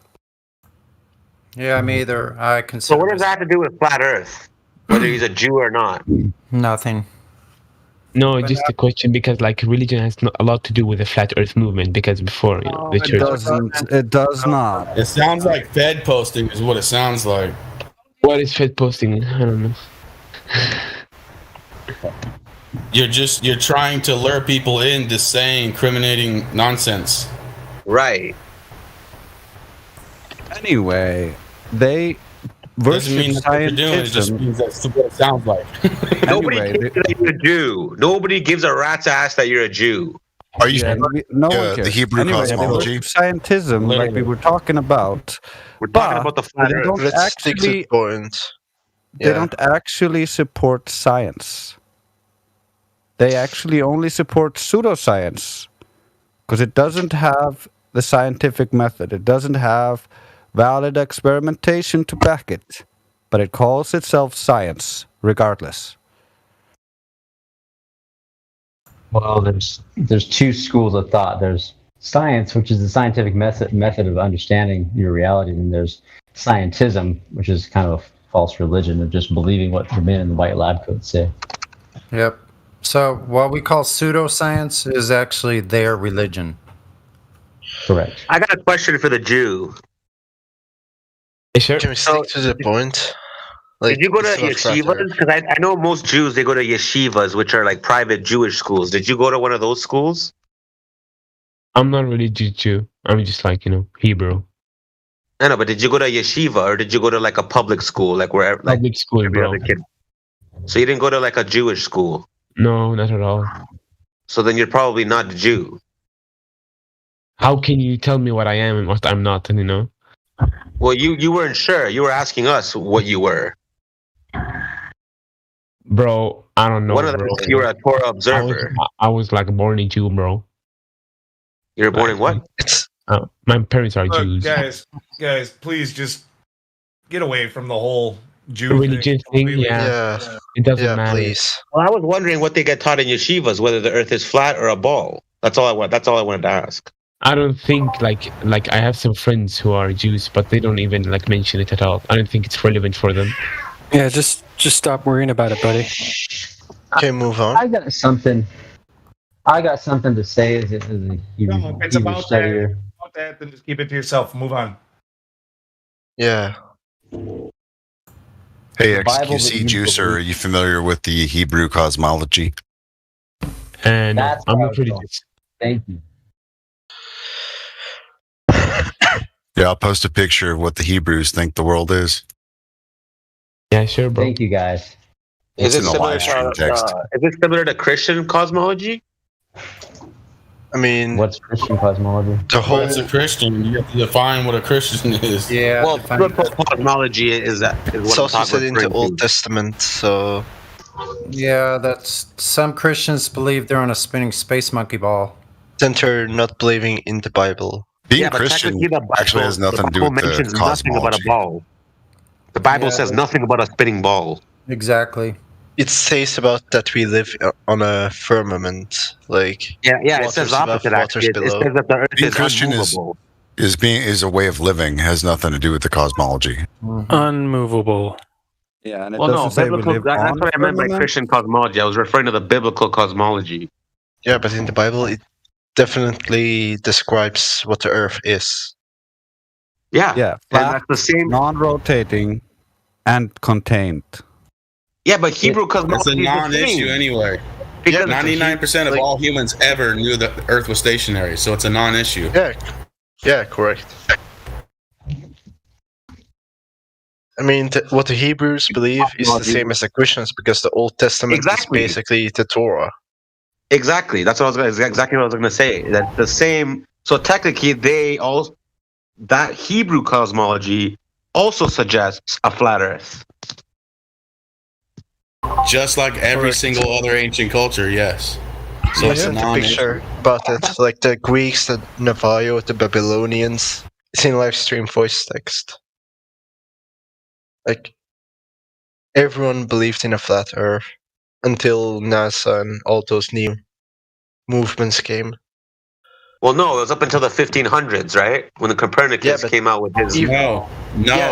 Still 99% of people Still not- believed in a yeah. flat Earth, even then. Correct. Yeah. He just brought a model forward of a globe Earth, but nobody believed him. Actually, Copernicus didn't You're even. talking about the last present it. 100 years.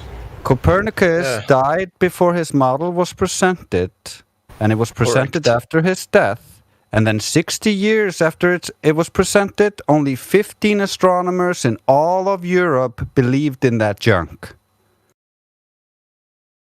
So wait, no. But as far as I understand, the modern, like the scientists at the time, the modern day science moved on to a ball Earth theory at that point. No. Like that's what they started teaching in school. You're talking the last 100 years that this Incorrect. hit critical mass. And it's only because they pushed it in schools. Before 100 years ago, most people knew the Earth was flat. Yep, Period. a lady who was over 100 years old was taught flat Earth in schools. Same with my great grandmother. The person that mentioned the last 100 years of the Earth being flat, what was your screen name, man? I was just trying to see who you were.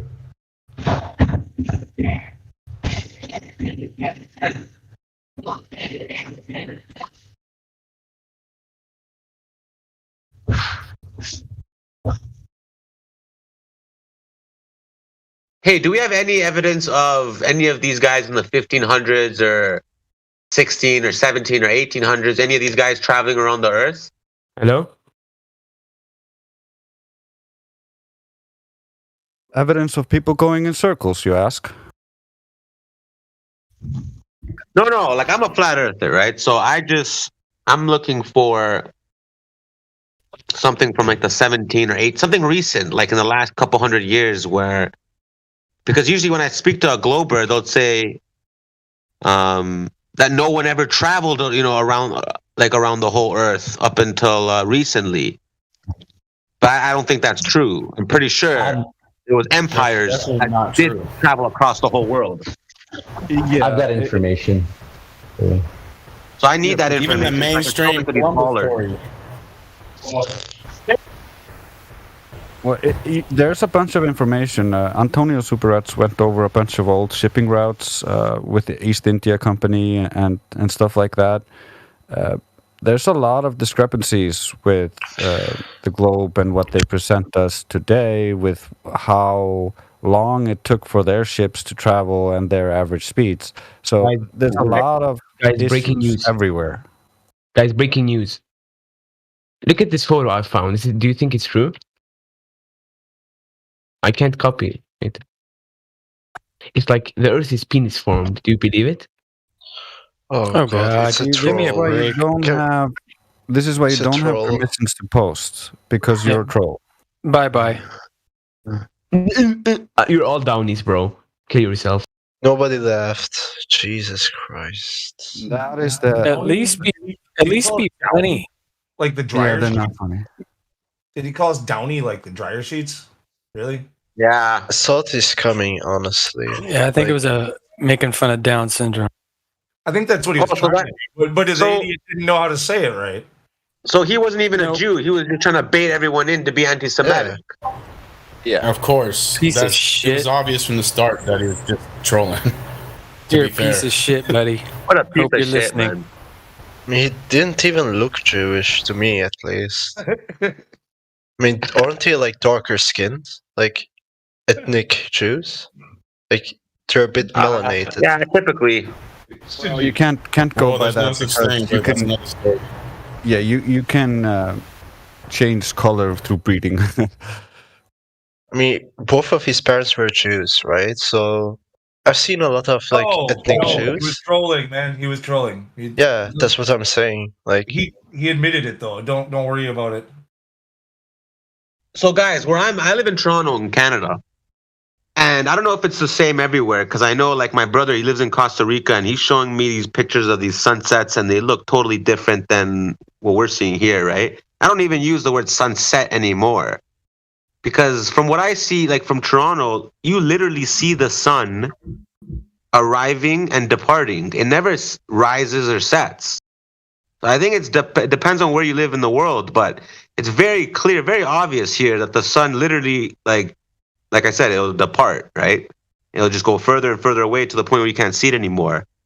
So is that what everyone is seeing, or is it different based on where you live, like in the world? Do you know how much humidity is in the air there? Yeah, exactly. I'm pretty sure it has to do with your weather conditions and. It's pretty humid over here. I know. Yeah, it's pretty. We have high humidity. The more humid it is, the less far you can see, as it will magnify things at the horizon and cause a loss of the bottom of the image. And once it gets to 100%, you start getting fog, and then you just don't see anything. Exactly. But what I'm saying is, are you guys seeing what I'm seeing? I mean, someone sent a GIF on it in the voice text. Like, it really doesn't look like a sunrise at all. Well, I could do a video. I could do like a 12-hour video where I just point my camera at the sun, and you'll see what I'm talking about. It just. Is it like the ones that they're posting? Like the one Miguel posted? See that one. Guys, breaking news again. The Earth is not penis form, vagina form, guys. Form like a vagina. Can we just ban this guy? Like, dude, you have a vagina. Go away. I think somebody tried banning him at the same time as me, and I might have accidentally just like banned somebody else on accident. I'm not. Oh God. Well, you see the picture I posted? That's from a desert, so there's really low humidity here. And you can see the sun just go straight away, and it'll become nighttime. Yes. But you still see that's the amazing. sun. Yes, that's exactly what I'm saying. Yeah, but in Toronto, it's even more clear. It's even more obvious that it's departing. Like, because you'll see the sun literally come right over your head. It'll pass right through your head. Like, it'll just literally go right over your head, and it'll just keep departing further and further away. And it'll look smaller and smaller, right? So. Yeah.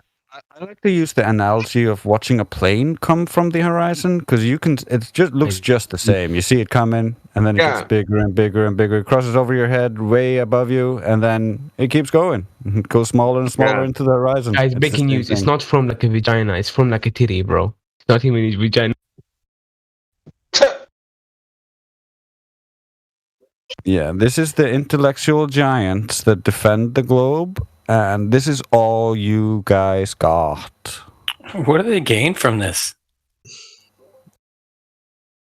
They gain the honor and prestige defending the globe. What do you think, man? Well,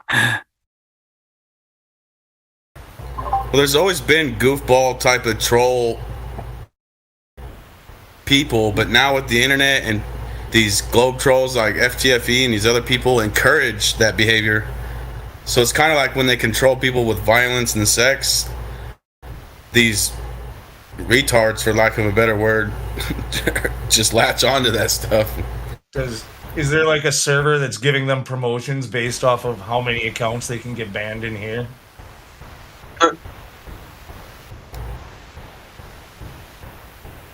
Well, let's be honest. Let's be honest. We all got flat smacked at one point, and we were all shocked. And maybe some of us got angry, and some of us even, reacted this way. I personally, I wasn't as shocked because I already uncovered many other great lies that were done on a worldwide scale. So for me, it wasn't like anything new. But I mean, why troll though? I heard of flat Earth and I figured, oh, it's probably just a psyop to discredit real stuff and da-da-da, and then I just left it alone. I didn't go to flat Earth channels and troll them or anything. I just ignored it. And then once I simply looked into it, just like you, I already knew space was ran by Freemasons. So-called space was ran by Freemasons. I already knew all that. So it was a quick transition, but never once did I just go and troll them. I don't have the time to go troll people. You know what I mean? Yeah. But I mean, I feel like it's different for everyone because, like, for example, that kid, he probably is not aware of the fake moon landing. He's not aware that, like you said, Masons and these elites control NASA and own all these guys, breaking news. It's not deformed. It's formed like my balls. So when you don't know any of that I call it prerequisites. When you don't know any of those other lies, or for example, 9/11 or any of those, right? How do you expect them to know about to take in flat Earth, right? No, that's true. I call them spells, but prerequisite's a good word because if you haven't broken any spells at all or chosen to, you can't just leap into big spells. Exactly. It's just too big. You got to break. Like if you still think that somebody on the grassy knoll shot JFK, and you still think that airplanes crashed into towers, and exactly, you can't even come close to looking at this. Yeah, and so that's the thing. Some of them are you have much to have further big off. spells broken. For me, this is even simpler than all of that because all of that requires you to not understand a bunch of stuff. Flat Earth is so simple because it requires you to understand stuff, and you can actually teach people the stuff that they require to understand it, and they don't. They want to learn how things work. Whereas with the conspiracy theorists and theories, they have to take some of that on faith because they can't know for certain all of the things. Whereas you can know for certain the Earth is flat, you can measure it for yourself. That's a good point. The two other things you have to do is ridicule, and also interest, right? So if you're interested in 9/11, then you have enough interest to look at the facts, and then you realize, hey, our governments and media are lying to us, and you can break that spell where you think everything is all daisies. And you have to have something you're interested in, and it has to be something that doesn't have too much ridicule around it. If that's what you're worried about is ridicule.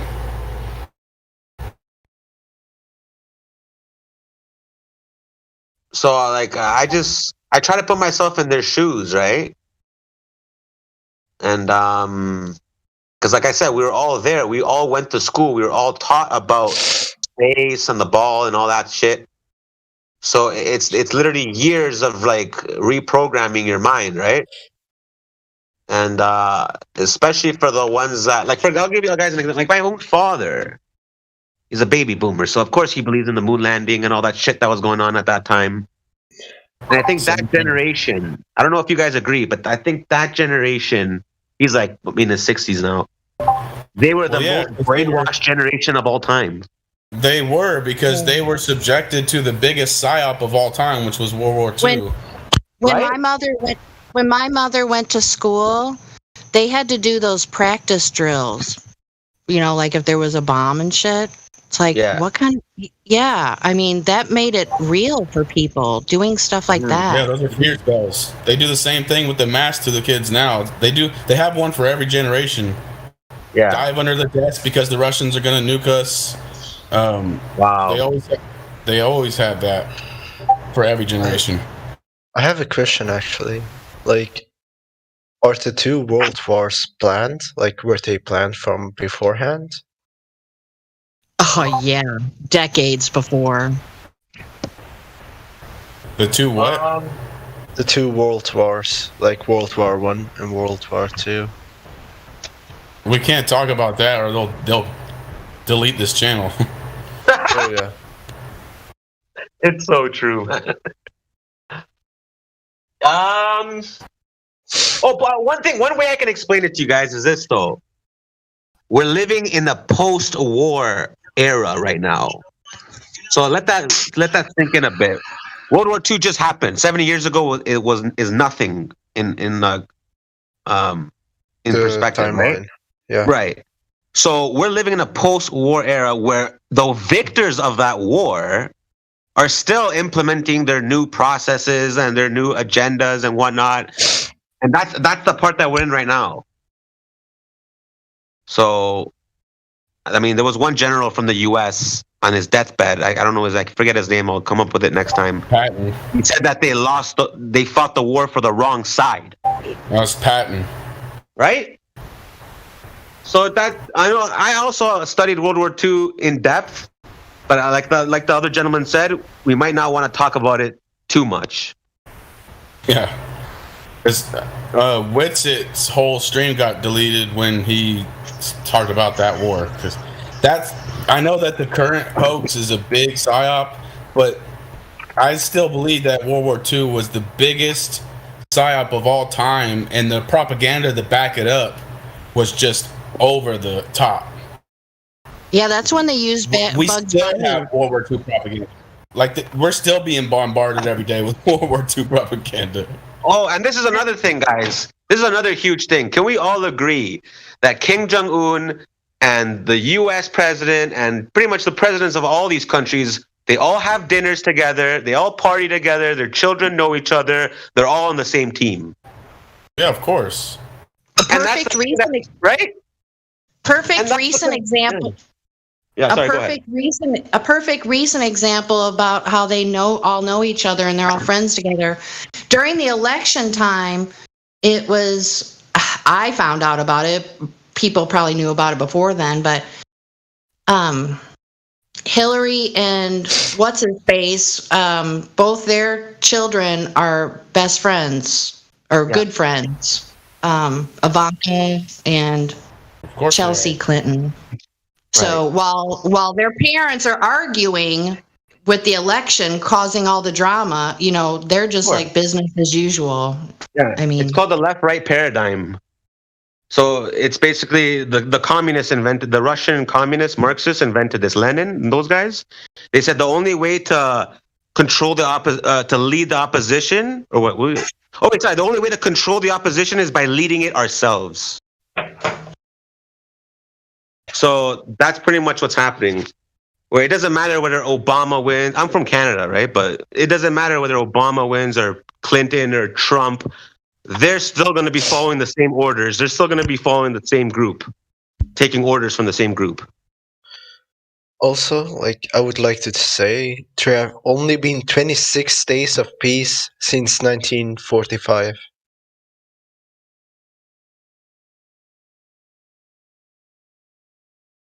And that's when that war ended for certain countries, right? Because the Cold War happened after that. Ukraine to this day is trying to get some of their land back from Russia. So for many countries, the war is still not over. They're still going through shit. Oh no, but I mean 26 days of world peace since 1945. There has always been a war somewhere. Yeah. Well, yeah. I mean, yeah. And that's the thing. All these guys, there's a school in Switzerland, a private school, where all of these presidents and all these diplomats, all their kids go to that same school. Kim Jong-un went to school with Bush, probably. I think they were in the same class. But all these guys, they send their kids to the same private school in Switzerland. They all know each other, all friends. It's a whole game. It's a joke. When Kim Jong-un is sending threats to Biden and vice versa, it's like a whole joke.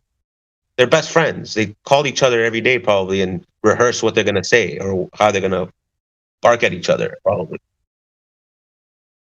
And that's the thing. If you can't see that, of course you're gonna have a hard time understanding that all these space agencies are in it together, right? And that they're all covering up the globe lie. It's going to be very difficult to understand when you don't know that there's a group or certain groups controlling all the information that's getting put out. So that's what I meant by prerequisites. You need to kind of have an idea about what happened with World War II, because that's also relevant, right? Because then we had the Antarctic Treaty that came after World War II, and we had NASA being formed after World War II, right? So it's all tied in. And when you just if someone doesn't know any of this and you bring up the flat earth to them, they'll just think that you're crazy, basically, right? But it's really them not knowing anything about history or religion or anything. So, when I studied the Catholic Roman Empire, which was in the 1500s era, 1600s, That's when like Poland, Italy, France, Germany, Spain, all these countries, like all of them, like Central Europe was basically just one like country. It was just the Holy Roman Catholic Empire. They were all together. And I studied that era, and yeah, if you mention that if you try to say that the Earth was a globe, you get burnt at the stake because it was considered heresy, right? So, you go from that extreme to today, right? And there's a big gap, big discrepancy. So, why was it one day you get killed for saying that the Earth is a globe, and now it's the opposite. You say the Earth is flat, and you're going to get killed. So, and it was only within a few hundred years, right?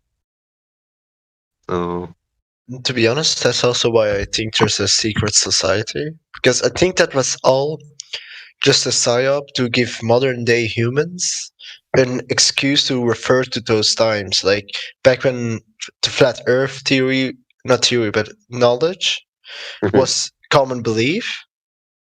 Like nowadays, if you say it, they'll always refer to like those times where people would get burned and stuff. Yeah. Just to discredit. So it's more of a lineage, not only like economy-wise, not only the richest, but also like a bloodline that has been going since like the Middle Ages, and that's still in control today. If you look at the history of the Rockefellers and the Rothschilds, and how their ancestors went back until the Middle Ages, and if you take a look at what their position was at that time, you'll get to know a lot of things. Yeah, like the Masons, for example, they go back thousands of years. Yeah. These were builders. That's really all they are, just builders. Imagine 2,000 years ago, the people who knew how to build the best. That's really all they are. That's who they are. And when you have the ability to build, when this group found out that they could build better than any other group in the world, of course they became a massive, powerful secret society for that lasted thousands of years, right? Yeah. Well, what I find interesting that you bring up that they're amazing builders, that could be true. I'm not necessarily disputing that, but there's a lot of ancient, quote unquote, ancient buildings that seem to be set apart from what is done today. I find that really interesting. Oh yeah, totally. I'm really interested in that as well. Like when you learn about the old ancient structures and how they had technology that was even greater than the technology we use today. Yeah, there's a lot of questions, right? Like, and people are wondering if the world has reset a few times. Right? That could be an answer for that, maybe, possibly, right? Yeah, maybe the technology was so advanced that the whole fucking world got nuked or something, and then we had to start over, right? Who knows? Like, we just really don't know. But the histories have been covered up over and over again. Every time there's a war, the victors of that war write the history books. So how the hell are we supposed to know what happened 3,000 years ago? When it's tough, right? But that's why I love Flat Earth, because just like the other guy said, it's not like a conspiracy where, we don't know what the case is. It may be this or it may be that. No, this is like concrete, like hard evidence at this point. Right. There's too many coincidences. There's too many anomalies. What the like Globers will ask me, so if the Earth if it's not a ball, then what is it? Right? And the thing is, like, I don't always know exactly how to answer. Like, I don't know exactly how the universe or how the world works, like, but we know it's not a ball. And just like Nathan Oakley says, we're not making any claims. That's the whole thing, right? Right. Like, we don't know what it is, technically. We don't know if it's an infinite plane or like if the Earth is like, if there's 4 pillars holding up the Earth, like no one can really tell you exactly what it is, right? But we can confirm that we're not spinning and we're not on a sphere. That's enough. We know that much. Yeah, that's definitely something all flat earthers agree with, that it's just not a ball. Because I've never met a flat earther who thinks we're on a flat disk in space, floating in space. I've never met a flat earther like that. Well, I mean, not to get into religion, but not to get into religion, but so far as Christianity, and I do believe other religions are somewhat similar. That when Earth was created, quote unquote, it was dividing the waters from the waters. Yeah. So the term water may be a slight mistranslation. I mean, you could have a liquid or something, yeah. Yeah. And you know what? I don't care either. I don't care. Like yeah, it's okay that we don't know. Maybe we're not supposed to know. Like I would respect the scientists a lot more and have more trust in them if they came out and said, "Hey guys, we don't know what's up there. We don't know what the stars are made of. We don't know how big this world is and how high we can go or whatever.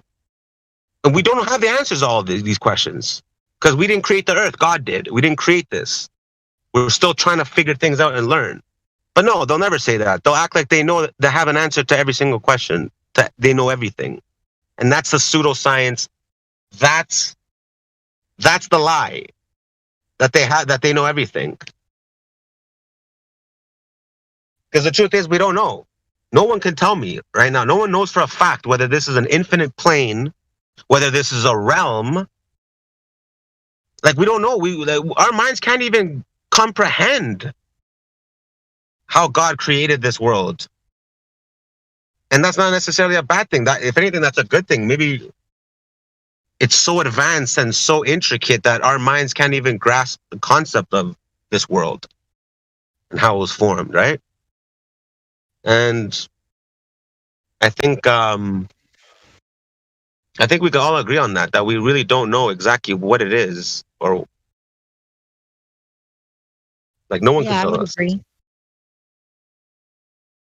Unless someone here is telling me that they know exactly how big this flat Earth is, what's around it, what's underneath it, and what's above it. Because I don't think anyone can say that. And if you do know, then please tell me.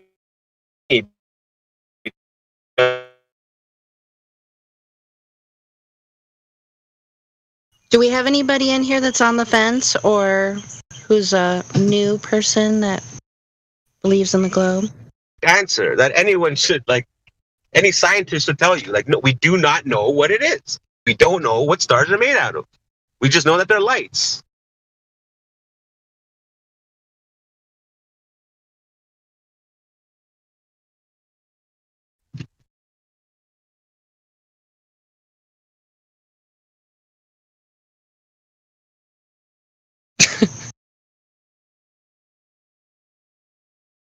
And like, even the whole thing with, like, we don't know every answer either. Like, for example, when they ask me, so you mean to tell me that everyone's in on it? All the astronauts, all the heads of the space agencies. There's got to be a lot of thousands, if not millions of people that are in on this lie. How would that work? I mean, they're not necessarily lying. Like, let's say there are 40,000 people working at NASA, right? Yeah. It's only the top elite of that NASA that knows the truth. The other ones are just given a title, build this, and that's all. They just finish their job, and that's all they do. They don't know then here's another question either. So are the astronauts in on it? Because I personally think the astronauts are in on it. Oh, yes, they are. Well, the ones that went to the moon, allegedly. Did we get a Flat Earther Doesn't our Ask Me Anything event? And I don't think you can become an astronaut without being a Freemason as well. Correct. Right? Am I right?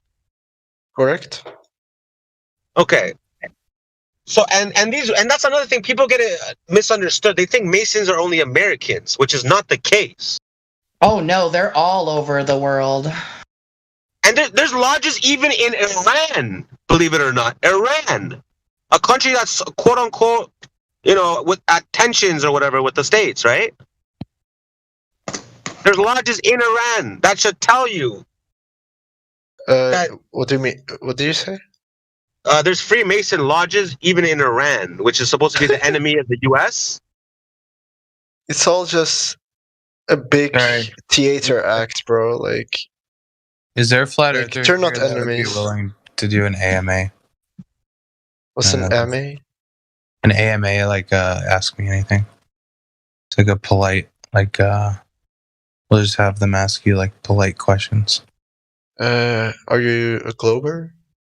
on a stage. Personally, I am, but it doesn't really matter because it'll be very polite. It went really well last time. So going back to what I was saying, but I wanted to ask the one gentleman something. Sorry, so nobody here is willing to do that? We all are. What do you mean? Oh, okay. Every Cool. single person here is willing to do it.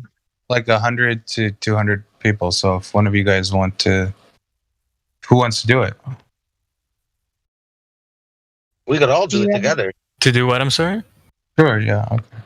A Flat Earth AMA. We hold like a Flat Earth AMA. We try to do one every week on the Chatterbox, and so we need somebody to host it, like a Flat Earther. So what does the host have to do exactly? No, just answer the questions however you want, and then the next person comes up, asks a question. Actually, you give an answer. You can DM one of the admins. Okay, is there anybody like here right now that would be willing to do it right now?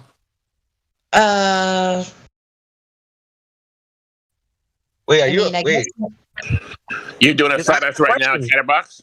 Yeah, we're doing it right now. Yeah. It doesn't have to be long. Like, it can just be like half an hour. Just come over right now, Godric. Okay. I don't represent the server. I'm just, just my own person. Yeah, that's fine. I'll say about lizards and shit. Okay, is there anybody else that wants to join him?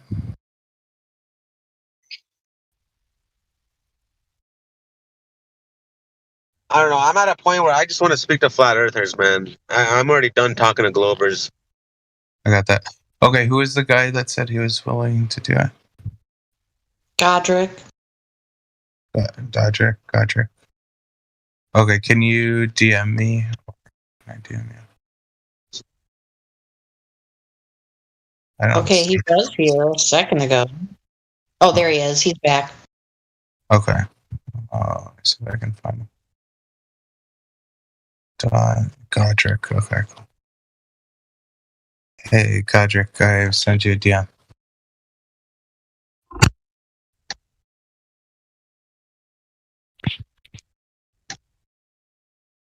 And guys, this whole scam that they're doing now where you can pay like $50 million and they're going to take you up to space with Jeff Bezos or whatever?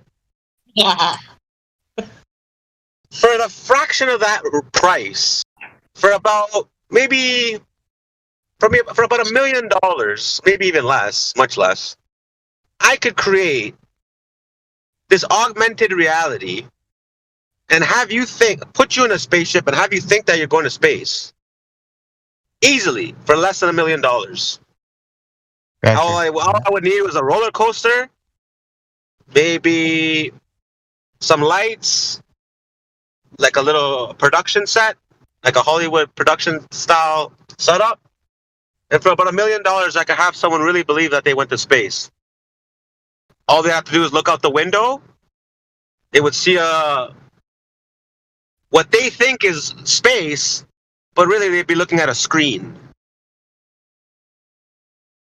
So I don't get why somebody's willing to pay $50 million knowing that it could be faked for a fraction of that rate. It's like when you go to the movies and when they put you through like those, they put the glasses on and you're in this simulation type thing. Yo, he just fucking left. Same idea, Just but you left think you're halfway going to through you space. talking. Hello? He just left halfway through you talking. Oh, I left? No, he left. Oh, you laugh. Oh, God. So, yeah, I mean, it's really easy to fake this stuff, guys. It really, really is.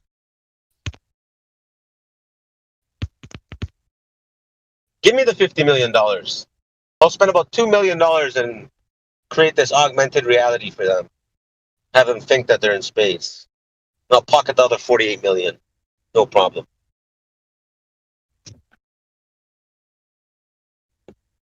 Like when I started like not believing in the globe, it was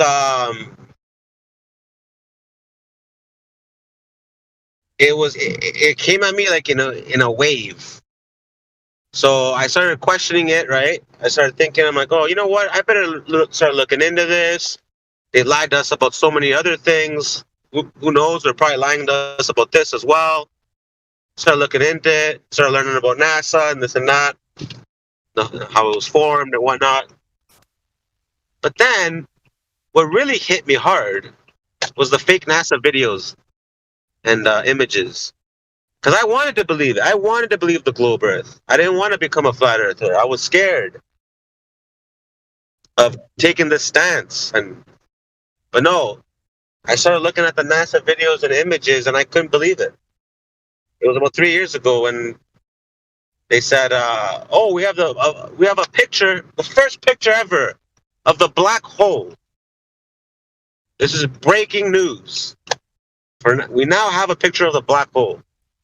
So I look up the picture, and I can send it to you guys after. It's literally an orange background. Like I imagine, you know, Google Paint or Microsoft Paint.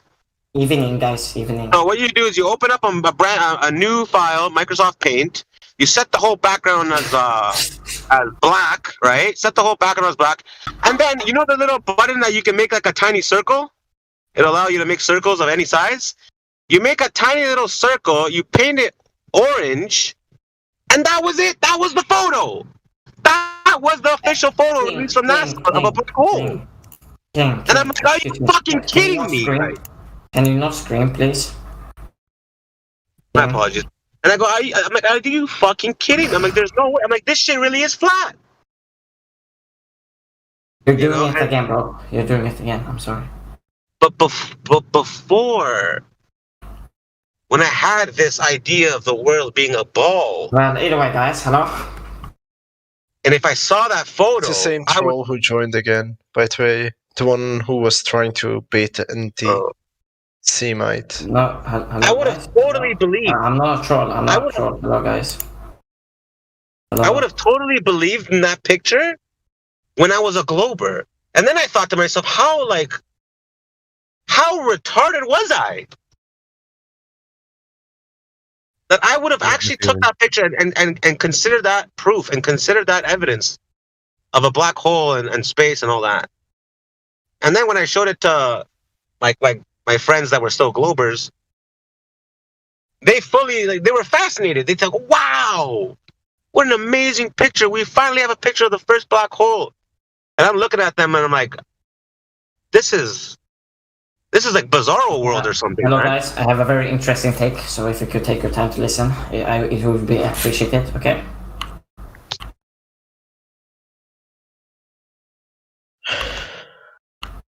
So yeah, once you break through the brainwashing and the conditioning and the programming, all this evidence of these photos and videos of NASA becomes literally a complete joke.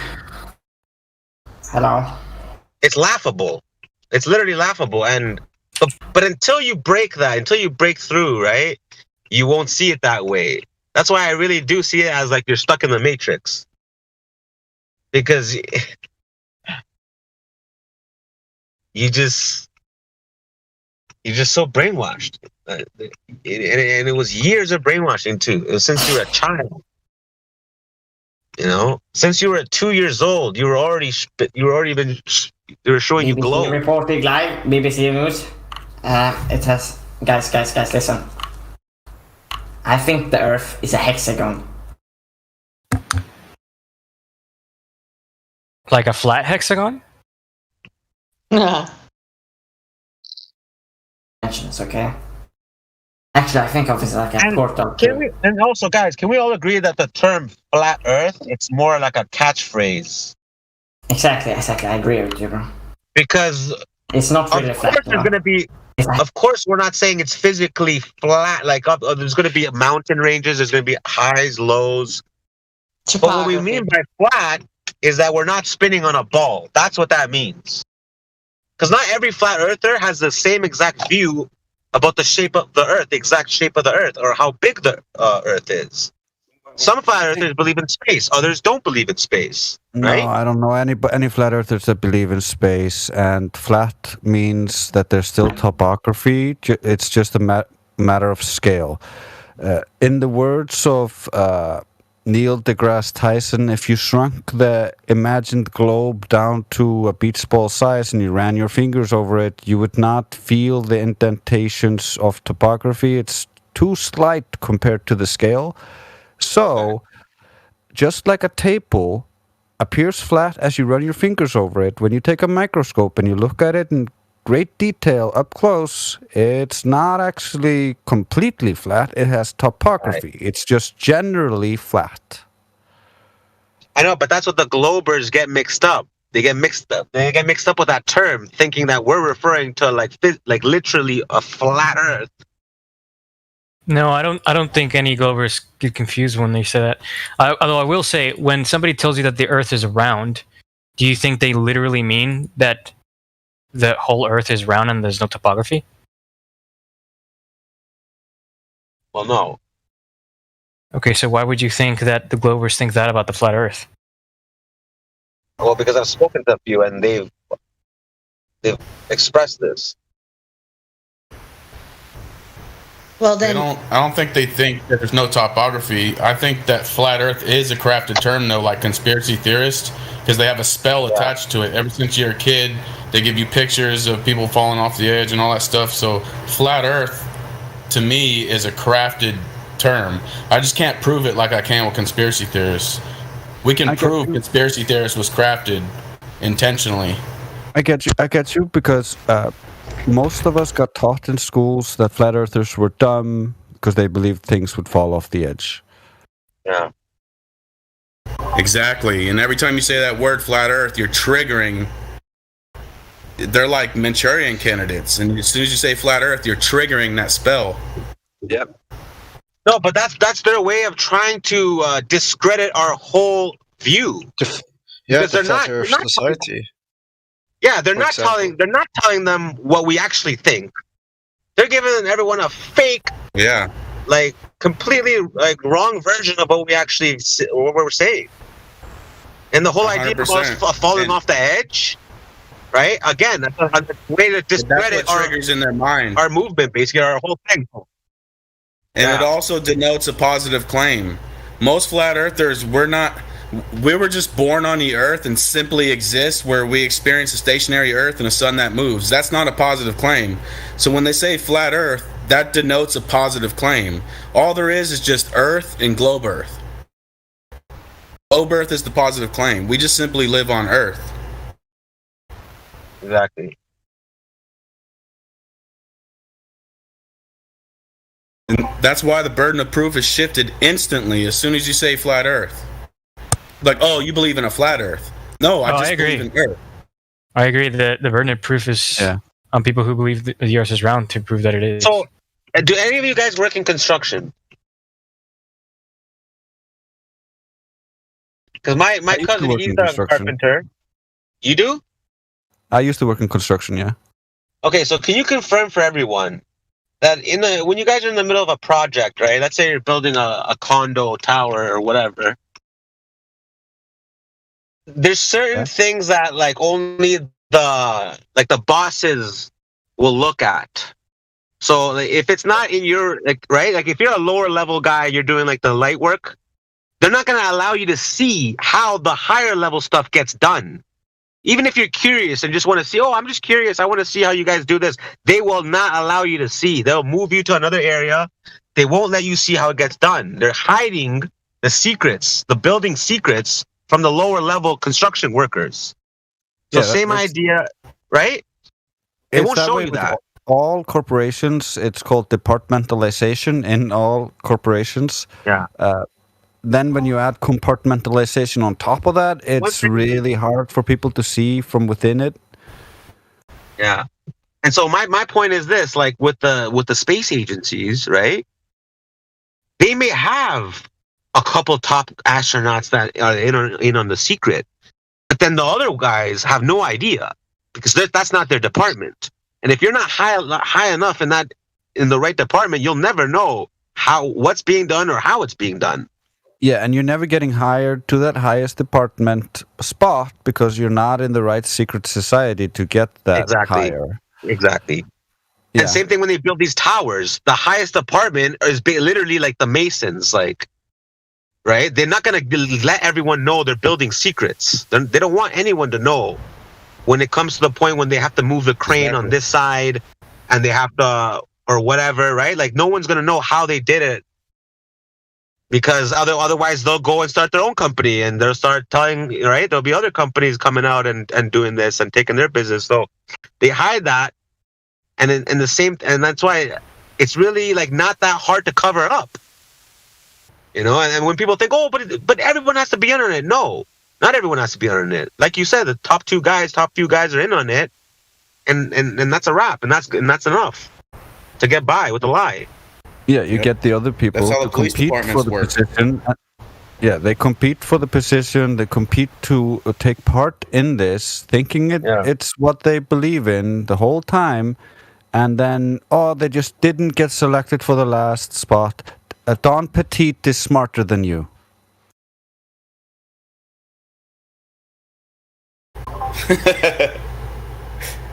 Yeah. The coach is starting his son, even though he sucks. Exactly. So imagine the poor astronaut who worked his fucking butt off his whole life. He really is the one who's most, like, he has the most credentials. He's the one. But guess what? He's not gonna get it now because he's not Buddy Mason's son. So the next guy gets picked. And he's in on the secret. He's in on the flat Earth and everything. And then they show up to the press conference and they lie out of their teeth. And but human like beings people who work to be president. Exactly, but at the same time they're human beings. And what does that mean? That means they can make mistakes. Just like Neil Armstrong and Buzz Aldrin and the other guy, when they fucking had that press conference after landing on the moon, quote unquote. I'm pretty sure we've all seen that press conference. They were shitting their pants, sweating. They could barely fucking string a sentence together. That's how guilty and shameful they were trying to tell those lies. Yeah, and they do make mistakes all the time. That's why they've crafted the whole mainstream thing. That's why they've crafted the whole conspiracy theorists versus mainstream, so that even if you see the literal truth, they can just ridicule you and say, oh, you're one of those right-wing conspiracy theorists or one of those whatever. And go against what you literally just saw. Have you lost friends because of this? You guys want to know something really funny? If you go to Wikipedia, they just made a new list, a new page on Wikipedia called Conspiracy Theories. Look up conspiracy theories in Wikipedia. It's going to show you a list of about 50 of them. Every single one of them is true. Can you believe that? I went through them. I'm like, every single one of these quote unquote, and it talks about how all of them got debunked, right? They try to explain how all 50 of them got debunked and how they're totally false. That's crazy. Which ones are listed there? I went through them, bro. They're all fucking true. They're all facts. All of them. 9/11, the moon landing, flat Earth, all of them. You name them, they're all there. JF Kennedy assassination. Every single one is in there. And I look through the list. I go, are you fucking kidding me? Literally, every single one of these is true. So again, that's their way of lying to another generation. A whole new generation is gonna be born. Look up Wikipedia, the conspiracy theories. And was the Holocaust in there? Everything's in there, bro. Everything. Damn. Yeah, not surprised. They do that so that people who have made a choice in life to go with the mainstream narrative will read that, and then whenever their brother or sister or cousin or friend brings one of those up, they know in their heart that they're wrong. They're one of those conspiracy theorists. It's just a choice in life that people make. So yeah, like I said, guys, go over that list. Every single one of them is true. So you're living in a world where everything that's true is being told to you that is a lie, and everything that's a lie is they're telling you is the truth.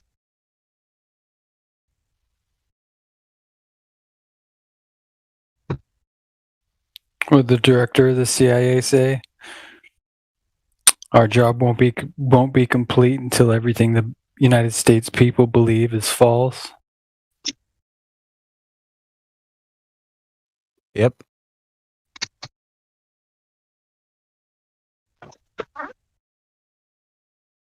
And remember, this Wikipedia page, it wasn't out, like it just came out recently. And again, it's to brainwash the future, the next generation of kids that are coming out. Yeah. Right. I think they'll eventually phase out the initial moon landing. I mean, it's almost an embarrassment to them now. I wouldn't be surprised if many years down the road it just didn't happen.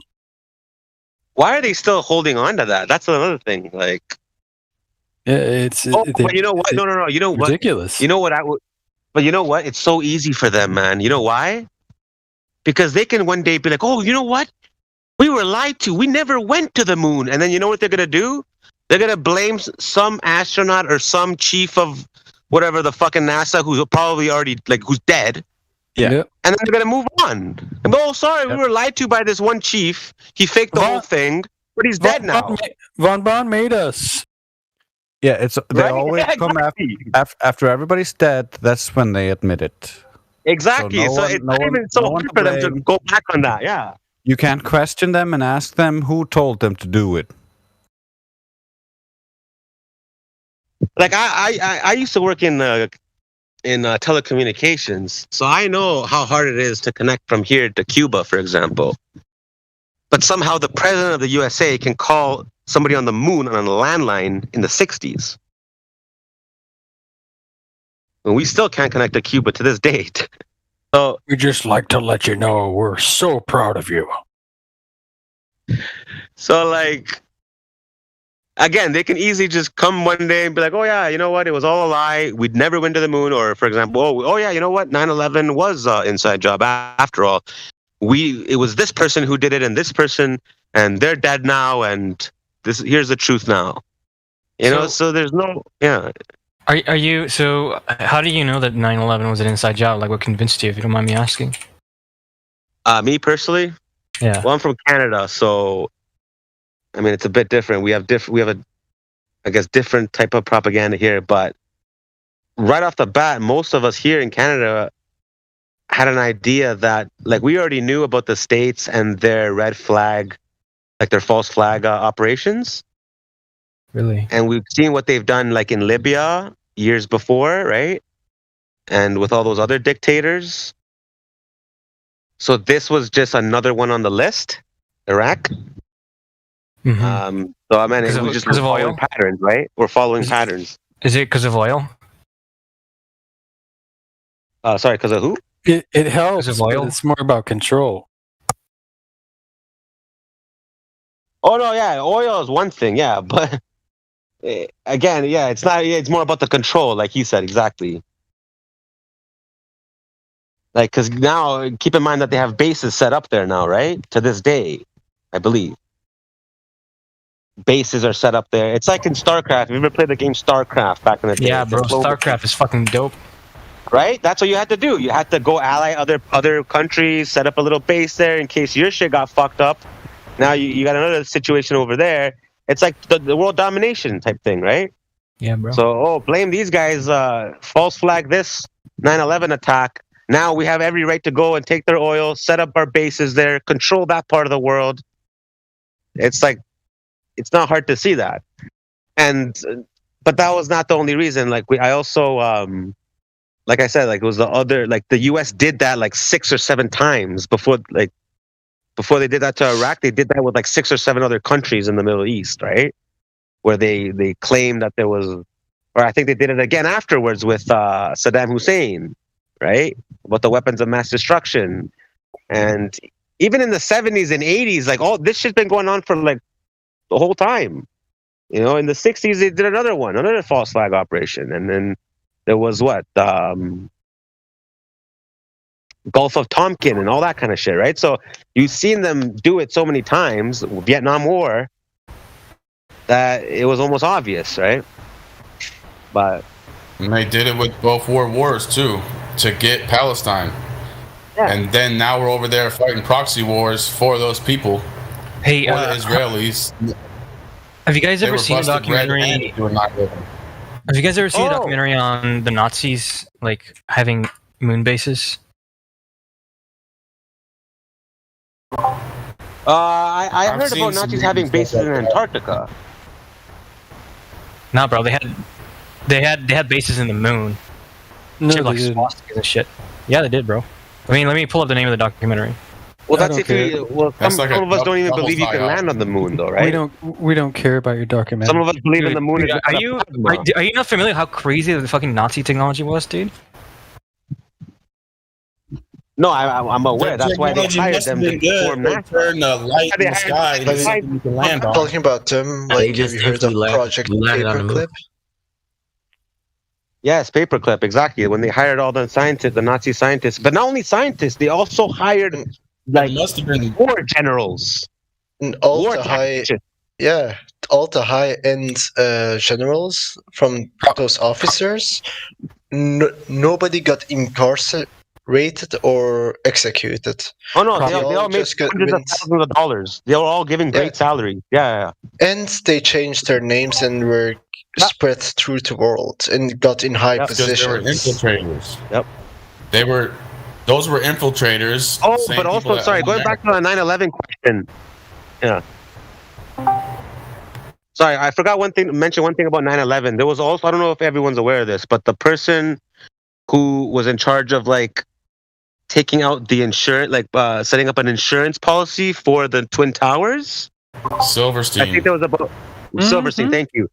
A few months before that tragedy, he renewed his insurance policy, or he updated his insurance policy to cover for airplane and airplane crashes. Well, yeah, that's standard. That's common knowledge of this. So, and they were, exactly. So that alone kind of said it all, right? That people knew about it. Not to mention I think Bush's brother. Jewish. There was 2,000 workers that were Jewish who did not show up to work to the towers that day as well. So they were tipped off. Those towers were mostly empty anyway. So, and the Israelis were busted red-handed. I had the DEA document myself that shows that they were posing as art students and trying to infiltrate all of our intelligence agency for months before then. It was like 40 different groups of supposed art students, and then they had so-called Israeli art students in the towers themselves posing in front of pictures of fuse detonators. And then they interviewed him in Israeli TV, and they told him that we were there to document the event. Well, yeah, that was the people that were in the van and stuff celebrating, because several vans of Israelis got busted red-handed too. But they had that one dude in that picture as an Israeli art student was literally Mossad.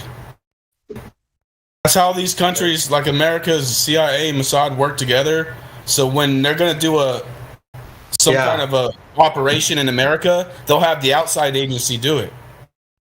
The art students were called Gelatin, and their art project was called The Bee Thing. Again? Their group was called Gelatin, and their art project was called The Bee Thing, like Bravo, The Bee Thing. Yep, that's true. They still have their website up and all their sick, weirdo crap they do.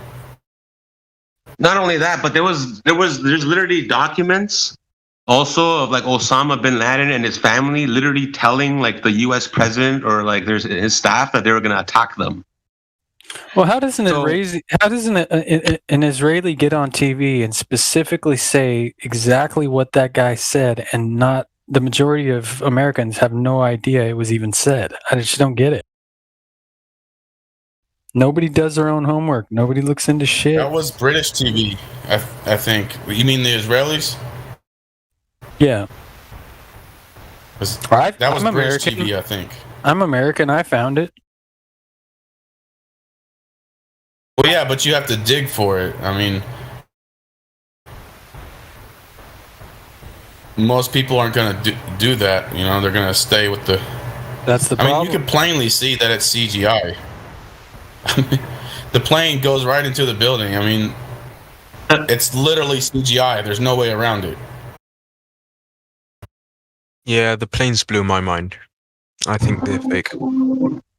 Yeah. They would have crashed into it and fell down. There would have been wreckage. Like, they wouldn't have disappeared like a ghost into the damn building. There'd have been wings falling to the ground. I mean, it just... What confused me was, where's the wreckage? Where's the plane wreckage in the tower? I mean, planes are pretty big.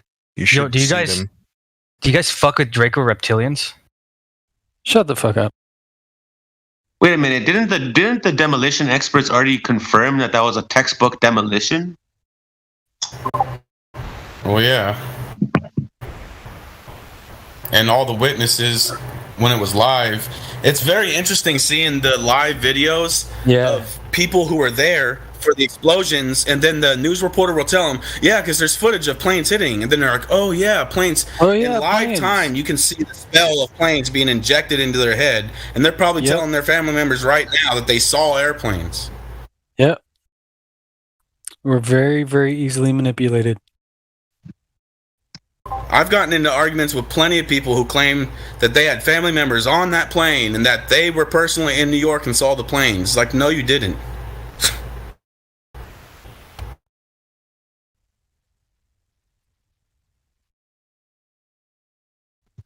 I forget what Elijah and Chocolate's take on all that was. Because they were there, right?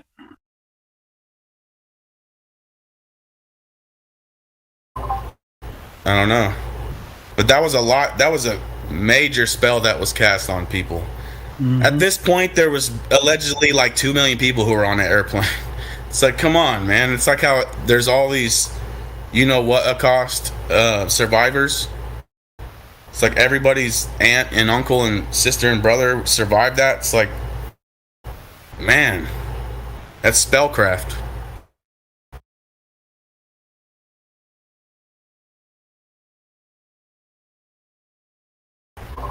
Like, these people really do believe they saw planes. Like, they really believe it. It's been injected into their mind. Mine's a tricky thing, man. Very easy, very, very susceptible to, Wait, are you saying there were no planes at all? No, there were. Absolutely not. There was no planes at all. And all Just the the witnesses that were there, when it was very fresh and just happened, they were saying that there was explosions on every level, blowing the place out like controlled demolition. Yeah. Then news reporters were injecting it into their mind that they saw planes. Then they started saying, oh yeah, there was planes that hit. It's like, no. Do you think the news reporters were in on it? The news reporters are just doing what they're told to say. Definitely some people in the media were in on it. Yeah. You guys remember There were that different guy? medias that were saying there were no planes at the time. Witnesses being like, no plane, just an explosion. They only started saying airplane after it was fire told to them. department said it. Even fire departments said it. Or some of the. Well, I didn't know that. I wasn't aware there was no plane. Right? No plane. But I'm not so surprised either. Like, we were already aware that it was a demolition. So whether there was a plane or not, I mean, I thought it was a plane. Up until now, I thought that there was an actual plane plus like the demolition at the same simultaneously. But I mean, if there was no plane, That would make total sense. There was no So I plane have a either. question. I have a question. So why not just send an empty plane in? Because it would have bounced off. There Yeah. was no plane. There was no. There would Yeah, have if been you look no. at the chat, I It's posted. literally CGI.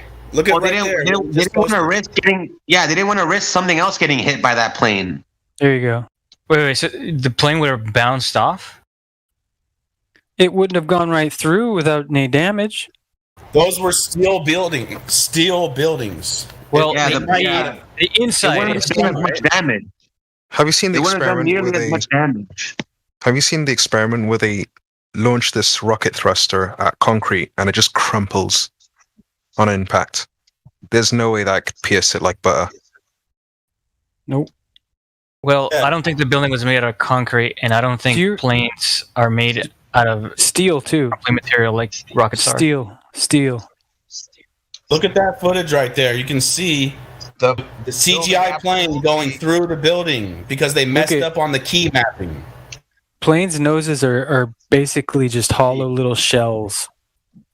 Exactly. Might have some kind of some kind of something in there, but they're basically just hollow aluminum, and there's no way it's going to go through an entire building like that.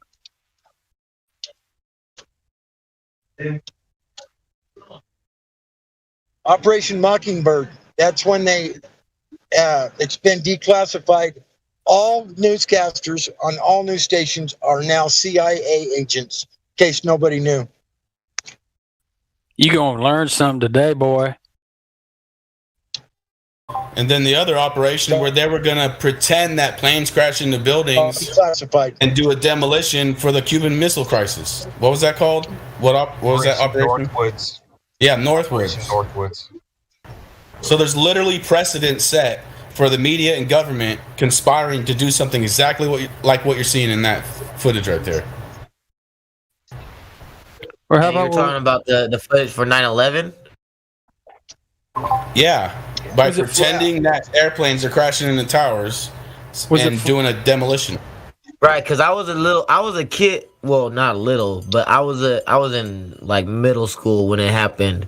I watched it on the news when it happened. Yeah, isn't it funny how they had all the news cameras and everything all set up, ready to go, all that quick and shit? That was all set up. Trust me. Every I watched it live too. On the you mean with the planes? So there were planes that went, but it exploded like it was a demolition, though. There was no planes at all. No planes. There was only 3 live feeds. I mean, I got a friend that's in New York. Like, I can go and ask him. Like, so there's no plane parts over there?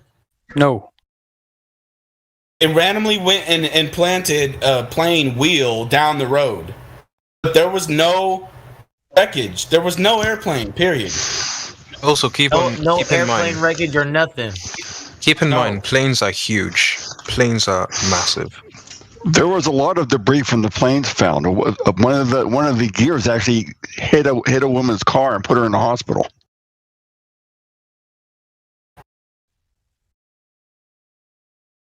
That doesn't mean a plane flew into the side of the building. There was plane debris. The last argument was there was no plane debris. There was plane debris. So that is And I already false. said that they planted plane debris, like that big wheel that had an aired up tire. And it had somehow made it through the wreckage with an aired up tire. That was planted. I don't know what to believe now. I'm hearing there's plane debris. I'm hearing there's no plane Believe debris. what you want. Believe what you want. There were 100,000 people staring at the towers when the Believe second plane what you hit. want, buddy. Believe what you want. Right, like you're saying believe what I want. Like I watched the planes on the news like hit the. They all did. There was 3 Is it a coincidence? This guy's called Steel City. All I'm saying is it a that there has to be plane debris. I'm from Pittsburgh. Right? It's alleged that steel beams were melted. What the fuck was that? No one alleges that steel beams melted while the towers were still standing. Are you kidding me? Probably a Draco reptilian, my friend. Yeah, you are There is no completely allegation. misinformed. You're completely misinformed, and you have no business in this conversation. Bye bye. You must believe the moon landing was real then, because if you watch that footage as an adult with a level-headed mind, you can clearly see that those are CGI planes. That's incorrect.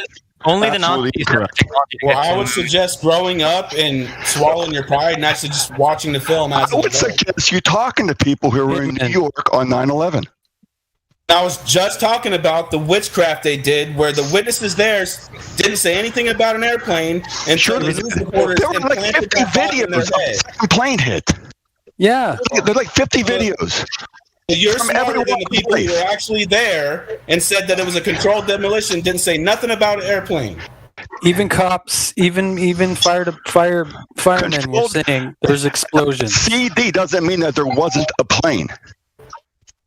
You can planes hitting and is when they ejected the demolition. shot. That's bullshit. You're claiming Ejected the lot of airplanes. there's There was no Simply plane. false. Simply false. Moon landing was fake. There was no planes.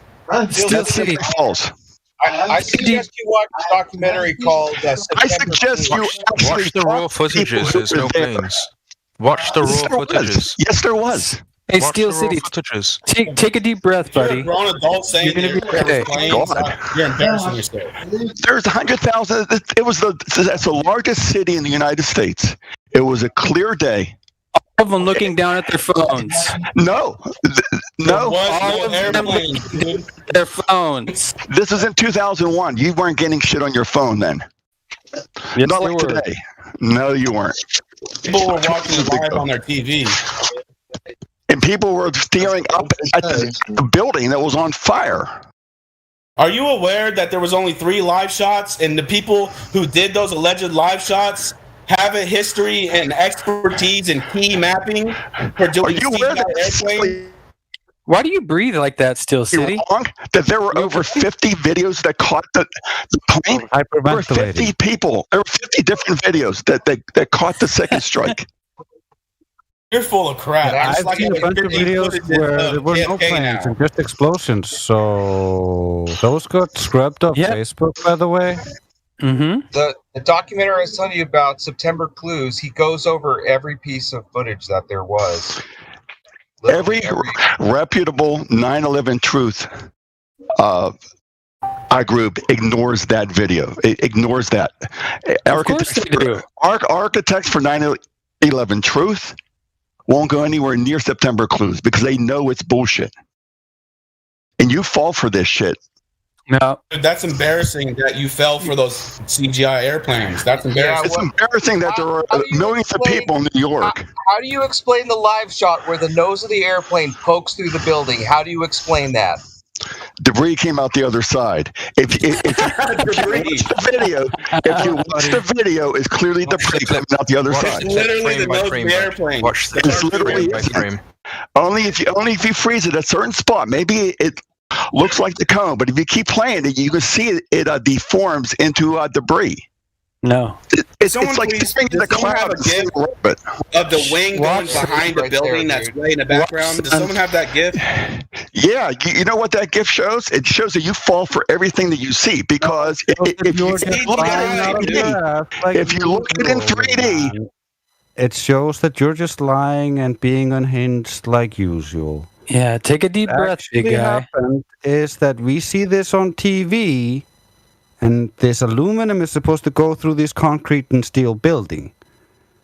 But then other people record this with their phones, and there's no planes. So this doesn't make any sense.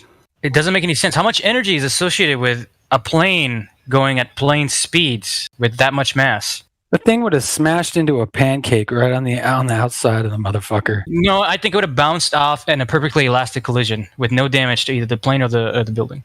Yeah.